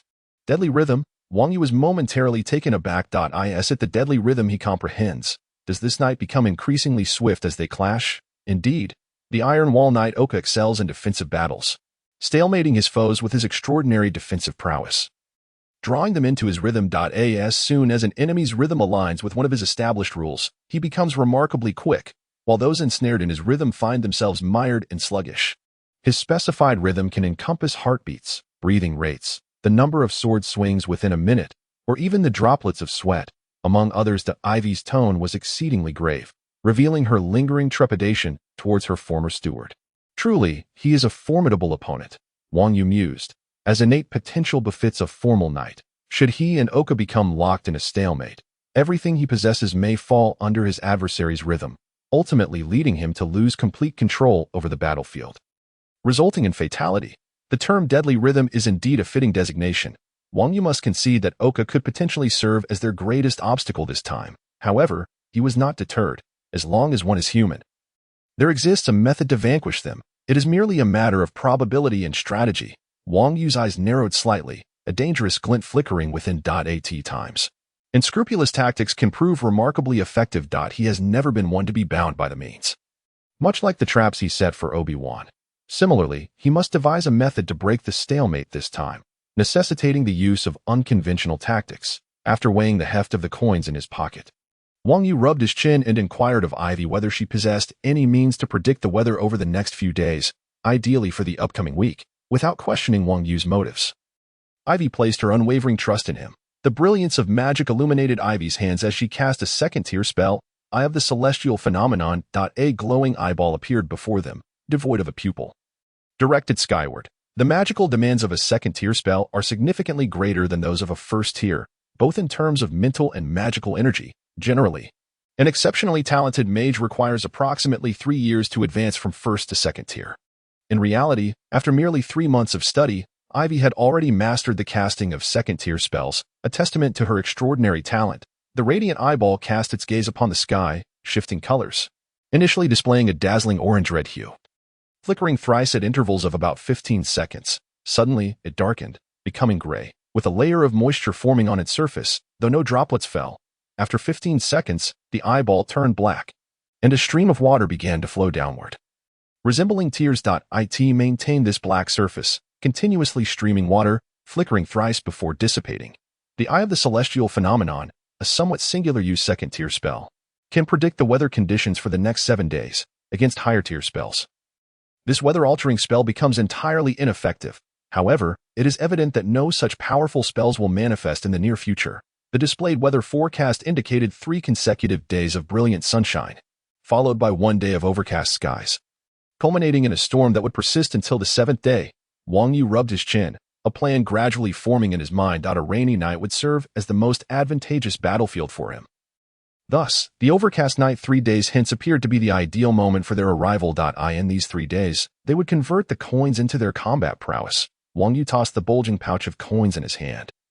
It was heavy, an essential guarantee for transforming their seemingly impossible counterattack into reality.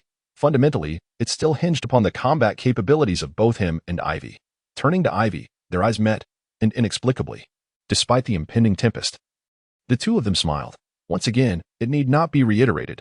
Everything lay unspoken between them. Mounting the back of Talit, with Ivy seated behind him, they set off towards the nearest alchemical shop, carrying the substantial sum of money. Although the kingdom had summoned numerous warriors, the alchemists had not been taken, and they could provide what Ivy required. 3 days swiftly passed, and the dark clouds buried the previous day's blazing sun deep within the sky. The entire realm appeared somewhat desolate and dim, with the air thick with humidity, as if rain were imminent. The heat lingered, rendering the atmosphere both damp and oppressive, a stifling sensation enveloping the manor outside the city. The guards at Main Manor, afflicted by the dismal weather, felt both discomfort and agitation. Drowsy yet unable to truly sleep due to their unease, they found themselves in a wretched state. Suddenly, the urgent sound of galloping hooves echoed from afar, the rhythmic thuds resonating powerfully and swiftly. A horned horse galloped towards them, halting at the manor's entrance. The guards, disturbed from their slumber and irritable, brusquely demanded, "Who goes there? If there's nothing urgent, be gone." A calm and measured voice emanated from the horse. Ivy, clad in formal noble attire, regarded the rude guard with an icy gaze. Her youthful features, often casual and immature in Wang Yu's presence, now exuded an imposing dignity. I am Ivy Dauphin, the Baroness and rightful owner of Main Manor, returning to reclaim my estate. Have you considered who you are addressing, guard?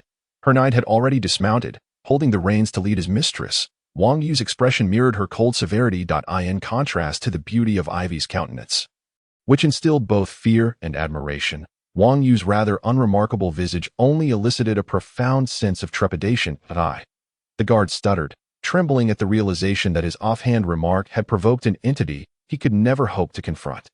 Enough of this nonsense. Go inform the interloper occupying my manor, the Baroness commanded, denying the guard any opportunity for explanation or stammering. Why yes. The guard hastily complied, scurrying into the manor to notify the current occupier of their impending arrival. The true mistress of Main Manor, the Baroness, and her knight returned on this somber afternoon. Chapter 31. Negotiations with hidden agendas. The estate of Ivaya, nominally hers, was a place she found herself quite unfamiliar with. She had never set foot in this location before. As Wang Yu led the horse into the manor, the guard who had offended Ivaya guiding them ahead, Wang Yu walked with steady steps, his inner eye already attuned, invisible ripples acting like radar, transmitting everything within a 15-meter radius into his mind. The confrontation had commenced, even at this early stage. Seizing the moment when he could still boldly conduct his reconnaissance, Wang Yu deliberately led the horse, ostensibly following the guard, while actually maneuvering as close to the buildings as possible. He meticulously catalogued the various arrangements in his mind, preparing for the actions to follow. Following the guard, they arrived before the largest house in the estate, a grand mansion adorned with exquisite decorations, its style and taste perfectly aligning with the preferences of the Illustrians. The hall was spacious, and several attendants stood at the entrance, greeting Ivaya and Wang Yu with proper decorum upon their arrival. Wang Yu narrowed his eyes. These individuals did not appear to be mere attendants, despite their flawless execution of protocol. The faint scars on their hands and their noticeably muscular builds, ill-suited for serving, hinted at their unique identities, naturally replacing the timid guiding guard. One notably handsome attendant stepped forward after the guard had bowed and exited. He led Wang Yu and Ivaya into the hall. The girl dismounted from the horse with Wang Yu's assistance, patting the horse's head as it galloped away from the manor. The attendant cast an inquiring glance at Ivaya, to which she shook her head, her expression devoid of emotion, indicating that it was of no concern. The attendant said nothing further and continued guiding them inward. Behind Wang Yu and Ivaya, several attendants exchanged glances, communicating in hushed tones. What do you think? He should just be a knight attendant, possessing some fighting spirit, but his aura is exceedingly faint, almost imperceptible. He is likely on the verge of becoming a squire.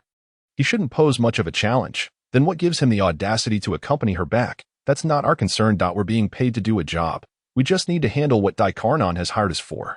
The group conversed in barely audible tones, displaying remarkable skill and composure, their demeanor betraying no hint of their clandestine exchange. Wang Yu's lips curled slightly. Indeed, this group was misjudging his capabilities. Meanwhile, their covert communication held no significance in the presence of his inner eye.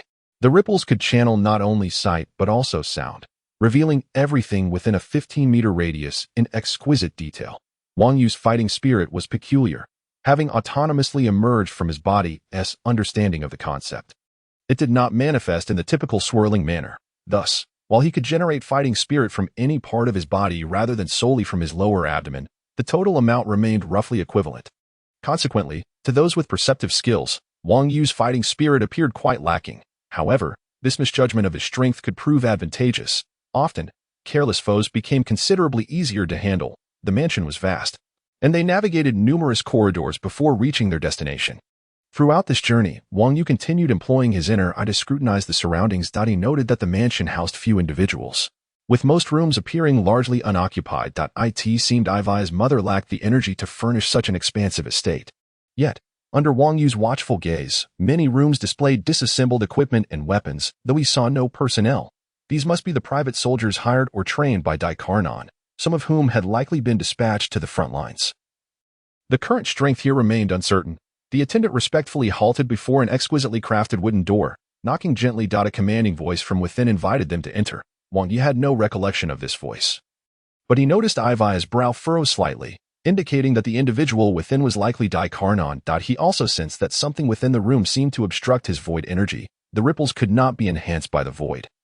Sharply narrowing his field of vision to around 3 meters, the attendant opened the door, ushering Wang Yu and Ivaya into the chamber, which was tastefully appointed. A middle-aged man with a distinctly rotund noble appearance sat at the center of the room, gently swirling a glass of fine red wine in his hand.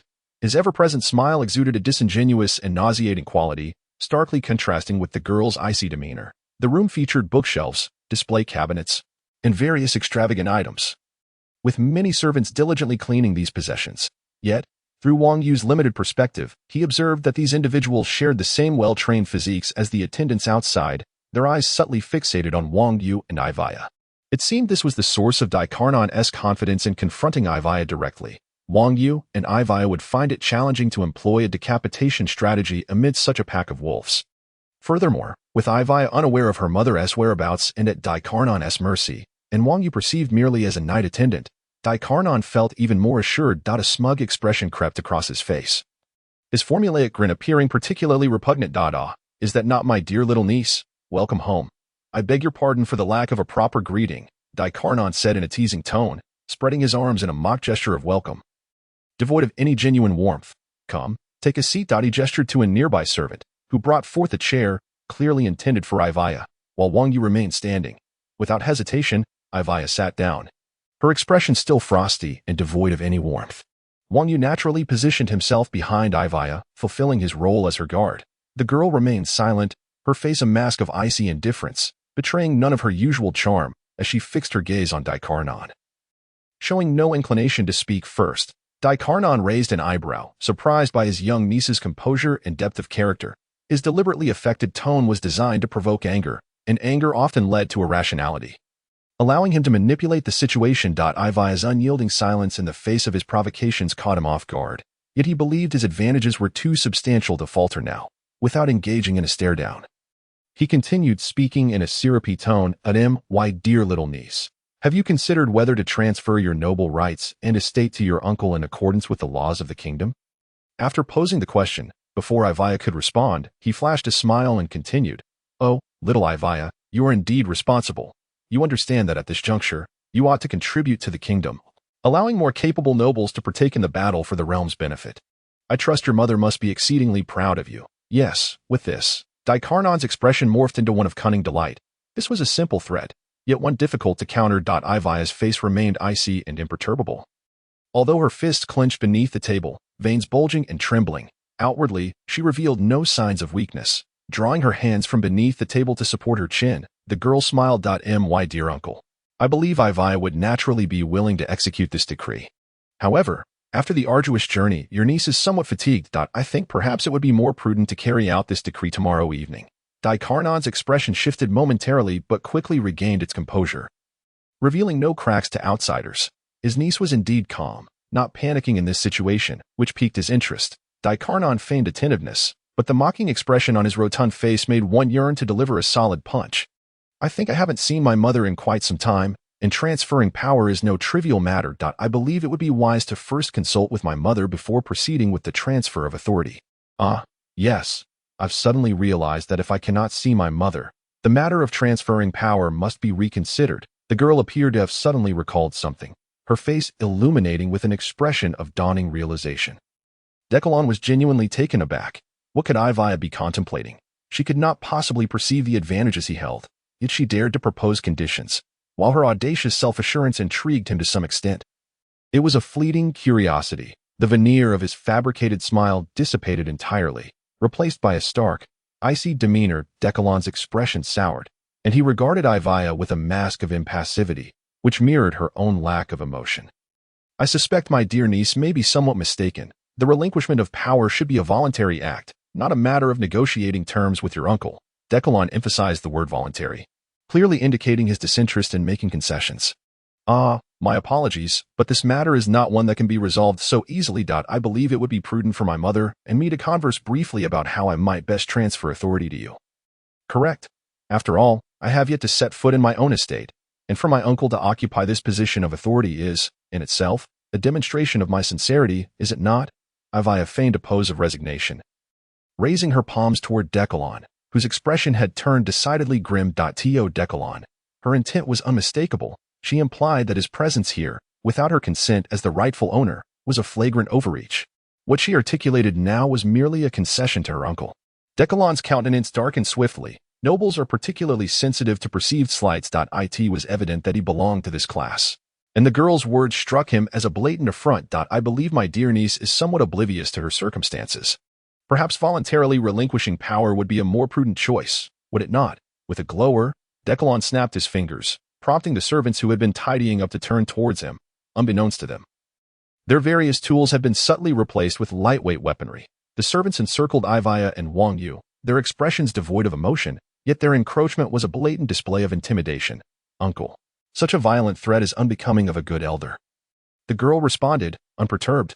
Wang Yu merely positioned himself protectively behind her, drawing his longsword without a hint of trepidation. Decalon lowered his eyelids, finding himself at a loss regarding Ivaya's strategy. Was she truly this self-assured? What was the source of her confidence? Perhaps it was mere bravado, yet he felt compelled to probe further. He raised his hand, signaling the servants to close in, effectively obstructing any potential escape routes for Ivaya and Wang Yu. "I dare say, uncle, your impulsiveness does not bode well. Perhaps seeing you will temper your fervor." Ivaya maintained her composure, her gloved right hand gesturing lightly, releasing a surge of magical energy that unveiled an entity long concealed in the air. Upon witnessing the manifestation, Decalon's pupils contracted momentarily before he swiftly gestured for the servants to halt. His previously stormy demeanor gave way to his characteristic smile, though internally, he cursed Ivaya's cunning. What emerged in the air resembled an eye, crafted from metallic materials, with mechanical structures within its pupil incessantly shifting to capture the surrounding scene. It hovered silently, emotionlessly recording everything around it. The alchemical magic eye. Designed to record and relay information. Should one be willing to pay extra? Alchemical shops could enhance it with various functions, such as invisibility. Ivaya's magic eye was equipped with a cloaking feature, utilizing a second-tier invisibility spell that rendered it nearly undetectable to most observers. Very well, I suppose my niece's modest request is one I, as her uncle, ought to honor. Decalon gestured for the nearby servants to withdraw, though it was common knowledge that the noble law of power transfer was more farce than fact. And the notion of voluntariness even more so. Openly violating this tenet to seize another noble's property would undoubtedly provoke a collective outcry. The alchemical magic Ivaya had conjured served as a guarantee that Decalon would refrain from brazenly snatching it away. Decalon could not be certain where the information captured by the magic would ultimately be transmitted. He could either attempt to destroy it or devise a stealthy approach. Otherwise, taking forceful action seemed implausible at this juncture. I am, of course, willing to transfer authority to my esteemed uncle. However, I believe it would be best if I could first speak with my mother. Tomorrow evening would be the most opportune moment for the transfer. The girl's demeanor remained composed as she calmly articulated her request. Decalon seethed with anger. The sensation of being threatened in such a manner was irksome. Yet, as a noble with the temperament of a merchant, he recognized that it would be far more advantageous to acquiesce to the girl's wishes and facilitate her communication with her mother, rather than obstinately cling to his so-called noble dignity. How could I possibly refuse my beloved niece's request? He forced a somewhat reluctant smile. Accepting a crystal ball from a nearby servant, he placed a magic crystal beneath it, and as the magical energy began to dissipate, the crystal ball gradually emanated a luminous glow. An image materialized within its depths, revealing a dimly lit room. The space was cramped, and the crystal ball's view was limited, showcasing a neatly arranged bed upon which a beautiful mature woman lay. Eyes closed, reclining against the headboard. "Mother," Ivaya silently exclaimed, trembling momentarily upon seeing the woman in the image. Though she quickly regained her composure, the figure in the crystal ball was none other than Ivaya's mother. "Lady Mira Swain. Lady Mira, your daughter has come to see you." Decalon's voice rang out, laced with a nauseating mirth. Lady Mira opened her eyes, and upon encountering Ivaya's visage across the distance, her expression morphed from astonishment to deep concern. "Ivaya, you should not have come." Mira's gaze was initially filled with surprise, only to be overtaken by apprehension as she realized the peril her daughter must be facing, having become a pawn in Decalon's machinations. "Fear not, mother. What matters more to me than titles is your well-being. I shall transfer authority tomorrow." Ivaya offered a reassuring smile, signaling her intent to relinquish power. Decalon, overhearing this, exhibited a satisfied grin. Once Ivaya surrendered her noble status, he would be free to do as he pleased. Lady Mira, of course, comprehended the implications of the transfer, her expression anxious as she attempted to voice her concerns, only to be cut short. At that moment, Ivaya severed the connection, her previously gentle demeanor hardening into one of icy resolve. "Shall we not converse further?" Decalon feigned concern, seemingly amused by his niece's evident frustration at being cornered. Their dialogue had barely begun before it was abruptly terminated. How entertaining it was to witness her reluctance to engage in further discourse before him. "I am weary. I shall seek a place to rest. By the way, it is worth mentioning that my mother has preemptively placed the land deed and other pertinent documents in a location outside the estate, which I presume you have yet to discover. Aside from my identification, these items were taken by the horse we brought with us and delivered outside. Therefore, do not entertain any other thoughts. Ensuring my mother's safety is paramount. Under that condition, we shall proceed with the exchange tomorrow." The girl seemed to recall something and added. Decalon's expression darkened considerably. This niece of his was quite the schemer. Was this her second layer of insurance? Indeed, but come tomorrow night, the outcome would not be dictated by her. With his thoughts thus, Decalon donned a smile once more, instructing the servants to escort Ivaya to her quarters. Meanwhile, the rain began to pour, the somber sky unleashing a steady drizzle as the storm approached. In the corridor, both parties harbored their own ulterior motives. Confined within the secret chamber, Mira appeared dazed, the final image from the crystal ball frozen on the lips of the dark-haired knight behind Ivaya. The crystal ball transmitted magical fluctuations as signals, allowing the ripples to be manipulated by Wang Yu to follow the magical waves and reach their destination. What echoed in Mira's ears was a declaration: "I am Ivaya's knight. Please remain in meditation. I shall come to rescue you." Seeking some comments and votes of recommendation, and if you're interested, please consider saving this. It seems tomorrow will mark the start of our week-long double update that brings joy to both you and me. Chapter 32, The Calm Before the Storm. The gentle patter of raindrops cascaded freely from the heavens, splattering upon the ground and creating a myriad of water droplets. The window resembled a solid wall, dividing the interior from the exterior. rendering them as two disparate worlds.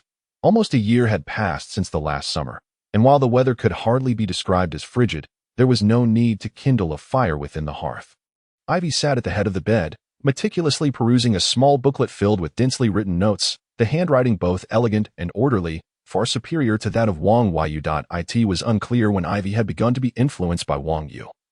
But she too had developed a fondness for handwritten notes. In her words, this method of recording and calculating proved far more effective than the pages of a spellbook. Wang Yu leaned against the wall by the window, examining the contents within the various pockets of his leather armor. He retrieved several palm-sized vials from his pack, containing a pale green liquid with discernible flocculent sediment. Carefully extracting a paper packet from his armor, he meticulously divided the red powder within into several portions, distributing it evenly into the vials and giving them a gentle shake. Before long, the powder dissolved into the liquid, the magic igniting as a small flame flickered from his hand. Warming the bottom of the glass vials to an optimal temperature. A light shake caused the powder to blend seamlessly into the liquid, which gradually changed color from green to yellow, then tinged with red, until it transformed into a hue reminiscent of skin, solidifying into a wax-like substance. Satisfied, he extinguished the flame, cracked open the glass vial, and produced several cylindrical objects resembling candle stubs. What do you think?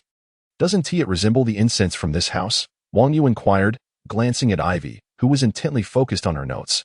Yes, it's practically identical. If you don't make any changes, it should perfectly deceive me, she replied, scrutinizing the incense in Wang Yu's hands. I didn't expect to lack talent in alchemy, but I seem to excel in herbalism, Wang Yu remarked, shaking his head as he resumed the process of preparing the incense.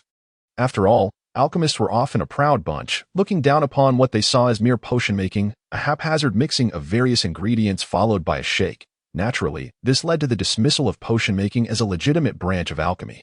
Ivy watched Wang Yu, who was carefully concocting the incense, a hint of amusement gracing her features. Aren't you an alchemist as well? Wang Yu continued to work, engaging Ivy in casual conversation. Can I be special? Ivy answered, not looking up from her notes. You are undoubtedly special, Wang Yu nodded. How so? Ivy turned her attention back to the booklet. Firstly, you are a genius, far surpassing the average alchemist. Moreover, I don't perceive your arrogance. There's a saying, weakness is not a sin, but arrogance is. In short, you are simply overflowing with virtues, Wang Yu declared earnestly, as he neatly arranged the finished incense into a small metal box. Should I feel pleased by that? Ivy sighed softly, concealing her slightly flushed face behind the pages of the booklet. Predictably, it was a response very much in line with Wang Yu's character. I believe if I possessed numerous virtues, I too would feel delighted, Wang Yu chuckled lightly. The atmosphere in the room was pleasant. If one were to overlook the impending conflict and the dangers that lay ahead, it could have been a wonderful summer night filled with rain. However, regrettably, what was to come would surely tarnish the perfection of this summer evening. I will venture to explore this manner. With that invisibility skin spell scroll coupled with my ripple technique, I should easily obscure myself from their sight. After replacing the incense and locating your mother's general whereabouts, it should pose no issue, Wang Yu articulated as he continued his task. Just be cautious. Your mother should be able to receive the messages you send through the ripple technique. Ivy set her book down. There is no doubt about it. Next, we'll utilize meditation to see into the spiritual realm and locate your mother, Wang Yu replied, a hint of frustration evident in his voice as he mentioned the lack of precise machinery, which would have allowed them to pinpoint her location with ease. Upon hearing Wang Yu mention intricate machinery, Ivy paused, seemingly contemplating a question, but ultimately refraining from asking, choosing instead to listen quietly. If all goes according to plan, you will face your uncle alone while I deal with those mercenaries. That room is rather peculiar. It seems your uncle isn't likely to leave that chamber anytime soon. That will be no problem. Don't underestimate me, Wang Yu. The girl puffed out her cheeks, striking a pose that showcased her slender arms, surprisingly revealing some muscle definition. Wow, not bad. You took my advice to heart. Wang Yu raised an eyebrow, impressed by her physical development. Isn't it what you said? A good mage must be quick, agile, and strong, even without magical power, capable of smashing an enemy's head with a sturdy staff like Rebecca.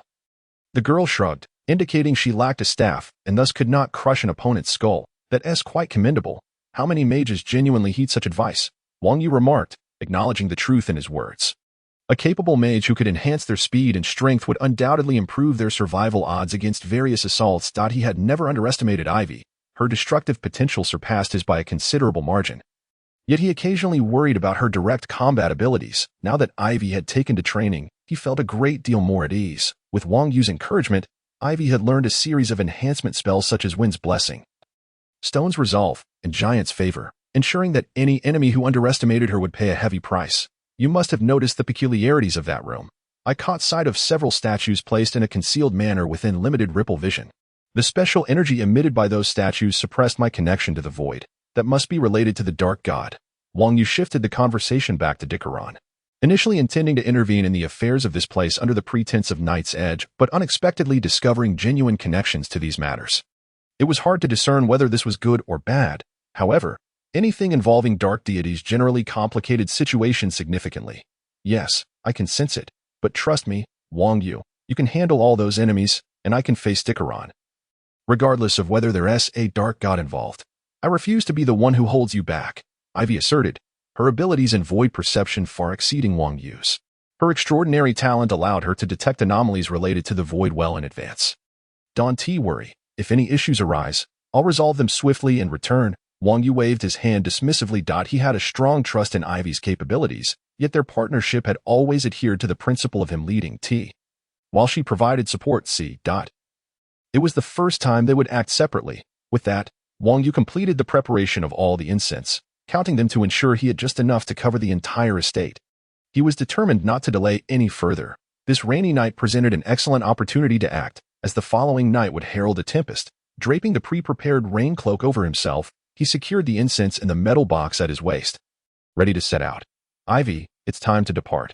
Hand me the invisibility skin scroll. Wang Yu extended his hand toward her. All right. Ivy retrieved the precious long-lasting invisibility skin scroll, which she had purchased at a high price from her satchel. Unlike the typical scrolls that only afforded half an hour of invisibility, this particular one boasted an impressive duration of 6 hours.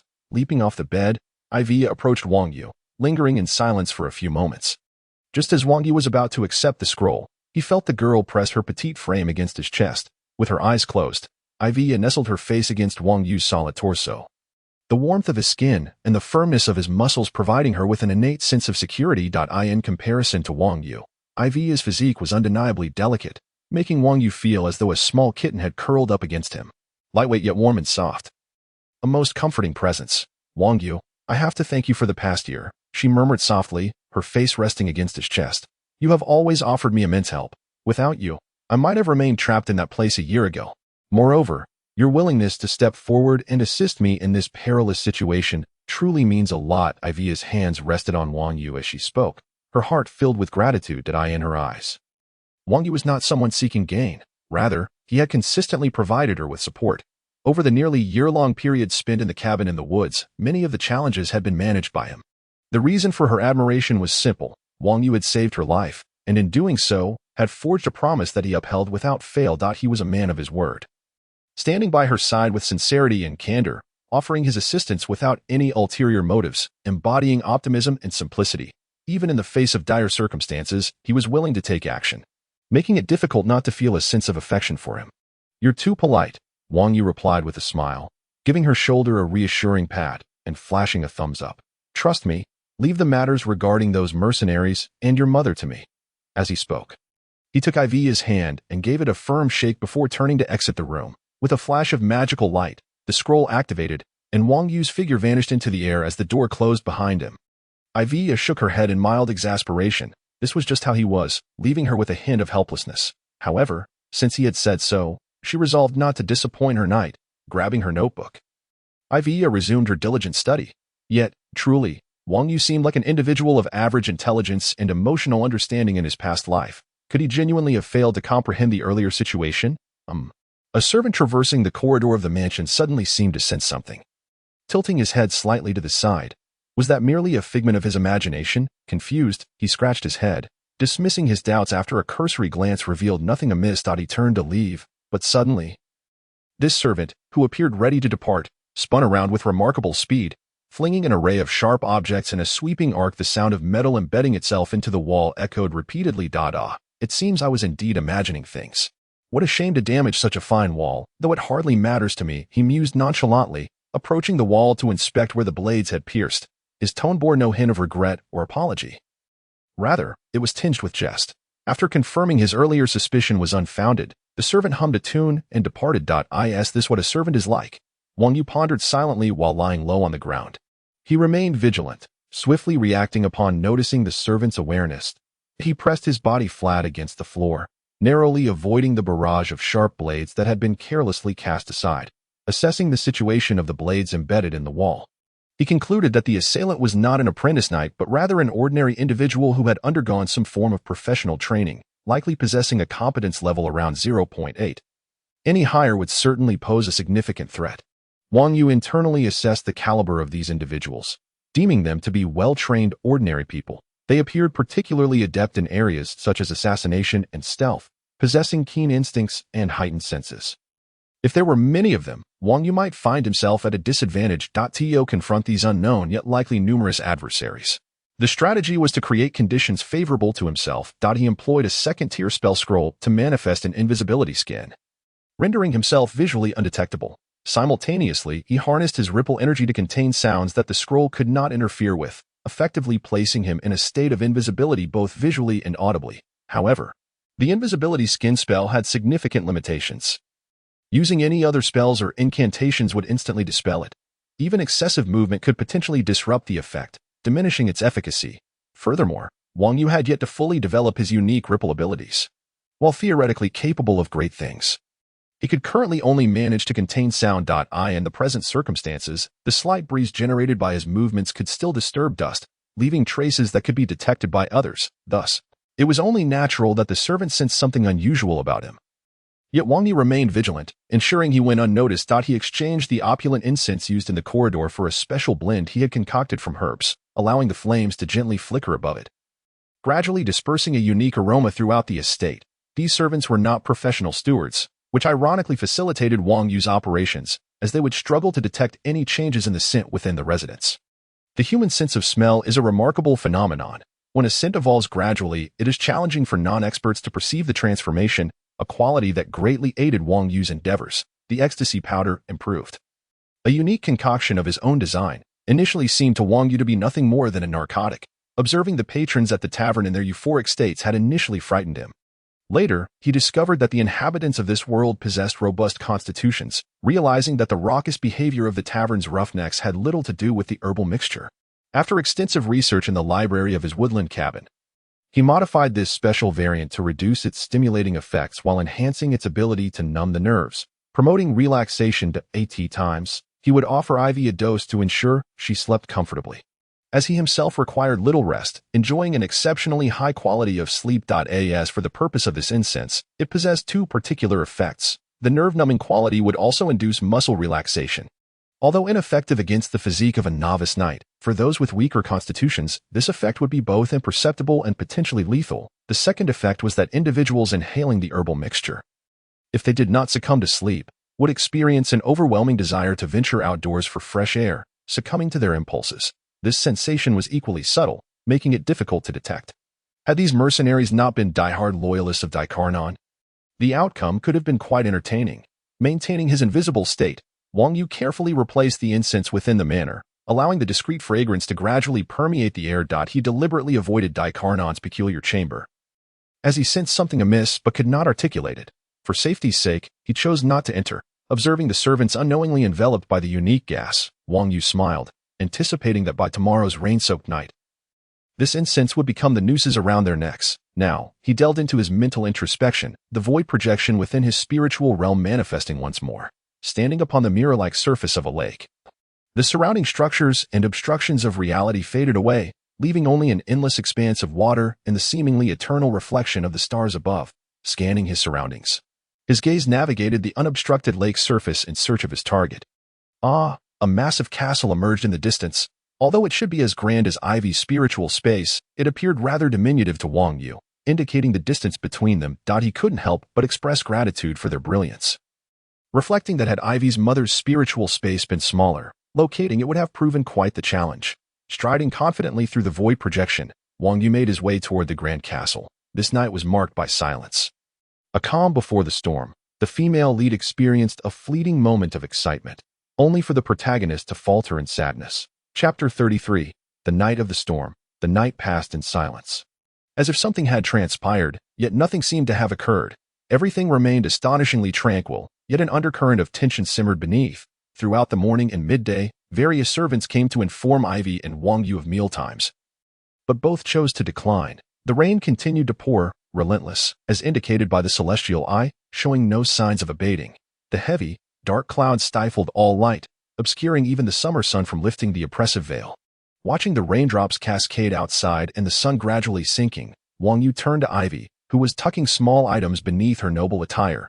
"Are you ready?" The girl had completed her preparations, her noble garb appearing neat and appropriate. Yet beneath it lay various magical artifacts and useful tools she had crafted. Wang Yu mirrored her readiness, as beneath his seemingly thin leather armor, he concealed an array of lethal implements. "Ready?" Ivy nodded. Her resolute gaze fixed on the rain-soaked landscape outside. As night descended, darkness enveloped the estate beyond the walls, rendering everything gradually lost in the depths of this unending blackness. The sound of raindrops drowned out all other noises. When gazing through the illuminated window, all that could be seen was darkness, the light within the clouds dimmed bit by bit, heralding the arrival of the stormy night, casting the estate as a solitary island amidst an infinite ocean. Instilling a profound sense of desolation, Wang Yu smirked gently. Who could have anticipated that this would be his ideal battleground? His enemies certainly would not. The banquet had been declined, and neither Ivy nor Wang Yu harbored any interest in probing whether Daikarnon had maliciously poisoned their meal. A modest supply of provisions and water ensured that both remained in peak condition. "Let us proceed." Wang Yu adopted the demeanor of a dutiful servant before a lord, opening the door and gesturing for Ivy to exit. Ivy smiled, aware that the true storm was about to begin, devoid of fear, retreat, or hesitation. Once everything had been prepared for the worst, with a readiness for failure and a resolve to confront death directly. One could face the path ahead with the same calmness as Wang Yu. Taking Wang Yu's outstretched hand, Ivy stood and stepped through the doorway, followed closely by him. The sound of their footsteps echoed lightly along the corridor. As they walked unaccompanied by servants, their eyes naturally scanned the surroundings, failing to spot the expected servants. Wang Yu nodded, confirming the incense was effective. Arriving at Daikarnon's door, Wang Yu pushed it open to find 2 or 3 servants diligently cleaning the room.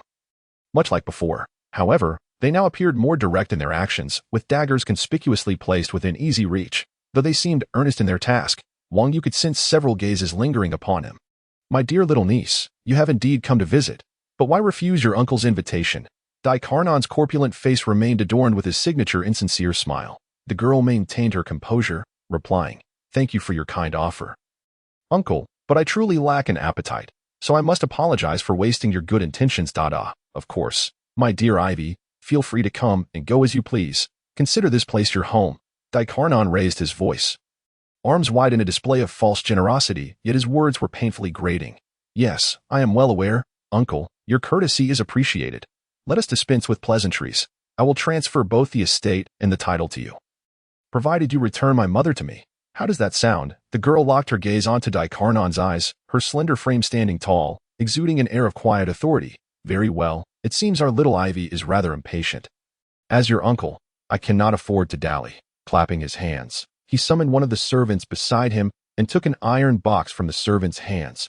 Upon opening it, he revealed a mechanical bird that bore a striking resemblance to a magical courier.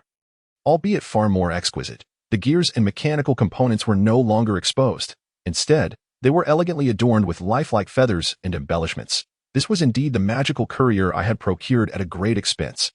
"This is your mother's magical beacon. Please verify it." Instead of handing the magical courier to Avia, he presented her with a small card inscribed with intricate magical runes. Avia retrieved a wand from her satchel and infused the card with magical energy.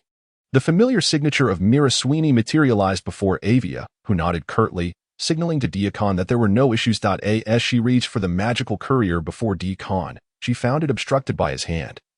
Rendering it out of her grasp. "This courier was acquired at a considerable cost by my dear uncle. It can be reused after its initial use.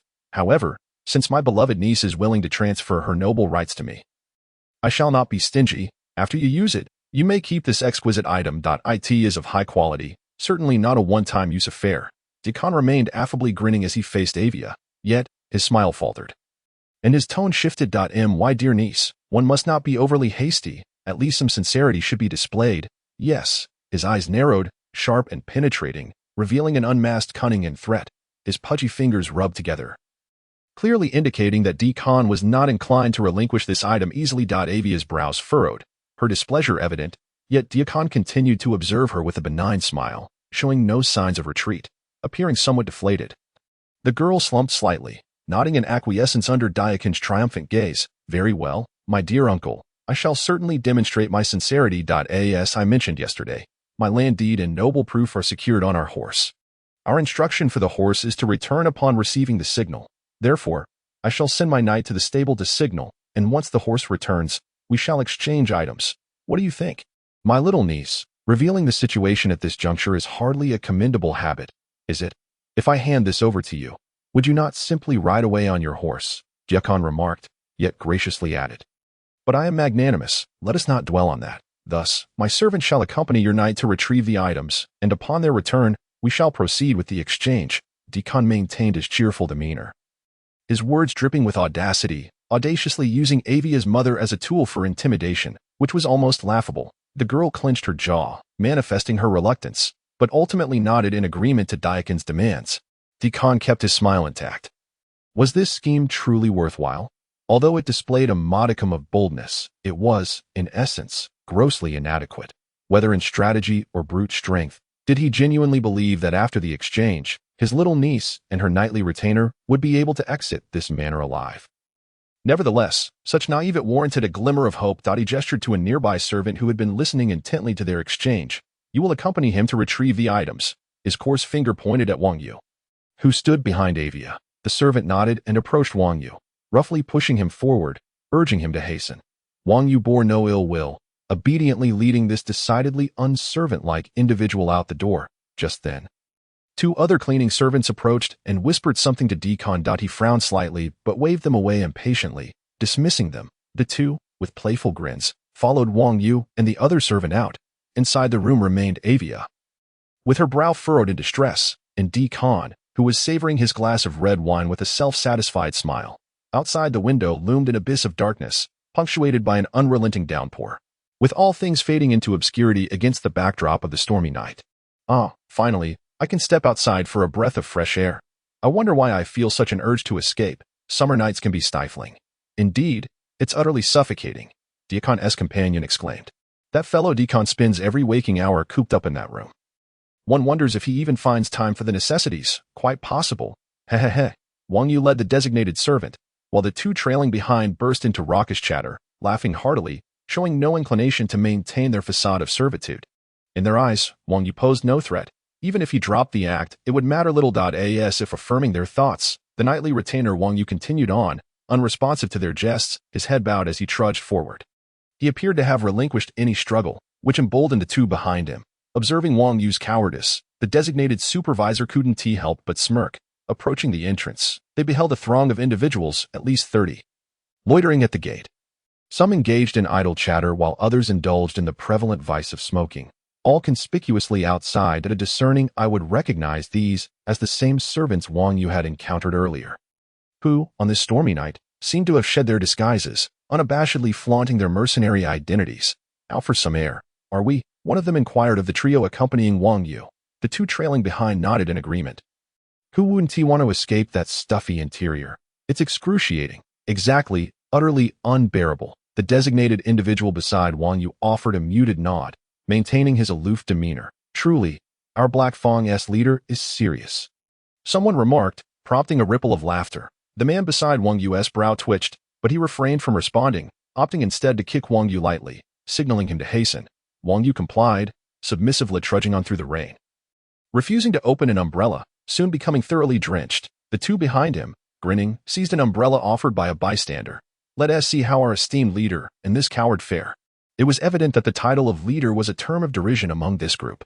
As Wang Yu navigated through the downpour, he stumbled, the darkness impeding his progress, yet he still managed to inch closer to the manor's stables. The man beside him appeared taken aback, holding a kerosene lamp that illuminated only a limited area in the inky rain-soaked night, making it unlikely for him to locate the stables.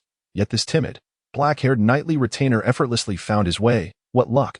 But soon enough, his luck would run out. A smile crept onto his lips as he stealthily withdrew a blade from his sleeve. Upon reaching the stables, Wang Yu glanced at the pitch-black sky and let out a sharp whistle that shattered the night's stillness. Shortly thereafter, a loud whinny echoed in response from a distance. The sound of hooves approaching swiftly. In no time, the silhouette of Torret burst through the curtain of rain, its hooves striking the ground with fervor, splattering mud as droplets cascaded from its mane.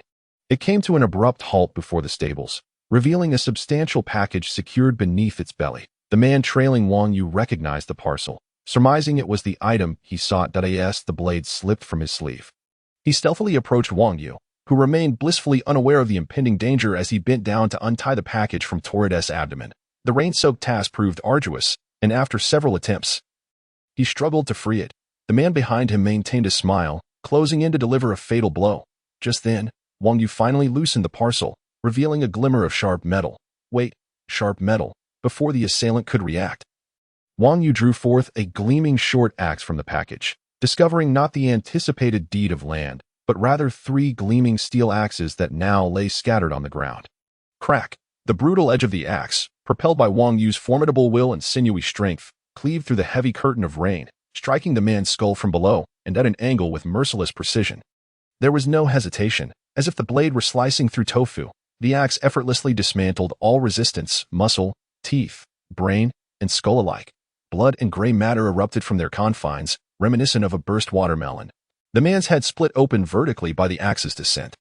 The shattered remains of his head collapsed into an unrecognizable mass, the sword he had barely drawn slipping from his grasp and clattering to the ground.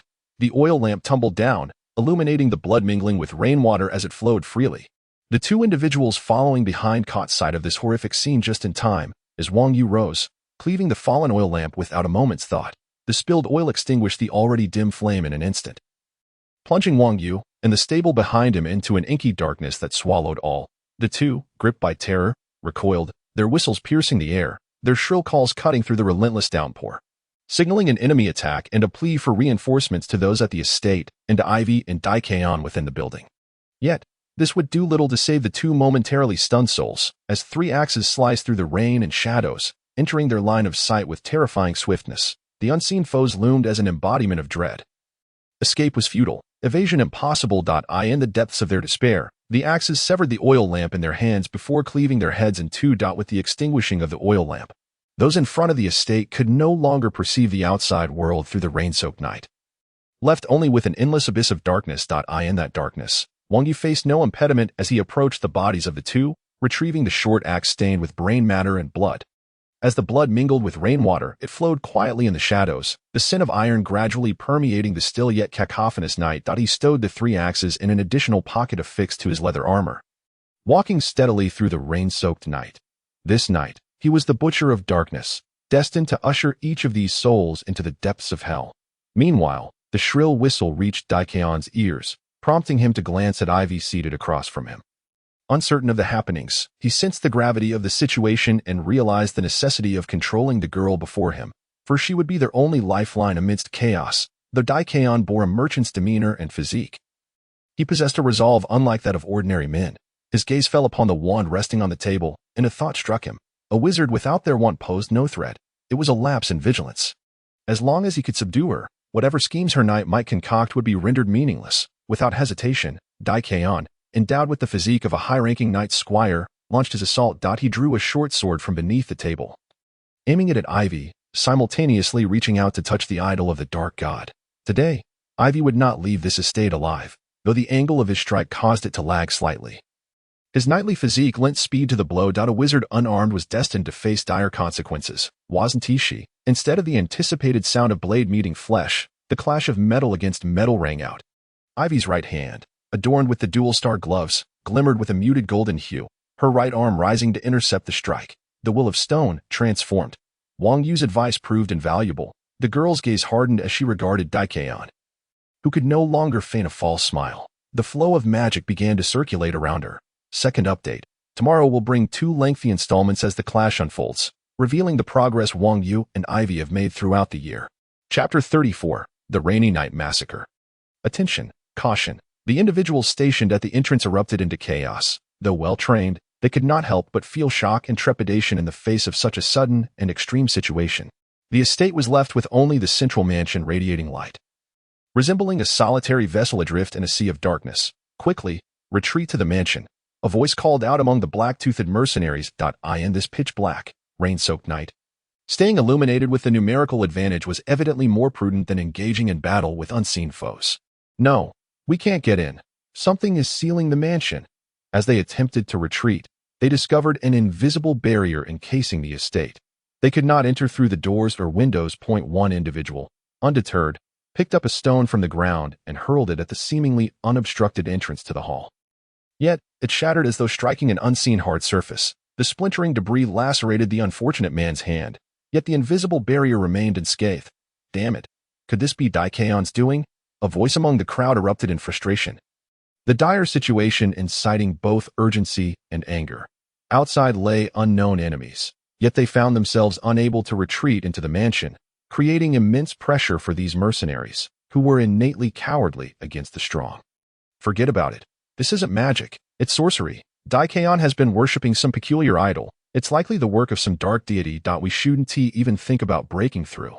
A man clad in a wizard's robe, who had previously served Daikeon, spoke up. What should we do next? The objectives surrounding the mansion were glaringly clear.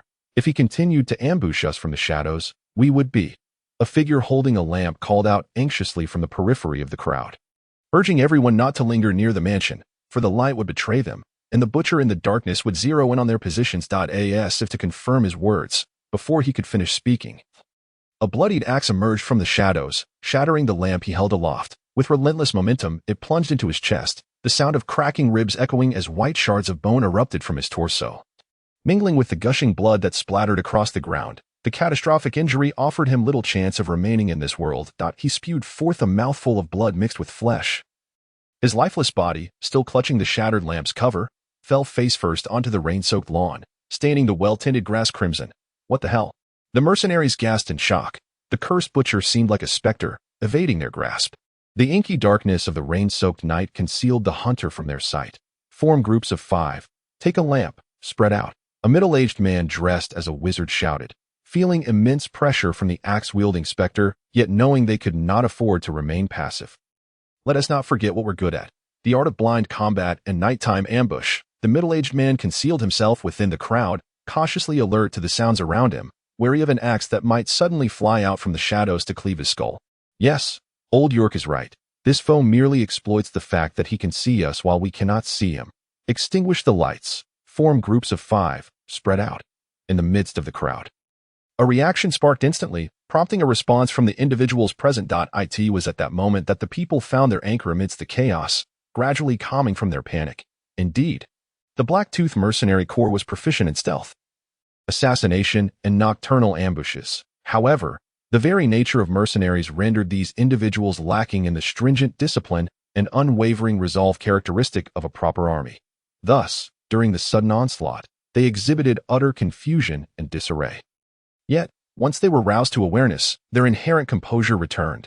Silence enveloped them as they instinctively paired up with those nearby, forming standard 5-member teams, each vigilant of their surroundings, cautiously retreating from the glaring central residence. The torrential rain created a cacophony of chaotic sounds, drowning out all traces of their movements. Soon, this ceaseless ocean of darkness engulfed the scattered groups, silently merging them into the tumultuous yet eerily quiet rainy night. Among them, the mage Old York found himself in one of the 5-person teams, where they formed a 6-member group. Old York safeguarded a kerosene lamp, shrouding its light with a dark cloth while ensuring the sole source of illumination remained alight. The 6 navigated through the pitch-black rain-soaked night, the world around them transformed into a true abyss, with the oppressive dark clouds swallowing nearly all traces of light. Only the luminous magical moon managed to squeeze a meager sliver of moonlight through the dense shroud of darkness. However, even that glimmer was continually devoured by the relentless downpour, leaving but a faint trace by the time it reached the ground. The group strained their eyes, endeavoring to acclimate to the overwhelming darkness. Although the task was immensely arduous, their years of adventuring and specialized training granted them a limited field of vision. That concealed individual, like us, relies on light for positioning, one member of the group exclaimed, his excitement palpable. Indeed, we are experts in this regard. As long as we can delay until dawn or until the clouds disperse even slightly, we shall prevail, another agreed. Silence. Stay vigilant and seek out structures to use as cover. A more composed member urged, emphasizing the necessity of caution. Though the ferocity of the rain rendered their conversation nearly inaudible beyond a few feet, vigilance was paramount. The 6 fell silent, carefully maneuvering through the curtain of rain. The surrounding darkness felt like an unseen adversary, with the potential for sudden threats lurking in every shadow. Their nerves were taut, maintaining the highest level of alertness as they cautiously traversed the ocean of darkness. In this shadowy realm, the outlines of a structure emerged before them, the gardener's cabin. Someone recognized the silhouette of the building. Without further ado, they quickened their pace, cautiously approaching. For a wall would significantly reduce their area of vigilance, translating to greater safety and margin for error. They approached with utmost care. The boundless blackness and torrential rain pressed heavily upon these seasoned experts. Even in their element, such extreme conditions were exceedingly rare. The six leaned against the outer wall of the gardener's cabin, the solid surface behind them providing a sense of relief, while the reassuring presence of their comrades bolstered their confidence. Remaining alert, they huddled in the corner of the gardener's cabin, gazing into the endless darkness. Unbeknownst to them, Old York was carefully retrieving a small vial of potion from his pocket amidst the shadows. The profound darkness rendered even nearby actions nearly undetectable, and none noticed the subtle movements of their companion. With a slight smile, Old York extracted the vial, cautiously surveying his surroundings. Noticing that his comrades were intently focused on the darkness opposite the gardener's cabin, he hastily bit off the cork and downed the contents in one swift motion. Seconds later, a sharp stinging sensation radiated through Old York's eyes, a burning discomfort enveloping his vision, prompting him to instinctively close them. As the discomfort gradually subsided, he opened his eyes to a world that had transformed dramatically. The pitch-black void receded, revealing a dim yet discernible vista. He exhaled softly. He had successfully consumed the night vision potion without his companions noticing. He knew all too well the nature of his comrades. Had they discovered his possession of such a valuable item, it would have been him, not them, who would drink it, gazing at the rain-drenched estate. The oppressive darkness finally lifted, and Old York felt an indescribable sense of relief. Leaning against the wall of the gardener's cabin, he contemplated that as long as he could see through the night, the murderer lurking within it would be unable to strike. Suddenly, a painful wheeze escaped his throat, yet it was muffled by some unseen force, preventing any sound from escaping. In terror, Old York's eyes darted behind him, where a powerful arm had inexplicably broken through the wall of the gardener's cabin, fingers splayed wide, pressing forcefully against his entire face. The grip was strong, rendering the frail mage immobile as the pressure constricted his throat and brain. Despair echoed in Old York's mind. How did this being know of his presence? Why was there no sound? Why? These were the last thoughts he could muster before his muscles tensed, the pressure intensified, and his head on a pitch-black rainy night. The despairing shrieks resounded once more, chilling the hearts of all who heard them, regardless of how many times it had happened before. This marked the fourth occurrence, with a total of 32 souls divided into 6 teams, signifying that the Butcher of the Night had already slaughtered 4 factions. Originally, it should have required only 3 individuals to encircle and eliminate Wang Yu, whose prowess was merely that of a mid-level apprentice knight, at the hands of the well-trained Black-Tooth mercenaries. Just as Wang Yu had asserted, in the absence of conditions, one must create them. The prey that should have been hunted, Wang Yu, mercilessly slaughtered within the hunting grounds he had orchestrated on this pitch-black rainy night. Amidst the profound darkness of the rain, 2 oil lamps suddenly flickered to life, casting glimmers of light in the inky depths of the sea. The terrified prey realized that evasion was futile. The hunters possessed their own methods of locating their concealed forms in the night. With evasion rendered meaningless, the only option left was to gather their strength and stake everything on a final gamble, perhaps yielding a sliver of hope. Fortune smiled upon them, as 2 of Black-Tooth's teams, which had extinguished their lamps to hide, had not ventured far. Upon the illumination of the lights and the mutual recognition of their positions, they quickly drew closer to one another. As the 2 points of light converged, the 2 groups finally met, each face reflecting the same fear and anxiety. With the lights shining bright, the prey discovered their companions, while the hunters hastened to pinpoint their location. No more hiding. It was pointless.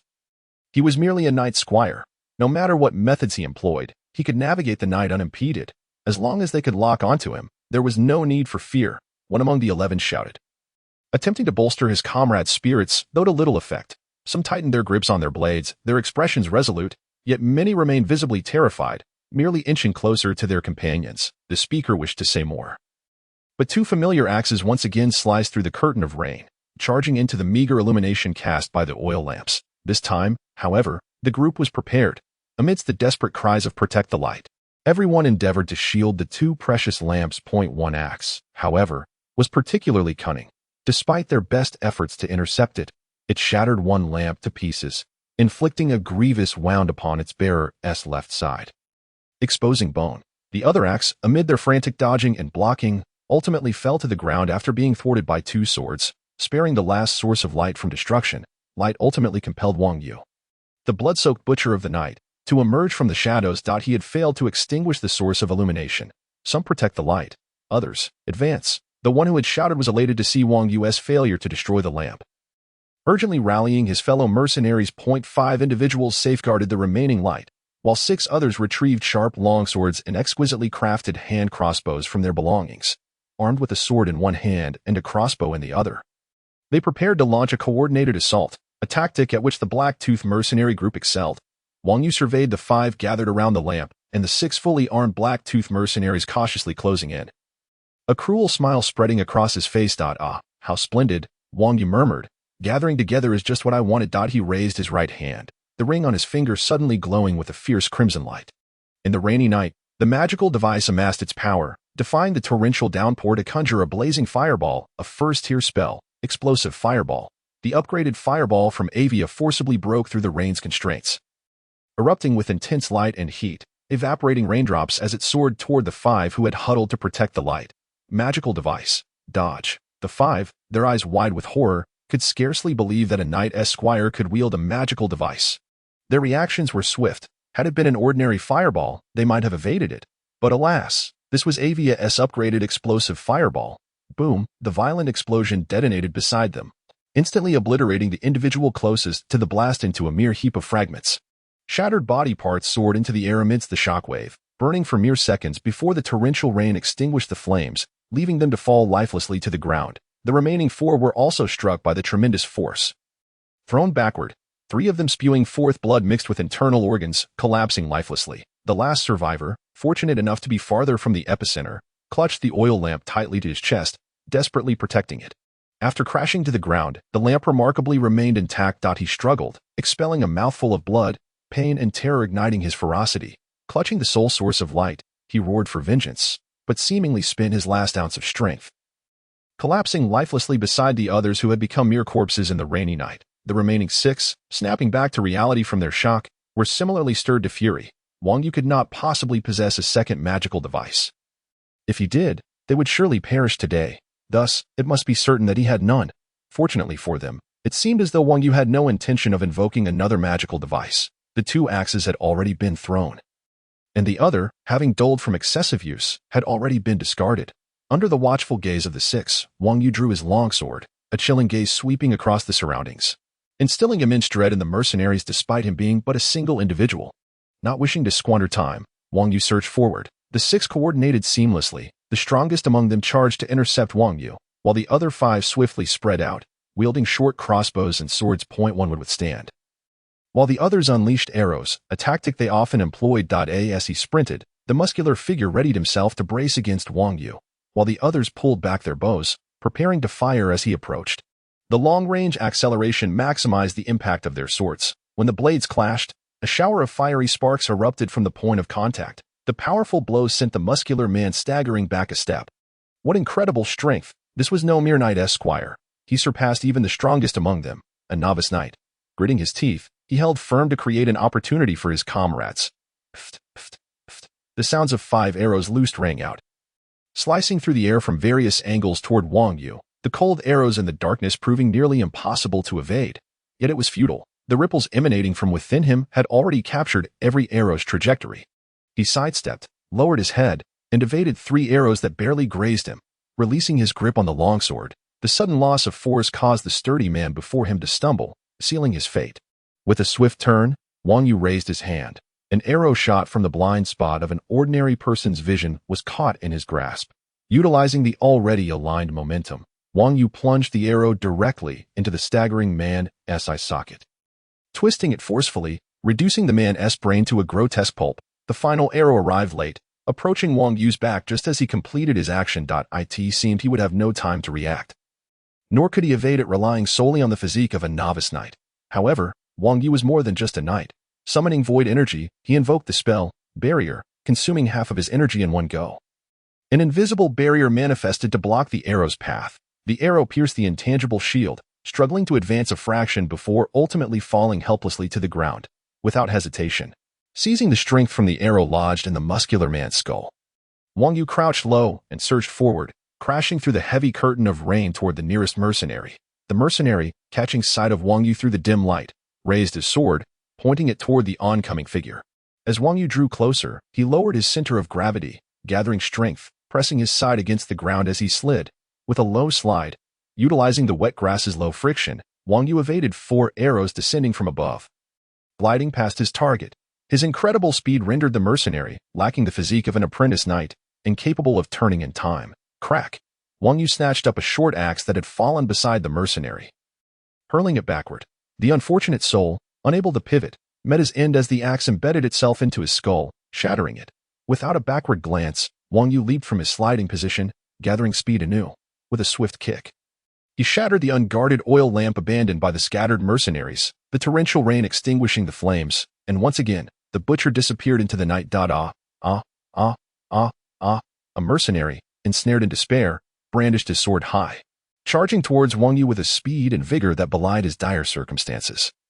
His eyes barely adjusted to the enveloping darkness. The blade pierced his chest with a sickening thrust. Wang Yu's sword mercilessly penetrated the oncoming foe, requiring little effort. This valiant yet directionless individual seemed to hurl himself directly onto Wang Yu's raised blade, akin to an old friend leaping toward a long-lost companion. Discarding the sword embedded in his erstwhile ally's chest, Wang Yu deftly seized the long sword that had slipped from the mercenary's grasp. In one fluid motion, he kicked the corpse aside to deflect an incoming arrow, sweeping his sword upward to deflect 2 more projectiles, and continued his relentless charge. The swift advance caused one of the assailants to lose sight of Wang Yu. In a panic, he swiveled his head in search of his opponent, only to find Wang Yu suddenly appearing before him. Instinctively raising his sword to strike, he was met with the swift descent of his own severed head, rolling lifelessly to the side as Wang Yu leaped from behind to deliver the fatal blow. With only 2 adversaries remaining, there was no longer any need for evasion. They charged straight ahead, accelerating to the utmost, cleaving through the arrows that rained down upon them mid-stride. Wang Yu's body collided with that of the target mercenary like a truck, sending him flying as he drove his sword into the man's abdomen. Extracting the blade from the corpse, Wang Yu sensed an arrow slicing through the air towards his head. He tilted his head slightly, the sharp projectile grazing his ear and drawing a trickle of blood. Yet it bore no further consequence, vanishing into the night with a mournful whistle, casually flinging his sword into the darkness. A piercing scream accompanied the dull thud of a body hitting the ground, plunging the dark, rain-soaked night into a silence punctuated only by the sound of relentless downpour. After catching his breath, Wang Yu surged forward once more, retrieving the sword lodged in a fallen mercenary and placing it behind him. His form shattered the curtain of rain as he raced across the battlefield. The corpses and blood of dozens of mercenaries transformed the estate into a horrifying hell's cape, rivers of blood flowing, bodies strewn everywhere. Wang Yu's footsteps splashed upon the ground, indistinguishable between the muddy rainwater and the crimson blood. He showed no signs of respite, absorbing the ripples of his surroundings into his mind. At last, a figure emerged, towering and formidable, clad in heavy armor that encased his robust frame. Rainwater streamed down the crevices of his armor. The eyes beneath the narrow visor remained unwavering, unaffected by the deluge. Standing there like a fortress amidst the chaos, Wang Yu recognized that his true opponent had finally arrived, Sir Oka, the Iron Wall Knight. Unfettered by the shadows, Oka seemed to sense something, turning his head toward Wang Yu's charging form. A knowing smile crept across Wang Yu's face. This was a knight, a true knight, and the tempestuous night had yet to reach its finale. The long sword was freed from its sheath, fearless and resolute. He charged forth. Chapter 35. The iron bulwark. The sprinting figure pierced through the curtain of rain toward the enemy ahead, gripping the long sword with both hands, angled at his side. With a military swordplay initiation, he launched into a diagonal strike. The rapid speed closed the distance between them in an instant, entering the range of attack. His right foot slammed into the ground, sending a spray of mud into the air. A tremendous force emanating from his foot, channeling through his body and into his hands. The long sword sliced upward in a diagonal arc, cleaving the air along its path, splitting the raindrops in two. A silver streak flashing in the darkness, reaching an extreme velocity. Clang. In an instant, a faint spark ignited as their swords clashed, Oka's much heftier blade firmly blocking Wang Yu's full-force strike. The blade sang with a resonant hum. Vibrating violently, the recoil returned to Wang Yu's hands, causing his wrists to tingle. In contrast, Oka, encased in his formidable iron armor, stood like an unyielding bastion, showing no sign of retreat, failing to land a decisive blow. Wang Yu swiftly retreated, retracting his sword and stepping back. Yet Oka was unwilling to grant Wang Yu any respite. His sword descended upon Wang Yu's blade, an effortless maneuver, his strength far outweighing Wang Yu's. With expert mastery over his energy, Oka pressed down with renewed vigor, his hands driving the sword toward Wang Yu. Wang Yu, gripping his sword with both hands, braced against the onslaught. The two blades collided with a thunderous clash. The sound echoing like metal striking metal. Wang Yu quickly realized that in terms of sheer power, he was no match for Oka. Veins bulged in his arms, muscles straining as he summoned every ounce of strength to withstand the unrelenting pressure of the incoming blade. This raw power exemplified the physique of a true knight, one that even a significant fatigue could not diminish. His feet sank into the mud, thoroughly saturated by the rain. His arms began to tremble and ache. This was untenable. If he persisted, he risked injury and diminished his capacity to fight. Utilizing the slippery ground to his advantage, Wang Yu leveraged Oka's downward force. Sliding to the right and downward, it appeared as if he had stumbled. But just before hitting the ground, he evaded the blade's momentum, rolling to the side to avoid Oka's descending sword while creating distance between them. Rolling several times on the ground, he swiftly pushed himself up. Raising his long sword once more to face Oka, a long gash marred his back, stretching from his shoulder to his waist, having torn through his leather armor and leaving a bleeding wound in its wake. Though not particularly deep, blood flowed steadily from the injury, staining the puddles beneath him a deep crimson. This was the reality of facing a true knight, an experience reminiscent of contending with Obi-Wan. Yet distinctly different in its overwhelming nature, even his fighting spirit began to wane. Oka was a seasoned knight, having honed his skills over many years, without the unwavering resolve to face death in battle. One could never aspire to attain the title of knight. Steadfast and composed, Wang Yu remained unshaken even in the face of seemingly insurmountable foes. Moreover, even if he were to be thoroughly suppressed as a knight, he was far more than just a knight. With sword in hand, he vigilantly observed the iron-clad Akka, gradually retreating into the enveloping darkness of the rain. Akka's eyes narrowed behind the narrow slit of his mask.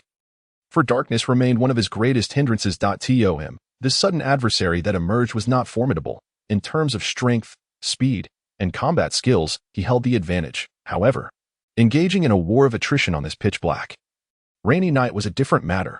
The ripples emanating from Wang Yu continuously spread outward, relaying the surroundings with acute precision, providing him with a panoramic view that opened up myriad possibilities. The trajectory of his opponent's blade held no blind spots for him. Ambushes would prove ineffective against him. Lacking an edge and sheer power, he resolved to exploit his unique advantages. Observing the weighty armor adorning Akka, a smile crept onto Wang Yu's face, for he would not be bested by such a traitor. Emerging from the shadows, Wang Yu positioned himself behind Akka. The moment he revealed himself, Akka reacted instinctively, pivoting to strike. Yet this time, his response appeared hasty, realizing that he could not match the might of the formal knight. Wang Yu adjusted his strategy, delivering a strike that bore little force. Their blades clashed, briefly connecting before separating. Even in this hurried exchange, Akka maintained the upper hand, denying Wang Yu the chance to retreat into darkness. Akka advanced, stepping forth with ruthless intent, his longsword thrusting mercilessly toward Wang Yu. Without hesitation, Wang Yu withdrew, eschewing any notion of a direct confrontation. He kept his longsword within the maximum range for a counterattack. Clashing once more, the swords collided like ferocious dinosaurs battling, though Wang Yu's strikes lacked the same force, resulting in swift separations, while Akka pressed forward relentlessly. Retreating while countering, Wang Yu remained tense, skillfully controlling his blade.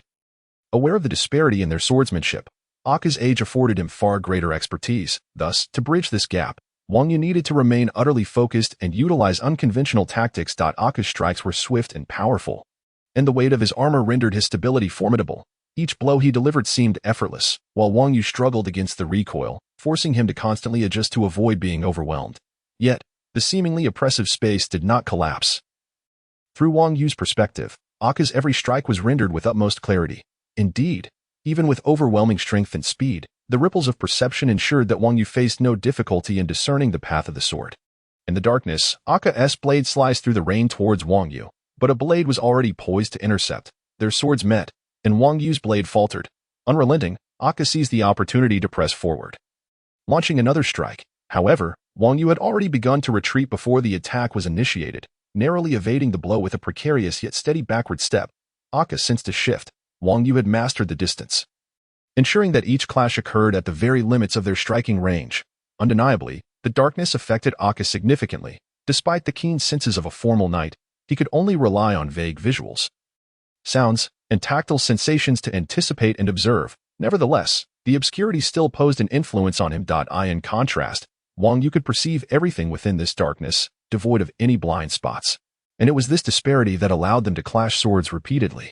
While it appeared that Wang Yu was continually faltering, in reality, it was more akin to a tug-of-war. The gaze beneath the heavy armor narrowed, glinting with a dangerous light, had it been a few years prior.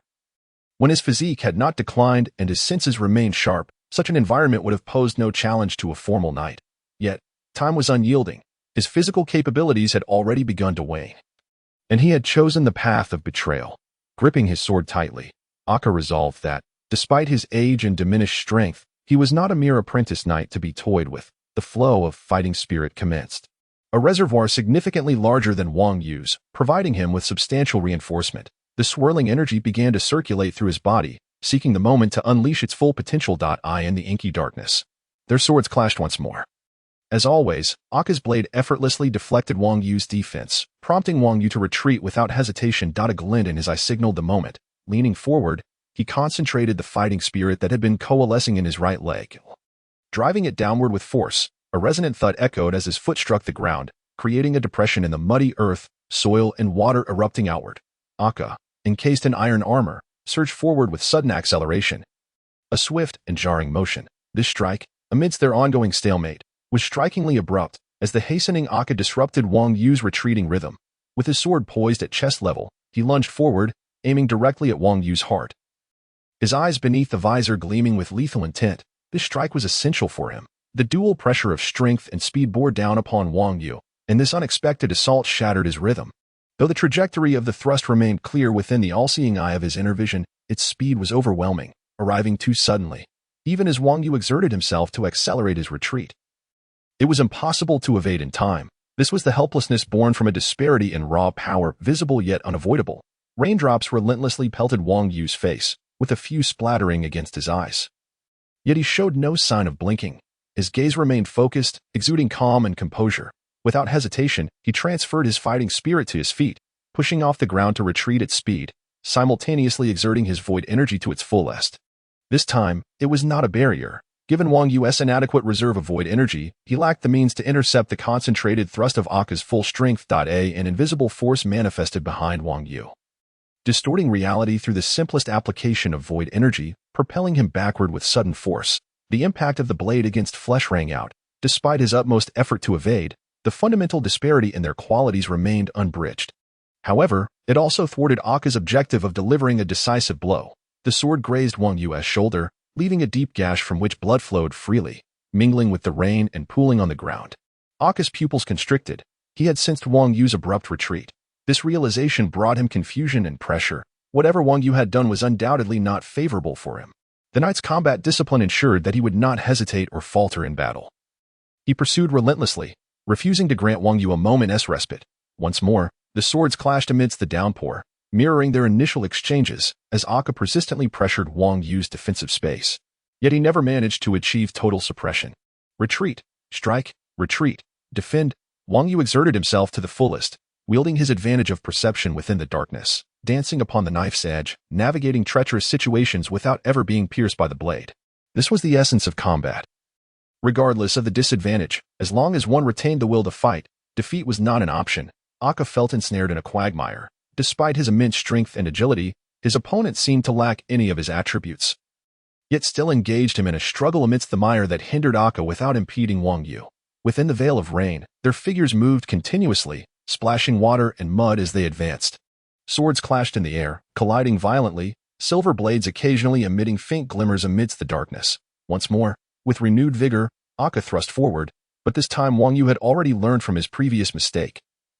He would not allow himself to be caught off guard again. At the precise moment when Oka's movement shifted, Wang Yu, possessing a perspective imperceptible to ordinary individuals, had already discerned the change. The forces of the void and the fighting spirit were unleashed without hesitation.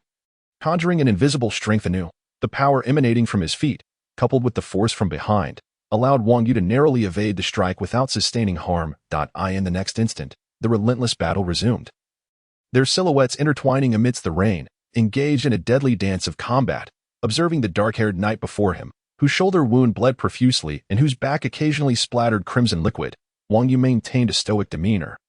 As if unscathed, Oka realized he had encountered a formidable opponent today. Such indomitable will, once possessed, assuredly distinguishes one from the masses, Oka had begun to perceive the intentions of his adversary. Yet he was also aware of the toll it was taking on him. Fatigue was creeping in, not merely from the intense exertion of continuous pursuit and combat, which his aging body struggled to endure, but also from the immense burden of the heavy armor he wore, which, while providing formidable defense, was now hindering his movements. The oppressive weight hastened his fatigue far more than it did for Wang Yu, who donned lighter leather armor. As time dragged on, his condition would inevitably decline until he was overwhelmed. And Wang Yu's peculiar abilities made it exceedingly difficult to land a decisive blow. His opponent, however, would not graciously afford him the opportunity to shed his armor, despite the limitations of his aging form. He had no choice but to press on. The fighting spirit began to flow along a unique trajectory, cycling ceaselessly along a designated path, yet the pain and discomfort in his body reminded him of the immense strain he was under. As the flow of fighting spirit intensified, a special, intangible matrix emerged within him. Fighting spirit matrix, internal potential, activated. A tingling sensation coursed through his body, soon followed by a surge of extraordinary power. Oka had long been observing Wang Yu's habits and patterns since the battle commenced, seeking to decipher his opponent's rhythm. This was a skill he had diligently practiced since acquiring his internal potential, though his physical decline made it challenging to continue utilizing this ability. The habits and techniques he had mastered over the years remained intact. A silent field of influence unfurled, enveloping Wang Yu. Yes, he had found it. The heartbeat amidst the fierce combat. The rhythm was now under his control. Internal potential, deadly rhythm, activate. In an instant, Wang Yu felt his movement slow, as though some unseen force was obstructing him. The power of the fighting spirit, which had been continuously circulating to enhance Wang Yu, now seemed to be impeded, its flow intermittent. The only aspects unaffected were his ripples of energy and his thoughts. Meanwhile, Oka thrived within this new dynamic. As Wang Yu found himself hindered, Oka remained unperturbed, raising his longsword without hesitation for a decisive strike. The blade sliced through the air, but Wang Yu, ever vigilant, sensed it coming and forcefully planted his feet. However, under the influence of the deadly rhythm, Wang Yu's body and mind fell out of sync, resulting in a delayed response that proved fatal. Though the ripples of energy remained unaffected and the voids as his feet made contact with the ground. Under the influence of sorcery, Wang Yu's inherently peculiar fighting spirit surged with fervor, capable of manifesting from any part of his body. An unprecedented sensation of fullness arose, even inciting a discomfort akin to swelling within him. If there was swelling, it demanded release. Thus, ripples of surging fighting spirit emanated from the soles of his feet, a pseudo-externalization of his energy. A small explosion burst forth beneath Wang Yu, the minor detonation providing ample force. His figure transformed into a fleeting shadow, leaving behind a vivid crimson trace in the darkness, blood spraying from his wounds, vaporized by sheer velocity. Oka's gaze fixated on the suddenly accelerating Wang Yu, the darkness perpetually hindering him. Yet, the constitution and experience of a true knight allowed him to discern Wang Yu's trajectory of attack. The speed had more than doubled. Wang Yu's sudden burst of velocity was at least 2.5 times that of his previous limits, swift, yet still insufficient. A linear charge, although fast, this sacrifice of maneuverability for speed rendered it too simple to counter, employing advanced military swordsmanship countercharge technique. Oka gripped the hilt of his sword with both hands, assuming a somewhat unconventional stance, as if planting the blade into the ground. His eyes narrowed with concentration. This was a technique specifically designed for heavy-armored warriors, fully focused, the moment the enemy entered his striking range. He would exchange injury for injury. Using a thrusting technique, he would collide head-on with the adversary. Relying on the formidable defense of his armor, he would be wounded, but Wang Yu would surely perish. As Wang Yu approached Oka's striking range, he suddenly propelled himself off the ground, an immense force lifting him skyward, his long sword raised high. A jumping slash, absurd. While this heavy attack indeed possessed tremendous force, the price of such power was the loss of directional change in midair. Any rational individual would avoid employing such a maneuver when their strength was closely matched. It seemed that rage had indeed dulled his intellect. Maintaining a defensive posture, Oka had fully charged his sword. With his eyes fixed intently on Wang Yu's figure, he prepared to deliver a precise and lethal strike while Wang Yu found himself unable to alter his trajectory in midair. However, in the next instant, an invisible platform appeared beneath Wang Yu's feet, triggering the sorcery of a second jump. The slightly inclined invisible platform was shattered by Wang Yu's foot, the tremendous force propelling him even faster. In an instant, before Oka could react, Wang Yu had soared over his head. Cursed be that strange ability of his. Oka sensed the impending danger. He had not anticipated Wang Yu's peculiar power to be wielded in such a manner. He turned with all his might, Yet the drawbacks of his iron armor became evident once more. The heavy, all-encompassing armor not only weighed him down but also impeded his movements at the joints, resulting in a delayed response. Too late. The iron barrier barely had time to turn, as Wang Yu's sorcery activated once more, a second invisible platform materializing in midair. This time, Wang Yu did not use it to leap. Instead, he accelerated downwards. His muscles unleashed their fury, crushing the platform above him with a single kick, the recoil propelling him downwards at an unprecedented speed. In the fleeting moment that Oka managed to turn his gaze, Wang Yu's form blurred, followed by a violent impact upon his head. The sorcery of the Skywalker allowed Wang Yu to forcibly reach new heights in midair. The force of 3 successive accelerations unleashed an unrestrained assault upon Oka's skull. The cacophony of the impact resonated as Wang Yu's slanted descent sent him tumbling across the ground, the grass and soil upheaved by the tremendous inertia of the strike, debris flying in every direction. A crimson trail marked the earth, the result of Wang Yu's overexerted wounds spilling forth. Fatigue began to set in. His bodily functions were declining under immense pressure.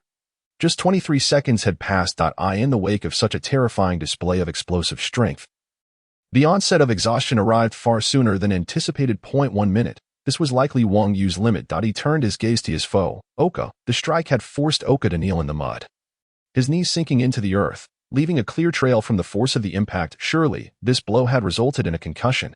Yet, the next moment, to Wang Yu's astonishment, Oka rose once more, a noticeable dent evident upon his helmet. However, he appeared unscathed. Wang Yu's pupils contracted. He observed a faint bluish glow emanating from the dent in Oka's helmet, and through the lens of the inner eye, he perceived the flow of magical energy. It was enchanted iron. Wang Yu gasped in disbelief. A complete set of enchanted iron. This was indeed troublesome. The impact absorption of the enchanted metal combined with the immense weight of the armor meant that Wang Yu's strike, which had exceeded his own limits by 3-fold, had failed to breach Oka's defenses. The figure that had knelt in the dirt now stood once more, eyes beneath the helmet fixated on Wang Yu, filled with mockery and derision. Indeed, such explosive states could not endure. To escape his internal constraints by entering a state of rage would ultimately lead to his own downfall. Look at those numerous wounds. He would soon collapse under the strain. Oka was no longer anxious. His objective had been achieved, luring the enemy into a state of extreme consumption to break free from his own limitations. Meanwhile, he would simply endure, steadfast as a barrier, absorbing each assault until the adversary exhausted himself and fell. This was the meaning behind the title of Iron Wall Knight, a lethal rhythm that dragged the enemy into the abyss. Wang Yu came to understand. Perhaps he had fallen into a trap. Nonetheless, it could not be said so definitively. Had he not employed the blood-boiling technique, he would have perished at Oka's hands while he was still utilizing his internal potential. Thus, it could only be attributed to the disparity in strength. The gap in raw power often revealed itself, showing that despite employing numerous schemes, it was ultimately challenging to bridge that divide. Taking a deep breath, Wang Yu discarded the axe he had hastily picked up. It was now evident that shattering that layer of enchanted iron armor was impossible. Therefore, he could only plunge the blade into the enemy's sole vulnerability, the narrow gap in the armor designed for sight, if he hoped to secure victory. 1 minute. Was that achievable? To speak frankly, it was daunting. Wang Yu's fury barely surpassed Oka's strength, and Oka needed only to defend against Wang Yu's one critical vulnerability to render him helpless. However, Wang Yu would never cease his efforts until he collapsed entirely. Even if the odds seemed insurmountable, he would exert every ounce of his strength. Suddenly, a flicker of memory regarding enchanted iron ignited in his mind amidst the battle. Was Oka's defense truly impenetrable? It appeared not to be so. A smile graced his lips as the scales of victory began to tip in his favor. With unwavering resolve, he charged forth. The determined figure surged toward Oka, breaking through the curtain of rain without a hint of hesitation. The power bestowed by his rage propelled Wang Yu beyond Oka's speed. A cruel smile curled upon Oka's lips beneath his helmet. Continuing the offensive, Wang Yu, unable to breach his defenses, would only hasten his own exhaustion and eventual collapse. There was no point in delaying. He would press on with his assault, if Wang Yu was eager to meet his demise. Oka would not hold back. The heavy longsword gripped in his hand, Oka assumed an impeccable defensive stance. Facing the approaching Wang Yu, he needed to concern himself with nothing but defense, awaiting the moment Wang Yu would deplete himself. This was his forte. As Wang Yu closed the distance, his longsword arced through the air, aimed directly at Oka's faceplate. An attack here. Indeed, this was his only vulnerability, but could Wang Yu accomplish it? The weighty longsword had already positioned itself before the blade aimed at the gap in Oka's helmet. The two forces met, and Wang Yu's terrifying strength suppressed Oka. Oka's form was pushed back uncontrollably by Wang Yu's immense power, yet he maintained a mocking smile. What good was being forced back, as long as he could not truly inflict harm upon him? The outcome would ultimately lead to Wang Yu's demise. Suddenly, the pressure on the sword diminished, and Oka paused in surprise. Only then did he realize that Wang Yu had outright abandoned the clash of blades, opting instead to unleash a powerful fist toward his chest. Had he lost his mind? A strange urge to laugh bubbled within Oka as he considered the absurdity of it. After all, even a heavy axe might struggle to penetrate his armor. And a mere fist? How laughable. He couldn't even be bothered to defend against it. The fist cleaved through the air in raindrops, the gauntlet right hand generating a sound akin to an explosive detonation. Exuding an aura of formidable menace, this blow, fueled by Wang Yu's berserk strength, indeed possessed the potential to shatter mountains and split stones. However, it fell short in comparison to the earlier strike upon Oka's head. The notion of penetrating Oka's defenses seemed, at that moment, a mere folly. Oka shared this sentiment, yet an ominous instinct suddenly surged within him. Honed by years of combat, a profound sense of peril enveloped him. Would this strike truly breach his defenses? But how could that be? Under the weight of this unforeseen danger, Oka's body instinctively sprang into action, his arm bending as he forcefully swung his elbow towards Wang Yu's chest, desperate to keep him at bay. Yet, it was too late. Oka, having momentarily lowered his guard, was a fraction too slow, while Wang Yu, in his frenzied state, had already outpaced him. The blow landed squarely against Oka's chest. Thud, the resounding impact reverberated. And at that moment, Oka's pupils constricted to the size of pinpricks. He felt a searing pain radiate from his chest, signaling that his ironclad defenses had been breached. Crack. Countless fissures emerged at the point of Wang Yu's strike, instantly shattering to reveal the lining beneath Oka's armor. As Wang Yu's fist forcefully penetrated within, the essence of the void had infused Oka's armor, revealing the secret behind Wang Yu's ability to dismantle defenses. The sorcery of chaotic reconstruction. A technique that had nearly obliterated his own magical iron core. The restructuring of an object often devolves into a chaotic mess, rendering it useless, yet on rare occasions, a unique formation may arise. Entirely random, utterly chaotic. Yet this time, Wang Yu's fortune did not plummet to the depths where an even more resilient blow could have hardened Oka's armor further. The fist imbued with the essence of chaotic reconstruction struck, shattering Oka's iron wall. Boom! Oka's delayed elbow finally connected with Wang Yu's chest, sending him hurtling backward, crashing to the ground. Rolling several times, the flow of blood within him began to slow, signaling the cessation of his berserk state. Phew! Oka gasped for breath, his heart racing as if on the verge of explosion. Damn it! Wang Yu's devastating blow had pushed him to the brink of anxiety, his heart pounding as if it might leap from his chest, accompanied by a sensation of impending rupture. However, observing Wang Yu sprawled on the ground, unable to rise for over 10 seconds, Oka thought, at last, this fellow had exhausted himself after delivering that shattering punch. It was Wang Yu who had fallen, not him. Yet, as Wang Yu lay prone, a subtle smile graced his face, though his berserk state had subsided and his body teetered on the edge of collapse. That was not the reason for his downfall. The very moment his fist made contact with Oka's body, his purpose had already been achieved. Waves of energy surged within Oka, just as Oka, believing himself victorious, reached for his longsword to deliver a final blow to Wang Yu. He suddenly let out a muffled groan, caught off guard by a sudden pain. What was happening? The words of anguish spilled from Oka's lips. His heart truly aching, not merely a figment of tension, but a genuine torment. His heartbeat quickened. Blood surged through his veins at an alarming rate, initially invigorating, but surpassing the limit soon brought forth strain and injury. His complexion flushed crimson, blood pressure and heart